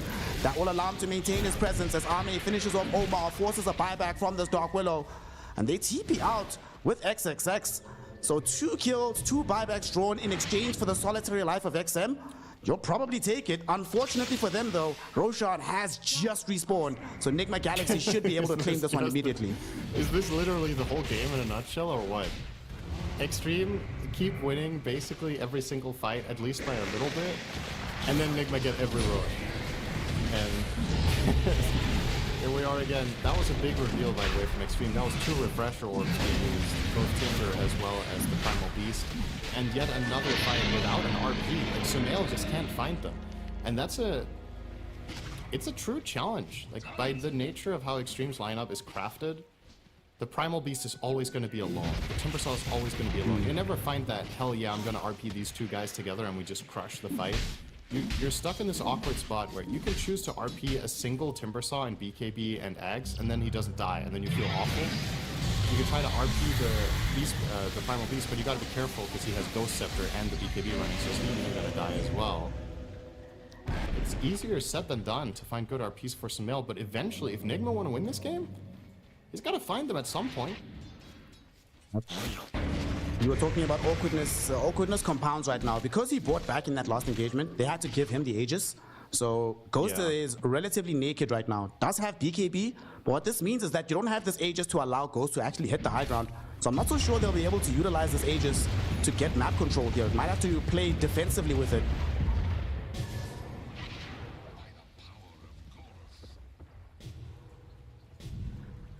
Nigma still 12k gold behind despite having this Aegis. Certainly want to play on their side of the map. And is there one big item that you see coming over the horizon that you feel drastically changes the game state in favor of Nigma? Well, I think theoretically a Magnus Refresher would be huge, but he has the shard for now, so that would have been the big one, but now they got it for free. GH is close to Hex. Could be a game changer. It's kind of crazy, actually, that GH just quietly getting there. Omar is dirt poor this game. He has nothing to work with. Shaman has an E-Blade. Don't you love that Omar has 2 Roshan's banner in the backpack? That's great. He's the 3rd one to fill out the backpack. Then we'll see what they do with the 5th Rosh that they're going to get this game, of course, as they have with the other 3. It's problematic that I think Nigma just kind of can't use this Aegis offensively, right? It's nice that they take it away from Xtreme, but they can't use it themselves. Because you can't go and hit the high ground with Ghost without Aegis on him, and you're worried about taking a team fight without having the Aegis on Sumail with no buyback, because you can just lose the game and get knocked out of the tournament. So it really is this awkward catch-22 of nothing really feels great, but maybe if you could find a fight mid, then you can use the Aegis, just not on the high ground. Xtreme seem to be a bit too wise for that. Sumail. Sumail. Beautiful. Horntoss RP. It catches the Warlock and the Timbersaw. Both of them are still alive for now, but Paulison will eventually die. XXX pops his BKB. Going forward, there's XM as well. With the BKB ready with the Pulverize, but no follow-up. So Sumail able to get back. However, the rock throw connects onto him and Omar. Omar might end up dead, and indeed he does. However, Ghost now just lashing in the damage from afar. But Shin Q has caught him in the wall trap. Ghost is in trouble. He has a BKB active and he needs to get out. Army Hurricane Pikes towards the Drow Ranger, and they beat him down. Sumail now, no BKB available. He dies. Noob is getting eviscerated by Arme, and as Sumail comes back, he BKBs, but he drags the heroes that want to kill him with him. They bring him down. Ghost forced a buyback, so is Noob, but they don't have Sumail. 100 seconds in the grave, no buyback for the Magnus. They cannot deal with the beefy boys, man. Like this, the Timbersaw and the Primal Beast just run in front with 2 back-to-back BKBs. Just 12 seconds that Nigma Galaxy cannot fight, and if Ghost missteps at any point and gets X, they're screwed, and that's what happened there. Eventually, you are going to get caught by the Shattered Shaman. And that was even with Sumail finding a good two-man horn toss skewer into RP. They just don't have enough damage to kill the Warlock, so what? The other heroes easily able to stand their ground. Now they know Sumail's on the sidelines for a minute and a half, so this is easily going to be 2 lanes of barracks, you would think. Or you just, oh, I was thinking about Tier Force for a moment. And go up top first. Unless some... That looked like Shinkyu picking top to be like, hey guys. Nigma Galaxy shooting getting mega. I don't know if you know, Sylvan, but Miracle's no longer on this team. So they don't have that in their back pocket. 2 lanes of racks taken away. Nigma. Let's see how daring Xtreme Gaming are with this 45 seconds they have remaining. I mean, there's reasons to back, but there's also reasons not to. They're like, guys, who dies here? Let's just keep going. I really don't. They have meta again in 3 seconds. This is mega style. Oh, XXS jumping in. They want to try and bring down XGH as well, but it's the pulverize onto Ghost, which could end this game. He's forced to Hurricane Pipe to safety, doing him some damage in the opposite direction. It's going to be XM dying slowly but surely. The Terrorize was good, and he does go down to the Earth Splitter. Paulison, though, very nice chaotic offering on the back edge, stopping Nigma from the further chase. They just want these megas from Xtreme Gaming. Hell, XM buys back. He's hoping to maybe end the game here. They get them 1 tower, 1 racks, 2nd racks, 4 megas. They have everything from Xtreme, and they get out to safety. That XM buy mega is completely unnecessary, but all in all, you should still be feeling pretty comfortable now. The mega's up. You just need to make sure that you don't have this total disaster fight where XM gets killed first and doesn't have buyback now, and then Nigma Galaxy somehow run it down mid. But since you have megas, you're kind of in control of that. You can just play super safe on the primal. Make sure you're playing areas of the map that you're very unlikely to get ganked in. And you should be good. And even if you were to die, I still think Xtreme can defend this 4. Because it's still dicey for Drow to try to finish this in any way. You can get jumped and burst by Shaman plus Timber. You know the Terrorblade has your number if you're at all locked down. This 30k. You know, this is something we spoke about in the draft, man. Yeah. We spoke about it in the draft, like the difficulties that Ghost was going to have escaping from all of this disable. And part of the problem is, you were mentioning how, you know, he has a team around him that can play with him. But they have, it feels like there's just too many problems to deal with, right? You need to be able to lock down the enemy team. You need to be able to delta split away from Primal Timbersaw jumping in.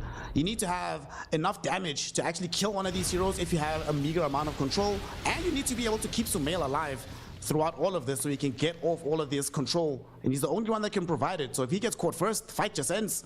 I don't know, man. Too many problems, not enough solutions that are coming quickly.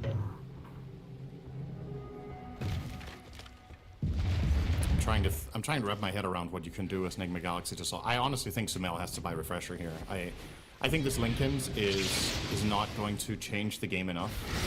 You've reached a point now where you have to double RP in the fight. You saw in the last one where he got the 2-man horn toss into RP and they killed the Warlock. That wasn't enough. He refreshed, but never got the 2nd RP off. So if you get a Linken's now, I don't... Like, what's the dream RP?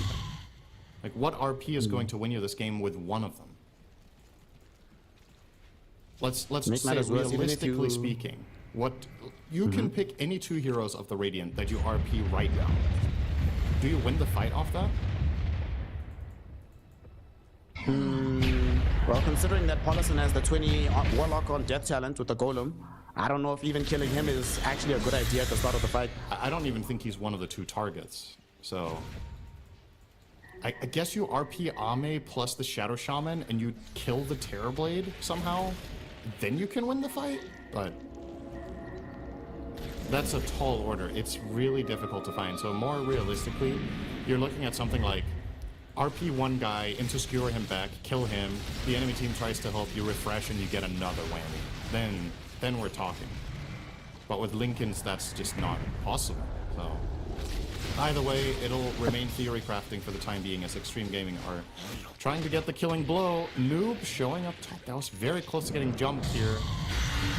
Success is in. They do jump them now. They come up onto the high ground. XXX activates the Aghanim Scepter. She'll be completely fine. XM, though, didn't get a connection with his BKB. Did find the initial pulverize, but it got loaded off immediately. So that certainly is something. I mean, that's the one reason why they want to have as many Linkins as possible. XM has been putting a lot of pressure with this pulverize. But if I'm XM and I see the enemy team is buying multiple Lincolns just to deal with me, I'm also counting that as a win.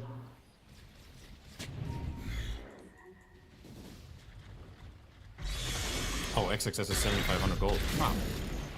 Time to buy something. And would you look at that? Xtreme Gaming versus Roshan. They get a chance to get the big man. And he's not gonna roar, because guess what? The Dire has killed every one of these so far. This one will go to... Kind of amazing that, like, a team that has never been behind the entire game, it's their first time getting Roshan number 4. Yeah. What the hell? I mean, if it wasn't for the Roshes, I think this game would have been way more one-sided than it has. Like, imagine Xtreme get 1 or 2 of these first 3 Aegises, and you get the same fights playing out as you did. Like, if XM had 2 lives or XXX has 2 lives, so like, yeah. Well, we're gonna have an answer to how those fights are gonna unfold very soon, because XM, with this Aegis, BKB is now off cooldown, so time to go. And we just got an Octarine on XXX. That's nice. Good luck, guys. He is so fun. It's crazy. 35,000 net worth Timbersaw. Don't see this every day. Honestly, I think one of the great signs about the way that this game is unfolding is the fact that Ghost has himself in Outworld stuff. Did not feel confident in going for an offensive item here, just trying to stay alive. And he even chose the quicken variant. So he took the one with move speed and evasion. Now though he's still being jumped, however, BKB will be activated by him. Sumail did find the skewer back onto XXX, but hasn't even popped his BKB. Now that he does, Holy Immortal in the front foot of the fight. Noob also BKB, but there's not really much this Bristleback can do. They buy back with Omar. Can they lock down XM? He's inside the Bramble Maze, so that's some trouble, but XXX just blinks behind, running some trouble. And here comes Army with the illusions. They don't even care about heroes. They want to win the game. Pulverize now, going in onto Ghost, thanks to XM. He's been lashed up as well by the Shadow Shaman. Noob doing his best to chase these heroes away, but XM is too strong. Him and XXX just simply will not die. They're zoning Ghost into the base, not allowing him to leave the fountain, opening up the Ancient for Army to beat down. Ghost is still alive at the end of the day, but it does not matter. GG, well played is called. He dies in the final moments at the same time as his Ancient, and that will be Xtreme Gaming winning the series and eliminating Nigma in 2-0 fashion. What a bizarre way for that game to end. It's literally just the ultimate version of the problem that Nigma had all game. You just crank that up to 11 there. Timbersaw and Primal Beast zoned 5 heroes while Terrorblade took 2 tier 4s and the Ancient, and they didn't get to cast RP. They genuinely couldn't do anything. The Timbersaw just went in, popped his BKB and his Ags, 6 seconds of invulnerability. He gets out of it, he refreshes, does it again. In the meantime, Primal is keeping everyone away with his Uproar and the break and the blink cancel and everything, and genuinely, Nigma died in their fountain while getting thrown. Like, what the hell? Oh, that's a rough one. I mean, it's honestly, it's a kind of cool ending in the sense that you really got to see the genius of Xtreme Gaming's lineup and how it functioned. But for Nigma Galaxy, they could have never afforded it to get to this point, right? I mean, the way the game ended is that demonstrated the trepidation I had about Dry Ranger, because Timber, Primal, heroes that can just get on top of you with no fear of dying, impossible for you to play. I mean, Terrorblade, after a while, did you notice that Ame stopped even focusing Ghost? He's like, come on, dude. You don't really threaten me anymore. I'm just going to try and win the game. I'm going to beat on buildings. XXX and XM have got this. And Drow, they weren't even killing him in that last fight, just standing in front of him. He couldn't really do anything. Unfortunately, I think also part of the problem that they had is that Sumail's contribution in this game, unlike say when he was playing the Ember Spirit where he's still putting in slides, there's chain gangs happening, he's able to pull waves, do interesting things, his contribution was sort of consigned to finding a big, beautiful RP. And when you're not getting it, where's all this net worth going, you know? Sumail right now in the game with 21,000, okay, that's not a lot. Not a lot of net worth on the Magnus, but I didn't feel it at all in these last couple of engagements. They felt like they were playing 4 versus 5 because he's just waiting for an opportunity for RP, and it just never emerges for him. Well, to be fair, they were probably playing 4 versus 4 because Ame ends this game with 22,000 hero damage, which is about half of his 2 other cores as Terrorblade. the Primal Beast clocking in 37k, so was the Timber 37 to 38k. The only hero dwarfing them was Ghost with the 40,000 on Drow. He did his darndest, but just not enough damage, right? And I guess that's kind of, it's interesting to see the end of this game.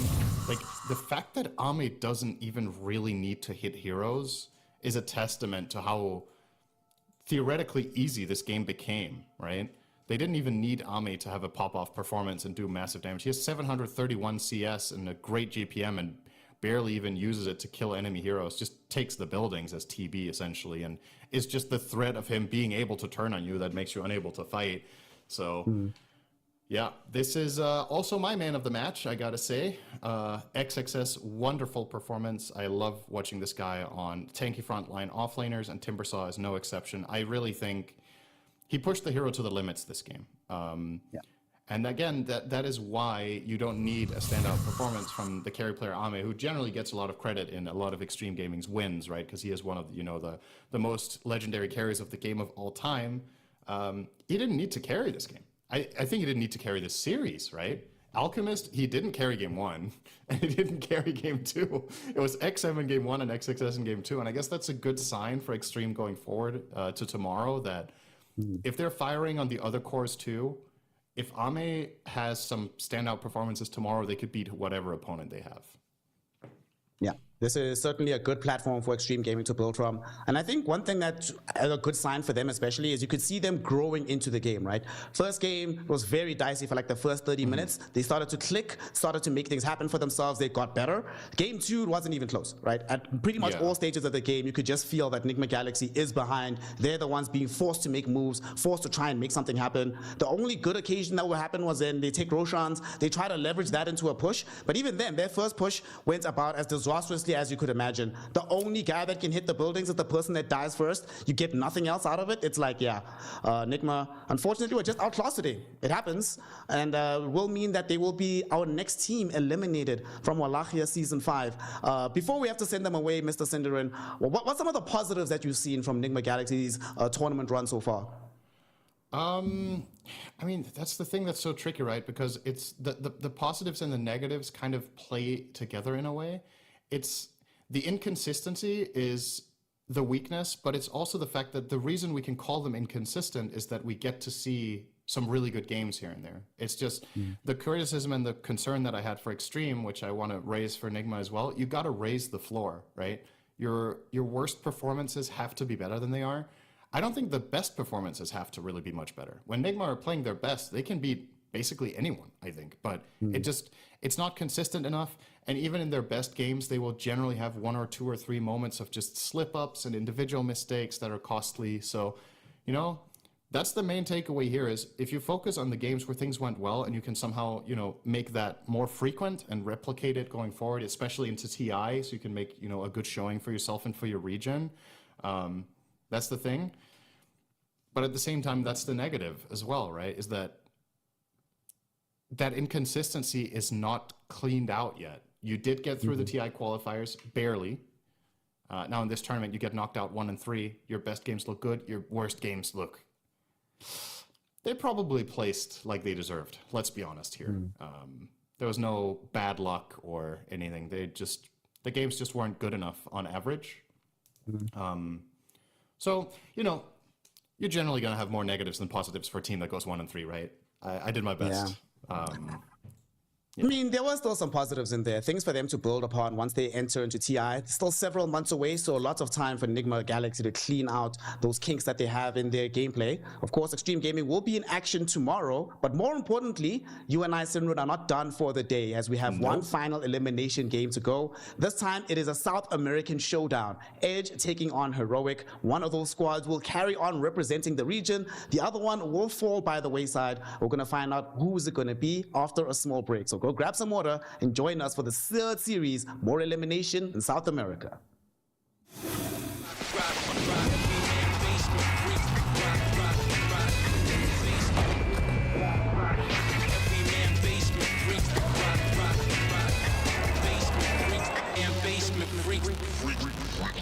The new breakthrough, an innovative phone with 1xBet app. With 1xBet app, you can register and start betting in just 1 click. intuitive interface, and thousands of sports events every day. User-friendly app, big wins, fast payouts.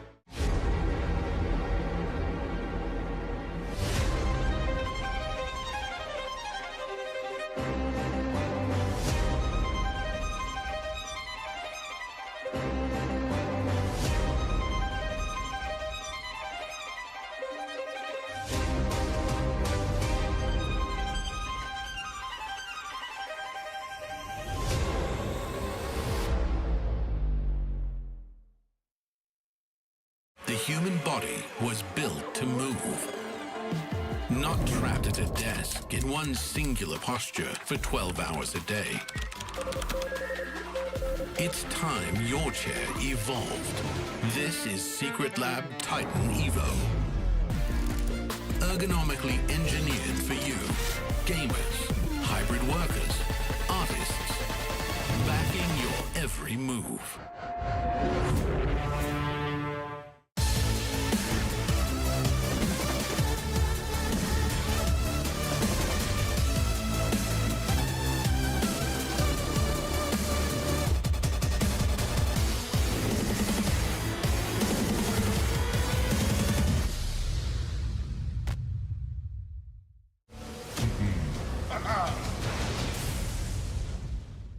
Welcome to Roll Rumble. Sorry, Quinn. I'm here with Gaimin Gladiators, and we are going to be seeing who the best offlaner is on the tournament. Maldi, Quinn, you guys are going to help me decide by going through each of the head-to-head matchups in this bracket, and eventually we're going to reach the best offlaner of the tournament. So, Maldi, we're going to start with you. Your first matchup is XXS versus Boom. Who do you think is the better offlaner between the two of those at the moment? XXS and Boom. I don't really like Chinese players. I feel like they're kind of bad. So I'm gonna take Boom on this one because That's crazy. XXS is Legenda. No, I'm not. I'm gonna put Boom in it because because I played in the same team with him. Okay, all right. We got some favoritism going on there. And what about 33 versus Collapse? That's a really hard one to go Yeah, it's about. like two goats meet in the first round. It's kind of hard, but I'm gonna root for CIS players, so I'm gonna go with Collapse. All right, Collapse is in. Alrighty, let's jump to the other side of the bracket. So, Quinn, can you help me decide between Noob and Whisper? Yeah, that's a Whisper freebie. Whisper is my goat. Boy's a beast. He's a better mid player than like half the mid players in this tournament. So yeah, I'm going Whisper. So that makes him the best off laner? Exactly. All right, okay. Transitive property. Makes sense. What about Saberlight versus Toronto Tokyo? I think I'll go Bing Bong. Okay, Saberlight. Liquid's had some decent results this year. All right. Yep, that is very true. Alrighty, back to the other side of the bracket. Ace versus Mixer. Maldi. Keep in mind, Ace is standing like right there. So, man, it's a hard choice. I have a teammate and my best homie from Dota. I think I don't want to diss both of them, but I'm gonna choose Mixer. My homie. Oh my goodness, that was brutal. He's right there. Okay. And what about Jibe and the Huck? Jibe and the Huck? Yeah, two of the lesser known offlaners, I'd say. I don't know much about them, but I know for sure the Huck hates me for some reason, so I'm gonna go with Jibe.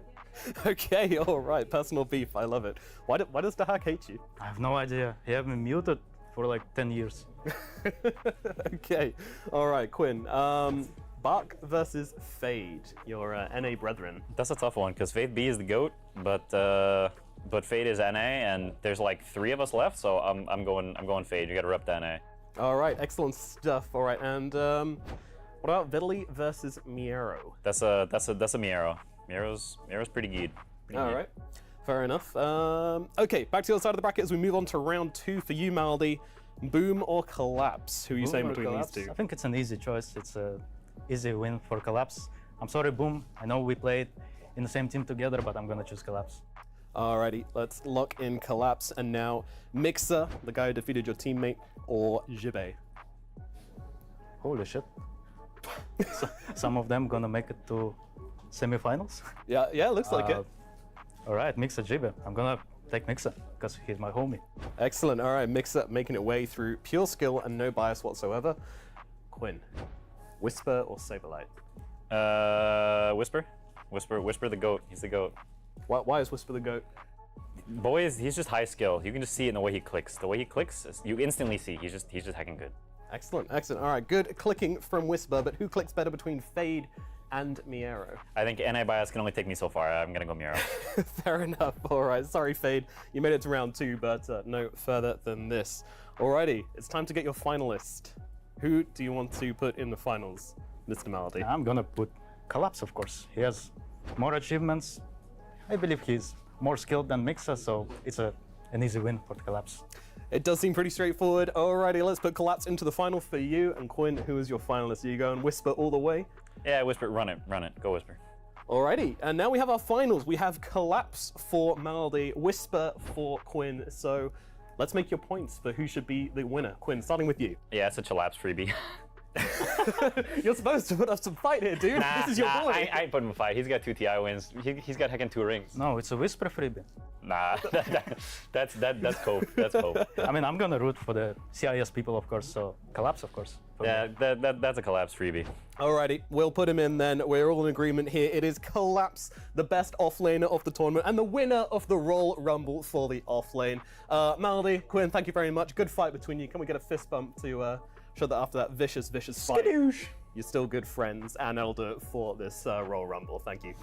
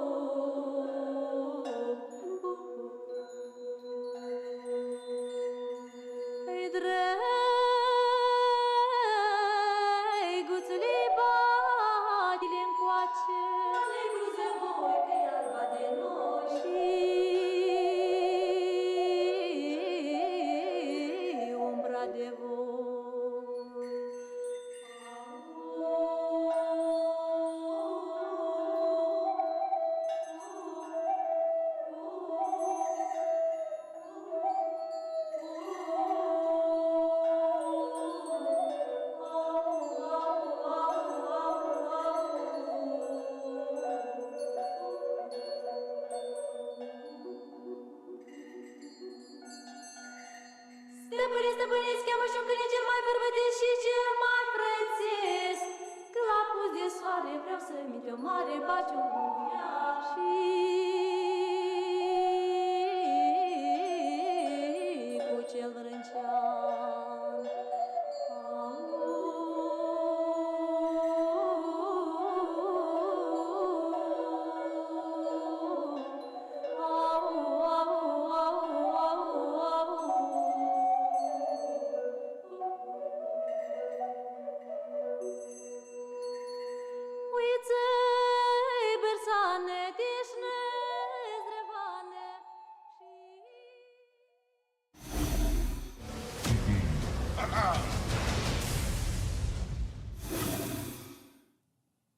Welcome back, one and all, to the final elimination Dota of the day, as we have the series between Edge and Heroic, a South American showdown to determine who gets to continue in the tournament and who unfortunately has to call it a day here in Wallachia. Cinderin, these regional matchups always tend to be very surprising, right? Because either outcome is not unexpected. We see stomps all the time. We see very close games all the time. I would say the head-to-head matchup between these two squads should favor Heroic. However, Edge has been doing some interesting things over the course of this tournament. I mean, they beat BetBoom at the very beginning. They brought in Puppy into the mix. Unfortunately, after that amazing showing, it's felt like it's all been downhill since then. It's just a very volatile situation, I think, which makes sense to an extent, right? You consider the fact that you bring in a stand-in from a different region. You have Parker, who is notoriously a very emotional carry. I think when he's playing his best and when the team is running, then you can win tournaments, like what happened with Heroic in PGL Wallachia Season 2 when he was playing for them. Since then, has kind of struggled to find his footing and truly show that stellar S-tier carry performance we know he's capable of. And we'll see. I mean, based on Edge's performance so far in this tournament, the main thing I'm curious about is whether they win or lose today and whether they go further in the tournament or not. If this is actually just a short stint for Puppy or if this is going to be an actual plan of his to start playing in that region. Because I think that would be really interesting for like the history of the game if one of the all-time greatest captains chooses to go and play in South America, at least for a bit here. But, you know, that's something for the future to figure out. For now, we're in this draft, and Edge do have themselves the first pick. A lot of pretty standard bans between these two teams here, I think. Nothing really too surprising. This is going to be Bad and Banned Out last, and Axe. So Puppy has played this as a 5. Yes. And I believe they've also played it on Vitali as a 3. So it is a flex pick for this team. You were mentioning if Puppy wants to actually stick with the region. The last time that we had a European player make a pilgrimage towards South America was Davai Lama going to Heroic, and the outcome of that pilgrimage was him being able to win one of the first lands for South America on the grand stage. So there is precedent for this move turning out very well. Heroic themselves know how hard it can be to deal with a South American team that has that extra European flair. So I imagine they're going to be taking this one super seriously. Like you said, this axe could be flexed in multiple directions. We will see what's cooking in Kaf's head. I can see he's really stressed about this game because he hasn't shaved in a few days, but we'll start off with this Darkseer. He's got some plans going.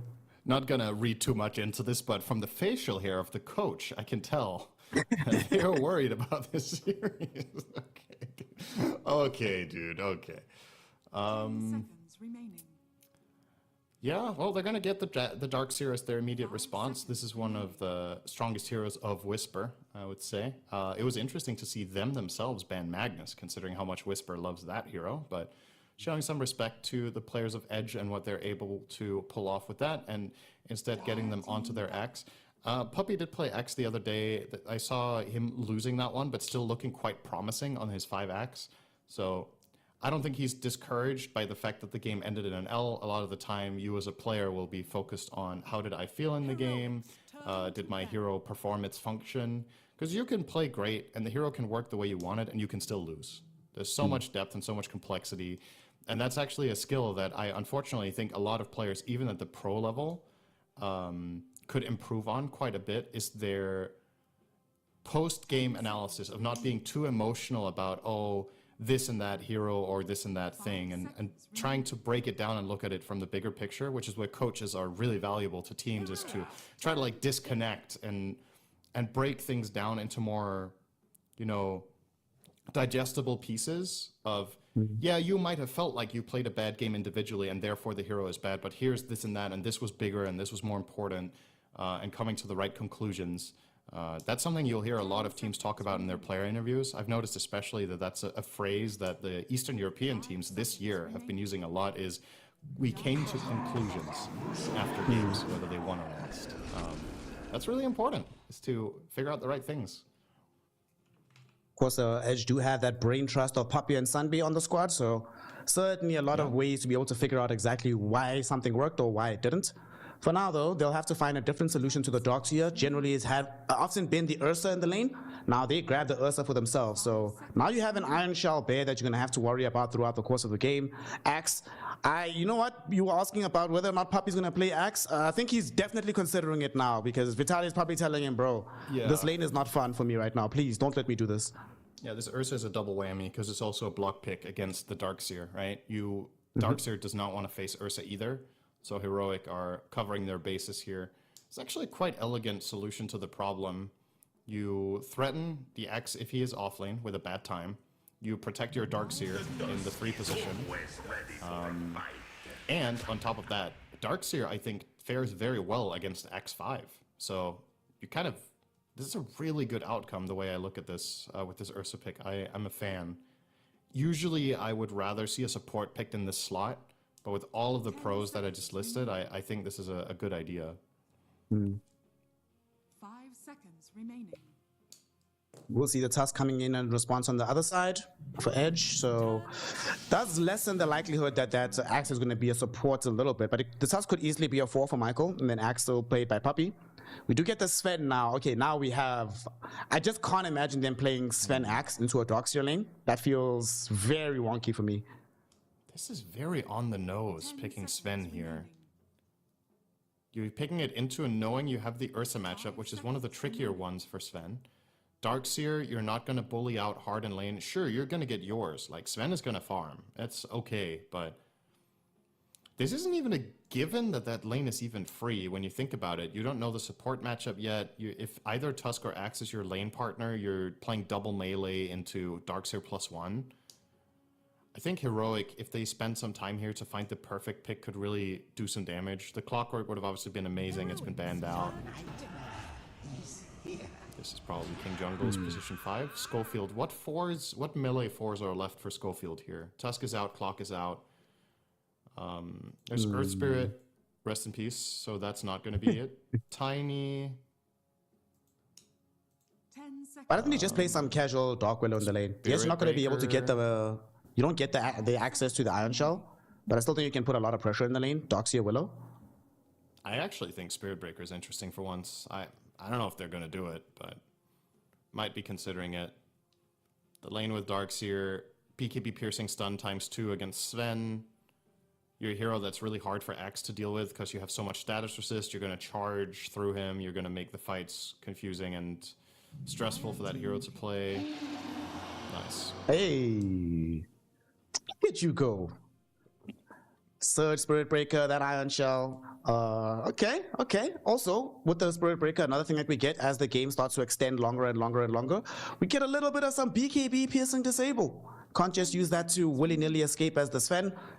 Actually, we have 2 ways to kite the Sven in fights, right? His BKB is not going to help him. He's going to get hit with the ultimate from Spirit Breaker, going to get Fiend Script. Not of the most fun time.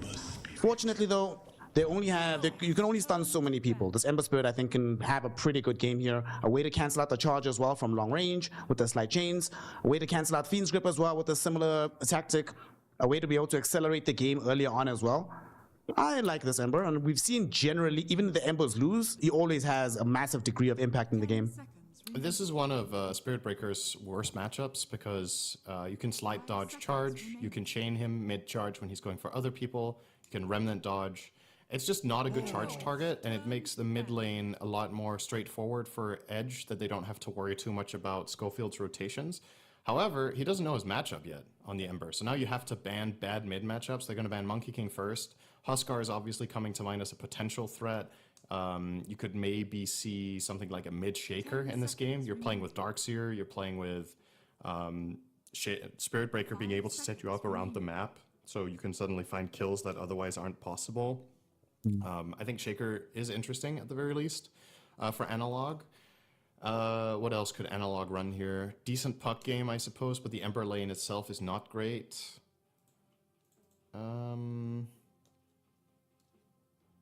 Kunkka is available. Talk about a hero falling off a cliff, by the way. Where did Kunkka go? Yeah, he was all the rage for like 2 weeks. Really high tier pick, and he's just vanished off the surface of the earth. It's pretty fascinating to see. Because I still think the hero is quite good a lot of the time, but he's just not being touched in the games we're casting. I can't even remember seeing a single ban. Let's see. Kunkka has only been involved in 5 matches here in Wallachia, bans and picks included. That is, given how it was looking prior to that, that's insane. Interestingly, though, in the 3 games that he has been picked, he has 100% win rates in all of those games.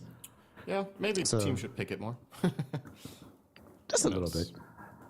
Well, they pick Phoenix now for Edge. We only have 1 real hero that's decent at hitting the egg in the Ursa. However, that's not going to happen outside of with Axe Tusk, just blocking your approach to the egg. All of the other heroes never really going to be able to hit the Supernova. They do have some coverage for it. Mid-Lina? I can get behind it. Possibility. The lane against Ember. They do need magic damage. Axe is a tricky one, though. But this is this is an offlane Axe. No, it could be offlane Phoenix. This is actually not locked in. I think the Phoenix is more likely the core here, to be honest. And if this is a 3 Phoenix, I think Lina is even more appealing, because then you're countering a core rather than a support Phoenix with the Lina mid. Lane match against Ember is good. If Axe is a support, he might never get Blink Blade Mail. Taking some time to think about it here. There's also Storm. Decent Storm game. What is there? Storm, Puck, Void Spirit, Quap. What's it going to be?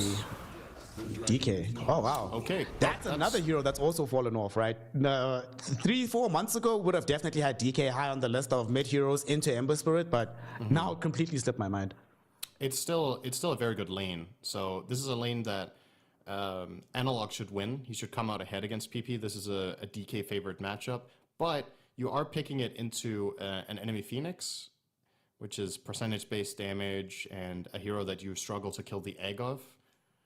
They choose to put Puppey on the Phoenix and do run the Vitaly offlane Axe. So this will now be Axe plus Tusk against Ursa Bane. Good luck, I guess. I just don't think... Axe has been subverting my expectations sometimes with how well he can do in lanes. This does not feel like one that you win. But maybe you can still get enough farm that it's okay against Ursa Bane. And it's more about how do the other lanes go. You're going to play... It's going to be Phoenix, Sven up top against Dark Seer, Spirit Breaker. Is it possible here that Heroic could win all 3 lanes? Maybe?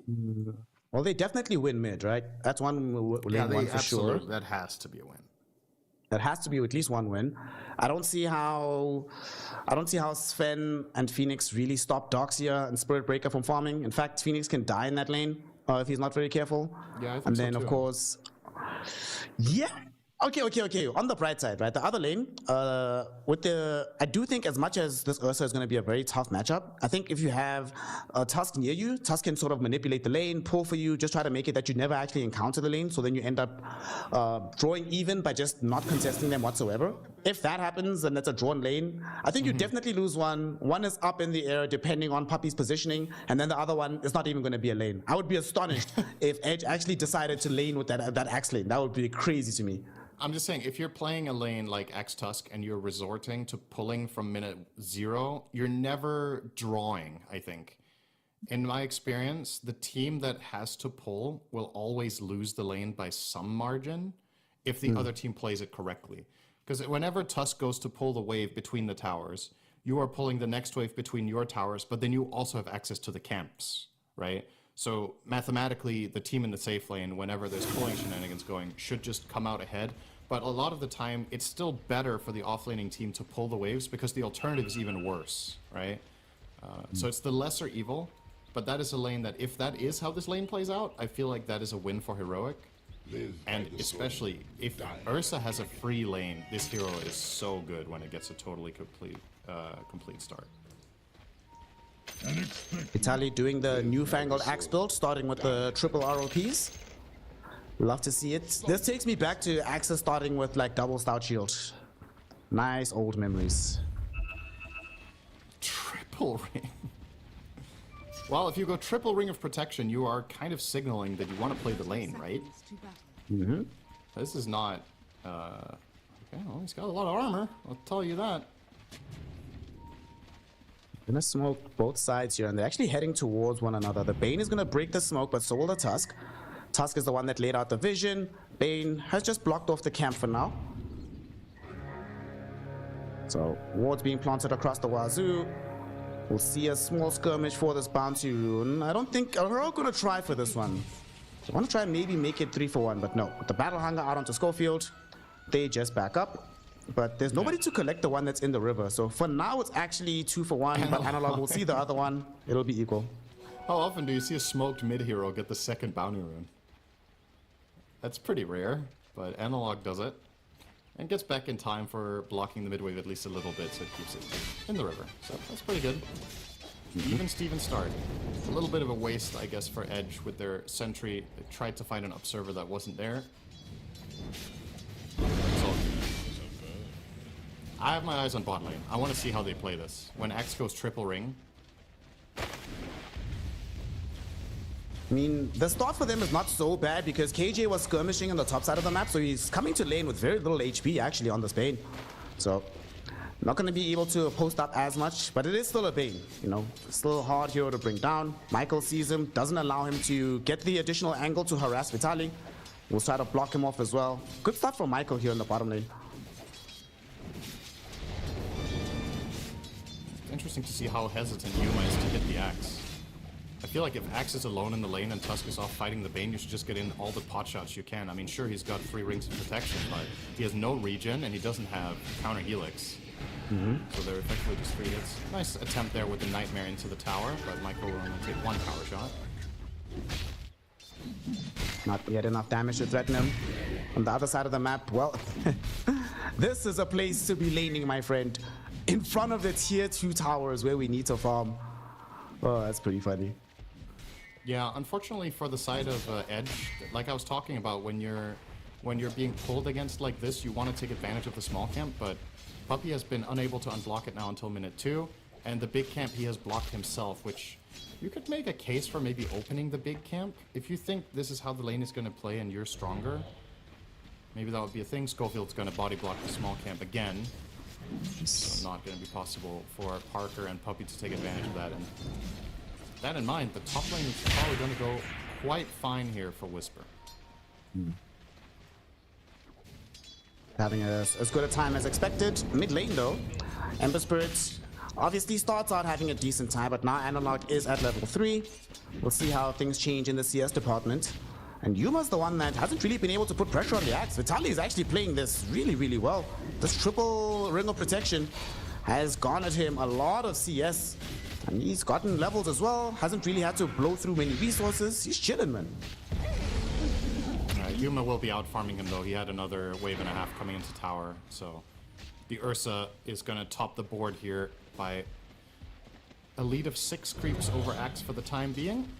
With the next waves connecting. Michael trying to get the Lotus. This will be an interesting situation to say the least down bottom.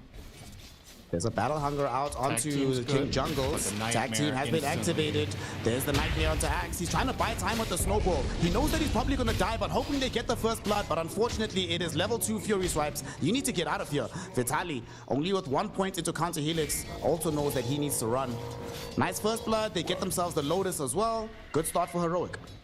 Yeah, getting the first blood on the Ursa puts him way ahead of everybody else in this game in terms of net worth. Already a distance of 400 down to the Sven of Parker. And they did have a couple of tango. Okay, he's gonna get hauled down bottom. Nightmare again. Yuma.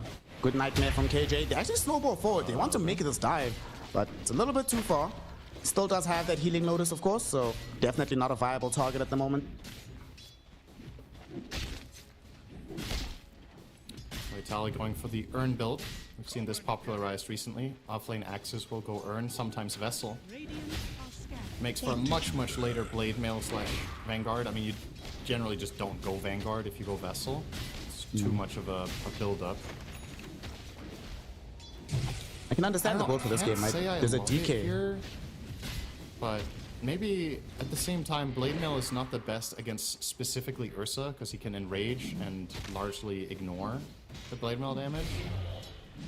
The Vessel is great against DK. Maybe it's good enough.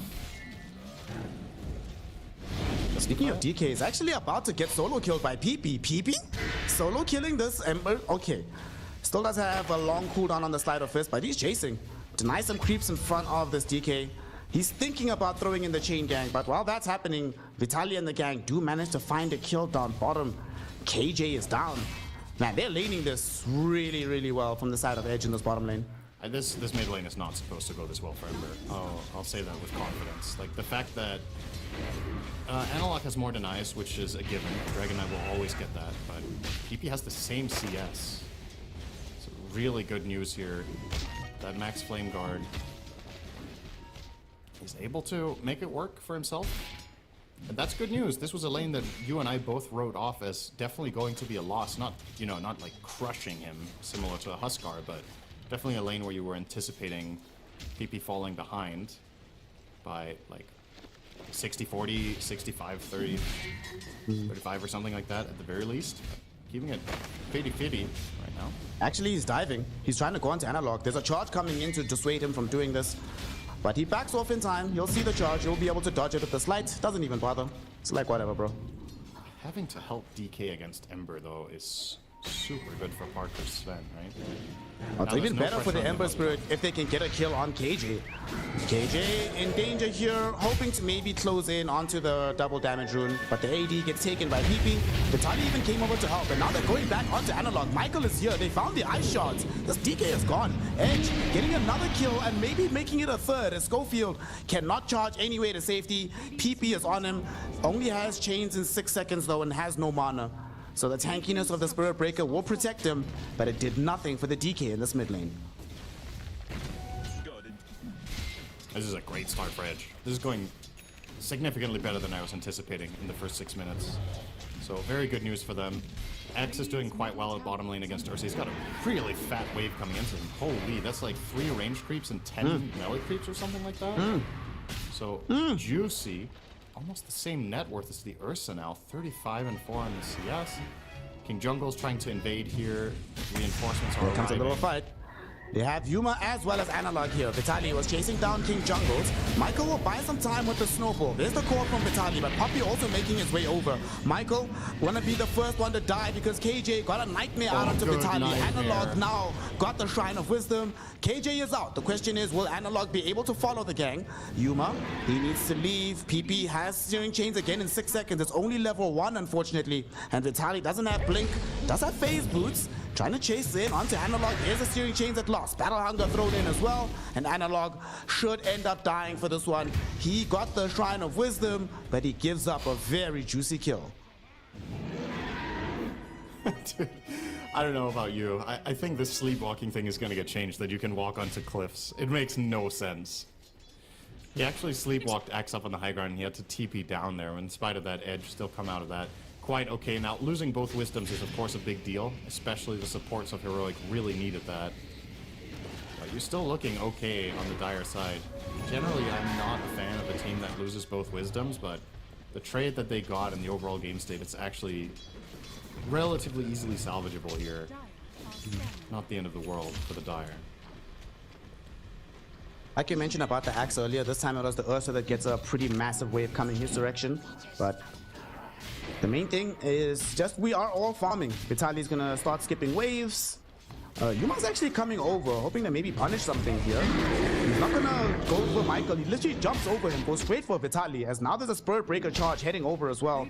KJ trying to make this move happen, but beautiful ice shots from Michael prevents any approach. But Schofield is not canceling his charge. Okay, now he cancels it in the most awkward position ever.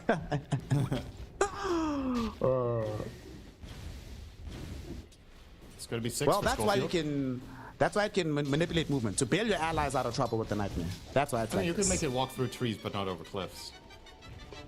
But then how are you gonna cliff tease you?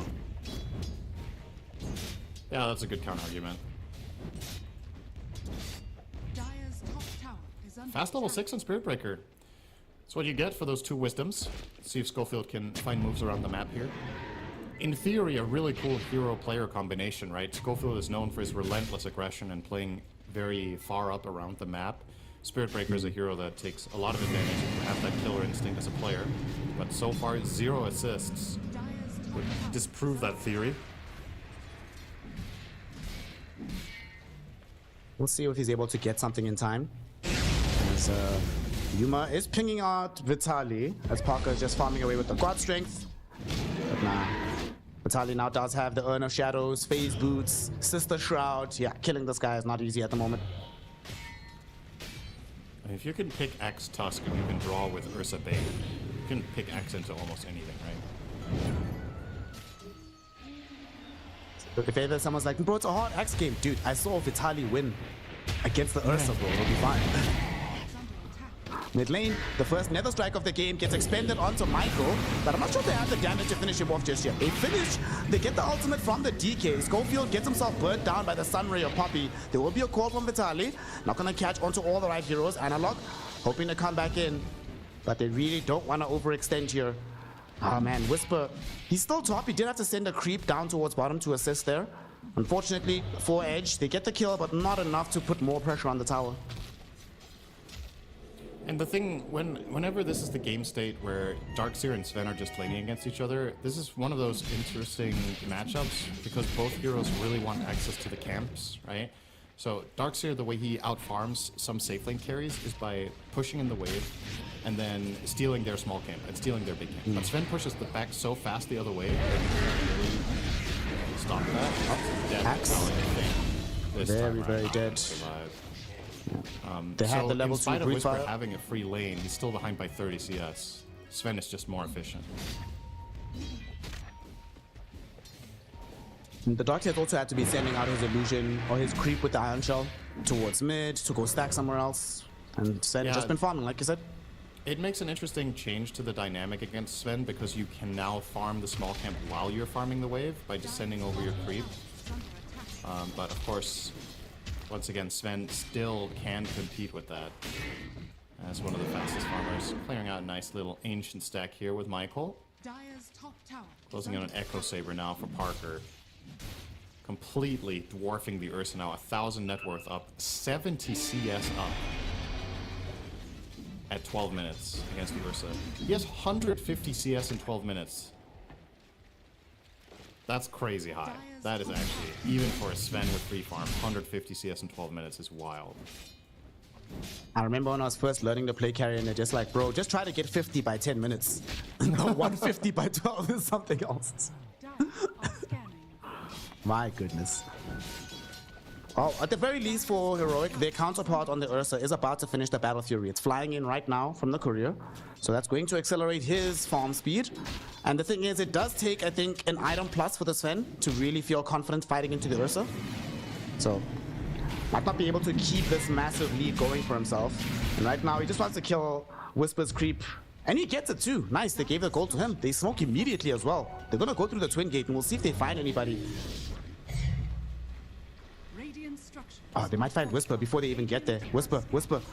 Get back, my friend. Surge on cooldown for 2 seconds. Michael can't find the angle for the snowball, so they can't get him. He's fine. They gank the creep again. Oh, also Whisper has the Sister Shroud, which is obviously completely broken against Sven. Yeah. This item's getting removed. It's not even getting reworked, it's getting removed. I'm calling it right here, right now. Oh, well, you can only dream, Cinder. Don't tempt us with a good time, every please. day. I dream of a better world, Snare. I still, on occasion, have nightmares of Blink Dagger still having a mana cost.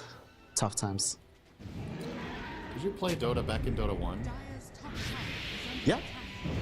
Do you remember when Blink Dagger wasn't cancelled by taking damage? Not that far back. Okay. Just dead. Yeah, that was something. Not that far back. It was one of the most iconic patches of the game, actually. 648B. The rivalry back then with the legendary player Vigos, and then MYM and SK Gaming, all of those teams.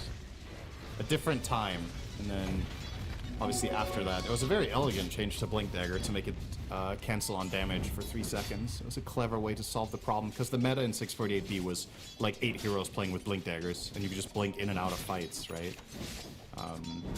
Pretty crazy. Imagine that in modern Dota. Imagine if Blink didn't cancel on damage right now. Oh my god. How that changes the game. I do not want to imagine that. I hope we never have to encounter such vile things in our games anymore. We've left those dark days behind us. As another middle alone, he might get ganked here. Snowball forward. I think they're going on to this DKA, killing him without any help arriving in time, and that is indeed the case. Schofield, he did start to charge through, but he arrives way too late to help. Yuma allows his TP to complete, but immediately backs off to safety in the trees. Gets a Blink Dagger for himself. This is not the impact you want out of a last pick Dragon Knight. It's just, it's not good enough. He's bottom net worth. You pick it into a favorable matchup, you pick it with Darkseer, you want the tower damage, you want to be able to play together with your Ion Shell. You're 15 minutes in and Dragon Knight has very little to show for this. This makes me quite hopeful for Edge. I mean, you're looking at the net worth and it looks even and that's fine, but keep in mind the way the net worth is distributed. This is a really farmed Darkseer, but there's no good wall target. So he can't fully realize the value of his gold compared to, if he could swap net worths with Dragon Knight right now, that would be amazing for Heroic. That would be, yeah, there was a time in Dota that you could also help each other get items. Oh, I remember that. That was good times. That was fun. Well, Whisper is trying to build into a Orchid Malevolence. He did this yesterday up against AVULUS in their 2-0 victory, and it really made a big difference. So hopefully it's going to do the same for him here. As him and Heroic, they smoke up. Let's see if they can find anybody. The Phoenix is the one they come across on top of the bounty rune slots. Really not a great kill unless they get bursted. No, does get the angle. There's the stun, the creeps! But unfortunately, it's not enough. Yuma had the enrage going, comes out of the stun, kills off the egg. Now PP gets involved in the engagement, finds the steering chains out onto Yuma. Yuma, though, has some help. There's a Fiend's Grip going in onto PP. PP is going to die here. Analog provided the final damage necessary. However, now that Parker has shown himself, they have the right-click damage of the Sven. Vitaly able to dunk onto Whisper and secure his life. That did cost a buyback on Puppey to achieve, so it's a 3-for-2 engagement with a buyback. Heroic will definitely take it. It's kind of whatever for Puppey to buy back in this instance. I mean, I suppose it does delay his shard, but it's not the end of the world. Phoenix is one of the best supports in Dota without net worth. You can do so much because of the raw power of your spells, so compared to, let's say, supports that need a Blink Dagger or need some sort of Glimmer Cable utility item to really activate themselves in the fight, Phoenix, in theory, can play in a 40-minute game with 0 gold. If you get on any good Icarus dive into Fire Spirits and Egg, your hero, just with levels, does so much. So, I don't think Puppey is too phased by this buyback. It was also dirt cheap, obviously. There's no net worth. So. I do question his item build, though. It's going Voidstone Tranquil Shard. Interesting. Maybe he thinks the Voidstone value is just that good. Keep farming with Fire Spirits nonstop. I don't know. Maybe he was planning a AVULUS against Spirit Breaker and Darkseer. Probably more than likely the case. Probably finishes short, then comes back for the AVULUS. Eventually turn that into a Wind Waker. Could be pretty strong. Like 70 minutes in the game. We'll get there. Things very even, however. Parker has been caught up to relatively by Yuma. We're closing the gap with this Battle Fury. About to pick up a Basher now as well on this hero. So I think this Ursa is gearing up to fight. Maybe wants to wait for the full BKB before he does so. Definitely starting to get a bit threatening on the bear. Oh, he has to get Basher and then BKB. It's going to be a while.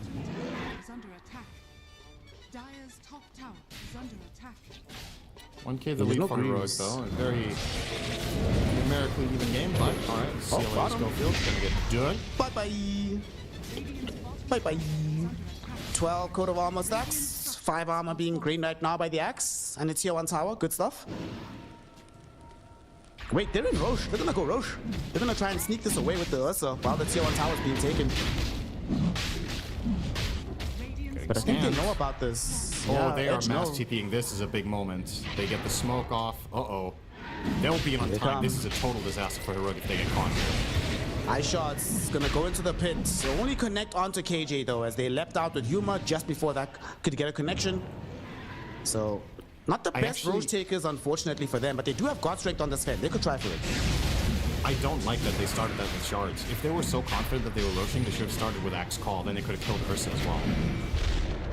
Charge through from Schofield and connect onto the Sven. Vitaly gets the call out onto Whisper. The Darkseer though, not dead just yet. And Ursa jumps into the pit looking for Parker. Parker's gone. Michael's about to die as well. Uses a shard to protect himself, but it's not enough. Roche about to fall. Yuma picks up the Aegis. PP was hoping to claim it. He jumped into the pit looking for this one. Instead, he finds nothing. Supernova even committed by Puppey outside of the fight. And as it explodes, Heroic walk away with this Aegis. They did lose the life of Analog, but they gained so much in return. That fight made a lot of sense, and the team won. What?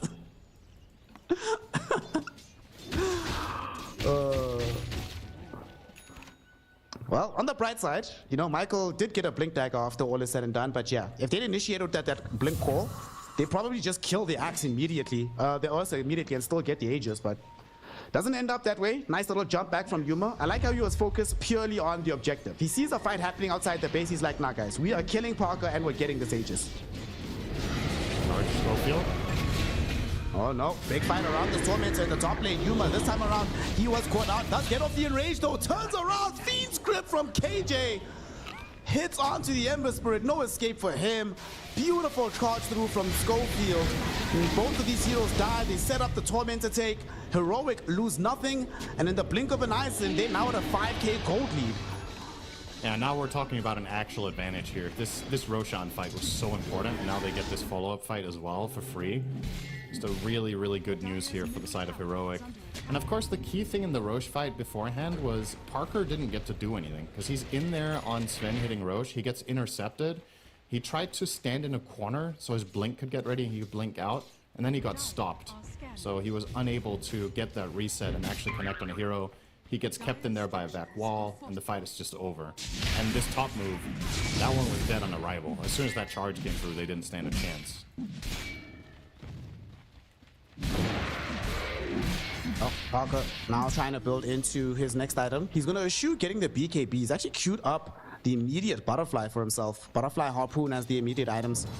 What do you make of this? I mean, I guess there is a lot of BKB piercing disable, but can you afford to play without BKB if you have Blink and you're playing into DK, Darkseer, Spirit Breaker? We'll talk about it in a second as this DS is getting jumped on at the moment. Whisper in the gang. Well, gonna try and maybe fight around this as Whisper's surviving for a very long time. There's gonna be a big vacuum. Yuma jumps in as well. The right click damage onto Vitaly. They want this axe. They aren't gonna get him. The Supernova's gonna burst instead. Stunning up everybody. Darkseer already gone. Schofield hoping to finish off Vitaly, but he can't do it. Held bay by the stun. At the very least, Analog able to clean up Michael on the other edge of the fight. But Heroic, they responded to Vitaly. They ended up losing multiple heroes. King Jungles dies in the top lane as well. What a response from Edge. Beautiful initiation from Vitaly. And night and day when Parker gets to hit stuff, right? That's just Sven in a nutshell. Do you get kited or do you get to attack? And this time around, we got some big swings through. And they definitely have the damage. And this time as well, the Phoenix had mega impact. Big heal from the Sunray, kept the axe alive. You got the Supernova stun onto, I think, 3 heroes. Spirit Breaker tried his best to get the X kill in the end, but just short of it.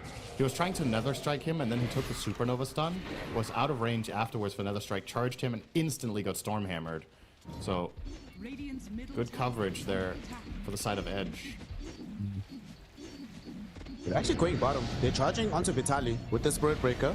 They jump in first with Analog, and here comes the Spirit Breaker. Vitaly gets caught in. Michael is nearby, so they don't think they have the confidence to actually kill him heads up. After he activated Blade Mail, Schofield is like, yeah, this is not happening. Let's just get back.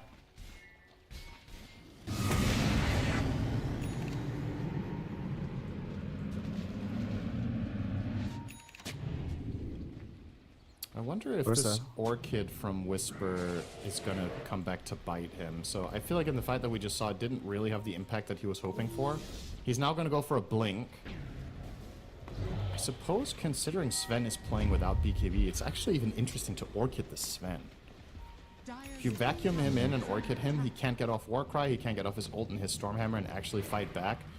Of course, the dream target is probably Orchiding the Axe as he is blinking in as a full-on counter initiation, or Orchiding the Phoenix. Alright, you have to deal with the wild card of the Tusk Blink Dagger. They scout out where PP is at. They have an idea. They get the wards out. There's the start from Analog. There's the charge. There's the burst. Woo! No Ember Spirits. He gets Orchided, so no Remnants out either. And he's not buying BKB, so that's going to affect him for quite some time. Yeah, it's an awkward game, right? You don't really feel like buying BKB against Bane and Spirit Breaker. But at the same time, then you don't have it against Vacuum. You don't have it against the DK. Yuma has... Oh, he's trying to come top. Nice Nightmare. Okay, there's going to be a very nice Nightmare into the Fiend's Grip. Snowball save will be there, however. Maybe they turn back in onto Parker. Parker's in some trouble. He gets bounced back with the Nether Strike beyond the wall. Parker's trying to hit, but he cannot. His own illusion is hitting him, not doing enough damage, but disabling the Blink Dagger. He ends up dead. Yuma was finishing off Michael. And it turns out that tier 2 tower defense much more expensive than you thought it would be. Yeah, Parker was going for a surprise play there with the Orchid reveal onto the Ursa, knowing that Ursa has Ags and not BKB. He figured they could pull a quick one, but King Jungles was nearby for the defensive Nightmare, and that play was over immediately. And that is probably the most pivotal fight of the entire game that you just saw there. That's going to be 2 tier 2 towers, the enemy carry dead, you lost nothing. So probably a 5,000 gold swing, all things together. And a crucial timing for Sven, just totally missed now. As you've already established, it's not a game where Sven can just go in. Because he needs to worry about Fiend Script the whole game, he needs to worry about Charge the whole game. Dragon Tail even is super annoying. This is looking very heroic now. The scary thing about this Orchid as well, when you get to the Abyssal Blade on Ursa, if you have Abyssal, right, if he tries to Orchid you and you Abyssal him first, you actually end up winning that fight. You're tanky enough that you generally survive throughout the initial silence, can get off your Agnums. So if that starts to happen, then the Ursa will really feel like, man, my window for being able to deal with this Ursa has passed. And I would say it's more or less already passed. Ursa is ahead of you, and he's going to get to his next item before you, so he's ready to fight sooner than you are. Yeah, this is definitely more than good enough for Yuma. And let's remember, this was his second pick Ursa. They first picked Darkseer, second picked Ursa, and he's having a flawless game. He's 6-0-9, 300 CS to his name. Very nice individual performance. I always like seeing Yuma on this hero. I think it's one of his best. I like him on the Ursa, I like him on the Sven. Just these in-your-face burst-type heroes really suit him well for his playstyle. And, well, if you're good at Sven and Ursa, you're probably also good at Ursa versus Sven. Understand the limitations of the heroes very well. Radiant are scanning. We'll see exactly how Parker's going to respond to these challenges, as he himself also plays pretty well on the Ursa. But some challenges are afoot here. What will help is, of course, always going to be the fact that he has Vitaly with him. The problem that Vitaly is going to have is surviving after he jumps the Ursa. If they can find a way to just keep him alive, maybe he jumps calls, Michael comes in immediately with the snowball, just to make sure that the Ursa is wasting time, and then the Sven can come in. But it is high execution type of stuff. You can't have that happen immediately as you get Blink vacuum walled. What if Schofield is charging through? What if there's a Fiend's Grip? There's a lot to worry about. You might need a Lincoln Sphere or two, maybe even some Lotuses. That actually might be easier to achieve. I think if Whisper gets a good vacuum, you lose, period. Like, you actually just can't afford, with the lineup that you have, if Axe and Sven get vacuumed, Axe can BKB and try to fight his way out, but the type of fight you get into gets extremely awkward. So you kind of have to be the ones making the move first, I think. But then you're dealing with defensive Nightmare, you're dealing with the counter initiation of the Darkseer, of course, if he's not your primary target. Speaking of Darkseer, completing a Lotus Orb now. Whisper is big. Same net worth as the Sven. What the hell? Let's pick Darkseer, man. And here they are. They're picking it for a reason.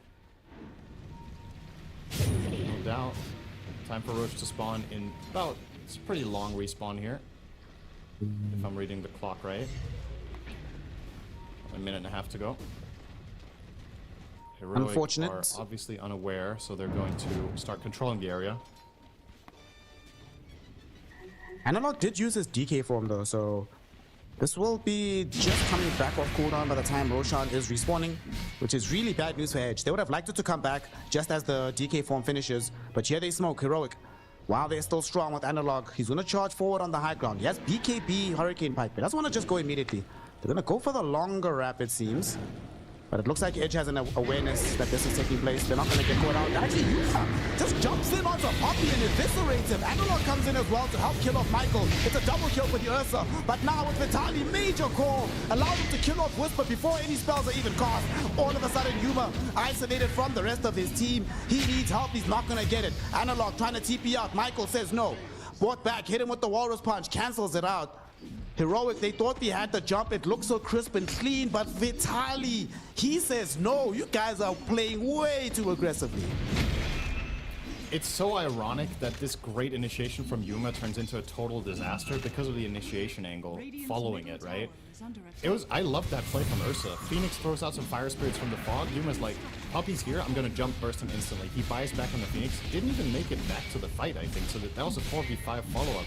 The problem was they stacked on the high ground in such an awkward way that they could find that massive axe call into Stormhammer. You just can't allow that to happen on the road. It's such a big and important find for Edge to even keep this game alive. Because think of it this way, Ursa jumps in and bursts the Phoenix without using Enrage. So the only way he dies after that is if he gets blink orchided by Sven and doesn't have anyone cover for him and save him. He should be able to reliably get help built on his teammates, but when they run in as a cluster and just get comboed, that is basically all of Heroic's lead down the drain. They were up 12k, now we're down to 6, and the Aegis in going the other way. Edge are back. Fitty game, baby. Another Aegis, and they actually get another call. KJ gets caught. There will be a vacuum to the low ground for Vitaly, but KJ just gets burned away in the end. Battle Hunger takes him out. Parker also finds the stun onto Schofield. Schofield forced to pop his BKB. Yes, BKB, what the hell? He has it active. Will he be able to turn around onto any target? Sees PP, but yet again, there's a nice job. They burst down onto Michael. That's a dieback for the Tusk. Stun now onto PP with the Dragon Tail. They get the kill. Ember Spirit is down. Parker doesn't have a BKB, remember. So as he rushes forward with this Aegis, that's the only protection that he has. Thankfully, Puppy was there to lay out protection with the Supernova that will give him space to retreat. But this time around, Edge are the ones that get punished. They went for the jump. Does not go well for them. I definitely think Heroic should have tried to claim more than that. It's easy to say from our perspective with our vision, but Supernova was down, Axe had no BKB, Sven is running out of God Strength at this point. If you would have pursued that, perhaps you could have got some extras, but it's good enough. Stabilizing the game once more. Looks like we're not going to be having one of those days where one team is just cleanly able to win. Both of these series we've had today have had moments like this where things are going really well for one team. A disastrous fight seems to swing the momentum.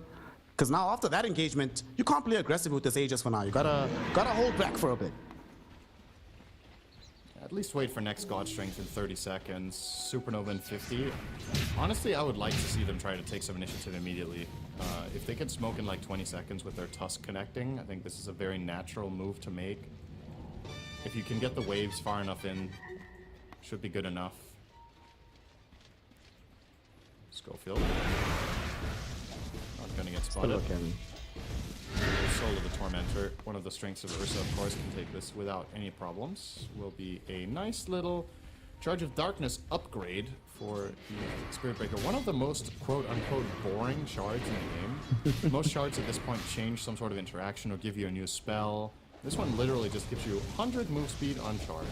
That's it. Yay. Nothing else. Bottom lane, Analog. He wishes he had a little bit more move speed. He might not have been caught here. DP's on top of him with the Blade Mail. They might want him. Snowball will save for now. They actually turn towards KJ to cancel out the Fiend script. And now Stormhammer in onto Analog. Forced to pop a BKB. Yuma making his way into the fight, but cannot progress into the Supernova. He needs to get back. Schofield committed his life on the other side to create some space for Analog to get up. And Analog TP's right in front of them. Analog! What the hell, brother?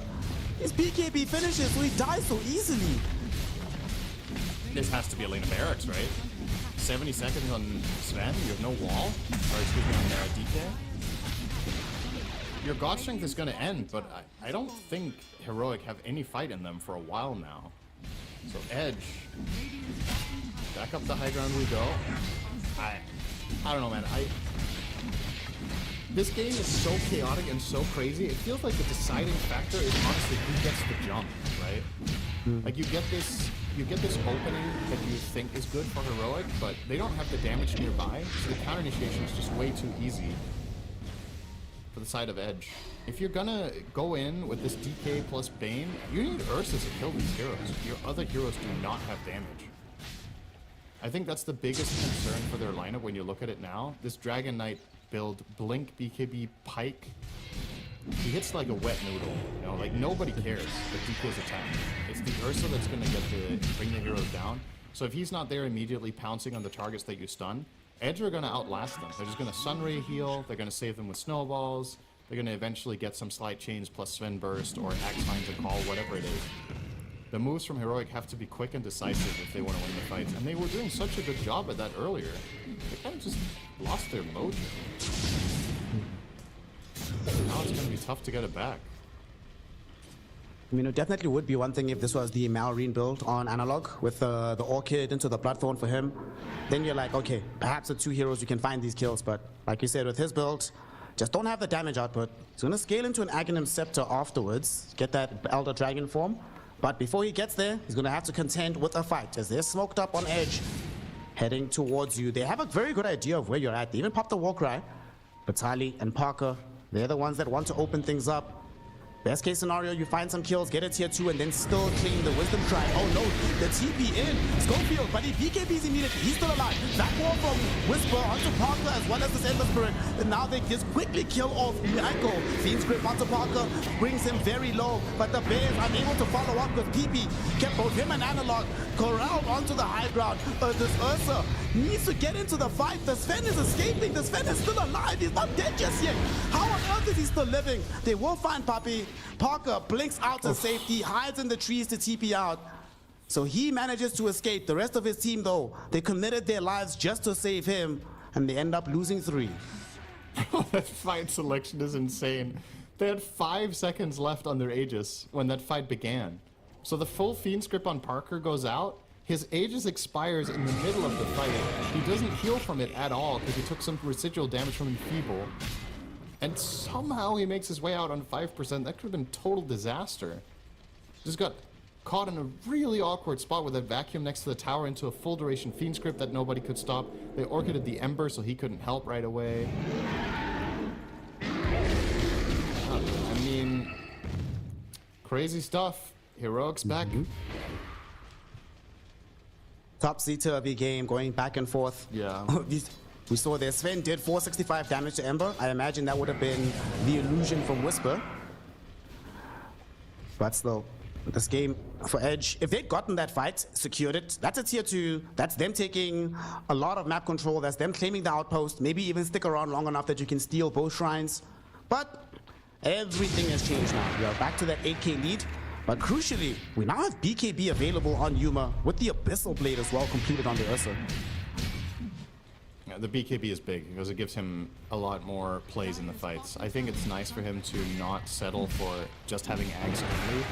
I think it's debatable whether Axe is the right purchase in this game to begin with, but now that he has both, he can very easily stick and find a lot of impacts. Oh.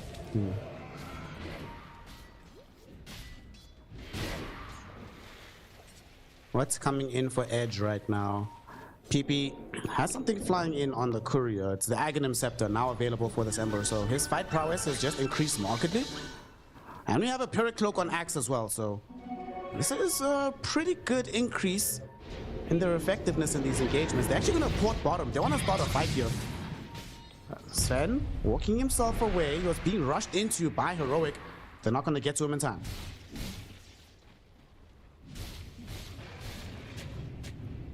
And we gave top. They're not going to find anyone up here either. PP just killed the wave and ran off.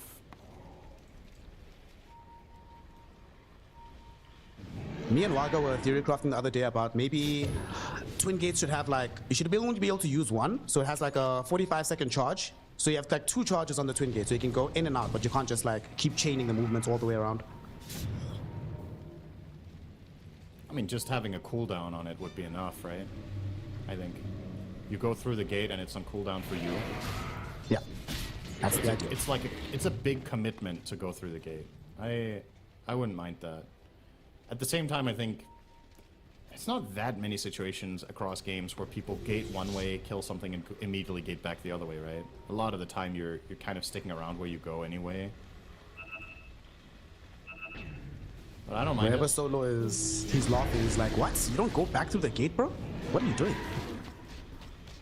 In the super early game, you can't afford it on mana cost. Yeah. I've literally seen Solo buy mangoes to be able to go through the Twin Gate faster. Oh, back we go again. Okay. The 30 seconds are up. And we're back to bottom now. And now that they're back to bottom and smoking here, Edge are top. Somebody has to reveal on the map at some point, gang. Now we actually smoke up on Edge as well. And they are going to start heading towards the southeast. Nobody really ahead of them immediately. It's only this Ancient Thunderhide in front. Schofield goes up the high ground, so he's not going to break the smoke either. So they have the high ground positioning here on the side of Heroic.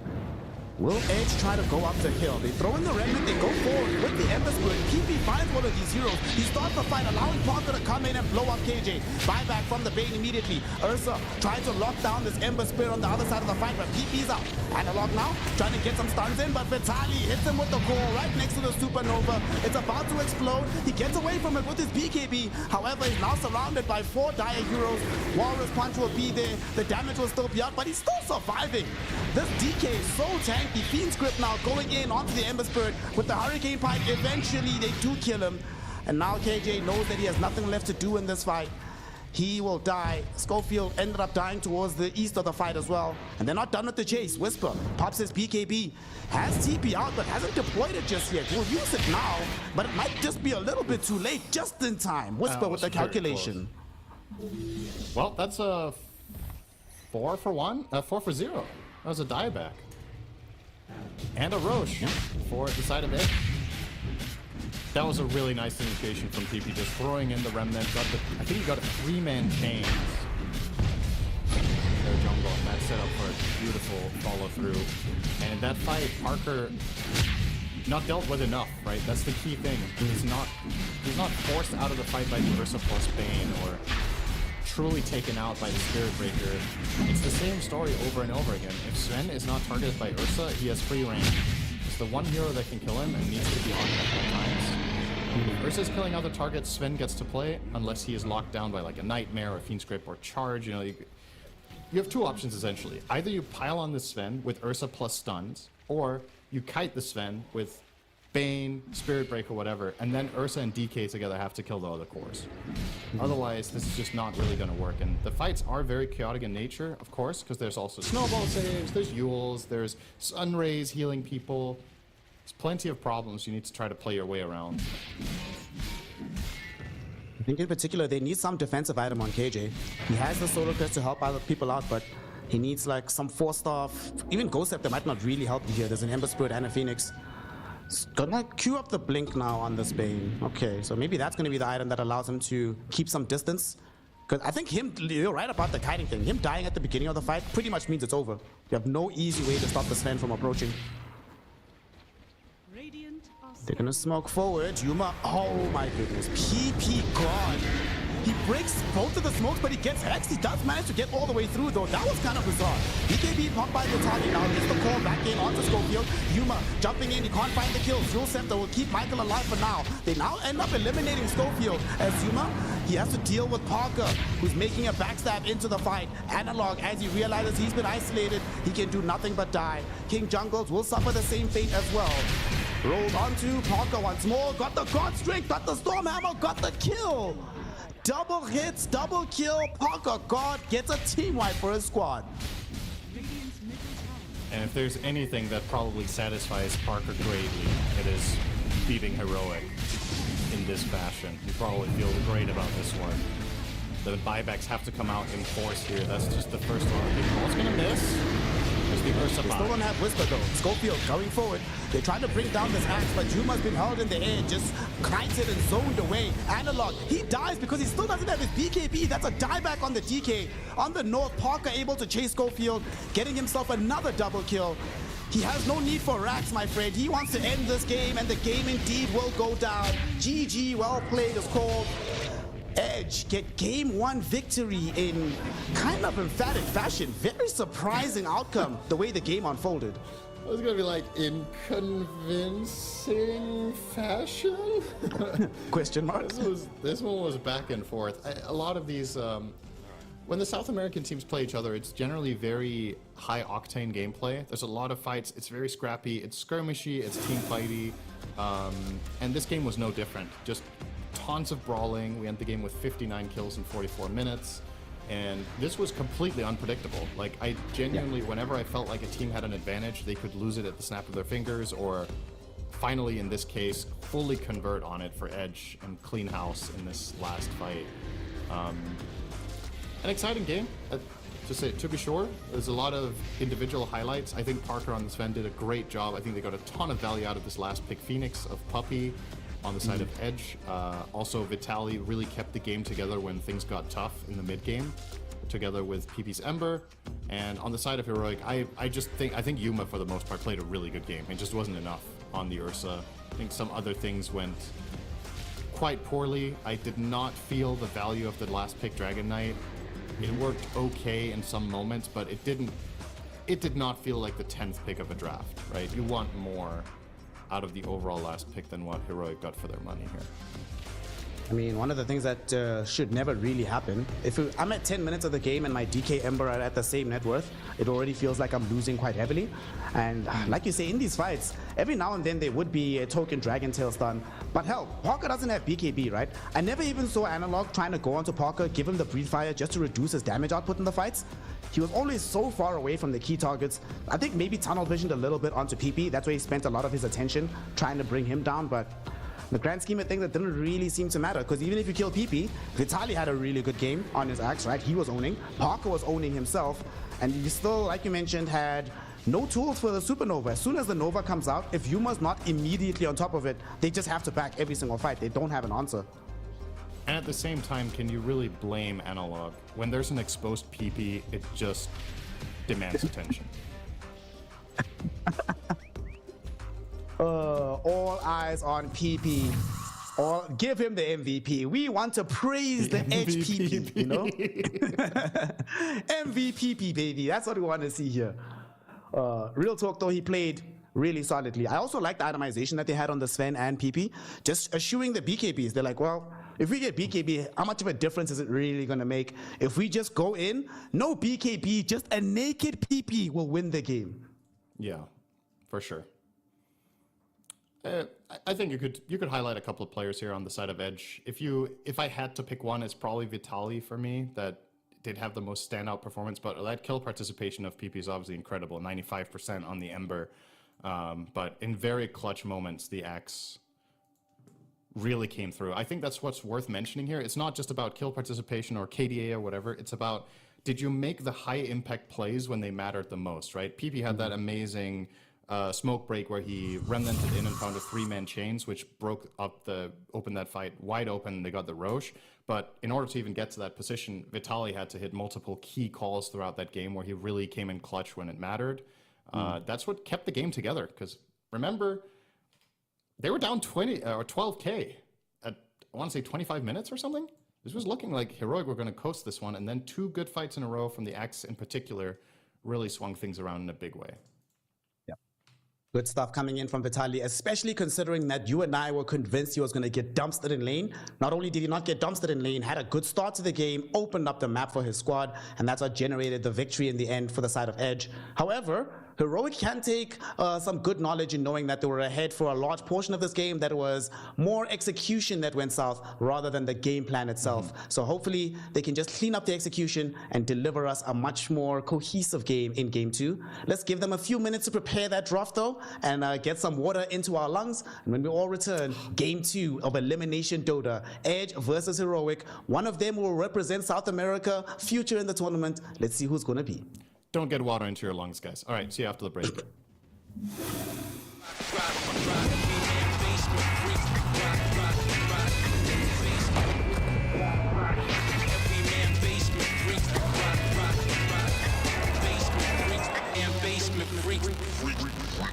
The new breakthrough, an innovative phone with 1xBet app.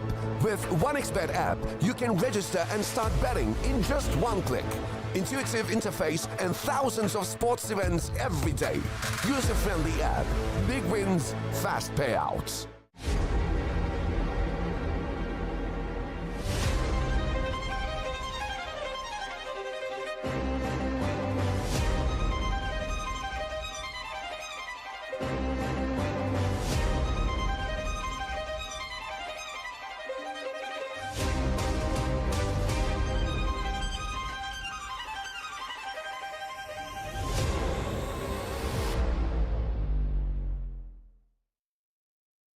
The human body was built to move, not trapped at a desk in one singular posture for 12 hours a day. It's time your chair evolved. This is Secret Lab Titan Evo. Ergonomically engineered for you, gamers, high hybrid workers, artists, backing your every move.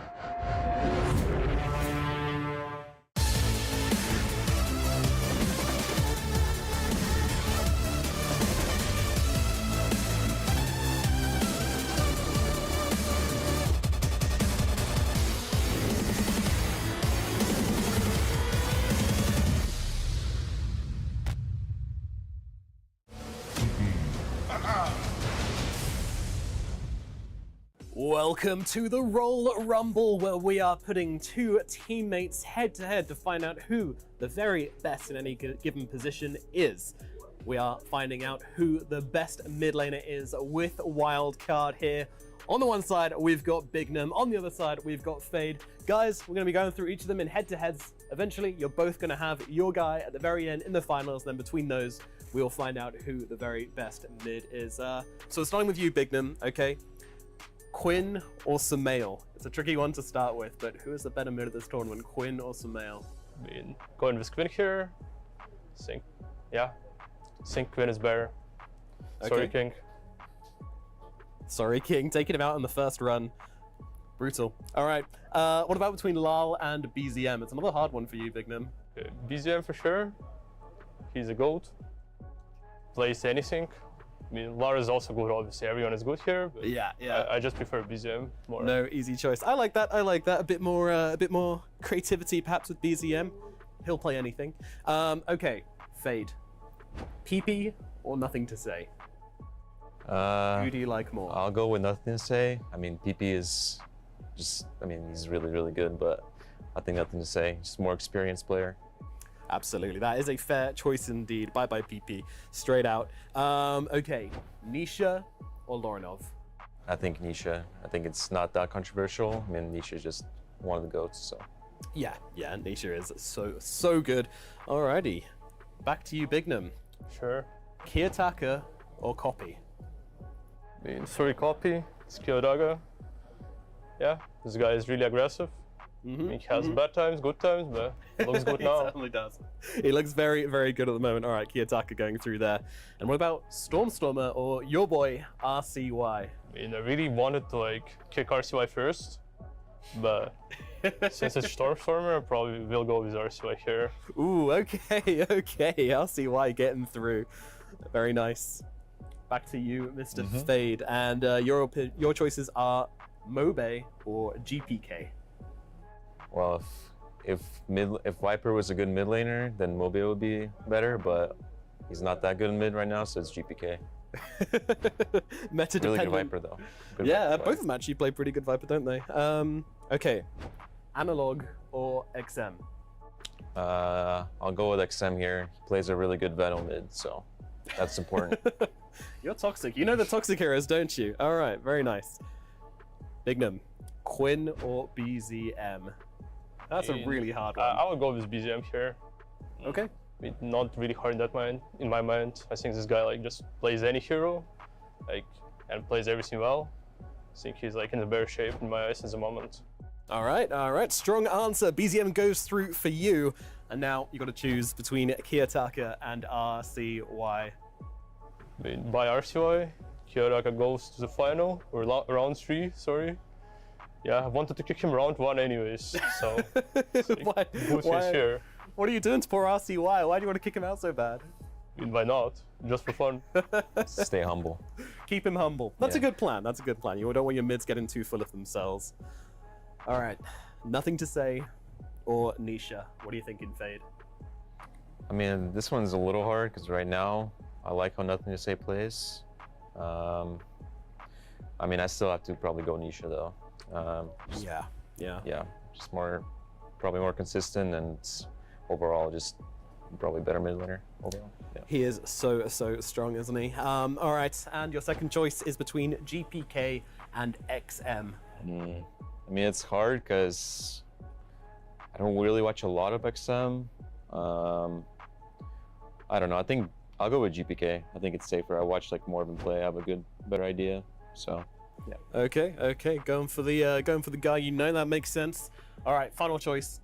Who are you bringing through to those finals? Is it going to be BZM or Kiyotaka going all the way? BZM goes to the final. right away. I mean, my favorite. Yeah, no, you seem to love BZM. All right, no hesitation on that one at all. BZM's gonna be your boy. Fade, who are you taking out to go against BZM? Will it be Nisha or will it be GPK? I'll take Nisha. I think it's easier for me to make an argument against BZM with Nisha, so I'll do that. All right, well, let's hear it. Why is Nisha better than BZM, Fade? My angle is probably Nisha just overall has a better experience. Just had a better career so far and played on multiple roles. Just whenever he plays on a team, they always seem to do really well. So that's my argument for him. All right, let's hear your arguments for BZM, Mr. Bigman. Back up your boy. My big argument for BZM is we were praying our mid laner RCY to buy a Blink Dagger on Huskar for months, and he never did it. And BZM played Huskar, and he bought a Blink on Huskar right away. So, I mean, yeah, that's a big win right here, I'm not gonna lie. Now my mid laner is actually gonna fucking copy him, so yeah. It's very different arguments between the two of you. Fade, was that enough to win you over onto Team BZM? Yeah, unfortunately, that's, yeah. I mean, 'cause I also was pushing for the Blink Huskar, and I mean, now I have really compelling arguments for it, so I can't argue with that. That's too OP. And that's gonna do it. BZM will be the best mid. Thank you very much, Bignum. Thank you very much, Fade. That was Royal Rumble.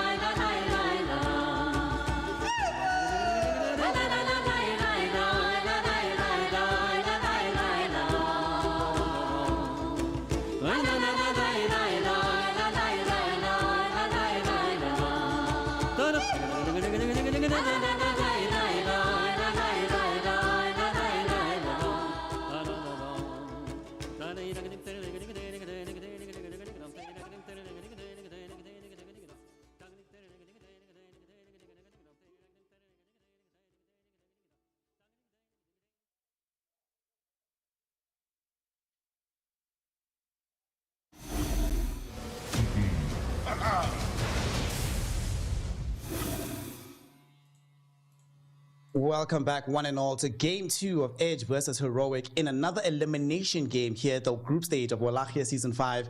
Before I ask you, Mr. Syndrome, of your advice on how Heroic should adjust their draft, adjust their play, I have a very important question for you, gang. How much money would it cost for me to get you to get some dreadlocks, brother? What would it take? What's the investment? Dreadlocks for me. What would it take, you know? I'll do it for free. You'll do it for free. There we go. You all heard it here first, folks. At TI, you're going to see Syndrome in dreadlocks. It's going to be amazing. Right. How long do you need to grow out your hair to get dreadlocks, actually? Like a year and It depends how... A year? I've noticed, y'all Europeans, your hair grows quickly, so a year and a half, 2 years is normally good enough. I've been growing mine I started growing mine in 2017, so a very long time at this point. I think I generally get a haircut like every 2 months on average. Yeah, then you'll be good in a year, gang. Then you're good. Yeah, let's go. I don't know if a year is enough, actually. You need pretty long hair to have dreadlocks. Well, TI 2026. I don't think it's my look. I don't think it's gonna look good on me, I'll say. But I appreciate you showing interest in my hairstyle. That's not something I was expecting to hear today. But a good idea. How much would it take for you to cut yours? There is not an amount of money. Really? It's not gonna happen. Yeah. The thing is, I just look so much better with my dreadlocks. My glow up mainly came from my hair, so I don't want to go back to the old days, man. I looked too chopped back in the day. Chuffed. Well, how about no you with dreadlocks in this game? Hairstyle? What do you think? On me? Same hair color too. Yeah, it's like short blue. I think that would suit you actually. That blue hair. We could try it. How about this? You get Parker's hairstyle. Make Sunsfan get my hairstyle. That'll be the trade. Oh, so the trade is you do nothing. I do nothing. Yes.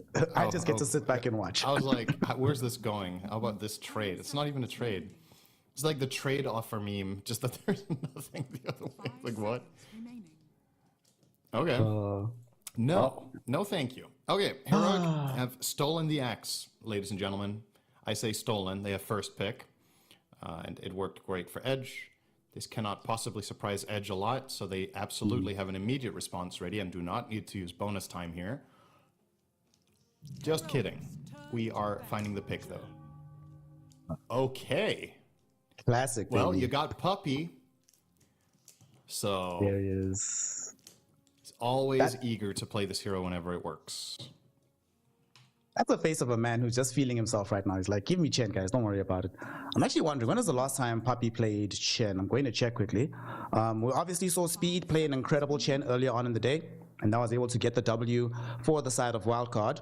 And Puppy Chen is one of the highest player hero combinations of all time. 275 games on Chen, 67.6% win rates. Insane It's stuff so from insane. Puppy. He's won 2 out of 3 games on Chen. That's wild.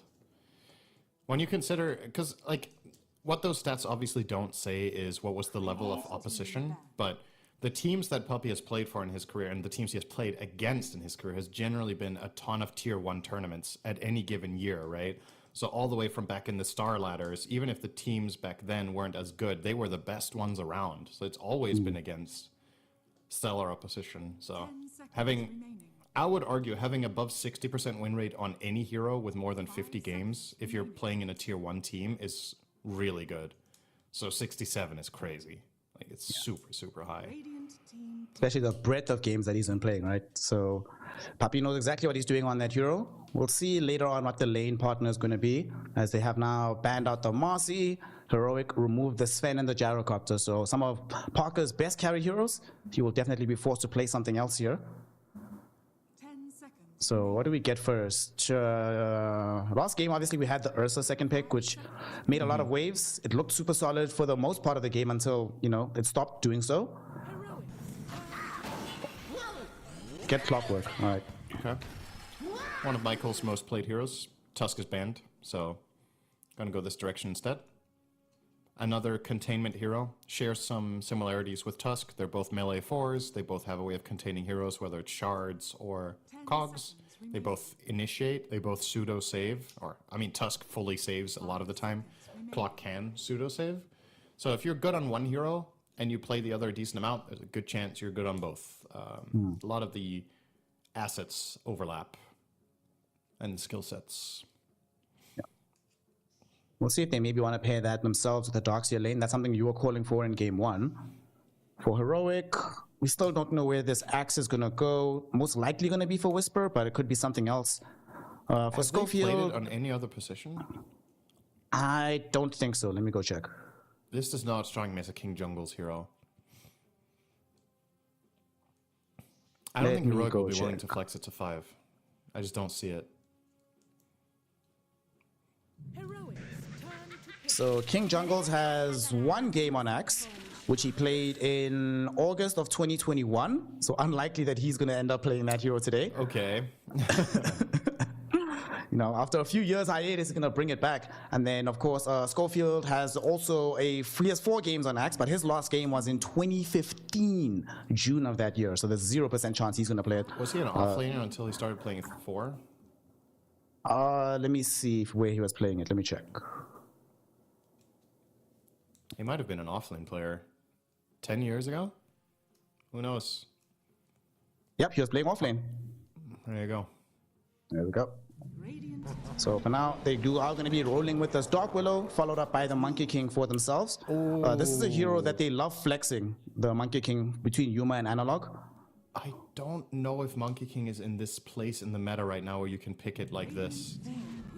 You're effectively saying, you guys, we have Axe in one side lane, and we have Monkey King core in either mid or bot. There's like some overlapping heroes that deal pretty well with these. Queen of Pain is a great example of this.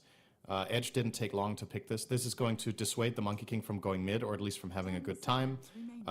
If they then flex the Monkey King onto carry, you still haven't picked your offlane either for Edge. I think they should pick their carry here if they can. Nope, never mind. They will pick the Enigma, saving Parker's pick for last to give as much information as possible. But that would have been, well, I suppose, you know what? If you have a mid and an offlane pick on hand that both like playing against Monkey King, why wait, actually? Just There were two angles. Either you pick the carry that does well against Monkey King, so Monkey King doesn't want to play carry, but also doesn't want to play mid into Quap, or you pick the offlaner that does fine against Monkey King, so that if he's played as carry, you can get even more info for Parker. I actually like this variant better. So if Enigma is that hero, that's cool. Fine with me. Enigma Clock is a very good lane, actually. Even Monkey King can struggle here. Solid lane. It also gives them a lot of more pushing potential later on with the Chen. So they have that unlock. Some auras if necessary for the game. And, you know, Black Hole is just one of those spells. Once you have BKB, there's pretty much nothing Heroic can do about it. Unless Axe is just a god beyond all gods. So I like this. And something that you mentioned yesterday, that pretty much the deeper we go into the tournament, the more we're going to see priority on the Enigma. And earlier on it was banned most of the games. Finally we get to see it. Pucket's pretty decent into it though. Pre-BKB, this does seem like a pretty difficult game for the Enigma, but afterwards you can start cruising, baby. At the same time, they don't really have much lockdown for the Puck whatsoever, right, with the 4 heroes Edge have right now. It's a good Puck game. I think this is potentially the best possible pick in the pool for Heroic here, so I think a good recognition there that that's a possibility. What is Parker going to play?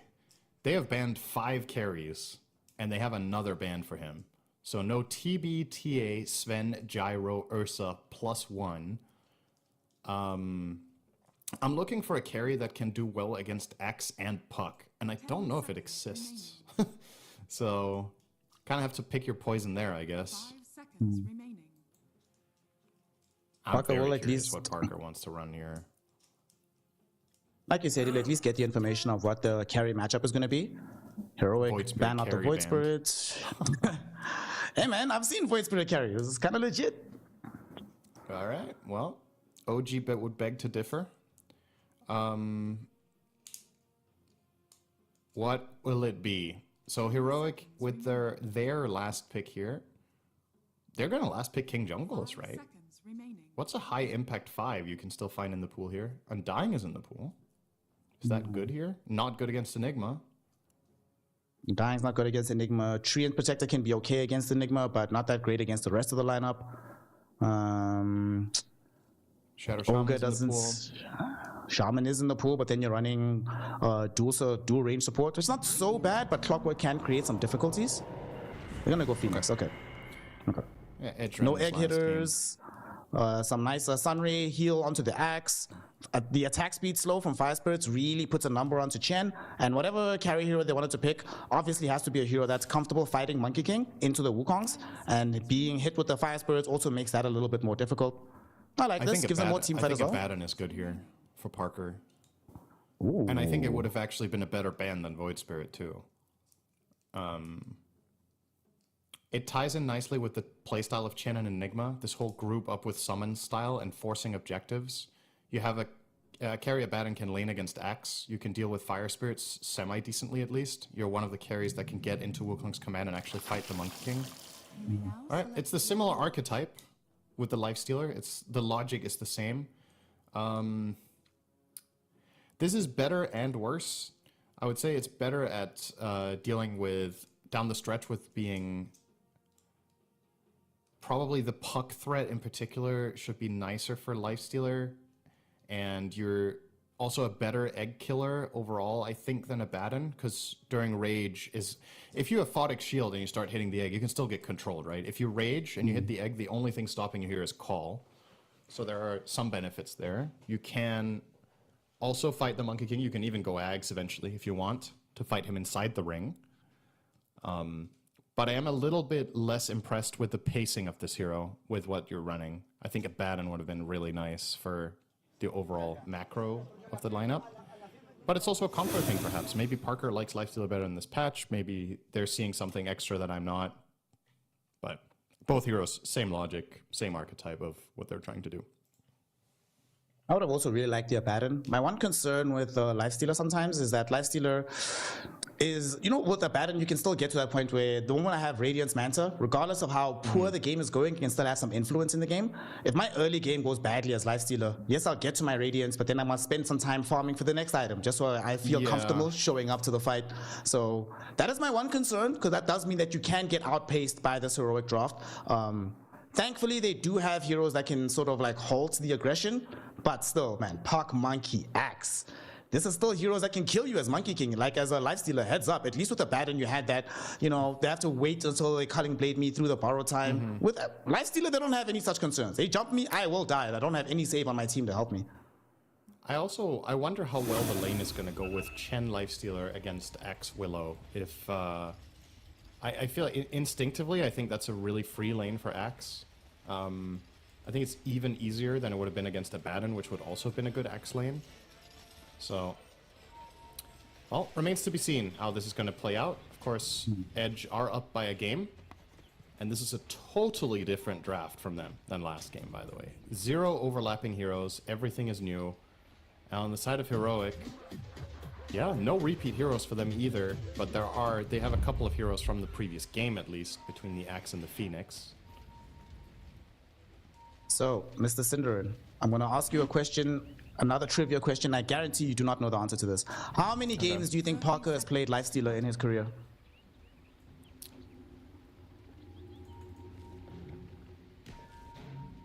46. Okay. For bonus points, when was his last game on Lifestealer? 4 months ago. You could not be more wrong, my friend. Lifestealer for Parker, 3 games, 1 and 2, and the last game he played was in 2024. So, not something he plays all the time, but I imagine he's been grinding pubs with this hero. I mean, close enough, right? I could have said like 200. Yes, very, very close. Only here, what, 2 orders of magnitude off. Good enough. Well, we did get a 2-2 trade on the bounties. Nothing untoward here. And this, my friend, is a classic. Park versus Queen of Pain middle. This is down to... Is it still down to pure lane mechanics like it used to be? With the way the game has developed over the years with water runes and everything, I honestly feel like this game most of the time is probably just going to be pretty even. Like, both heroes will get farm. You can both spell farm. One has the orb, one has the scream. Historically speaking, when this lineup was, or this matchup was at its closest, it was still puck favored. But I don't know. I think it's like a 55-45 lane now, maybe. We'll see how it all pans out as time goes on. I don't anticipate either of them really being able to kill the other, so that's not where the aggression is going to emerge from. If it is a 50-50 lane, I think PP will win it slightly based on what happened last game. Considering Analog was unable to beat him in the DK versus Ember matchup, which is a more lopsided one, you would think PP will win this as Quap versus Puck if his lane mechanics are just better than Analog's.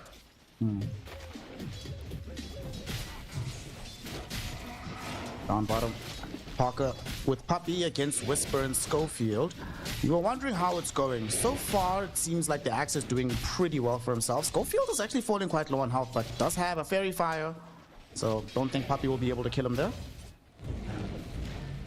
Yeah, running the Mana Burn Convert standard stuff. Most Chens will start with the Mind Stealer. Mana Burn is super oppressive in lane. Of course, this ability did get nerfed. It used to be way stronger on level 1 on the creep, but now it is down to the intelligence of the target. Of course, Axe, not a very smart guy. They should make it that if you dominate a creep, that the longer you keep the keep around, that it also gets like some experience, so it levels up as well. Yeah, that sounds very annoying against Mind Stealer.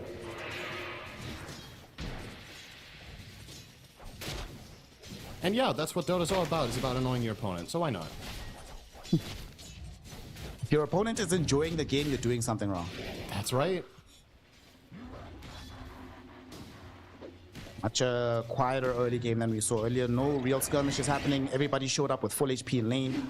Yuma so far, the CS leader, been utilizing this Boundless Strike to good effect, getting through these Eidolons. KJ obviously helping out a lot in denying these Eidolons, putting in damage on Yuma.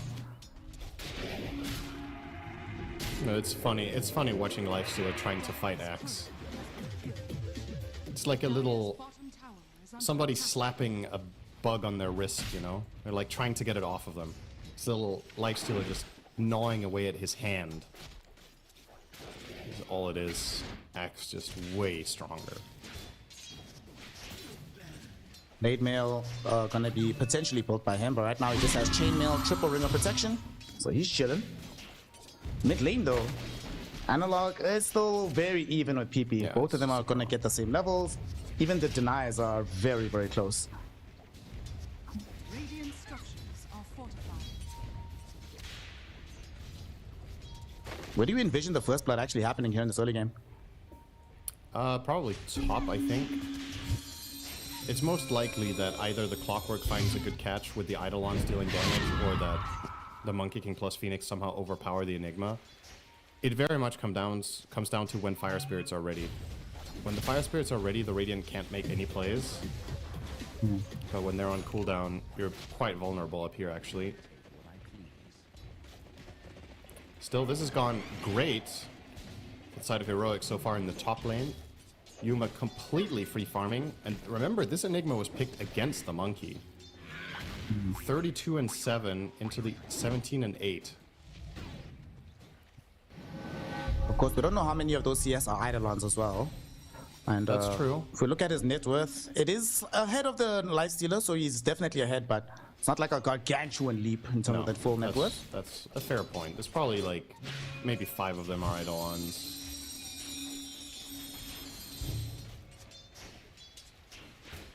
Five minutes into the game, still 0 kills. After enduring the bloodbath of game 1, feeling a bit antsy. I'm like, come on, guys.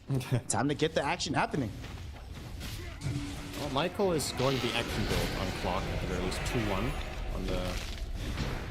Oh, they're trying to dive Parker behind the tower with the creep wave over him. Bramble Maze will be there. Parker is still alive for now, but with the call coming back, Whisper ensures that they find the kill. They even made the rotation with Michael. The battery assault should be able to secure the kill on Schofield.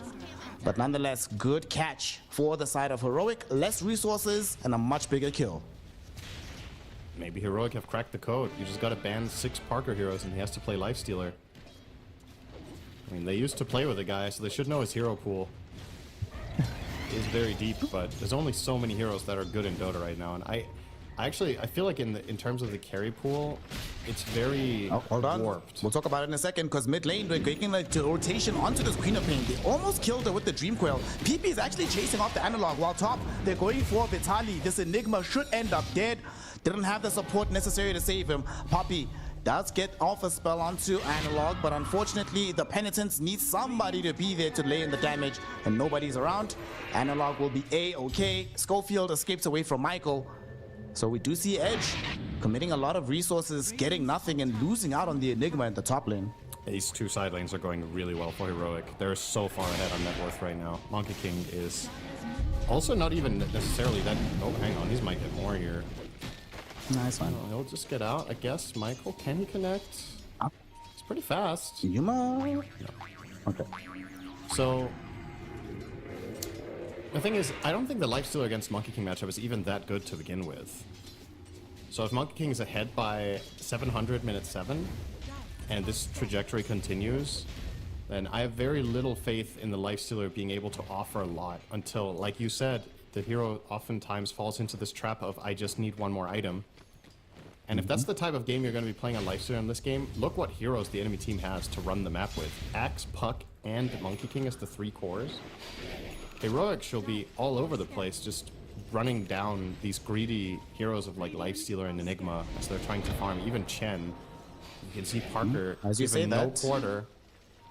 Here they come, but Yuma already committed the Primal Spring, unfortunately, so it didn't have it available. Parker is able to escape, but unfortunately for the side of Edge, towers do not move. So they should be able to claim this from Heroic. You know, on your Lifestealer versus Monkey King points, I think it used to be better when Lifestealer built like Omelet, Basher, AC, you know, these kind of items. I think it is much worse with the Radiance build up. You don't threaten the Lifestealer, the Monkey. Yeah. Whisper does manage to get himself inside some cogs here. He needs help. He's not going to get it. Parker gets the kill onto him.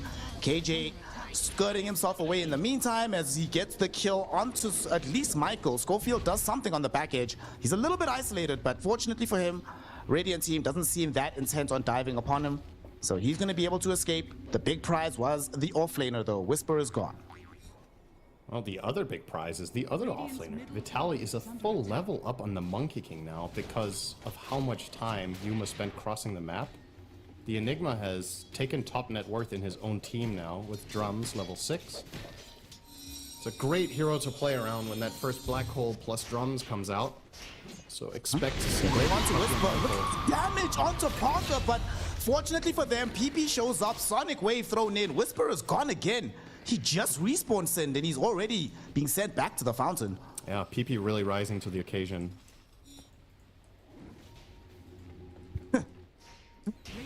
Not bad. That's a good one. Mid lane. Michael was hoping to catch Analog. Your reactions are always funny. It like takes a few seconds because you're like, ah. The problem is it's your demeanor, like your pattern of speech doesn't make it apparent that you're memeing directly. You know when you hear like Lacoste or something, you're just like, oh, this guy's memeing. That's what I'm directly. all about. But you're so deadpan. You gotta figure out whether I thought about it or whether it was chance. I'm not very smart though. I don't read. So you don't read, you can't see, you can't listen unless it involves Dota. So, if it is indeed the case that this Enigma is getting this far ahead, should Heroic be starting to commit additional resources to contain him? Or is it more important to just maintain their farm patterns until they get to the Blink Dagger on the Axe and the full Desolator available on this monkey? First of all, I'm not really sure I love the first item Deso. Oh, hang on, Michael and PP finding trouble. It's going to be the first Wukongs of the game thrown in by Yuma. It's going to be the Queen of Pain and the Clockwork. Both of them are in danger here. Clock is going to be the first one to die. PP, Blink that just came back off cooldown. Can he get out? Boundless Strike not available. Dream Coil already used. So he is gone, but did not expect the fight to break out in that fashion. Edge very much surprised by the appearance of Yuma. The Dream Rune. Finding a shield there was very important. Otherwise he would have been crushed in the river. And instead it turns into a 1-for-1 trade. Honestly, this development in the last few minutes is incredibly positive for for Edge. It was starting to look like Heroic were running away with both side lanes, and the core matchups in terms of net worth were starting to get quite warped. Now it's closing in. No, it's a dead even game on gold. The main advantage for the side of Edge is, of course, Puppy is out farming the enemy supports. Chen will generally do that. But the very good news for Edge is that Parker gets to play now. He gets to progress. And for Heroic, it's gonna take some time before you get certain key items, like the Puck Blink needs to get his Witchblade first, Axe is going Blade Mill first, so in terms of playmaking, for a while, Parker might be quite safe to get toward his Radiance. We already established Enigma's farming a lot. This hero is a monster in late game.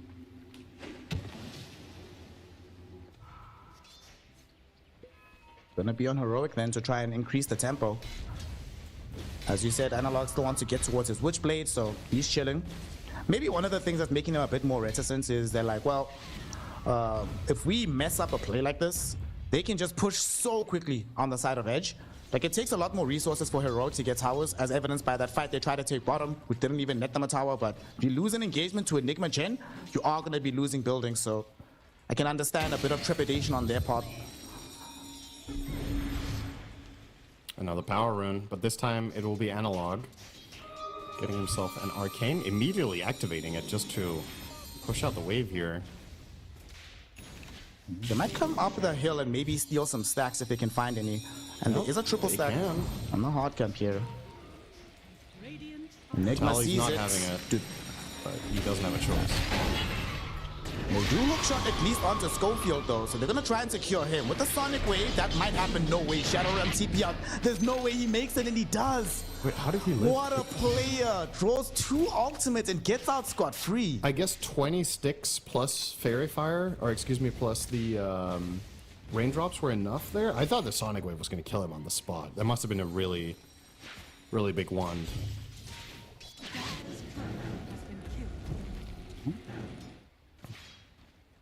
We get back into the game now. One of the things that will create some problems is now that Sonic Wave is down. That's a huge outlet of damage not available for Edge.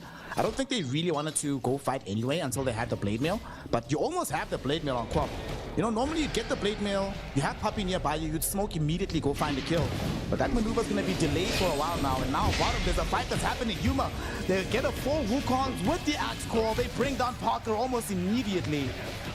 That was very, very fast. Edge did not see that coming, and I think Heroic exploited the fact that they know that Queen of Pain can do nothing about it right now. At that time around, the Yuma rotation just works. That's the big difference. He gets the connection onto the Lifestealer, and then X gets the call, and the moment that happens, it's just over. Even with Hand of God, he still died because X has Blade Mail. The amount of damage he took there was unhealable. But now, I guess Edge will try to go back the other way. Now they can go up top, play with their Enigma. I feel like it's a little bit surprising that this tower has not received any more pressure than it has, given how good Vitaly's early game ended up being. Oh, nice Midnight Pulse. They actually destroy the trees with the Midnight Pulse. First black hole of the game committed in onto Yuma. The Monkey King is gonna die for this one. Beautifully done by the Enigma. So Vitaly makes it happen. The Puck will try to do some damage with the Illusory Orb, but it's not gonna be enough by any stretch of the imagination. Analog is actually trying to just destroy the creep wave on back. Michael coming in towards him. They're going to try and bait the fight. There's the hook shot. They catch him. Analog inside the cogs right now, and he has no way out. Malefistan on top of him. PP has the blink if needed. Not even required. He dies to the final Malefist tick. Yeah, bleeding out a little bit here now. Heroic, 2 different cores dying. They lose the top tower. In the meantime, Parker is farming. So in similar fashion to game number 1, just back and forth action, nobody really getting a big advantage. In game 1, it was eventually Heroic that finally got ahead by a big amount when we got to the later portion of the mid game, but then that lead didn't transform into a game win. So if that's anything to go by, if the fact that Heroic had a 12k lead last game and couldn't convert it, and now in this game you're dead even, it just turns out Edge is the better late game team, and this is a great position to find themselves in at 15 minutes in. Parker will probably get himself what looks to be a 17-minute Radiance on Lifestealer, which isn't great, but also not awful. Supernova Force, they'll back out. Nimble run away with a Cobalt Cup. But the question is, do they get out? Whisper, Blink Dagger comes through, catches Vitaly. They burst through onto the Enigma. Bedlam now with the Dream Coil onto the truck in the chin. Yuma even drops the Wukong's command. They bring down Poppy. Michael forced to run away from this. PP keeps himself alive with the Sonic Wave pushing back onto Whisper, but Whisper will just content himself with a free kill onto the Clockwork. The Duck secures a double, and that's 3 kills picked up for Heroic, and it cost them nothing really. Yep. Ultimates that they were prepared to use anyway for that fight. There you go, back the other way. Now the question is, how will Edge win the next fight?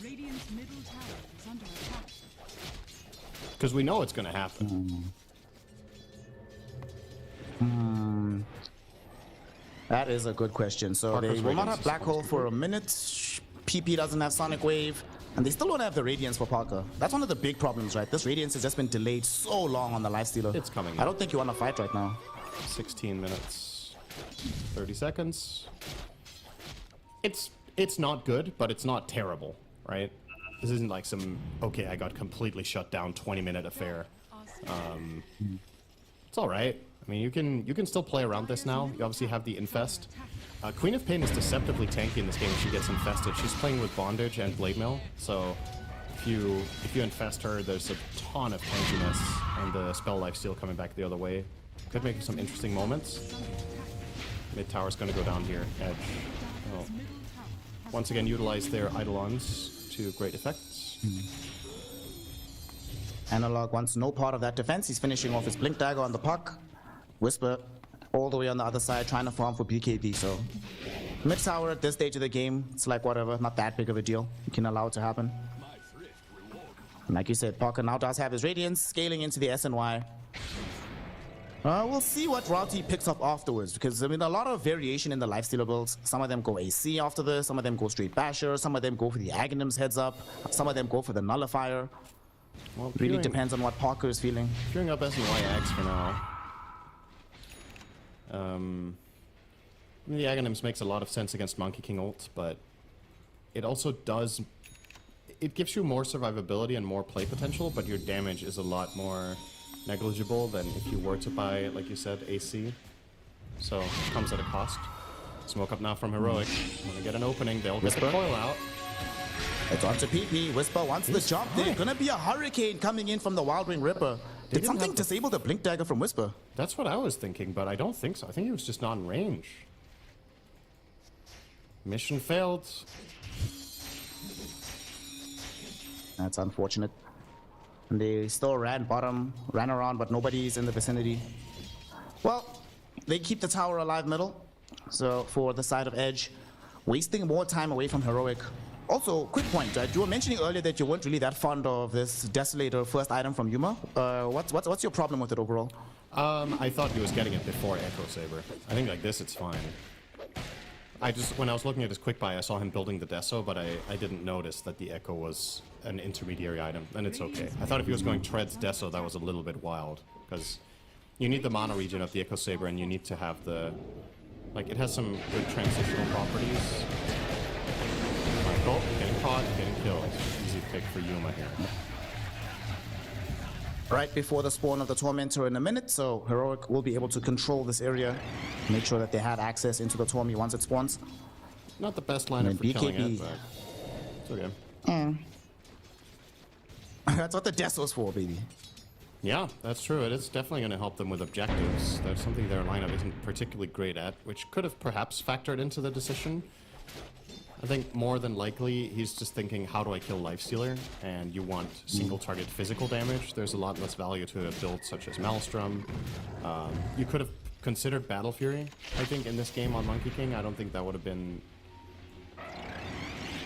too crazy, but...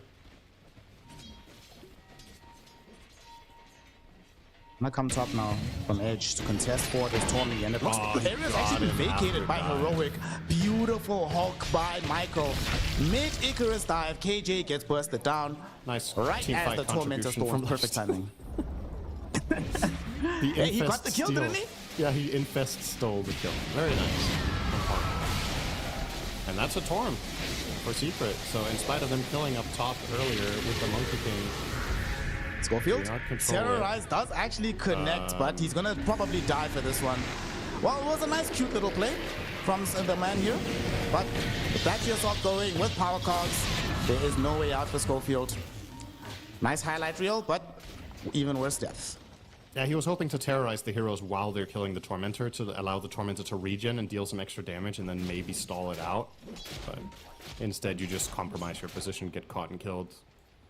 And that's pretty much the entire lead that Heroic just got down the drain. The Tormentor, of course, worth a lot here. But now Vitaly, he's spotted by Whisper. Doesn't have a BKB. There's the Axe Call. They even commit the Wukongs for this. They want no possibility of him surviving here. He just goes down in a hurry. Isn't it fascinating to watch these two teams play and feel like it's never the same team winning 2 fights in a row? It's like they're just taking turns at making successful moves and getting caught out. In the previous game, it felt, okay, that's not fully true. I think Heroic won 2 fights in a row, and that's what gave them their lead, but then they lost the subsequent one. And then it was kind of a little bit of a wish-wash of draws for a bit. Eventually, Edge won a couple of big ones back-to-back, and then they closed out the game. But in this series so far, no lead has really felt meaningful until you get very late in the game. So...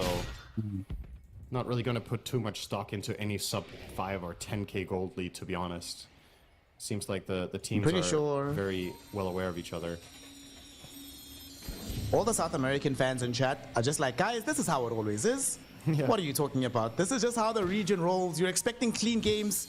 Go watch East Western Europe. Mid lane, they're jumping in onto Hawk. The Aghanim Shard revealed from the Queen of Pain with the silence, the Sonic Wave. They get the kill. PP out here, man. If the PP is missing, you gotta be scared. It's gonna come out much bigger than expected. Yeah, especially when it's infested by Lifestealer, who didn't even have to jump out. I'm gonna jump out now. Okay, but Whisper. Unfortunately, Whisper already on the high ground. He has BKB, he has Blade Mail. That was a missed call bit on optimistic. Lifestealer hitting him. That's not great, but he didn't have to use his BKB at the very least. Well, now we're back down. Now Edge are making moves. They're trying to take the mid tower here with the Eidolons plus Lifestealer. Looks like they will be successful. There's a little bit of an It's always worth keeping a small eye on what creeps Chen has. So in this case, Puppy running around with the Ogre Frost Mage is quite valuable here for the Lifestealer versus Monkey King matchup. This does affect it in a pretty big way. Having that extra armor plus the attack speed slow is it's pretty nifty. But of course, The now that smoke up Edge from pulled that Heroic. off, they're gonna get ganked. That's what they're trying to do from Heroic. They're looking for the big wrap around here. On the high ground is Vitali. Yuma's trying to find some vision of these heroes. Nobody is availing themselves just yet. Vitali's still sitting in the Roshan pit. He'll break the smoke onto the axe. I'm not sure if they saw him though. They don't have any vision outside. But now they infest themselves. Here comes Edge, looking for the side of Heroic. Yet again, they find the silence onto the puck. Analog, is he gonna die for this one? Did get to, Jones gets away, the blink of an eye. The Dream Coil will come in right now. There's gonna be the core. Yuma with the big Wukong's come on, but the black hole, equally as big. Axe and Monkey King caught inside with the Sonic Wave over all of them. Unfortunately, that bonus armor kept Yuma alive and fighting, allowing Axe to dunk onto absolutely everybody. Yuma ends up with a triple kill off the KJ's Supernova explodes. Michael not gonna be allowed to escape either. Yuma with the Boundless Strike. They get the kill. They get the big team wipe. Heroic, you counted it. You knew it was coming here, Cinderin. It is their time to fight and their time to succeed. Yeah. Now, Edge obviously going to learn something from this fight and swing back soon, but Heroic will be celebrating that team fight win for a little bit. A lot of really good placement of spells there. It was a great Supernova. It was a solid Black Hole as well, but Monkey King, that's why this hero can be so dangerous in games like this when your carry is a Lifestealer. You can kind of get baited into thinking you can beat him, but if he gets off the Jingu stacks during that fight, you're just screwed. Like, you don't have enough damage to get through him. You threw out all of the burst. It's just not enough. And that, I actually think out of every fight in this game, that moment is the one where I felt like having a bad and over Lifestealer would have been the biggest difference, right? Like, that would have been massive, because he would have had so much more tankiness because of his ult and his sustain. Perhaps he could have won that fight for the side of Edge. The nature of how it breaks out will be different, though. Like, that was an Infest initiation, but didn't really feel like the Infest did very much, so... It's good fight for Heroic. And this is now a 50-50 win expectancy game. Would you believe it? 7k net worth, 5 additional kills. Gaimin is still like, nah, gang, I've seen enough. I know this is even. Although this might increase the odds as they get a hook shot forward. Lifestealer was silenced up, but he might be able to get off the Infest. Whisper's trying to do his utmost, but there's the Infest, there's the pop-out. Parker now putting his attention back towards Whisper. KJ helping out with the Sunray. However, the Sonic Wave from PP secures the kill. Parker, he's running around. He does have Battle Hunger on top of him. He needs someone to help. Yuma, Wukong's command on the high ground. They find both PP and Michael.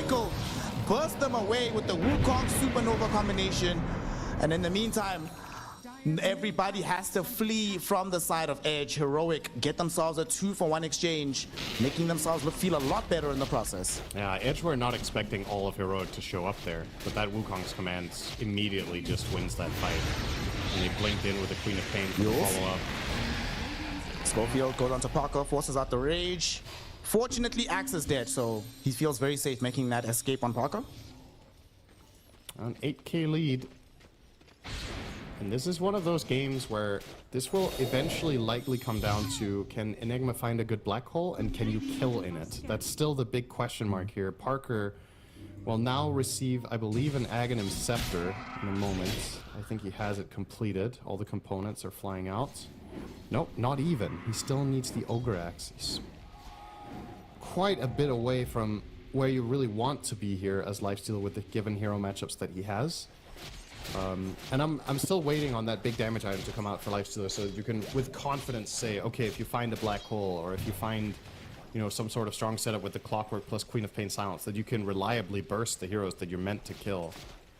So far, it's been rather uneventful for Lifestealer. Definitely would have preferred if he'd gone for Armlet Deso into Basher AC. All this could still be vindicated down the stretch if this works out for him, but we'll need a lot more time to get there, and it's not going to help if he's dead.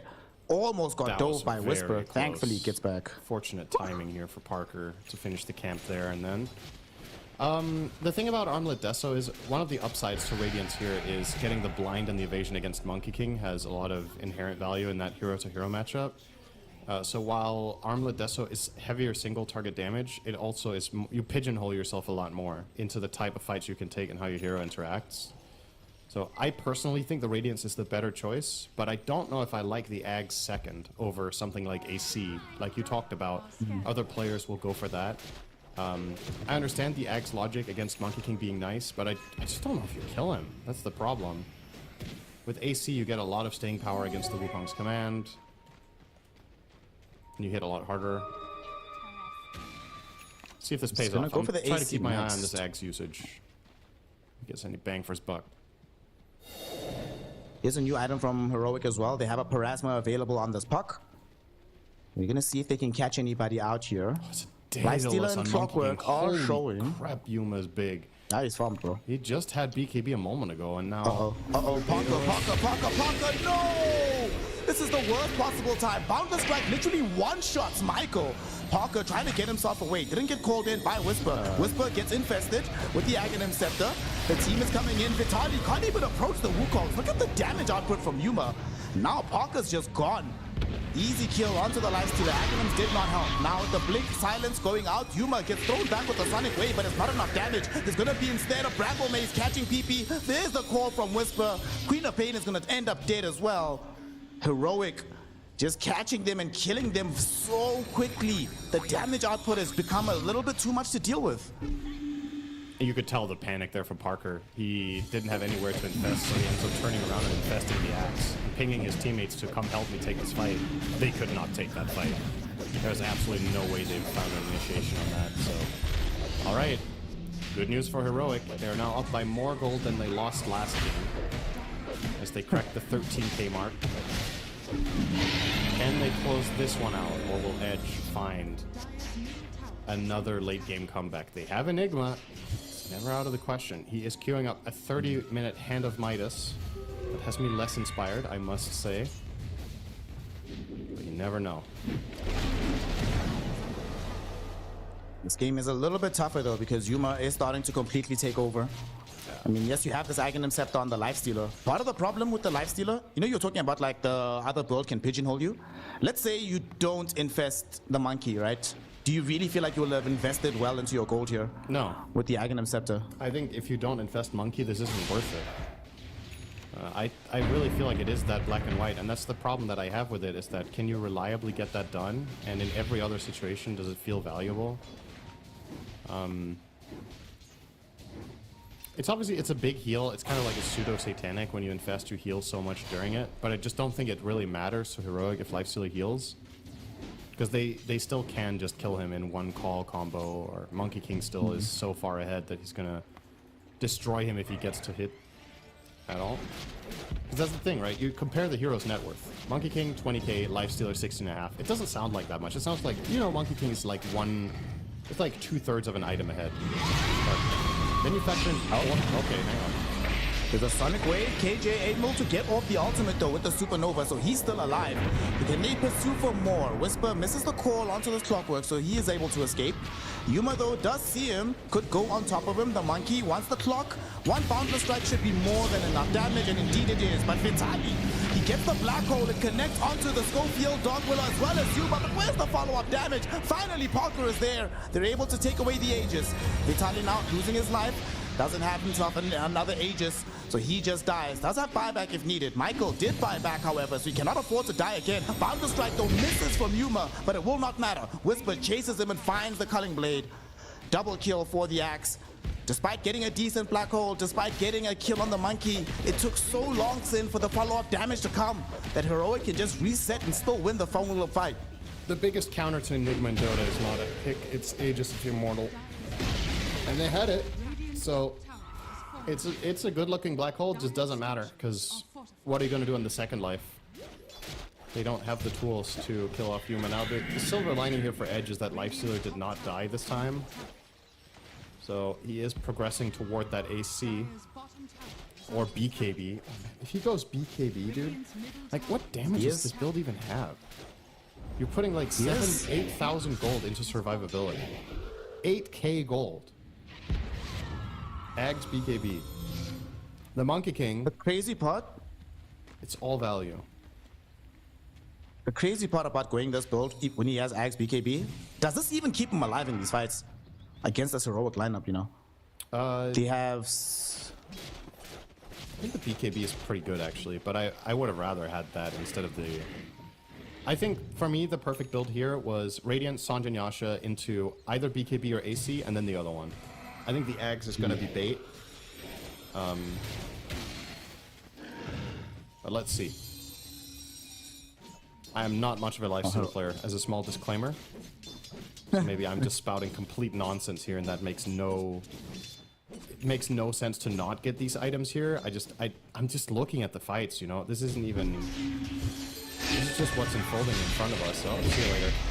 I am a lifestealer player, that's why I'm 100% confident that BKB is not going to help. Like, he's going to get BKB and still get caught, and still die to right clicks of If you're humor. 100% confident that Parker's item build is not going to help, then we're in trouble for the side of Edge.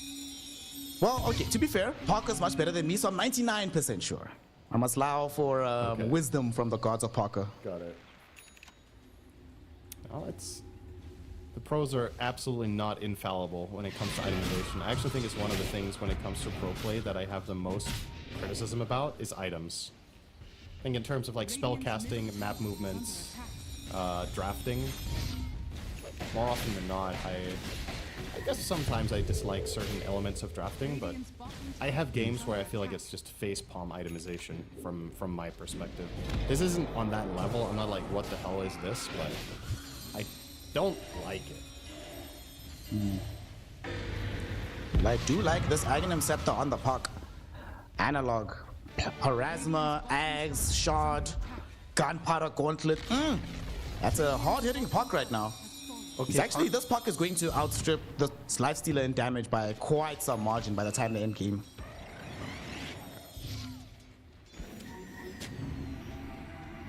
There you go. Parker changed his mind. He wants to keep Ogre Axe Mithril Hammer and then buy Nullifier.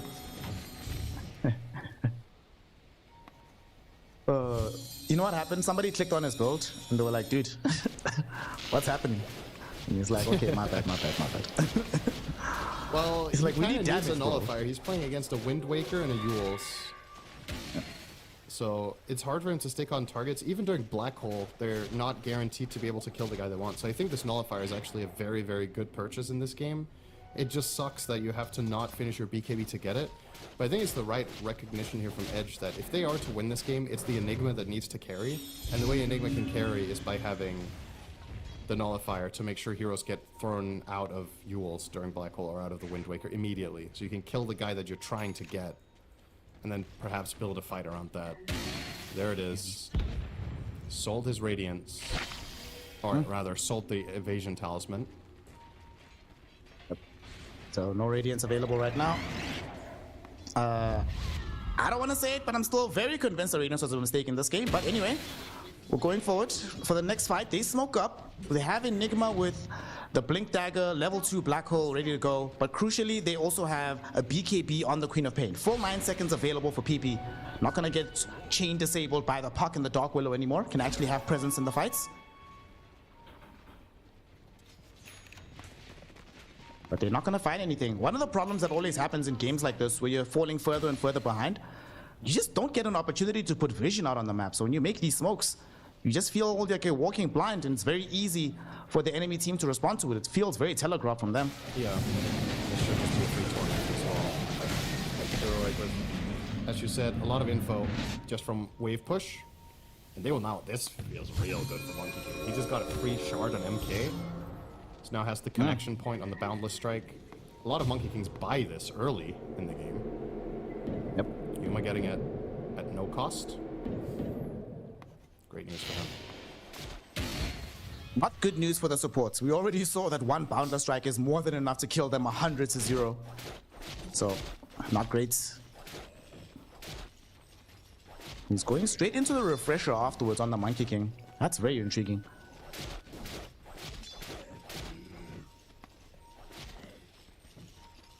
Parker finally has the BKB right. Nope, still 10 gold shots. But we'll have it before the next fight. Right, he's going to infest Vitality. It's go time. Right before the BKB right. I mean, they need to wait for the BKB to get here, surely. No? Okay, we're in. They go on, they find Whisper. They could be able to get this kill. He does have BKB. The Wind Waker takes him away from the black hole before it's even caught. There's a Supernova down as well. They've already bursted the Queen of Pain. Lifestealer can't escape neither. He gets taken away by Whisper. Well, the BKB arrived just as he died, so the express delivery was a little bit late. We do see Yules now onto Michael in the river. He's getting himself burnt away. At the same time, Vitaly got caught in the mid lane. Heroic demolishing Edge right now in that fight. And that's a fight that Edge chose to take. Definitely not the right decision in the end of the day. Yeah, they were trying to black hole and then nullify the Axe, but I don't know if Axe already had BKB running when he got the Wind Waker off, or if he... I think he might have been nullified during it, but, or rather, as he was flying out, he got nullified, but then he was out of the black hole, and that execution just doesn't cut it. And this is probably just going to cost them the entire game here. Yuma does push very fast. He's got the 30 stacks on his Desolator, hitting for about 450. The thing is, he's also not the only damage dealer, right? We saw Analog starting to put out some hurt as well, so this is very problematic for Edge. They might be 2 sides down by the time they respawn here, but maybe Heroic will show some respect and retreat, given that they don't have an Aegis. Yeah, they could go and get the Roche now as well. There's also a damage rune there. Radiant's top barracks are under attack. He just got another Wind Waker on the Dark Willow, so good luck finding a black hole, Mr. Vitaly.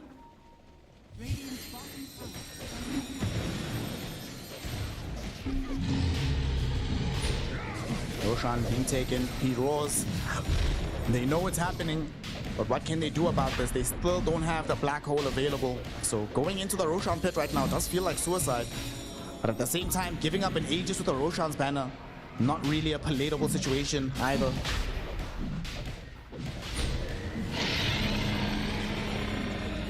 There it is, Roche for Yuma. Banner picked up. And the push is gonna come, so Mr. Cinderman, how do you defend this push on the high ground if you are on the side of Edge? You wait for black hole. Because without it, you don't have enough damage. So, okay. Yeah, that doesn't. You don't have lives as Puppy either. Chen is about to die inside the Wukong. Parker's inside him. This is problematic. Whisper gets the call back onto Lifestealer. Lifestealer dies. Chen brought back, hoping to try and save him, even dropped the Hand of God, but it wasn't enough. The stun from KJ ensured that nobody within the base of Edge can chase them outside of it. Oh, that is the worst case scenario possible. A minute without the Lifestealer? Yeah, you have the black hole coming back in 2 seconds, but you already committed Sonic Wave as well, so where's going to be the damage for it? And this is Megas if Heroic just go for it. I think this is a mathematically impossible fight for the Radiant until Lifestealer is up, but Heroic don't necessarily know for a fact that Parker doesn't have buyback. But they're obviously going to try to find out by pushing this. Parker, by the way, realizing he doesn't have enough defensive items, so he's queuing up a Ghost Scepter on Lifestealer. Yeah, that's the state of this game. Not been a fun experience for him. Nope. Here it comes. Third lane, Glyph. Trying to buy the time, but of course Yuma still has Aegis and Satanic, so like how on earth are we gonna kill this guy, right? So he's gonna go in on Puppy.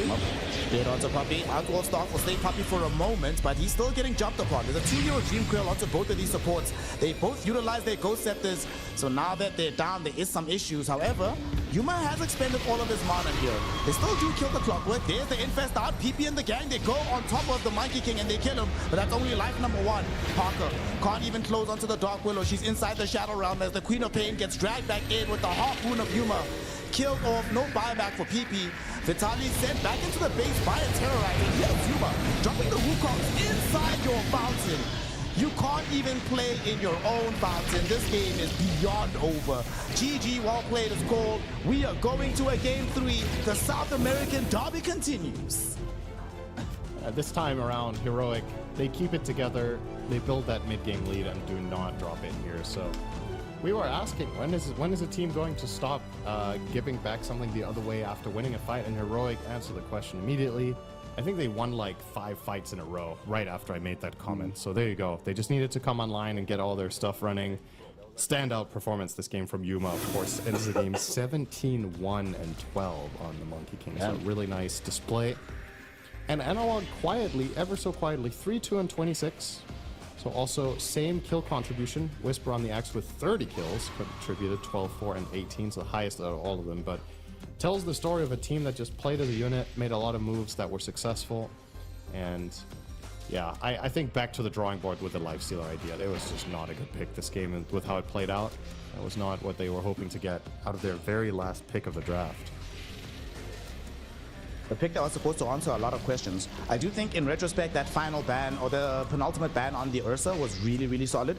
Can you just imagine if this was an Ursa game, how different things could have looked? A fight like this that we're seeing now on screen, if there's an Ursa there with Battle Fury hitting into multiple heroes, you definitely get more kills than you did, but yeah, back to the drawing board, not enough damage emerging from this Lifestealer. I mean, my man ended the game only dealing 15k damage. That's less than 10,000 damage than the Whisper Axe, who is very far away from the damage contribution of his other cores on Heroic. Yeah. It's the thing, we were talking about this in the draft, right? When they picked Enigma. It was like, okay, you know this Monkey King can go mid or safe lane. You counter it mid with the Quap. Now you have two choices. You can either get an offlaner that's good against Monkey King to make his laning hard, or you can exploit the fact that you're anticipating the Monkey King will be carry, so you can pick a good carry matchup against Monkey so that he needs to feel like going mid and therefore lane against the Queen of Pain. But what ended up happening was they picked Enigma, which is not that bad of a lane matchup for Monkey King, so they didn't really take advantage of that part. And then they last picked a carry that's also not good against Monkey. So what did you really gain? You could have just, like you said, you could have picked the Ursa in that phase before we went into the bans. But maybe this is just the mindset of edge drafting, that they try to get Parker his last pick carry every game. I just think that is a bit of a flaw that can be exploited in a situation like this one, and Heroic did it masterfully, just completely negating him by banning out 6 of his heroes. The fact that they even got to banning the carry Void Spirit really tells you how far into the pool they got, right?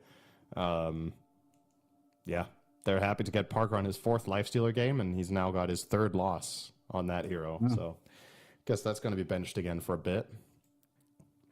Yep. Well, maybe he's going to be inspired by Army and drag out an Alchemist in the next game. But Yuma, well, certainly demonstrating that this Monkey, the thing is, they could have put this mid as well, right? Like you mentioned. So the fact that he came out with a pick like this, 3rd pick in the draft, and he still ends 17, 1 and 12, still dealt 40,000 damage while still also having the highest hero damage in the game. It's not even close. This guy, I also really liked his itemization, because I think he realized, he's like, wait a second, I could just go like the normal route after picking up the Echo Saber, but if I go like Echo, Daedalus, Deso, I can just one-shot supports. And you just show up in a fight, drop a Boundless, Puppy and Clockwork can't show up. And you saw in those last couple of engagements that Michael wasn't even hookshotting forward anymore, because he knows if I hookshot forward, I die immediately. So now I have to play defensively. Right? So I just think they outplayed here. Heroic just played better, itemized better, and drafted better in the end. Yeah, I mean, I've kind of already talked the Lifestealer to death, but it is an interesting angle, knowing, again, let's not forget, this is a team that knows Parker probably better than anyone, right? So he used to play for Heroic. They know his hero pools. They know what he likes in heroes. They know what he's trying to accomplish with the draft. So when you delay his pick further and further down the draft, they know more and more what Parker is thinking, right? So they can just target specific heroes and ideas that they think he might propose. And I feel like the Void Spirit ban, once again, really tells something about them knowing how Parker was thinking. And yeah, ending up with, as you mentioned, a hero that he barely ever plays just goes to show that that homework paid off in Game 2. And Heroic get another chance to stay alive now after they conquer Edge in Game 2. Well, we'll see which one of these South American teams will be remaining in the tournaments to fly the banner of the region within Wallachia.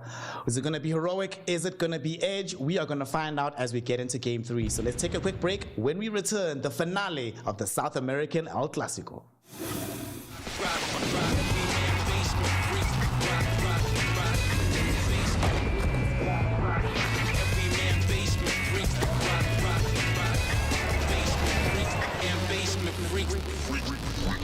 The new breakthrough, an innovative phone with 1xBet app.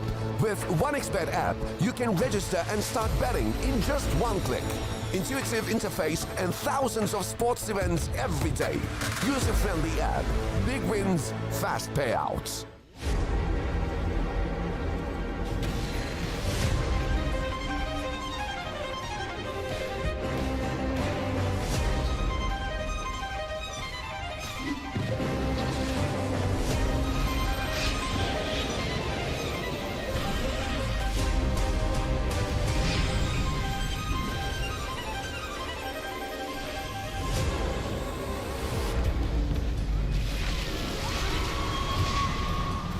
human body was built to move.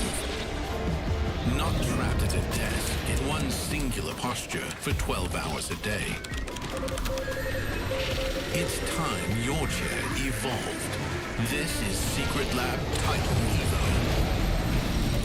Ergonomically engineered for you, gamers, hybrid workers, artists, backing your every move.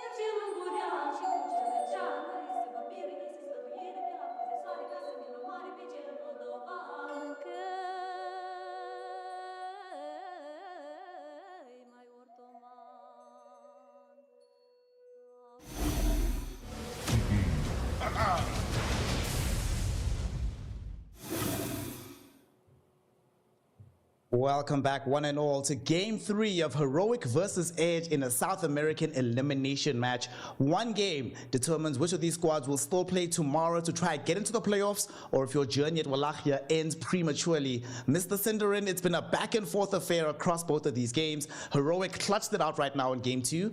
You've been talking about Heroic a lot in terms of you want to see the one standout win from them that convinces you this team has started clicking. Was that win, does it present that kind of future for them, or is it sort of like a good performance, but you still need to see more to be convinced?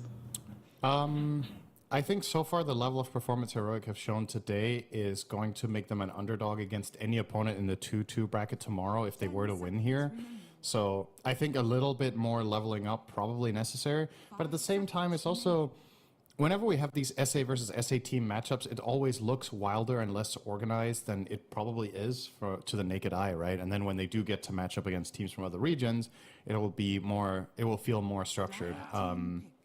Overall though, across both games, I think as an average assessment, I think Heroic has played better probably. Because in Game 1 they were in a dominant position and ended up losing. In Game 2 they were in a dominant position and ended up winning. But the shared thing is in both games at 25 minutes, Heroic had a big lead. And Edge, you cannot rely on getting the type of comeback you did in Game 1 in a third game. So you gotta ensure that you don't get put in that position. And well, this would be a good start to do that. Get yourself one of the quote-unquote funniest heroes in Dota with a TA. TA. It's also one thing you were mentioning at the end of the second game that you want to see them put more priority on Parker, so you don't end up 24 pick, all of his heroes are banned out. This is one of his better ones. Get him something you rely on him to carry the game from that position. Yeah. And we normally don't get to see TAs, right? Because they normally are either banned first phase or second phase. So for Edge, they're just like, guys, it's fine. We'll protect it in the second phase. It's all good.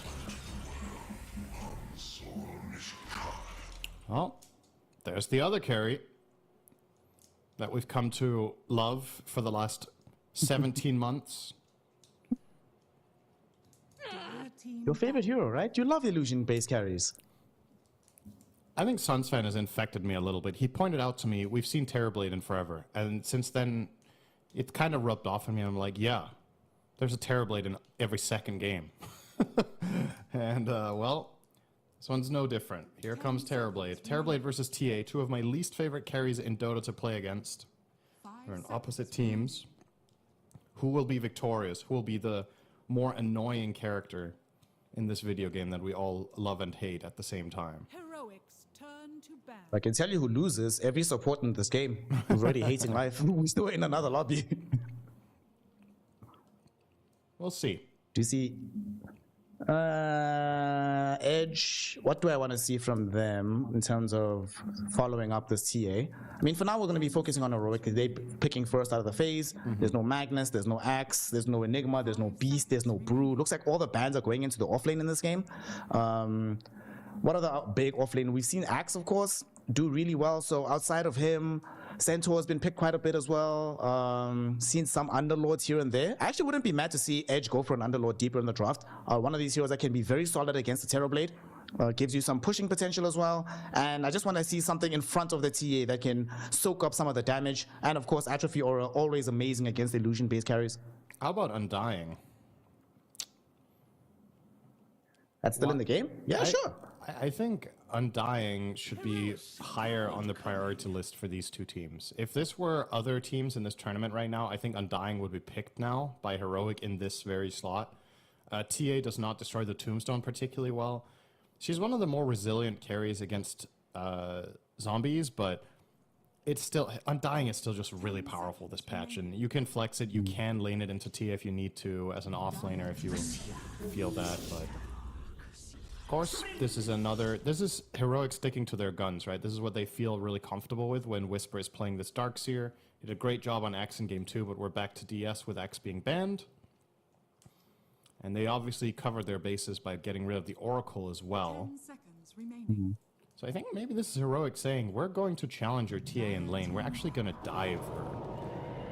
Speaking of dive. Who's going to dive who, buddy? Because... Everyone's diving. Dive in all different directions. Supernova, of course, Ollie is a very good spell to have. Fire Spirit's one of the best spells against Terrorblade in the entire game of Dota 2, because the illusions can do absolutely nothing about that. So lots of slow there. Should be a solid lane partner. If it's TA and the Phoenix in the lane, normally it should be a solid one, but like you say, with the Darkseer, does seem like Heroic want to play aggressively. So potentially they might follow this up with like some clockwork for Heroic to try and dive up into the Phoenix, given that you can interrupt the Icarus dive away. I think I would like to see that a lot from Heroic. I'm trying to wrap my head around this one, the Marcy pick. If this is meant to be... 10 seconds remaining. I feel like they already kind of know what they want with this, or I don't fully get it. Like, if you want to play TA Marcy, then you're... Perhaps the Phoenix matchup into Terrorblade in lane is just good enough that you're like, whatever, we'll just pick our 5 with TA and play the Marcy down there. But if this Marcy is not a 5, she doesn't have a duo at all right now. Here comes Shadow Shaman. First appearance of Shadow Shaman today. Yep. This hero is good against Marcy. Marcy will jump in and try to isolate and kill targets, but you have 2 immediate lockdowns that have decent range when you are being initiated into. And the other thing is, if Marcy gets the pick-me-up facet to try to pull people away, Shadow Shaman can also throw a spanner in the works there by either shutting down Marcy or the target you're trying to rebound away if they're already shackled or whatever. And we'll get the clock with the Darkseer. This was banned in Game 1 when they had DS. This time around, they can get it. Now, Good with against this, Phoenix. Marcy 5 got a lot more interesting, right? Because now you can throw the TA out of the cogs. if you're laning against each other, which is actually a pretty strong counterplay to DS Clock. So I would like to see the Phoenix being a position 4 here for Michael and the Marcy being played by Puppy. But we'll see if that's what they're choosing to do. Edge now, we get to decide. I mean, there's a non-zero chance that CA goes mid, but when I say non-zero, I mean like 2% odds of that happening. So yeah, I'm gonna have some revelation of Vitaly's hero, I guess. That would make the most sense to me right now. Get something from the offlane, especially because of how limited the offlane pool is right now. You could pick Ember and then ban out counters in phase 2. PP played very well in game 1 on the Ember. Yeah. That's exactly what you wanted. Ember comes out. One of these heroes that can also do decently against illusion heroes. With Chain Gang as well, Terrorblade can't just rely on using the illusions to get away from you hitting with the Searing Chains. You can catch Doxy as you're trying to surge heroes away, a way to escape away from the clockwork. Not that much catch. I mean, Shadow Shaman, of course, does have all of these spells, but outside of him, feels like a relatively free Ember game so far. It's a good Ember game. I like this pick a lot. You just need to make sure that the laning stage doesn't become too big of a problem, but by banning Monkey King and an optional Huskar, if you will, but I don't know if you worry about Huskar. You've got really good heroes to kill Huskar with later. And I also just, when I watch Heroic play, I'm not really generally inspired when they're running their Huskar on analog, unless if they have a different type of carry than TB. I think the game can very easily become awkward in terms of movements and making plays around the map when you have TB plus Huskar. If your carry had a stun or some sort of tempo to it, I think it would be more interesting, but I don't anticipate Edge banning out a Huskar here at all. I think they're probably not banning Dragon Knight either. They have Phoenix, and PP has already shown he can handle Analog's DK in the mid lane. So what would their second ban be then? They can ban Puck. I think that would be decent. Pango's gone. Queen of Pain's still in the pool, but I think they would like a little bit more disable on the side of Heroic. We do finally get to see that Kunka ban, so they're not going to be able to deploy that into the off lane for Vitaly. So what does he have here? Centaur, Underlord. What are the offlaners in the game? Tidehunter still left, if they want to go for that route. It's just going to be the casual Centaur. Okay. And they did ban the Huskar, so don't have to worry about that matchup in the mid. Maybe they felt like Heroic were going to bring it out here in game 3 in spite of the Terrorblade pairing. What's Doesn't left Puck really feel nice right now? plays? Into the Stampede. Puck DK. 5 seconds remaining. Plays Puck, DK, Void Spirit. I don't think this is the best game for Storm. I think they need something that's going to play a little bit faster than that.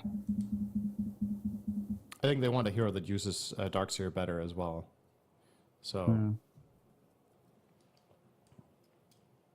Shaker maybe to try and defeat the Ember Spirit mid. The Supernova is a pretty big problem, isn't it? You don't. Yes. You don't deal with it at all, and Puppy played a great game with that, and they lost that game on Heroic. Has to be in the back of their minds that this Phoenix could become a pretty big issue. Honestly, he might go for the lead on Analog. Okay.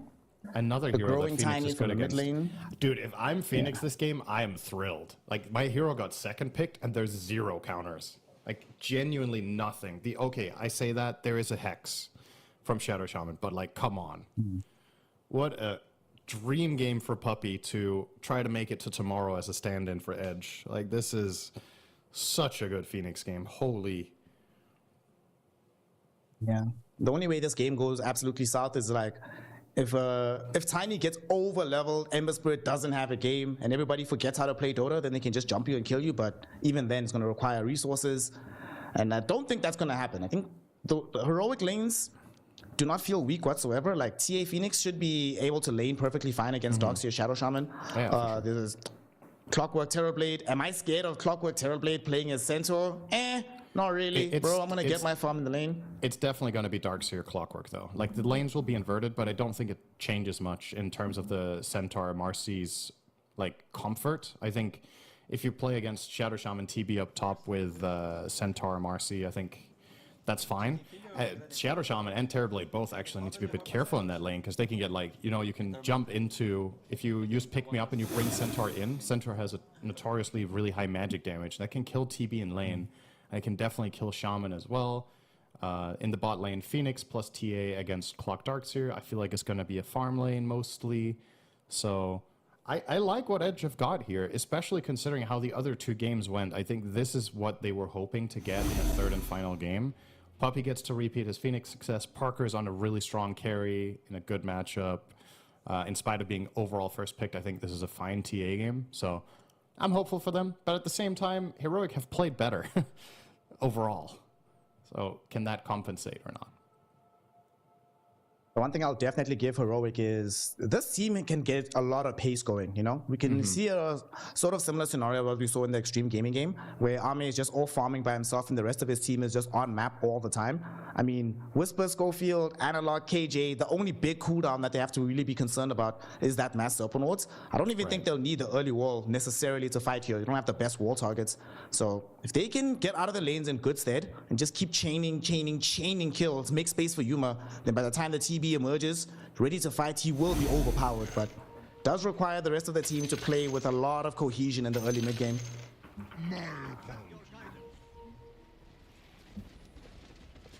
Let's see it. Immediate smoke here from Heroic, trying to get a foothold. But they're not going up on the high ground, so actually just using it to ward and nothing else. Have some information. Looks like Whisper is fishing to find the mid ward. He is going to. They actually smoke, but there's an observer ward, so they see the smoke perfectly from Edge.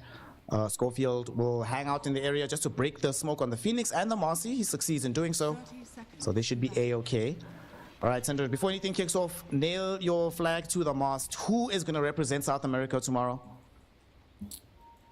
I believe in Edge this game, but not by a lot. For me, they're slight favorites. Only small PP favorites.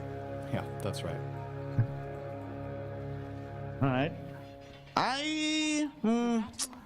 I'm a tiny hater, but I'm a Terrorblade enjoyer, so I'm gonna back my Terrorblade boy here. I'm gonna back Yuma. Let's see what he's got. All right.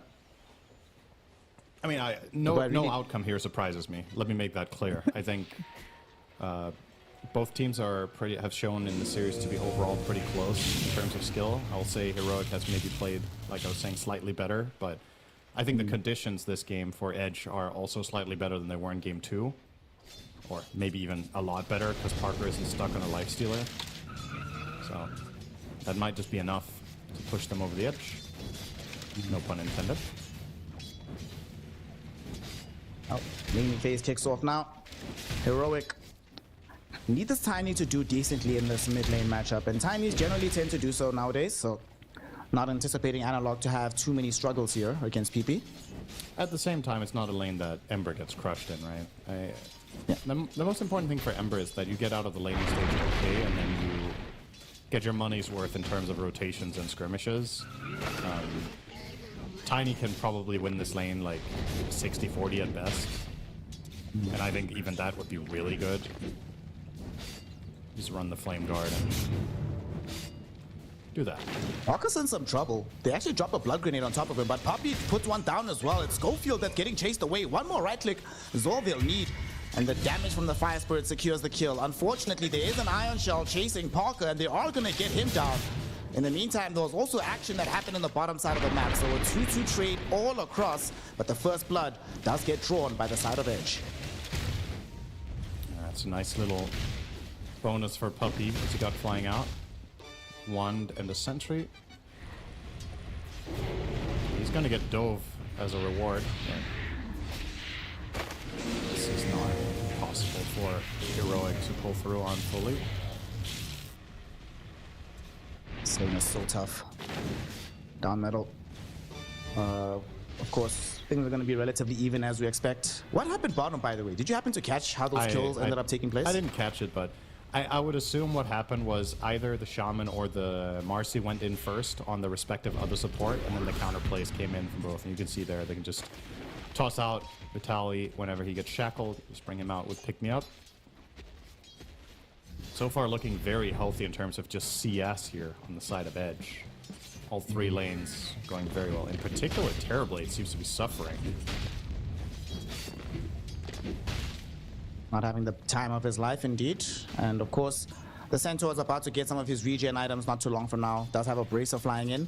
So 2 bracers. One is not that far away from being complete, and then you get the Vanguard. Yep. The window to kill him is pretty much past at this point. Should be able to farm freely for a while.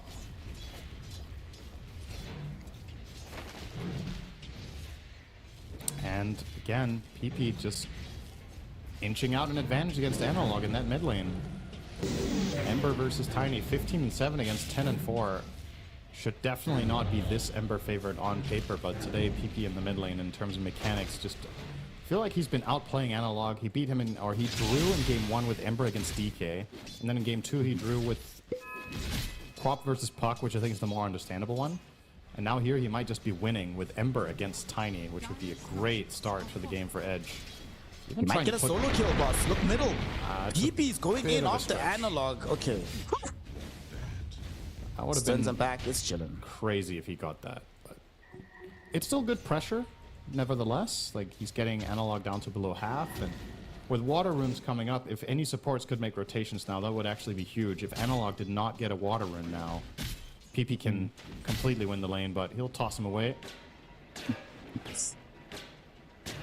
Schofield was considering making a move down bottom, but as soon as he gets told no points, Tiny gets his own one. Puppy will get himself back top after securing the other one for the Tiny. Down bottom, they're going onto the Shadow Shaman. They are going to be able to get that kill. Okay.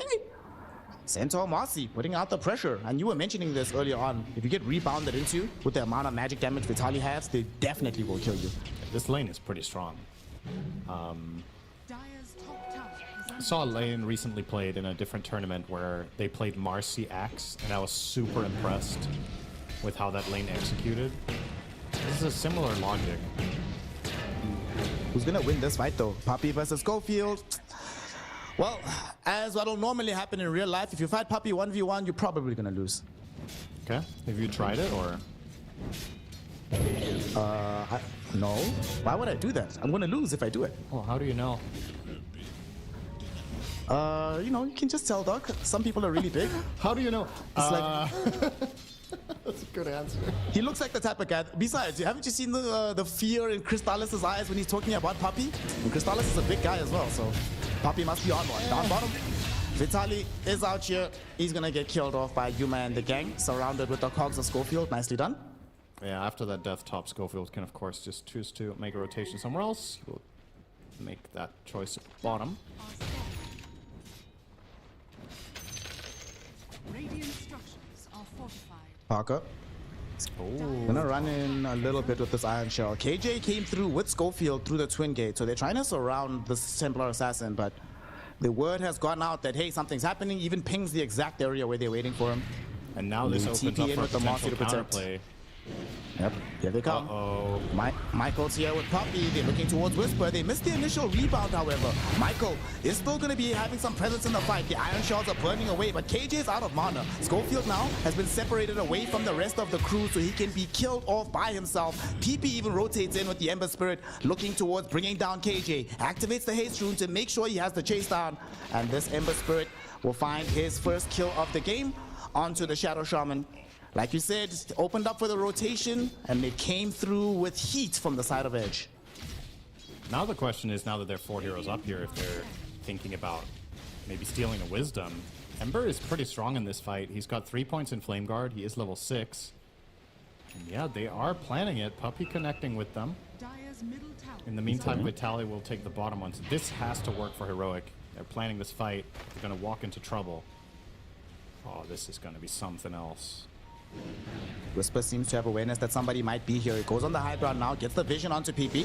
KJ is here too, and they zoned away from the shrine. Now they're contesting for it. PP hoping to try and bring down Whisper. They rebound him away, and they're looking for the kill. Shackles though, in with the TP from Analog. The Avatars will be able to kill off Michael. However, Whisper falls in the exchange as well. Analog now having lost half of his HP as Parker is putting the screws onto him with the right-click damage. They do end up killing off the Phoenix, and now Shackles out onto the Ember Spirit, only to try and save KJ's life a little bit longer.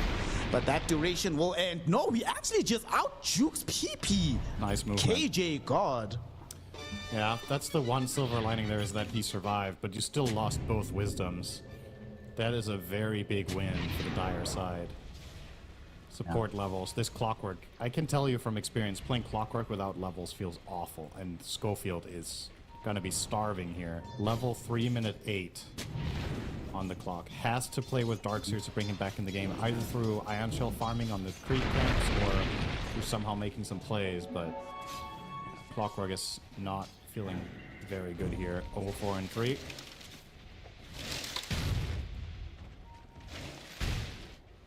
And they need to find some place to get levels. It would help if they were able to get a kill top to open up the tower. I think that's one of the biggest drawbacks of them not finding that earlier kill.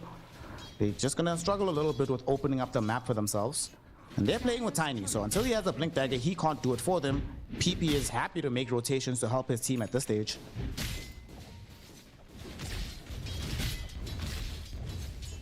How's Yuma doing? Just on the way towards his Manta. Falcon Blade, Power Treads. Did just crack the level 6, holding on to the skill point to see if it's necessary. Yeah, pretty standard stuff. Like, this is just... Terrorblade is going to be farming in this game for another 10 minutes, probably, before he even makes a move. It's not a very easy lineup for Terrorblade to fight into. There's a lot of pitfalls against Phoenix, against Centaur, the magic damage. Ember with max Flame Guard can be a little bit spicy, but you'll probably be more worried about max Chains, to be honest. But still... Expect this game to quiet down a little bit for a while. Parker will also be more than happy to make it a race with the Terrorblade, as he should be winning that race as Templar Assassin with the start he had, probably. D-Lance already available. Deso and Blink Dagger now being queued up, so the standard TA stuff. The game starts to turn a little pear-shaped. We'll probably see BKB. If not, we'll go straight into Pike/damage item. How's the rest of the lineup doing? The main thing I'm concerned about is this Blink Dagger for Analog. Like, Whisper is busy farming away, trying to finish off the arcane boots here and everything, but until they get this Blink Dagger, Heroic can't really do too much, and I think they might be able to actually kill him middle. The Avalanche will be there just as they land, and they're trying to surround him, but they don't have the full lockdown. Instead, it's Heroic who come through. They found the shackles and the hex out onto Michael, but they don't have the follow-up damage necessary. PP just walks through the vacuum wall like it's nothing. Goes bottom to secure a regen rune, and everything is Gucci. He's gonna get out. Might even pick up some Whisper creeps on the way. And he didn't really have to commit anything. Oh,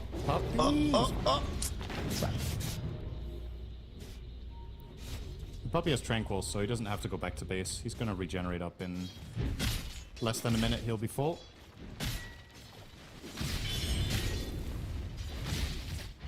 Lots of skirmishing that's happened that hadn't necessarily resulted in towers. In fact, here we are, 11 minutes in. All the towers are still relatively healthy in all the lanes. So, it's an open question who's going to be able to open up the score sheet in that regard. For now, though, the big winners are the carries, with so much safe space to be able to play with. They're just quietly doing nothing, happy to just farm.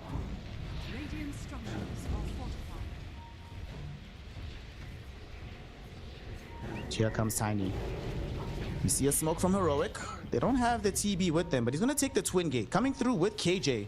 They want to try and muscle through onto top and secure this tower. Unfortunately for them, Edge seems to have made a recognition of this move.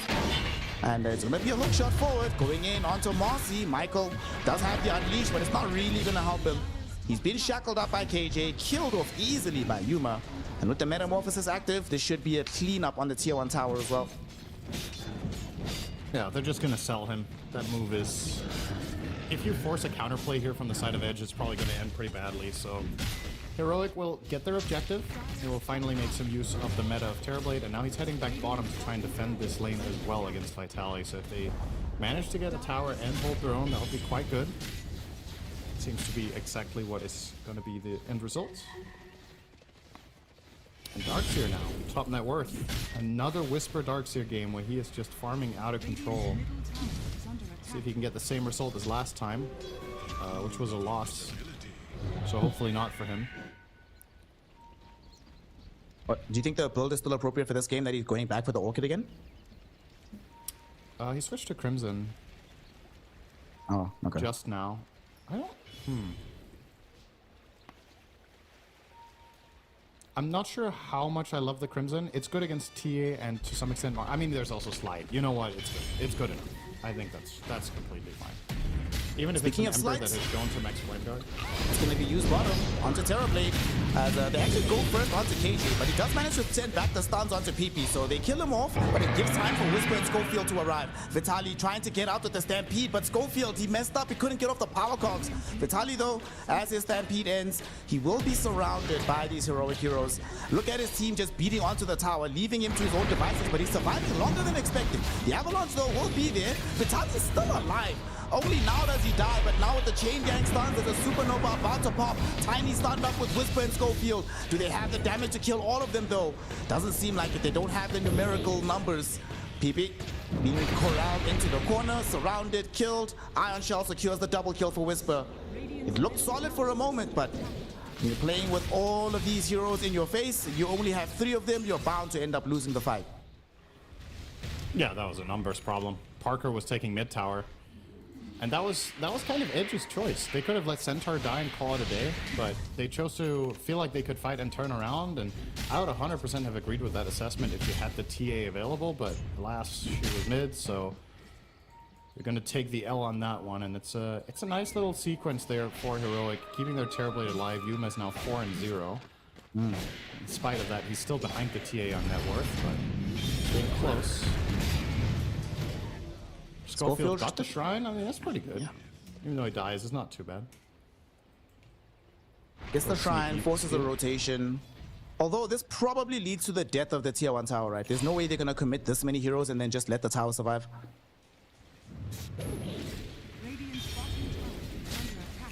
Tier 1 will go down. First one taken right now by Edge. Oh, they took the mid one, like you mentioned, for Parker. So 2 tier 1s for them.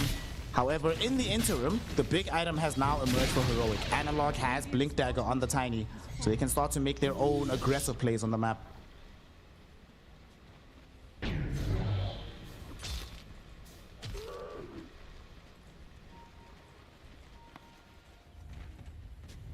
Still a very shallow gold lead here.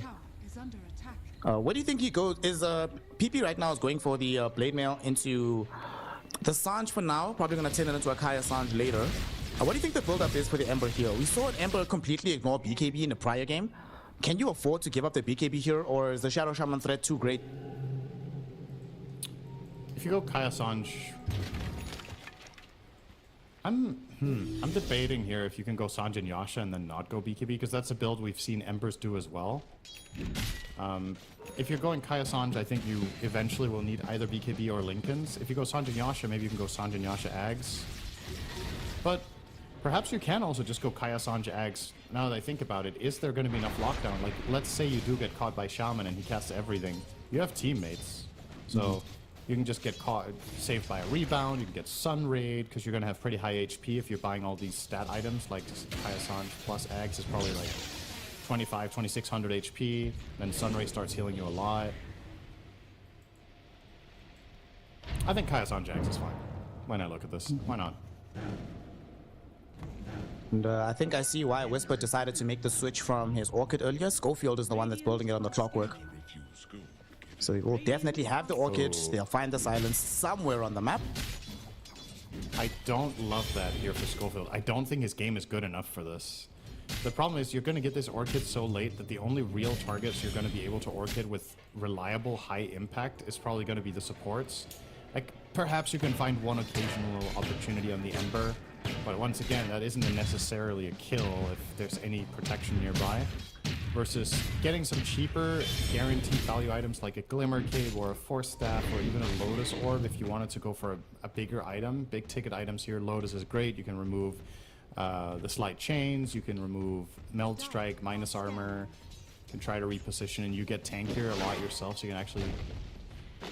My concern here is he gets this Orchid, every time he hookshots in, he dies in 1 second. Like, the hero is just extremely frail and it does not have any repositioning tools. But we'll see. He might shut me up with some big Orchid plays in 5 minutes. We shall see. Speaking of repositioning, the Grand Repositioner himself, Centaur, rolling with Michael on the Marcy. They're looking for somebody. They want to reveal this Blink Dagger on Centaur. Unfortunately, all of Heroic are playing super defensively. Analog, not going to break the smoke either. And yep, nobody's going to die. Everything's Gucci for Heroic. In the meantime, they've just been farming. Whisper pushing out top. The Zuma farming some camps, but now they actually come back in numbers, like looking like they want to fight. They actually found a vacuum with Whisper. Unfortunately, there was no follow-up hookshot to hold the heroes in position, so Marcy and Phoenix easily escape.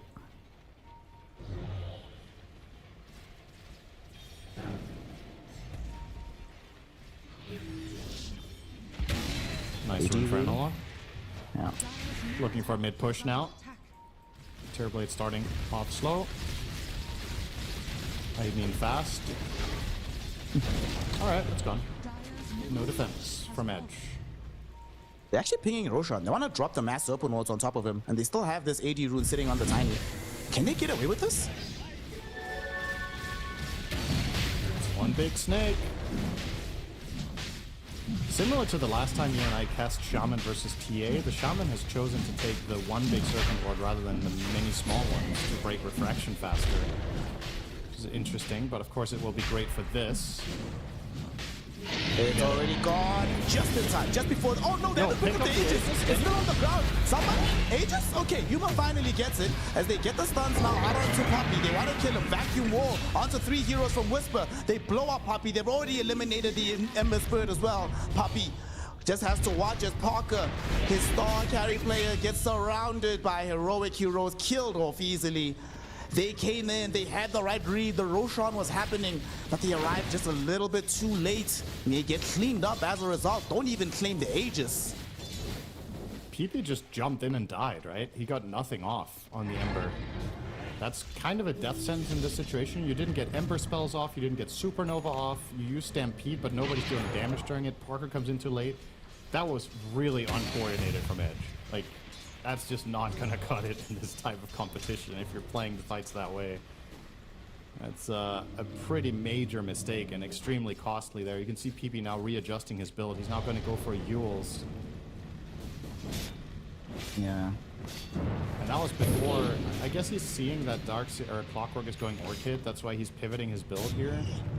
But now that also means he has this random Belt of Strength doing very little. That was not it.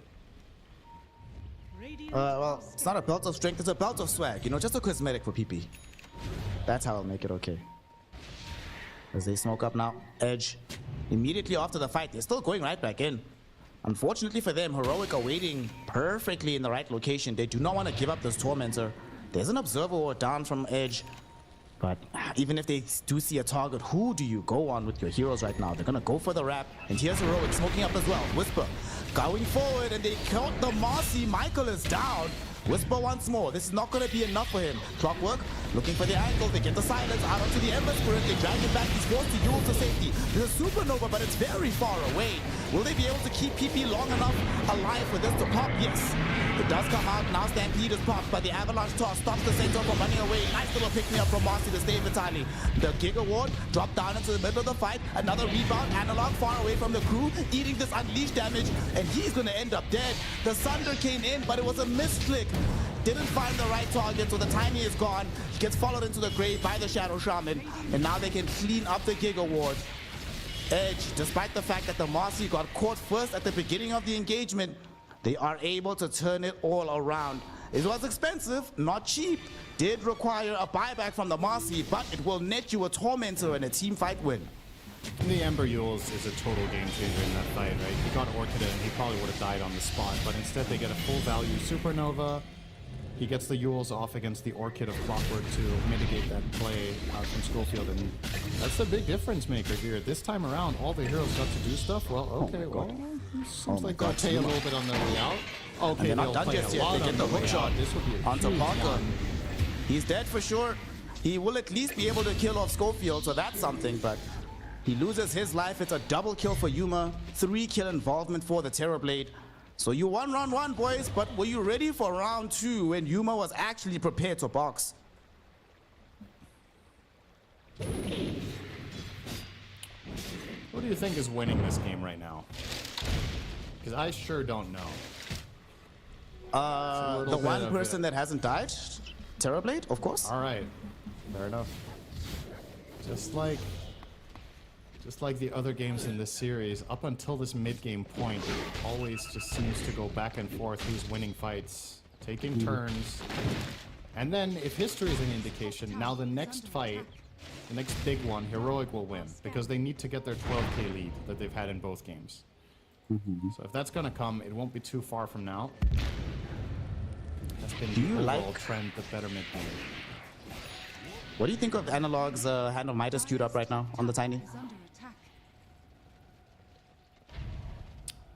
I don't love it, but I also don't think it's okay. Like I think other mid-tinies in this position and with this net worth, you know your game isn't great, but is Midas really gonna recover you that much versus just getting another like value item? There are many different things you could do in this game to have teamfight impact right now. You could get a BKB, you could go for Octarine Core if you wanted to get some sort of a hybrid thing with farming / fighting. But he is committed. He says BKB is good, Greed is even better. So well, is Midas better than Shard if you just want to farm? Now that's a good question.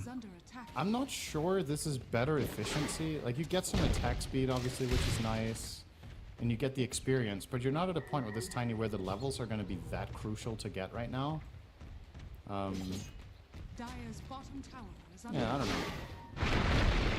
Tiny players in chat, please let us know.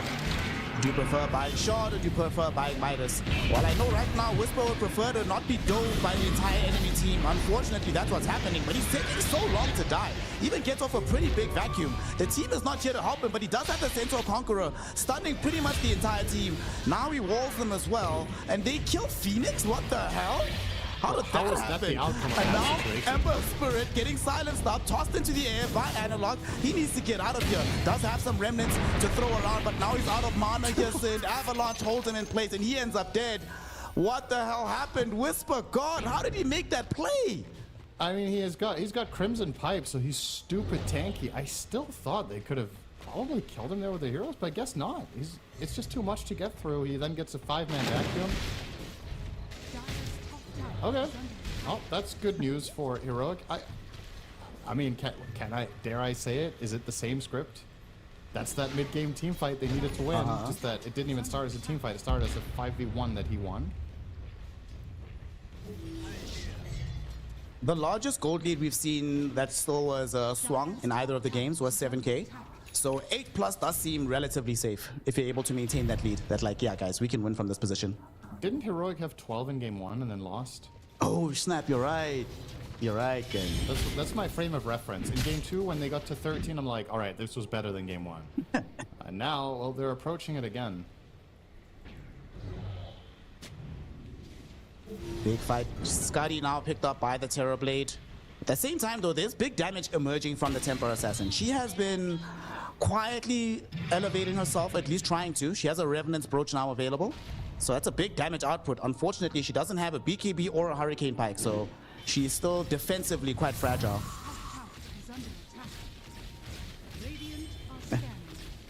I still can't believe got the replay here. Like, look at this.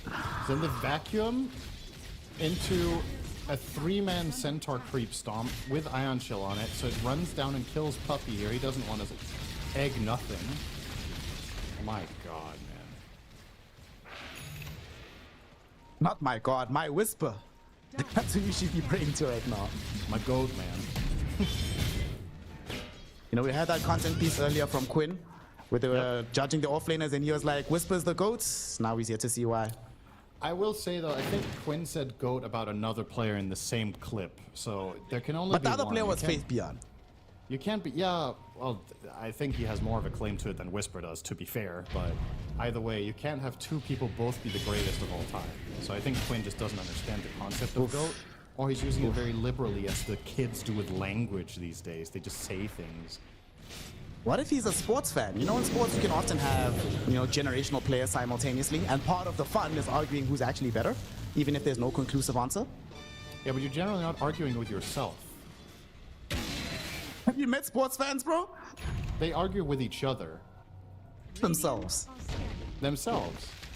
I guarantee. Call up Suns fan, right? Tell him to say something today about basketball, right? And ask him the same question tomorrow and see if he has the same opinion. It won't be the same. Oh, you mean he changes his opinion on who's the best player in the world overnight? It can happen. Just how you're feeling on that particular day. The thing you saw lost. So we can. Well, let's put it this way. Fine, let's make it fair, right? Faith Beyond is the definite GOAT, but Whisper can be the #1 contender. Okay. All right. I don't have Faith Beyond as the GOAT either, but that's fine. Who is your He's in the conversation, for sure. Actually, maybe he maybe with a bit too rose-tinted goggles because of the wings run. But let's not get into that debate of who's the greatest of all time on any position. It's always so difficult.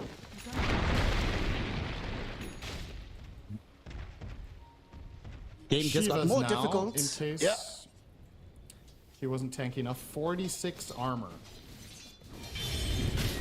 46 armor, 2.3k HP, the Pipe of Insight for the magic resist. You still have the Crimson Guard to be able to put on. And you're gonna have an Aegis now for the Terrorblade ahead of you, as the Giga Ward has been dropped into the pit. The last time that they knew about this. Yeah.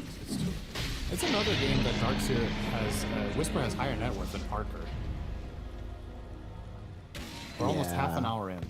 He is so rich. It really makes sense that Heroic are rating this hero as high as they are. When Whisper can consistently get this farmed with his Helm of the Dominator build. It's, he's level 20, man. Dire's middle tower is under attack. Highest level hero in the game is Terrorblade at 21, and here he is at 20. Love to see it. Oh, now that they have this Aegis until... I was gonna ask you that, man. You're the smart one. You figure it out. I'm thinking to myself, I mean, maybe you wait for Parker to get BKB, and then that's your cue to go. Well, that's a dead Phoenix. Yeah. Nothing you can do about that. They might try dive Parker middle, but he blinks away just in time. Tiny was thinking about it. But thankfully there is some TA traps to provide the vision necessary to protect Parker. Radiant's top tower is under attack. What's happening bottom here? Schofield found these heroes. Yeah. Last second TP out. Just looking across the map, where could they possibly farm? He's basically playing scout right now on the clock, trying to find heroes. Because it's very clear to him that Edge are playing keep away, and they're just trying to find farm on more obscure places on the map. So he'll start looking into those nooks and crannies. Didn't find them though. Now he has X. Now it will be easier to find them. They're coming towards them though. Smoke up. Haste Rune activated by the Tiny. TA just pick up a BKB, but this could be amazing. They get the jump, they get the connection, the refractions are down, but they need some follow-up. Yuma there with the meta. Parker does get off the BKB, and they have the Stampede as well. Clockwork wasn't in the vicinity, unfortunately, so they couldn't lock him in the power cogs. So that's still nice though to force an early BKB. He just picked it up, already forced to pull the Nightfall to stay alive. This is an immediate tier 2 tower. Who knows, maybe they'll even try for more here. They still have Aegis. Yep, they're showing intent to go high ground here. Analog smoked up. If he could find the toss on Parker, it could end the game. He doesn't have buyback either. The wave is connecting, so this back door will fall. Okay, there's Tiny going on to Poppy. Poppy's still alive. Hasn't been brought down just yet. DOTA stun back onto the Analog. There's a supernova from Poppy. Analog forced to Poppy's BKB. And they do use the rebound to save Vitali, but a BKB on Analog in exchange for a supernova. Okay, they did drop the mass supernova though. The Giga Ward gets taken away. That should probably end the push. Yeah, Analog was trying for a blink in toss on Puppy, but I think Puppy was on top of a TA trap that instantly silenced the Tiny, so the toss didn't go off. If Analog had BK beat there when he blinked in and got the toss out on the Phoenix and they killed him on the spot, Puppy would not have had buyback. That could have been a really big moment for Heroic, but heads up play, whoever activated that trap on Edge keeps the Phoenix alive. Prepare for a lesson. 8k gold deficit right now. They are starting to go into a nullifier for PP here. So that'll be nice. Unfortunately, that does mean we're not going to be having Ags or BKB anytime soon from this Ember Spirit. We still do not have the Swift Blink available for Parker, so quite some time before they have their next big ticket items. We'll see if they can contest for this Tormentor. That's where Heroic are heading next. And they have some heroes in the area for Edge, but I don't know about this one. I think you have to let this one go. Yeah, he's out of there on Puppy. Concedes the area. So this is going to be another Tormentor going Heroic's way. Who would they like to get it on? Get it on Shaman or on Tiny? Or Clock, actually. Shaman or Clock. It's Clockwork. Woohoo! Jetpack, baby! Yeah. It's probably decent here. Able to maybe find some information when you're making invasive plays around tree lines. If you can isolate, for example, a hero like Marcy very quickly and take her out, or find the Phoenix to build your fight up with. Give vision for your Tiny to get the blink tossbacks. They're hunting right now from the top lane. They took a long rotation. It ends up, it would have been faster to just go straight from the Twin Gate than having to take it through. Unfortunate. Yeah. They caught a sliver of vision of Vitali, so they know the general area where he's at. And now they see him. Here's the jump forward. Analog gets on top of him. He does pop the stampede. Do they get him out of here? No, they do not. They do find the kill. He is gone. Nothing he can do about that one. And they also found more. They found Puppy, but they found Parker. That's the big deal. Schofield is here this time, and they've already gotten rid of the Stampede, so they don't have to worry about that. Parker does have a TP. Is he going to try and do the Nightfall? Yes, he is, and he will escape due to it. Puppy also lucky enough to leave since the rest of the team was preoccupied with the Templar Assassin. Yeah, they have no other BKB piercing stun than Hookshot, so when that has already been expended by Schofield and he tries to go in and isolate the TA, he has to get out. I feel like this would be a good game for Schofield to buy a Ghost Scepter. If his main goal is to just get on top of TA and keep her busy, with a Ghost Scepter he can protect himself for those additional seconds of the TA BKB and maybe get a second volley of spells out.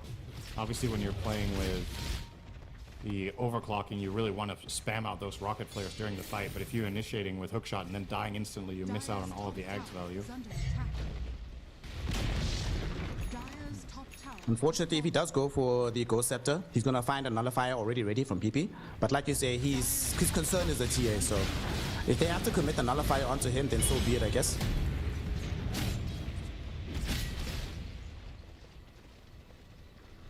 $10k gold lead right now in favor of Heroic. Aegis has expired, so they're going to wait for the next one before mounting another high ground push. However, in the interim, they are still scaling. Analog about to finish the Octarine core. Whisper about to get himself the young Hex, I think. Or is he also going Octarine? No, he's going Hex. Okay. And on the other side, though, BKB for Marcy, but crucially, Parker, the game winner, he has had enough since. He's not going Daedalus. He's not going Nullifier, not going Butterfly, not going MKB. We're going straight into the Divine Rapier. I'm not sure how much more damage the Rapier is than a Daedalus per gold here, and then you factor in the risk-reward of it. I mean, obviously it's better, but you gotta remember you're playing without... Oh, never mind, he has Revenant's Brooch. I'm being silly. Yeah, of course. I was thinking if he doesn't have a critical strike, this isn't like a slam dunk, way better purchase or anything, but he has Brooch, so of course. He's got the crit, then it will, without a doubt, be the purchase here. But will he have time to get there? Here come Heroic. High ground attempt number 2, really, I guess. The first one was mid. And this time without the Aegis, they're just going to get the lane. Oh, the Serpent Lord's too far away to hit the melee rocks. Yeah, but the illusions are right there, so it should be fine. PP though at the gang, they found Schofield. They want to try and bring down this clock, but Whisper there again with the vacuum wall dragging in 3. They all get away from the supernova as well. They are able to rebound Schofield back towards Vitali, but they still don't have the damage to actually kill him. Now Vitali is the one that's in trouble. He's been hexed up, chained in by the Shadow Shaman, does pop the stampede, barely gets away. In the meantime, he actually does die. The right click chased him up the hill. They do bring down the Shadow Shaman though. Now Parker trying to get back into the base as they've lost the Marcy. Analog was flying low, but he gets a BKB off, evades the damage from PP, and Parker now needs to run to get him back with the vacuum from Whisper. Unfortunately though, he does have a BKB, retreats onto the high ground using it. The rockets will be there, they disable the blinks. No further chase coming in from Edge. Heroic get a lane of racks, lose a Shadow Shaman, and get up. And they get 2 kills too, so that's a really big win for them. And Roshan is alive up top. With Centaur and Marcy dead, you could think about this, just going in there straight away with TB. Don't necessarily need the Mass Serpent Ward for this, but... Oh, Yuma's 25. Oh, it's going to be a long next meta. 80-second duration. Oh, God. And he's going to have a Butterfly as well to go with it. Against this TA. TA, of course, playing without True Strike, so this really swings the matchup by a ton. The part of the problem with that fight as well is that they didn't really commit all that much from Heroic to defend that fight. So it's not even like you're saying, well, all their spells are down, let's go and try and force a Roche. You're the ones that actually use more spells than they did. So is there, how do you fight around this pit? Because I don't foresee them being able to defend high ground into 2 Terrorblade lives. So what should you do as Edge to stop this from happening? Well, if you can get a smoke wrap around and take advantage of TA's 25 bash talent here, could get a moment of surprise perhaps. Oh, now he's showing off the talent against a Terrorblade Illusion, but you need to effectively, you need to get the jump and you need to place a good supernova and play around that. That's step number 1. Problem is, your damage is so heavily centered around Parker that if the enemy team disengages, that's what we saw in the previous fight, right? It was actually a pretty decent supernova, but the pipe goes out, the Crimson goes out, and Heroic's heroes are just too tanky. So Parker has to be able to stand and deliver. The dream fight is you jump and kill Darkseer, right? Before he gets auras off. That would be the best possible thing that could happen. Analog gonna break. Immediate blink out. There's that MKB now for the Templar Assassin, so he does have right-click options directly into the Terrorblade. They just need help controlling him. They've lost their outpost now, and they're actually gonna go into the pits. This is, you know, high risk, but potentially extremely high reward. Unfortunately, the enemy team has Clockwork. They throw in the Rocket no way Flare. you get away with this. Roche Wars and there's a clock. But maybe it's a debate, Cinderin. They were just trying to force them into this engagement, and they're going in. They found Whisper first. He's the Tiger. Schofield actually just gets bursted 100-0. Unfortunately, PP also gets caught by KJ and Yuma. So they trade a Clockwork for an Ember Spirit. Hashtag not worth. PP thought he had it, but he didn't. Now the fight's gonna happen in the river. Look at the damage out into the Analog. Tiny, he's gone. Parker doing the hit, but Schofield with the buyback. They're trying to lock down Parker. He's eating the Metamorphosis hit from the Terrorblade. Trying to escape now. Whisper right on top of his face. His BKB is about to expire. His own illusion is beating into him. And now Parker is dead. Puppy came in to help, but all he helps is the net worth of the Terrorblade as he gets ripped apart, granting a double kill to TB. Now with the shackles onto PP, he just fought back. He can't die. Before he even remnants forward, Cinderin, he gets taken apart by the Daedalus crit of Yuma. 4 heroes down, 2 of them, the cores, do not have buyback. And Yuma is still standing strong. With the bonus Metamorphosis, he is gonna come barreling down the mid lane. Dude, I'm still stunned by how that fight even started. PP just jumped right into Shadow Shaman, got hexed and died. He doesn't have BKB, so you can't make that play. Like, he literally just served himself up on a platter, got eaten alive. Like you said, the Clockwork was the trade. That's not a good trade. Here we are. You got to buy back Phoenix on Puppey. All in. Oh You my got God, to he's die not- back Phoenix on Puppey. That's Glimmer. But do they have an Ancient is the question.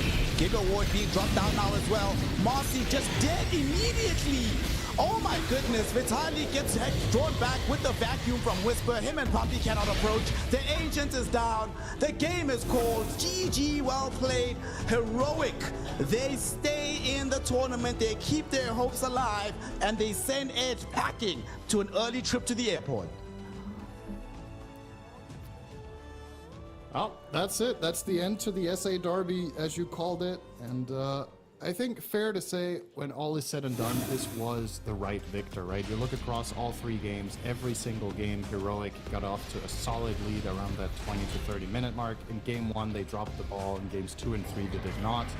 The overall trajectory of every single game was Heroic in the driver's seat for the majority of it. They did play better today, and they do get the W. Now, the question is, with this momentum from the series, I feel like it's hard to gauge in these series when they are played out in this fashion just how good Heroic are going to be going into the other 2-2 teams tomorrow.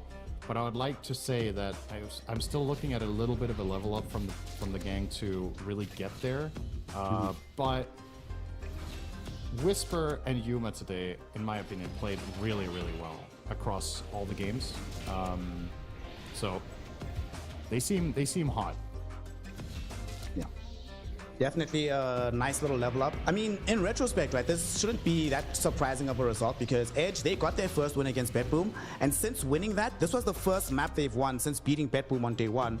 And for Heroic, yes, they've been trending down in terms of their results, but it's generally been very competitive games. They've only been 2-0 once, their first loss. Every other time that they've lost was 2-1, and then obviously they won. And now here they are winning again.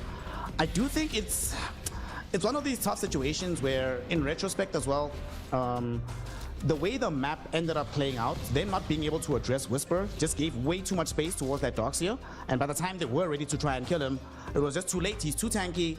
And the items that they had to build on their heroes, you know, PP went for Yules, Kaya Sanj into the Nullifier much later. But until they got the Nullifier, he didn't really have damage. Parker is all of their damage, like you were saying in the cast. And unfortunately, when it's easy to kite around Parker, or even better, you just create separation in the fight. Schofield jumps Parker, pops Cogs, and that's it, right? You can kill everybody else. Parker will be isolated, and eventually you can just come back and clean him up as well. Yeah, I think that's a pretty good summary of the game overall. You know, it's a matter of, and this was a pattern across more than just this game. I think they had a similar problem on the side of Edge in game 2 with damage, that Parker had too much responsibility. In game 1, he was able to deliver on the Sven, but ultimately, this overall overarching strategy, that's one of the big differences between these two teams in this series, in my opinion, is how much value Heroic get out of Whisper, right? He just did so much damage, so much work on the Darkseer. Even in the game that he lost, it's extremely high impact, how much gold he gets, how he converts it into team fight. I'm going to have a quick look at his damage here, because this felt like a game where Darkseer actually did a lot of damage, in spite of not having good wall targets. He was easily number 2 in his team, 24,000 damage, the 36k on Terrorblade, and then only 14k actually on Analog's Tiny. Effectively, Analog kind of worked as a support almost in this game. He was just catching heroes with Avalanche Toss, and then Whisper and Yuma were killing them all. You look on the other side of the coin here, obviously the Centaur, 15,000 damage to the 24k of Darkseer is a pretty massive difference. And that's just one of the things that Heroic just found their advantages on against Edge in the series.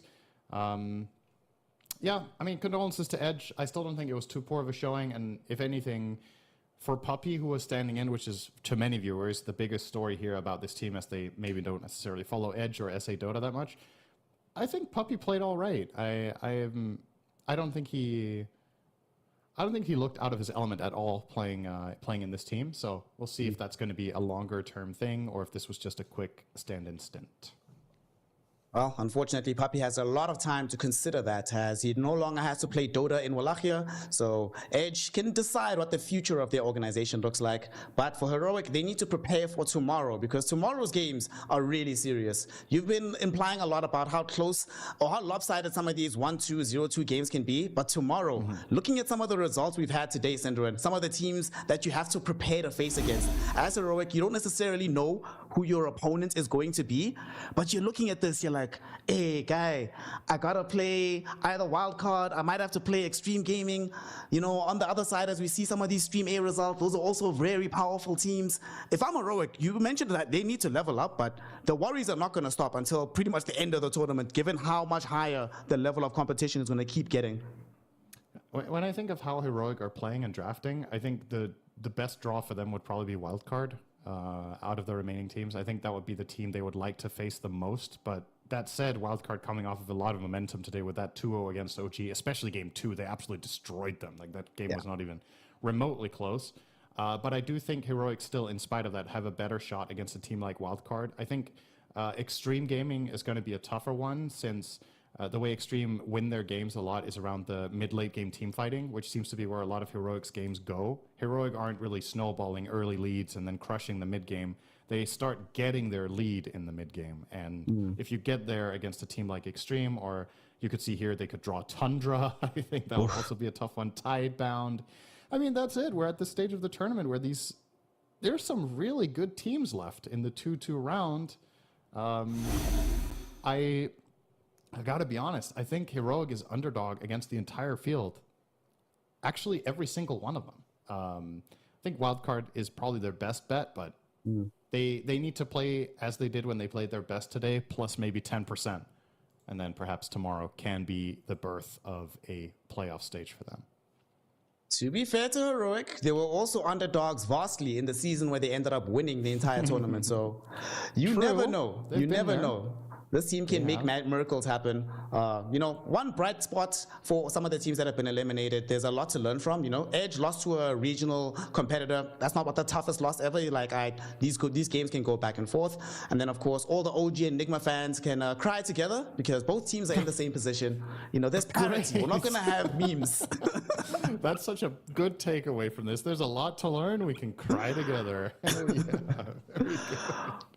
Thankfully, though, Cinderin, we are going to smile together because the rest of the tournament is going to be filled with some very high-level Dota. Unfortunately, you and I will no longer be on the mic. So before we sign out, what are you looking forward to? Where do you think the meta is unfolding within this tournament? And which team do you think is going to win in the end? Oh, who do I think is going to win? I don't really want to predict that right now. I am looking forward to, hopefully, what happens in a lot of these tournaments when you go down the stretch is some innovation, right? I feel like a lot of the games you and I have cast, for the most part, the draft is not particularly...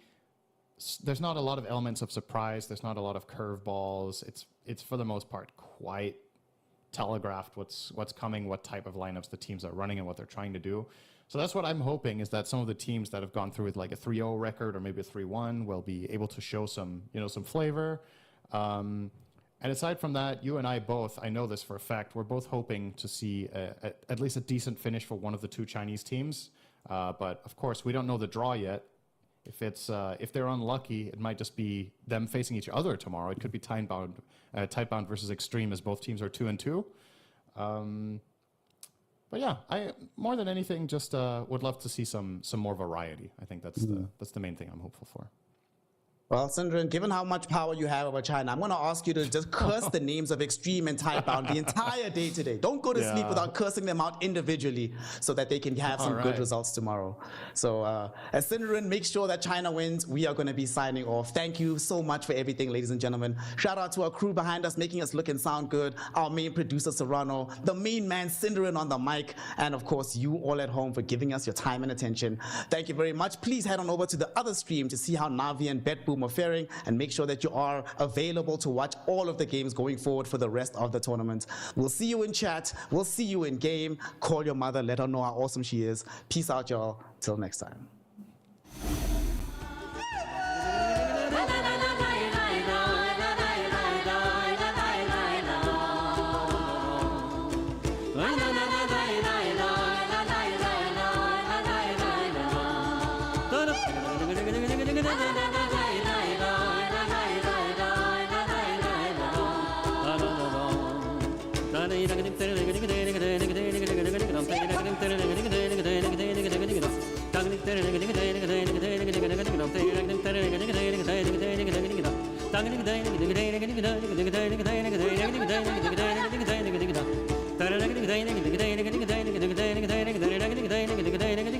Da